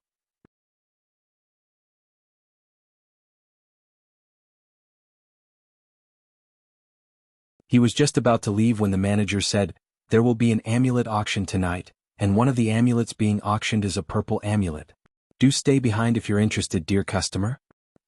Lu Yi was interested, of course. Amulets were ridiculously good at boosting one's cultivation. He had been hoping to relive the sensation ever since he had used the green and purple amulets. Unfortunately, amulets did not rain from the heavens all the time. He not encountered such an event yet. The currency used to bid for the amulets was contribution points. He had over 70,000 contribution points right now, and he was fairly sure that only a handful of people in the entire Cloud River battlefield had more contribution points than him, if at all. That was why he wasn't afraid to go into this auction at all. He had wanted to experience an amulet auction since the day he entered the Cloud River battlefield. Unfortunately, he had missed the previous auction by 2 days. Now that he was given the chance to catch up with lost opportunities, he did not hesitate to seize it with both hands. He messaged Kitty Shen and told her that he would be heading back later than expected. Kitty Shen acknowledged the message before advising him to take care of himself, don't trust strangers easily, and so on. It made him feel a bit of warmth in this unfamiliar world.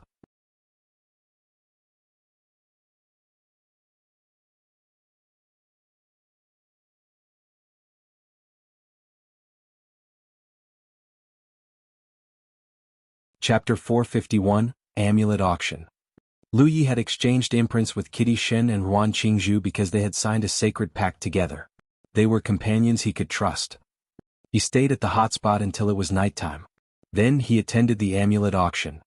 Unlike the usual auctions Lu Yi had attended, the Divine Trade Auction gave every participant a small object. He didn't know what it was made of, only that it looked like a jade finger. After a manager of the Divine Trade Association had instructed him on how to use the jade finger, he sat in his private room, held it in his grasp, and poured his mind into it. The scenery before his eyes changed immediately. The experience was similar to when he entered the Vault of Providence. His mind had appeared in a small, confined space in an instant. There was nothing in the room besides a ton of floating amulets. He counted 100 white amulets, a dozen or so green amulets, a few blue amulets and a single purple amulet. He wondered who was the lucky cultivator who managed to nab a purple amulet for themselves.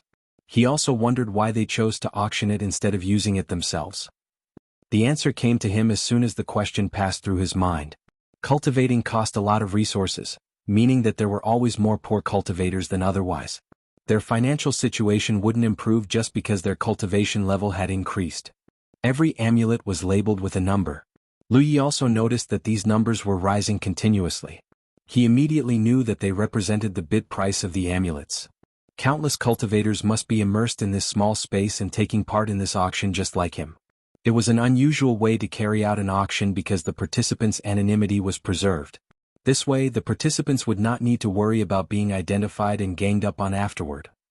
Lu Yi had a feeling that the auction was held this way because the currency involved was contribution points. To cultivators, the only safe place to trade in contribution points was the Vault of Providence. In fact, he reckoned that the heavens were involved in the auctions in some capacity. That was generally the case when contribution points were involved. Lu Yi had a small problem. He wasn't sure what was considered a fair price for each type of amulet. So, he messaged Kitty Shen about it. You're at the Divine Trade Association? Shin replied, white amulets are worth around 200 contribution points. If the price goes over 220, just forget it and move on. As for the other amulets, just do the math based on the conversion rate I told you before. Lu Yi thanked her for her swift and candid response. If white amulets were worth around 200 contribution points, then green amulets must be worth around 600 contribution points, blue amulets around 1,800 contribution points, purple amulets around 5,400 contribution points, and gold amulets around 16,200 contribution points. Also, anything that went over 10% of its estimated price wasn't worth getting. Lu Yi checked the amulets again now that he had a base of reference. It was as Shin said. The white amulets were generally sold at 200, green amulets at 600, and blue amulets at 1,800. The one and only purple amulet was currently sitting at 5,500 contribution points. Lu Yi was gunning for the purple amulet, of course. He tapped the purple amulet once and saw the bid price changing to 5,550 contribution points. It was also shining slightly compared to before. Seeing this, Lu Yi tapped a white amulet next and saw its price changing. The white amulet started shining a little as well.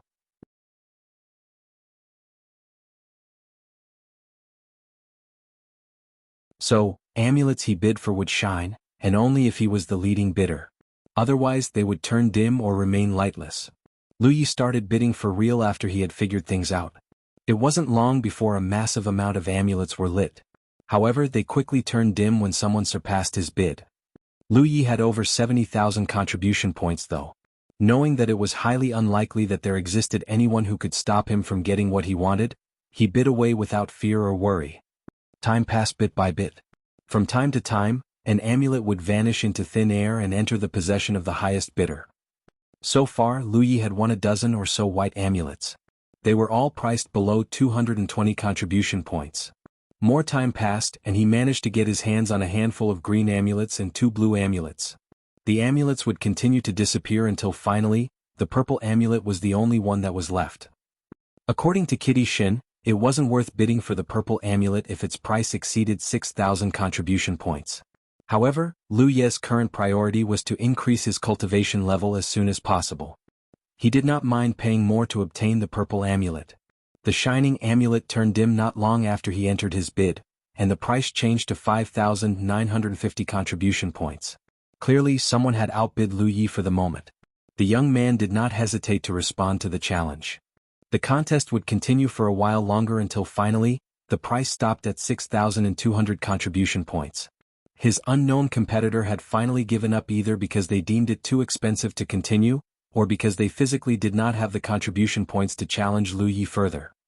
A while later, when the purple amulet had flashed 3 times in succession, it abruptly shone like a mini sun. All the amulets he had won the bid on had reacted like this at the end of the bid. Lu Yi knew then that the purple amulet was his. He immediately grabbed the purple amulet and stored it in his storage bag. Lu Yi withdrew from the small space after the auction was over. He tallied his gains and confirmed that he had obtained 15 white amulets, 6 green amulets, 2 blue amulets and 1 purple amulet at the total cost of 16,800 contribution points. This meant that he only had a little over 57,000 contribution points now. Lu Yi was very satisfied with this harvest. With this many amulets, he should have no problems hitting the second order in a matter of days, though he wouldn't use them until he had returned to the arcane glade. While it was unlikely he would reach the third order before he used up his haul, he had still saved himself a considerable amount of time.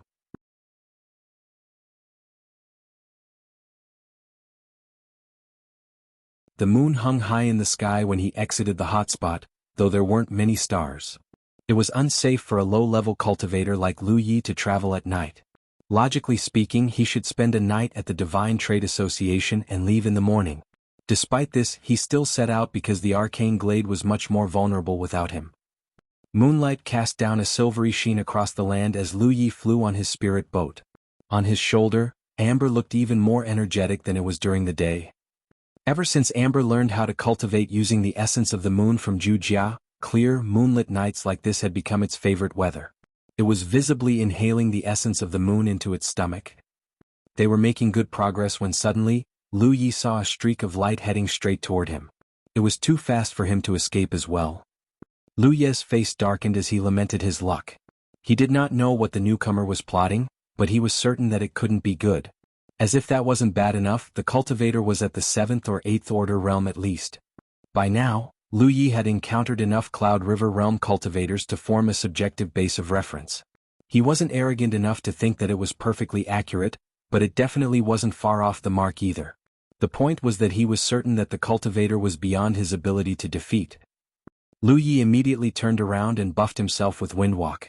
But despite pushing his spirit boat to the max, the distance between them was shortening slowly due to the massive discrepancy between their cultivation levels. He was just wondering if he should use Soar when suddenly Yi said, "Lu Yi, something isn't right with that guy. Look, he's falling to the ground." Lu Yi turned around and saw that she was right. Not only had their pursuer's aura dimmed to almost lightless, he was also falling toward the ground. He was unable to control himself despite his best efforts. "He looks injured." Lu Yi stopped in his tracks and watched as the man fell. The man managed to catch himself right before he would hit the ground and turn into a splatter of gore and blood. If the guy was perfectly unharmed, then Lu Yi was going to escape as far as possible. But if he was grievously injured, then he supposed that there was little risk in interacting with him. Now that he thought about it, the guy had chased him probably not because he wanted to hurt him, but because he wanted Lu Yi to save him or something. A moment of hesitation later, Lu Yi flew toward the fallen man. When he landed on the ground and looked up, he saw a bloodied man leaning against a large tree and barely keeping himself up. There was a fist-sized hole at the center of his chest deep enough to reveal wriggling organs. He was also covered in wounds from head to toe. It was clear that he had fought a great battle, and it was just as clear that he wasn't going to survive his injuries. Lu Yi could tell because he had taken more wounds than he had eaten rice his whole life. The man was breathing shallowly when he sensed Lu Yi and met his eyes. While gripping his blood-drenched sword, he shot Lu Yi a weak smile and commented, "Your flight speed is impressive, fellow cultivator." "Why were you chasing me?" Lu Yi asked. The guy looked like he could die at any moment, so he did not understand why he would choose to chase a random stranger at night. Otherwise, Lu Yi would not have thought that he held malicious intentions and escaped with his tail between his legs. The guy said, "I'm dying. You're the only cultivator I found in miles. I would like to ask you to carry out my last wish." "What is it?" "Can you please return this sword to the Divine Freedom Sect for me?" the man asked while raising the blood-drenched sword.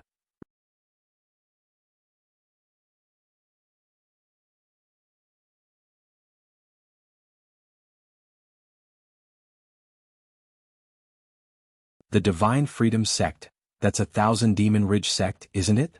Lu Yi replied. If he remembered correctly, the sect had paid him the mercy fee when he was at the Spirit Creek battlefield. This meant that the Divine Freedom Sect was a core circle sect that was tier 3 or higher.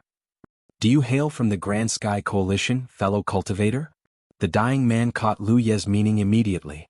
When the young man remained silent, he said, "That's fine. You do not need to bring the sword to my sect yourself. You can simply entrust it to the Divine Trade Association. If you agree, you may have all the wealth I carry on my person. I'll have you know that I'm pretty wealthy." "I can do that." Lu Yi nodded. All the man asked was that he bring the sword to the Divine Trade Association to return it to his sect. It was but a simple matter. "Thank you." The man relaxed before letting out a bitter chuckle. It was a long and hard journey. In the end, it amounted to nothing at all. Lu Yi did not say anything. He wasn't moments away from death, so he could not possibly empathize with the man. This was how the cultivation world had always been, though. Death was the constant companion of all cultivators.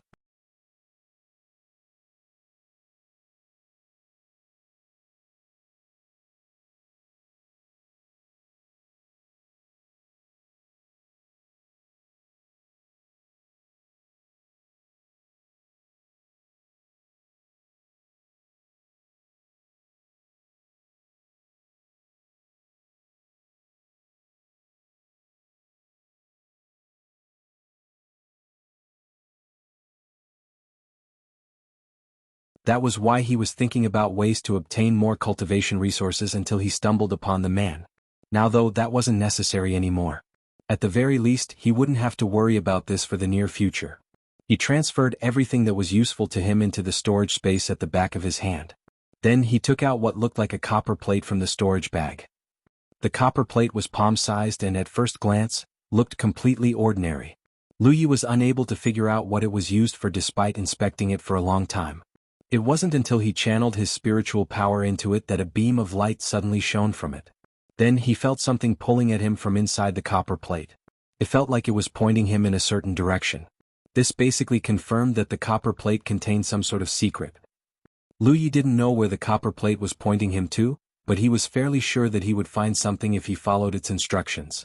For a while, Lu Yi simply held the copper plate and weighed his options. In the end, he decided to store it in his storage space and put it temporarily out of his mind. Right now, his first priority was still increasing his cultivation to an acceptable level. Only then could he protect himself from the dangers that might be associated with the copper plate and the Cloud River battlefield itself. After arriving at the Divine Trade Association, Lu Yi descended in front of a building and walked inside. He then sought out a manager and inquired about the procedure to deliver a sword. After learning the ins and outs of the situation, the manager offered Lu Yi a solution. He told him that the Divine Trade Association could safekeep the sword while sending a message to the Divine Freedom Sect. When a cultivator of the Divine Freedom Sect showed up, they would then pass the sword to them. Lu Yi saw no problems with the solution. His only request was that his information be kept a secret.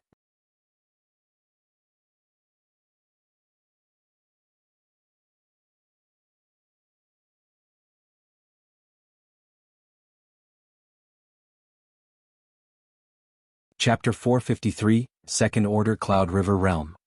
By the time Lu Yi was finally finished with the tasks at hand, it was well past midnight already. He was just wondering if he should stay the night at the Divine Trade Association after all when he suddenly felt something from his battlefield imprint. It was a message from Kitty Shin, and her tone was incredibly urgent.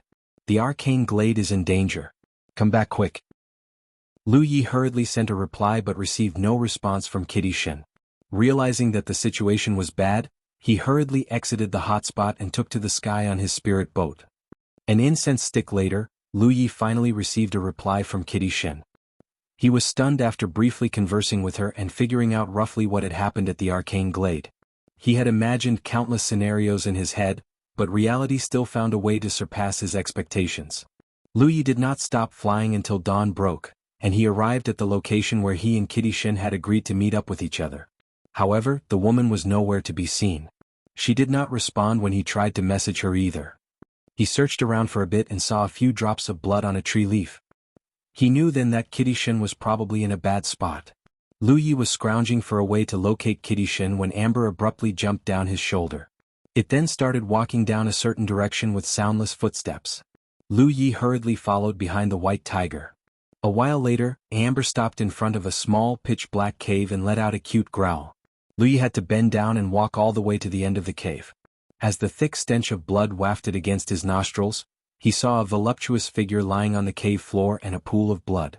Her face was deathly pale and her breathing was shallow. The woman was Kitty Shin, of course. No wonder she hadn't responded to his message earlier. She was hurt so badly that she had fallen unconscious. Although she was unconscious, Kitty Shin still sensed his approach and woke up immediately, or at least she tried to. Her eyebrows wrinkled as if she was trying to open her eyes, but she was ultimately unable to wake even her own consciousness. Her features were scrunched up in deep pain. Lu Yi frowned deeply as he briefly inspected her injuries. She definitely wasn't faking it. At this rate, the likelihood she would succumb to her injuries was pretty high. He immediately produced some healing items from his storage space while saying, "Treat her please, E." Okay. E appeared from Amber's body and began working immediately. While E was working, Lu Yi exited the cave and began setting up some wards. Suffice to say, last night's events had gone almost entirely different from his expectations. It was supposed to be a quick and uneventful trip, but not only had they lost their arcane glade, Kitty Shin was injured so severely that she could have been dead. She would be if she wasn't as alert as she was. Lu Yi had learned the outline of what had happened during his brief interaction with Kitty Shin, but not the details. From the looks of it, he would have to wait until she was awake before he could ask her about it. Right now, one question occupied the forefront of his mind. How on earth had that person gone around the sacred pact? Were the terms and conditions not as airtight as they thought it was? After setting up a simple alarm and concealment ward, Lu Yi sat at the cave entrance and took out the sacred pact. He then went through each and every line as carefully as he could. He was unable to find a single flaw in the pact, however. It had been prepared by Kitty Shin, and it showed that she was a meticulous woman. The terms and conditions were well woven, well organized, and extremely logical. He just could not find that loophole that his enemy had apparently exploited. It was an eye-opening experience.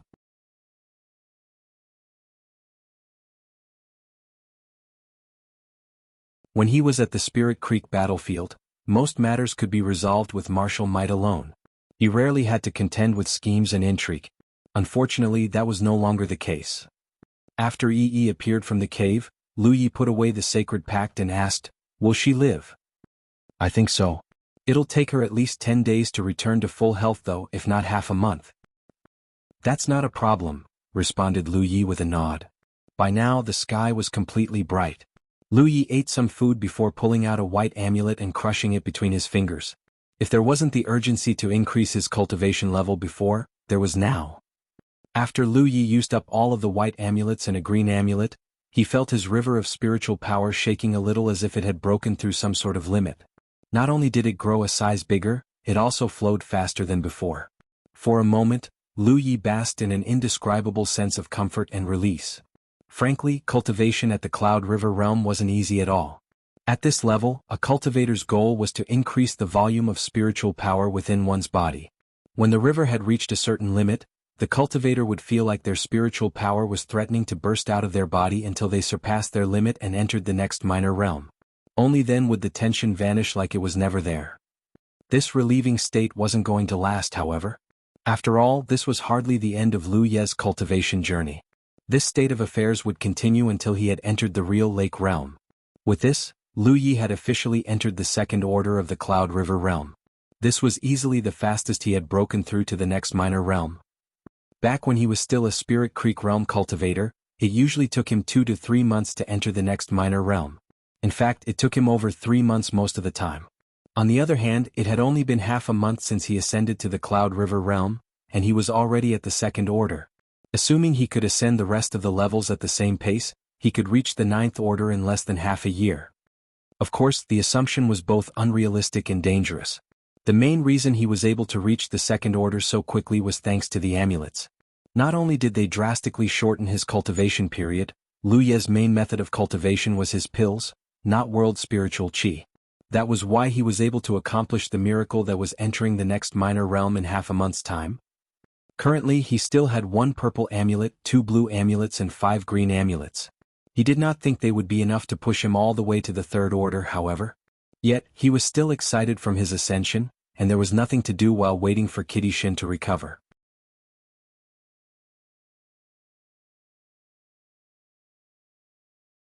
He decided to continue his cultivation. 3 days passed in the blink of an eye, and Kitty Shin had barely recovered from her ordeal. Although her injuries weren't healed yet, she was no longer in danger of dying. She was also capable of speech now. Lu Yi had used up all of his amulets as a matter of course. As expected, his spiritual power hadn't grown enough to enter the next minor realm, but he had made great strides in the second order and saved himself a lot of time. In the cave, Lu Yi was sitting cross-legged in front of Kitty Shin. He did not notice that her face was red because the cave was dark and her head was lowered. Why was Kitty Shin blushing? It was because her clothes were changed, and her body was carefully bombed and bandaged, including her private parts. She thought that Lu Yi was the only person here, so naturally she thought that he had seen everything. She could not bring herself to criticize him or even think badly of his actions, however. After all, he had done it to save her life. That said, she could not stop herself from thinking about it no matter how many times she told herself that cultivators were above such trivial matters. Lu Yi carefully fed Kitty Shin a few mouthfuls of water. Then he passed her a piece of jerky. Kitty Shin took her time to eat her food. A long time later, Lu Yi finally asked, "Can you tell me what happened?" Kitty Shin recalled the night's events and uttered through gritted teeth, "Ruan Qingzhu had planned this from the beginning." That night, when Lu Yi was participating in the amulet auction, he had messaged Kitty Shin and checked if everything was alright at the arcane glade. At the time, everything was still as fine as rain. It wasn't until past midnight when Kitty Shin suddenly sensed a disturbance and exited her cultivation state. Before she could even exit her house and check what was going on, 2 strangers abruptly rushed in and engaged her in combat. None of her enemies were small fries and she was fighting 1 against 2.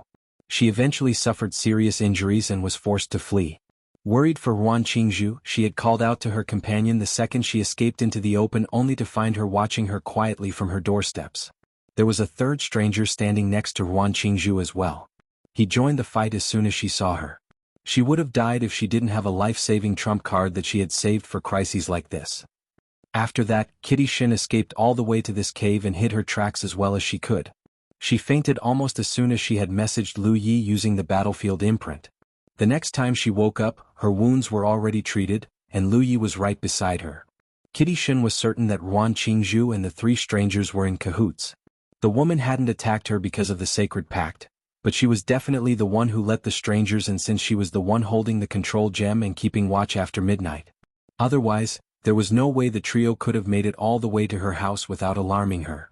The only thing I still don't understand is how Yuan Qingzhu managed to circumvent the sacred pact and contacted her allies. It was clearly stated in the sacred pact that none of them was allowed to leak the existence or location of the arcane glade, and yet somehow Yuan Qingzhu had done the seemingly impossible. Lu Yi had been thinking about this for the past few days. In the end, he was able to arrive at one and only one possibility. You said she had planned this from the beginning and you were right, he started.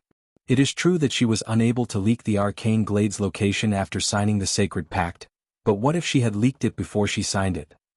Kitty Shin's mouth fell open. Are you saying?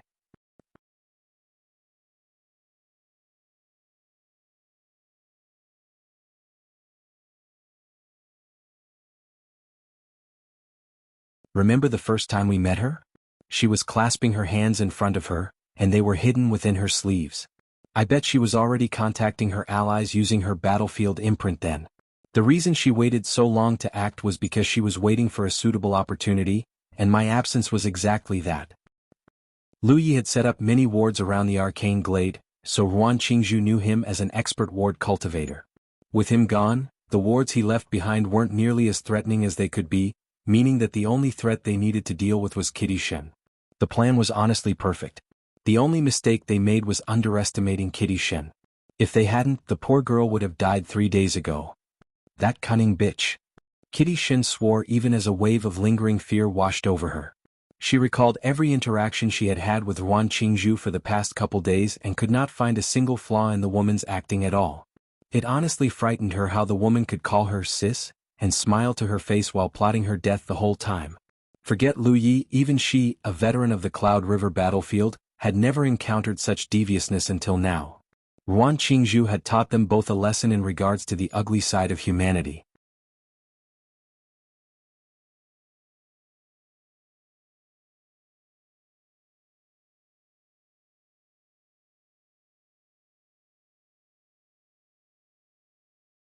Chapter 454 Infiltration.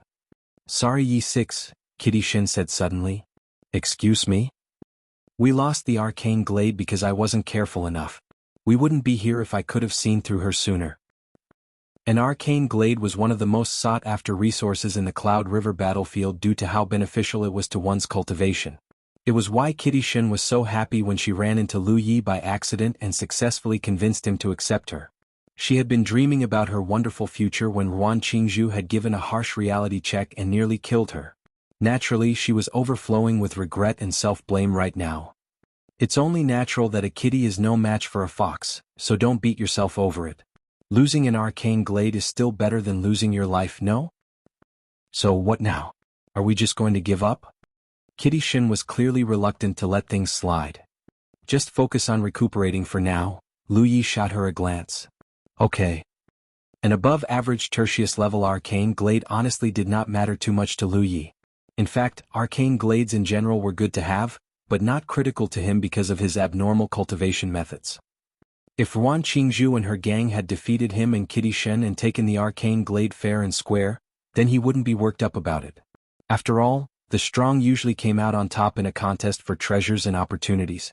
If his enemies proved to be his betters, then so be it. As long as he was alive, he could always grow stronger and pay back his enemies in the future.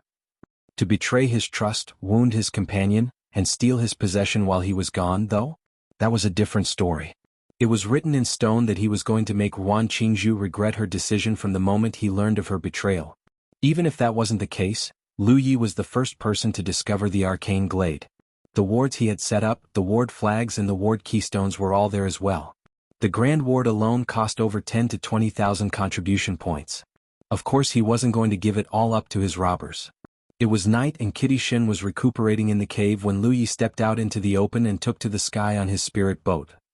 Kitty Shin was a 5th Order Cloud River Realm cultivator. Despite being seriously injured in a 1 vs 2 fight and being ganged up on by a 3rd enemy later, she still managed to escape in the end. This meant that their enemies weren't too powerful. He suspected that they were 4th or 5th Order at most. Ruan Qingzhu, for example, was only a 4th Order cultivator. Lu Yi was only in the 2nd Order right now, but most of the enemies he fought were, in terms of cultivation, stronger than him since he embarked on this journey. Rarely anyone at the same cultivation level as him was a match for him. That was why he wasn't afraid to fight multiple 4th to 5th Order cultivators alone. Plus, he hadn't fought a true battle since he entered the Cloud River battlefield. He really wanted to know how he measured up to his so-called seniors. An hour and a half later, Lu Yi arrived near the periphery of the arcane glade and looked. At first glance, the area looked completely empty and lifeless. Most people could pass through the area and never notice that there was an arcane glade not far away from them. This was because Lu Yi had set up not just a grand defensive ward made up of 16 ward keystones in total, but also a concealment ward with glyph, invisibility as the core. The arcane glade was pretty small, and he was perfectly capable of setting up a concealment ward that could conceal it all. Weak presence was a valuable trait when one was trying to conceal their valuables. The fact was that they would still be in possession of the arcane glade if they hadn't been betrayed by one of their own.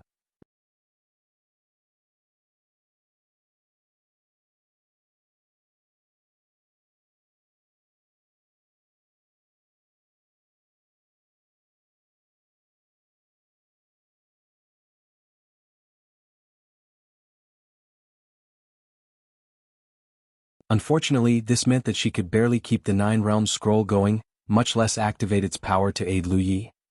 Lu Yi would have to defeat Junior Brother Sun entirely by himself. In the 9 Realms scroll, Junior Brother Sun was beginning to feel an onset of panic when he received no response from Lu Yi. At the same time, he realized that a treasure that could teleport a person instantaneously must be incredibly powerful. It had to be a spirit treasure like a ward scroll at least. He grew certain that he was trapped in a ward scroll the second the term passed through his head. At the same time, he could barely believe that it was true. Most Cloud River Realm cultivators could only afford middle-grade spirit artifacts. The mysterious young man before him must possess an unimaginable background to own a spirit treasure at his level. Lu Yi wasn't going to give Junior Brother Sun time to recover from his shock. He was already running toward the guy and channeling his spiritual power. This exposed his cultivation level and riled Junior Brother Sun into a disbelieving, angry outburst. 2nd Order? Is he stupid or crazy? How dare a 2nd Order Cloud River Realm cultivator challenge me? I may be an average cultivator, but I'm still 2 minor realms above you, bastard. Anger replacing his panic immediately, Junior Brother Sun launched a few flying weapons at Lu Yi. As it turned out, he was a combat cultivator as well. The anger vanished practically the next second, however. It was because the young man abruptly unleashed 9 flying weapons at once and sent them toward him at insane speeds. Just a few exchanges later, Junior Brother Sun discovered in horror that he was no match for the young man, be it in terms of the quantity or the power of his weapons. The telekinetic clash turned completely one-sided in no time at all. The spinning blades broke through his own and flew toward him like a deadly storm.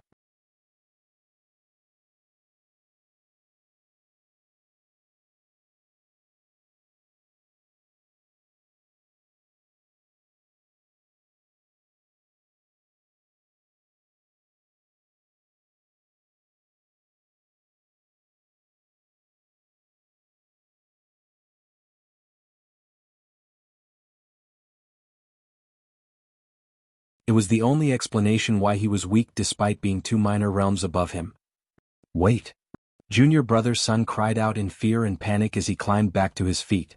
He put some distance between himself and Lu Yi before asking, "Are you Kitty Shin's helper or something? If you are, please let me live. My allies and I can leave right away, and we promise we won't ever come back. We can even swear a sacred pact if you don't trust our words." Instead of answering, Lu Yi raised his hand and displayed his battlefield imprint. Junior Brother Sun turned deathly pale. Lu Yi knew that he was a 1000 Demon Ridge cultivator. Lu Yi would have hesitated if Junior Brother Sun had turned out to be a Grand Sky Coalition cultivator. After all, he had received a lot of help and kindness from his fellow coalition members during his time in the Spirit Creek battlefield. He was glad he didn't have to make that choice. Lu Yi empowered himself with Windwalk before dashing toward Junior Brother Sun, moving so fast that he literally left a trail of afterimages behind him. He reached the combat cultivator in an instant and sent him flying again in a single strike. Junior Brother Sun screamed as blood sprayed out of his wound. This time Lu Yi did not wait for him to land. He caught up to the combat cultivator, brought down his saber, and ended his screams once and for all. Two soft thuds entered Lu Ye's ears. One of them came from Junior Brother Sun's head, and the other his headless corpse. His bright red blood stained the ground red like dye. "Yi!" Lu Yi called out while sheathing his saber. The next moment he felt himself pushed out of the pocket space and returned to Junior Brother Sun's room. The guy's head and corpse had appeared on the floor as well. Lu Yi bent down and picked up the control gem and the storage bag. With this, the only enemies left were the burly man, the ward cultivator called Junior Brother Cheng, and Ruan Qingzhu. The question was, how should he assassinate them? It wasn't like he could slip into their dwellings. In fact, it worked the first time only because Junior Brother Sun wasn't in his room when he slipped in. He could try to lure one of them out and kill them as quickly as possible, but he would still have to deal with a 1 versus 2 battle immediately after. If he failed, then it would be a 1 versus 3. Junior Brother Cheng was probably the easiest to kill of the three. Most ward cultivators spent the majority of their time on studying wards and not enough on their combat skills. On the other hand, the one who would give him the most difficulty was probably the burly man. It was obvious from his rich vitality that he was a body-tempering cultivator. Yi and Amber could probably keep one of them busy for a time. He only needed to kill the other two in the shortest time possible.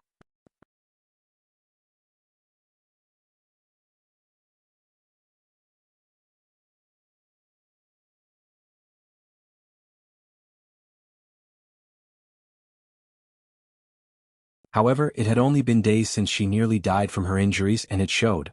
Despite her best efforts, she was actually being pushed back by Junior Brother Cheng, a ward cultivator. While Kitty Shin was buying time for Lu Yi, the combat cultivator was attacking the burly man relentlessly. His aim was to kill the guy as soon as possible.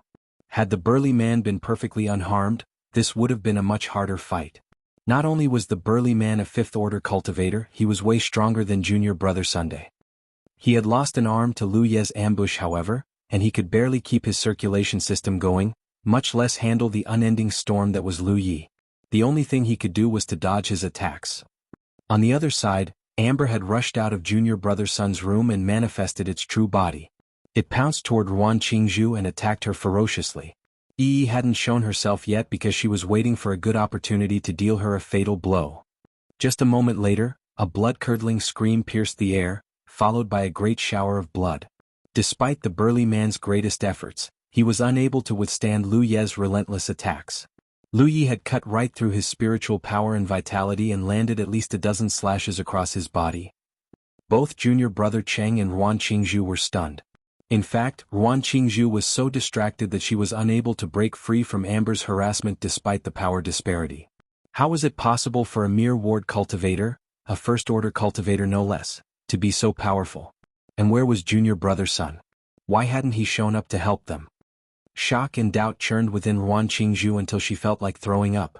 She felt like she had one foot in the grave, and there was nothing she could do to stop her downward momentum.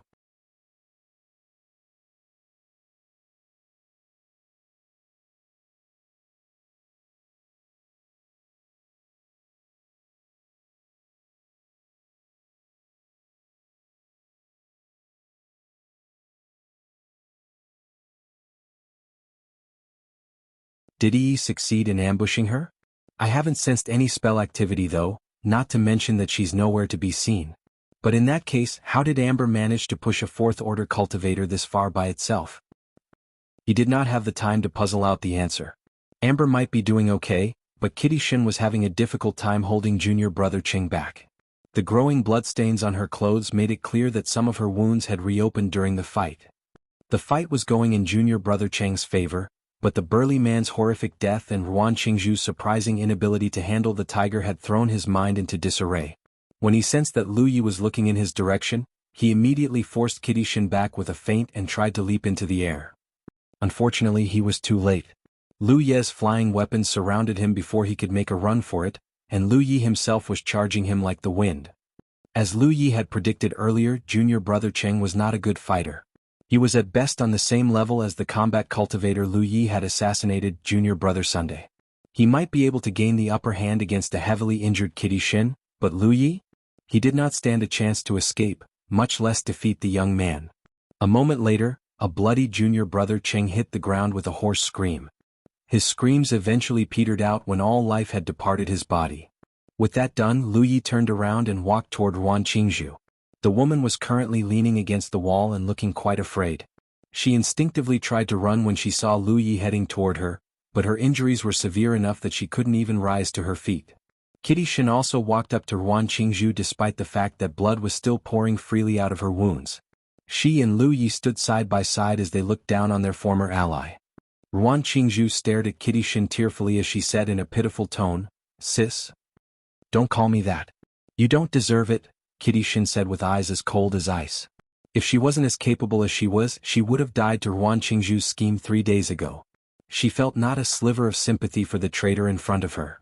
Ruan Qingzhu dropped her act and smiled. "Fine, I won't call you that. I admit that I have made a grave mistake, but, so what? You haven't forgotten that we've signed a sacred pact, have you?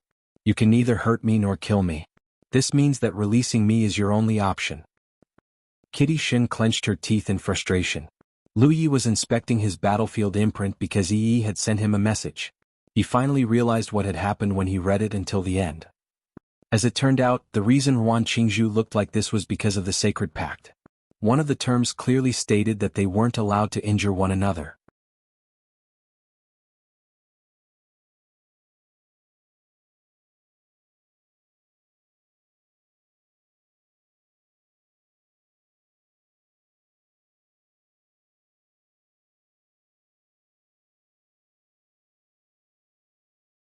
She only had herself to blame for the consequences of her actions. To be fair, Ruan Qingzhu would have survived if Lu Yi was anyone else. He was the man who received the gift of Providence though. It would seem that one of the benefits of the gift was special treatment from the heavens themselves. "Are you really okay, Yi Six?" Kitty Shin asked. She was still checking Lu Yi to see if he was truly okay. "No. I'm tired," Lu Yi replied before sitting down on a nearby rock and setting down the inviolable. Although the battle wasn't long, he had used flash 5 times while under the effects of combo. Judging from how swollen his right arm was, it would take him at least 2 to 3 days to recover. This was Lu Ye's first true battle since entering the Cloud River battlefield. As he replayed the battle in his mind, he realized that he was probably strong enough to kill any average cultivator below the 5th order. Anyone who underestimated him because of his cultivation level would definitely pay the price. He was aware of the strength disparity between Cloud River realm cultivators. He could now confirm that the rumor was true. In fact, he could have killed the burly man without using his trump card. He just didn't want to drag out the fight unnecessarily and risk an unexpected accident. "You must tell me if you feel uncomfortable at all, okay, Yi Six? This is no joking matter," Kitty Shin added worriedly even though Lu Yi was obviously fine. Lu Yi shot her a glance and said, "You should take care of yourself first."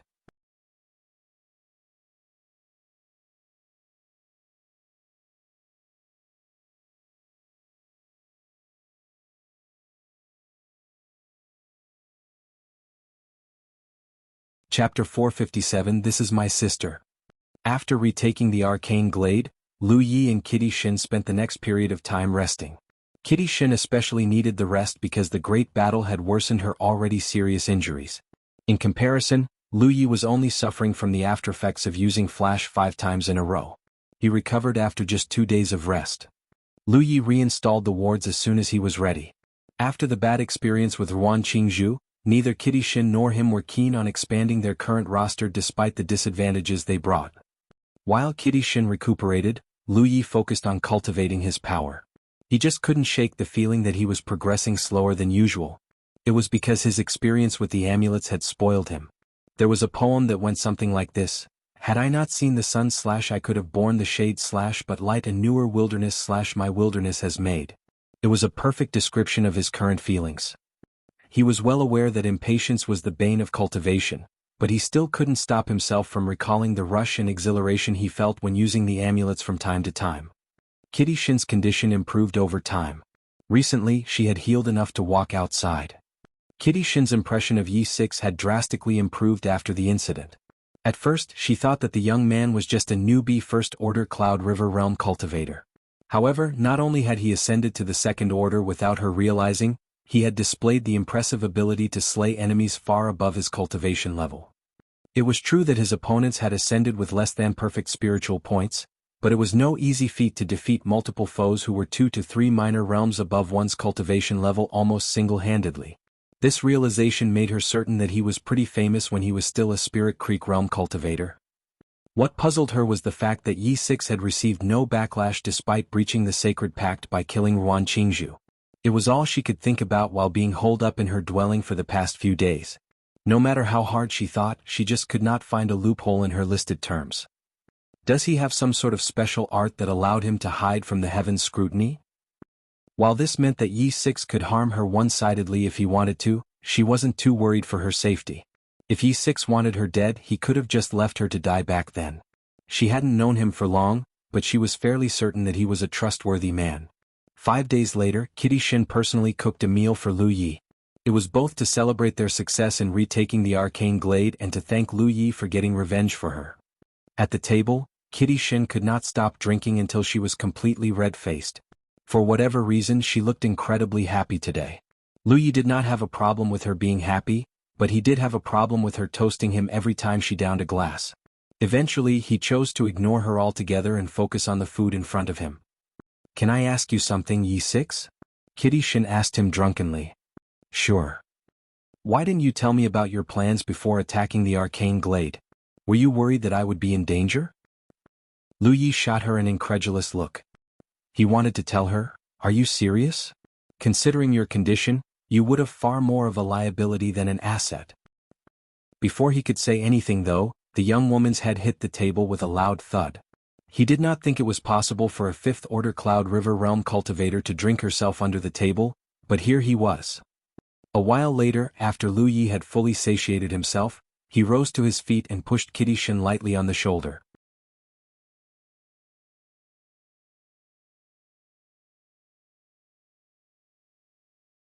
The woman waved languidly at him and muttered something he couldn't hear before falling silent once more. Frowning, Lu Yi grabbed her by the waist before throwing her across his shoulder. Then he carried her back into her dwelling like he was carrying a sack of potatoes. After tossing her onto her bed, he backed out of the room and locked all the doors behind him. In the room, Kitty Shin abruptly opened her eyes. They looked bleary, but not so bleary that she couldn't have walked herself back to her bed.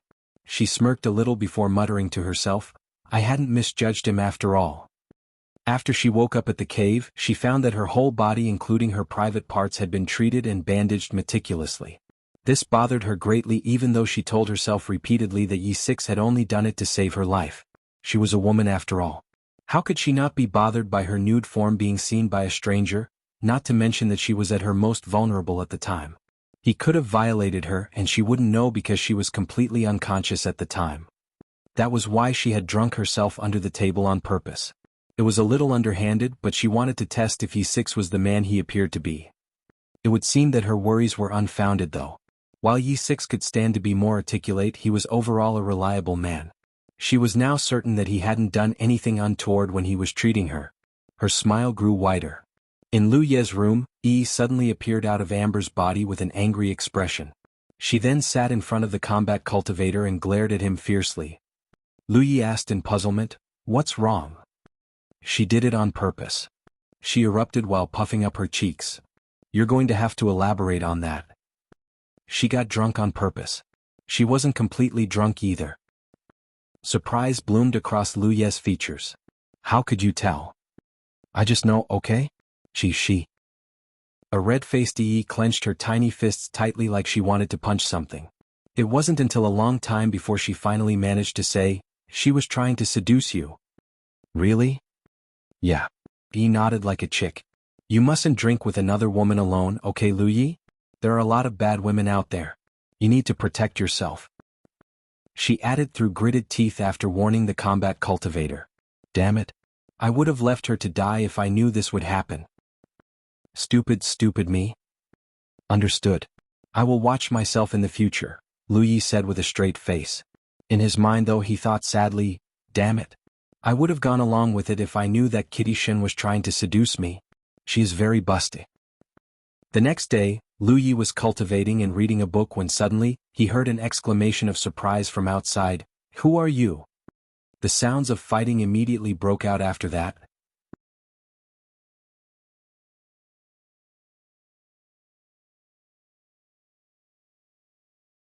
Lu Yi rushed out of the door just in time to see Kitty Shin and Yi standing a far distance away from each other.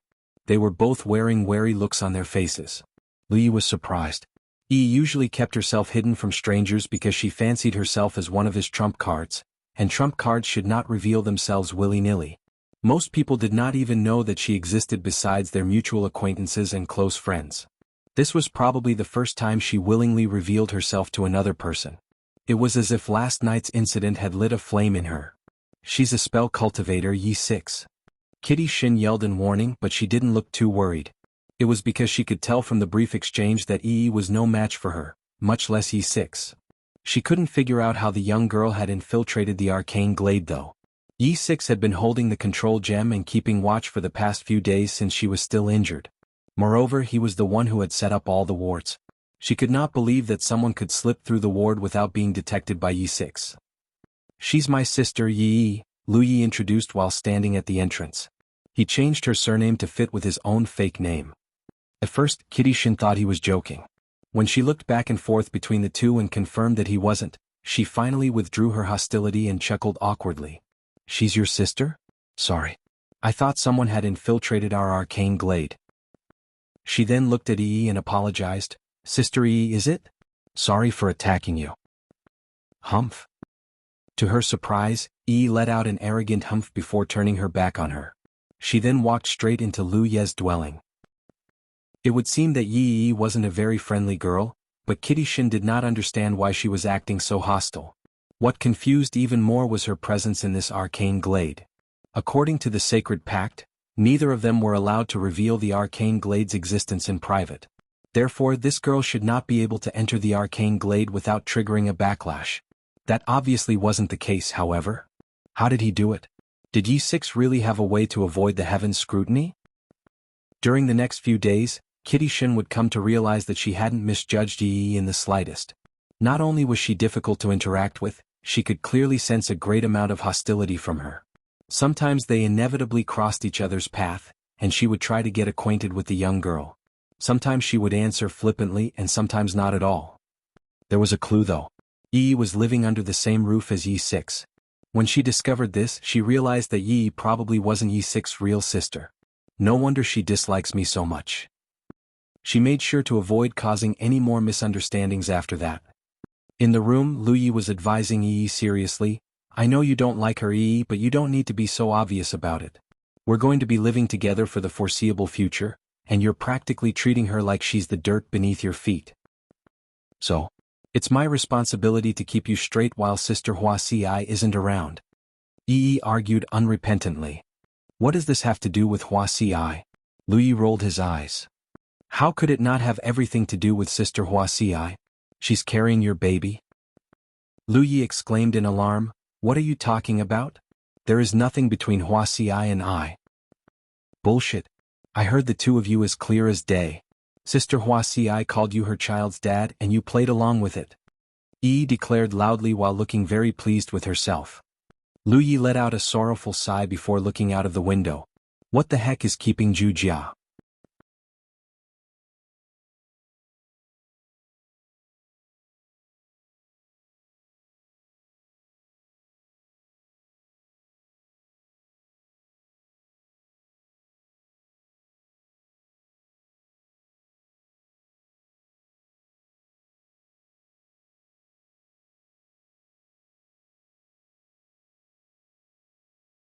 The screen of light was as colorful as it was unstable. One could even catch glimpses of scenery if they looked closely. There were treacherous mountain ranges, unknown cultivators, and all kinds of birds and animals. Lu Yi and Kitty Shin were not the first cultivators to arrive at the scene. A big group of cultivators was already standing around the screen of light and examining the scenes intently. Lu Yi checked out his surroundings for a bit. Roughly 200 to 300 cultivators were already present at the scene, and more were flooding in from every direction as time passed. Their power level was also wildly different. There were newbie first or second order cultivators just like him, and there were veteran 8th to 9th order cultivators. Suddenly, Lu Ye's gaze became affixed to a certain person. She was an indifferent woman wearing a purple dress. As if sensing his gaze, the woman turned around and met his eyes. They stared at each other for a moment before she gave him a nod and looked away. Lu Yi also looked away as if nothing was amiss. He hadn't expected to meet her again so soon, but such was life. Be on guard, Yi 6. This is a large-sized hidden realm. Kitty Shin said suddenly while Lu Yi was still checking his surroundings. Her scent smelled like flowers as she moved closer. How can you tell? This is not the first time I've entered this type of hidden realm. I can tell you right now that the world is almost complex enough to be real. Moreover, each and every one of us will be granted an identity when we're inside. An identity? By who? The heavens, of course. Lu Yi raised his eyebrows. Anything that the heavens had a hand in had never been simple, and this revelation spurred his curiosity even more than it already was. Assuming he wasn't mistaken, he, someone who had been chosen to receive the gift of Providence, would enjoy some special treatment when he entered this hidden realm. What should we do after we're inside? Something that fits our identity most likely. The last time I entered a hidden realm, I was a spy tasked to infiltrate an enemy sect. My objective was to steal their greatest relic. That must be an exciting adventure. Don't remind me. I was this close from dying in the hidden realm. I succeeded in the end though. She declared proudly. What did you get for succeeding? Well, the sect rewarded me with a lot of cultivation resources including a handful of amulets. Lu Ye's motivation immediately skyrocketed. Right now, there was nothing more desirable to him than the amulets. By the way, I'm not sure if we'll remain together after we go inside, and you're only a second-order cultivator right now. No matter what identity you're granted after we head inside, you must plan and act with caution, alright?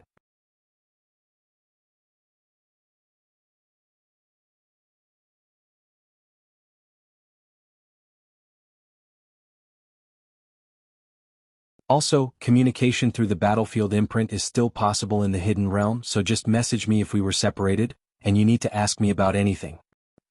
Gotcha. Time continued to pass as more and more cultivators converged on this location. Less than half a day later, the number of cultivators standing within 5 kilometers of the hidden realm had exceeded 600. At first glance, it did not look like a particularly large group. However, this was the Cloud River battlefield, not the Spirit Creek battlefield. Not only was the battlefield multiple times larger than the Spirit Creek battlefield, the cultivators were more scattered as well. That over 600 cultivators had gathered around the hidden realm in such a short time showed just how attractive it was. There was no fighting even though some of them had to be enemies. They were here for the hidden realm and it made no sense to cause trouble before they even went inside. It was at this moment the screen of light abruptly transformed into an oval-shaped door of light. The disturbances gradually subsided into nothing as well.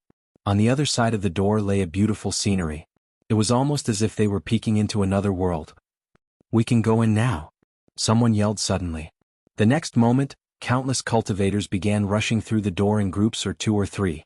The number of cultivators waiting outside the door steadily decreased as time passed. Lu Yi and Kitty Shin waited patiently for their turn. When it was time, they went through the door of light together. A wave of dizziness assaulted Lu Ye's mind the second he passed through the door.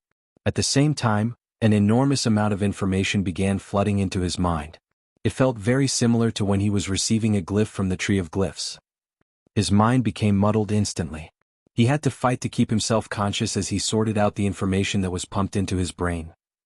The Myriad Beast domain was a world where cultivators and spirit beasts lived together in harmony. As the number of spirit beasts residing in this world far exceeded that of Jianghu's, there were far more beast tamers as well. The large majority of cultivators were well versed in the way of beast taming. They were often raised together with a spirit beast so that the latter would become their chosen beast when they were older. Due to the limitations of the world itself, the highest cultivation level one could reach in the Myriad Beast domain was the Cloud River realm. No one had ever broken through the limits and reached the real lake realm.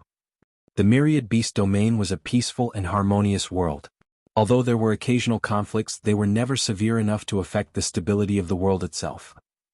Things began to change a year ago, however. An inexplicable rabies had started to spread in the Myriad beast domain like crazy.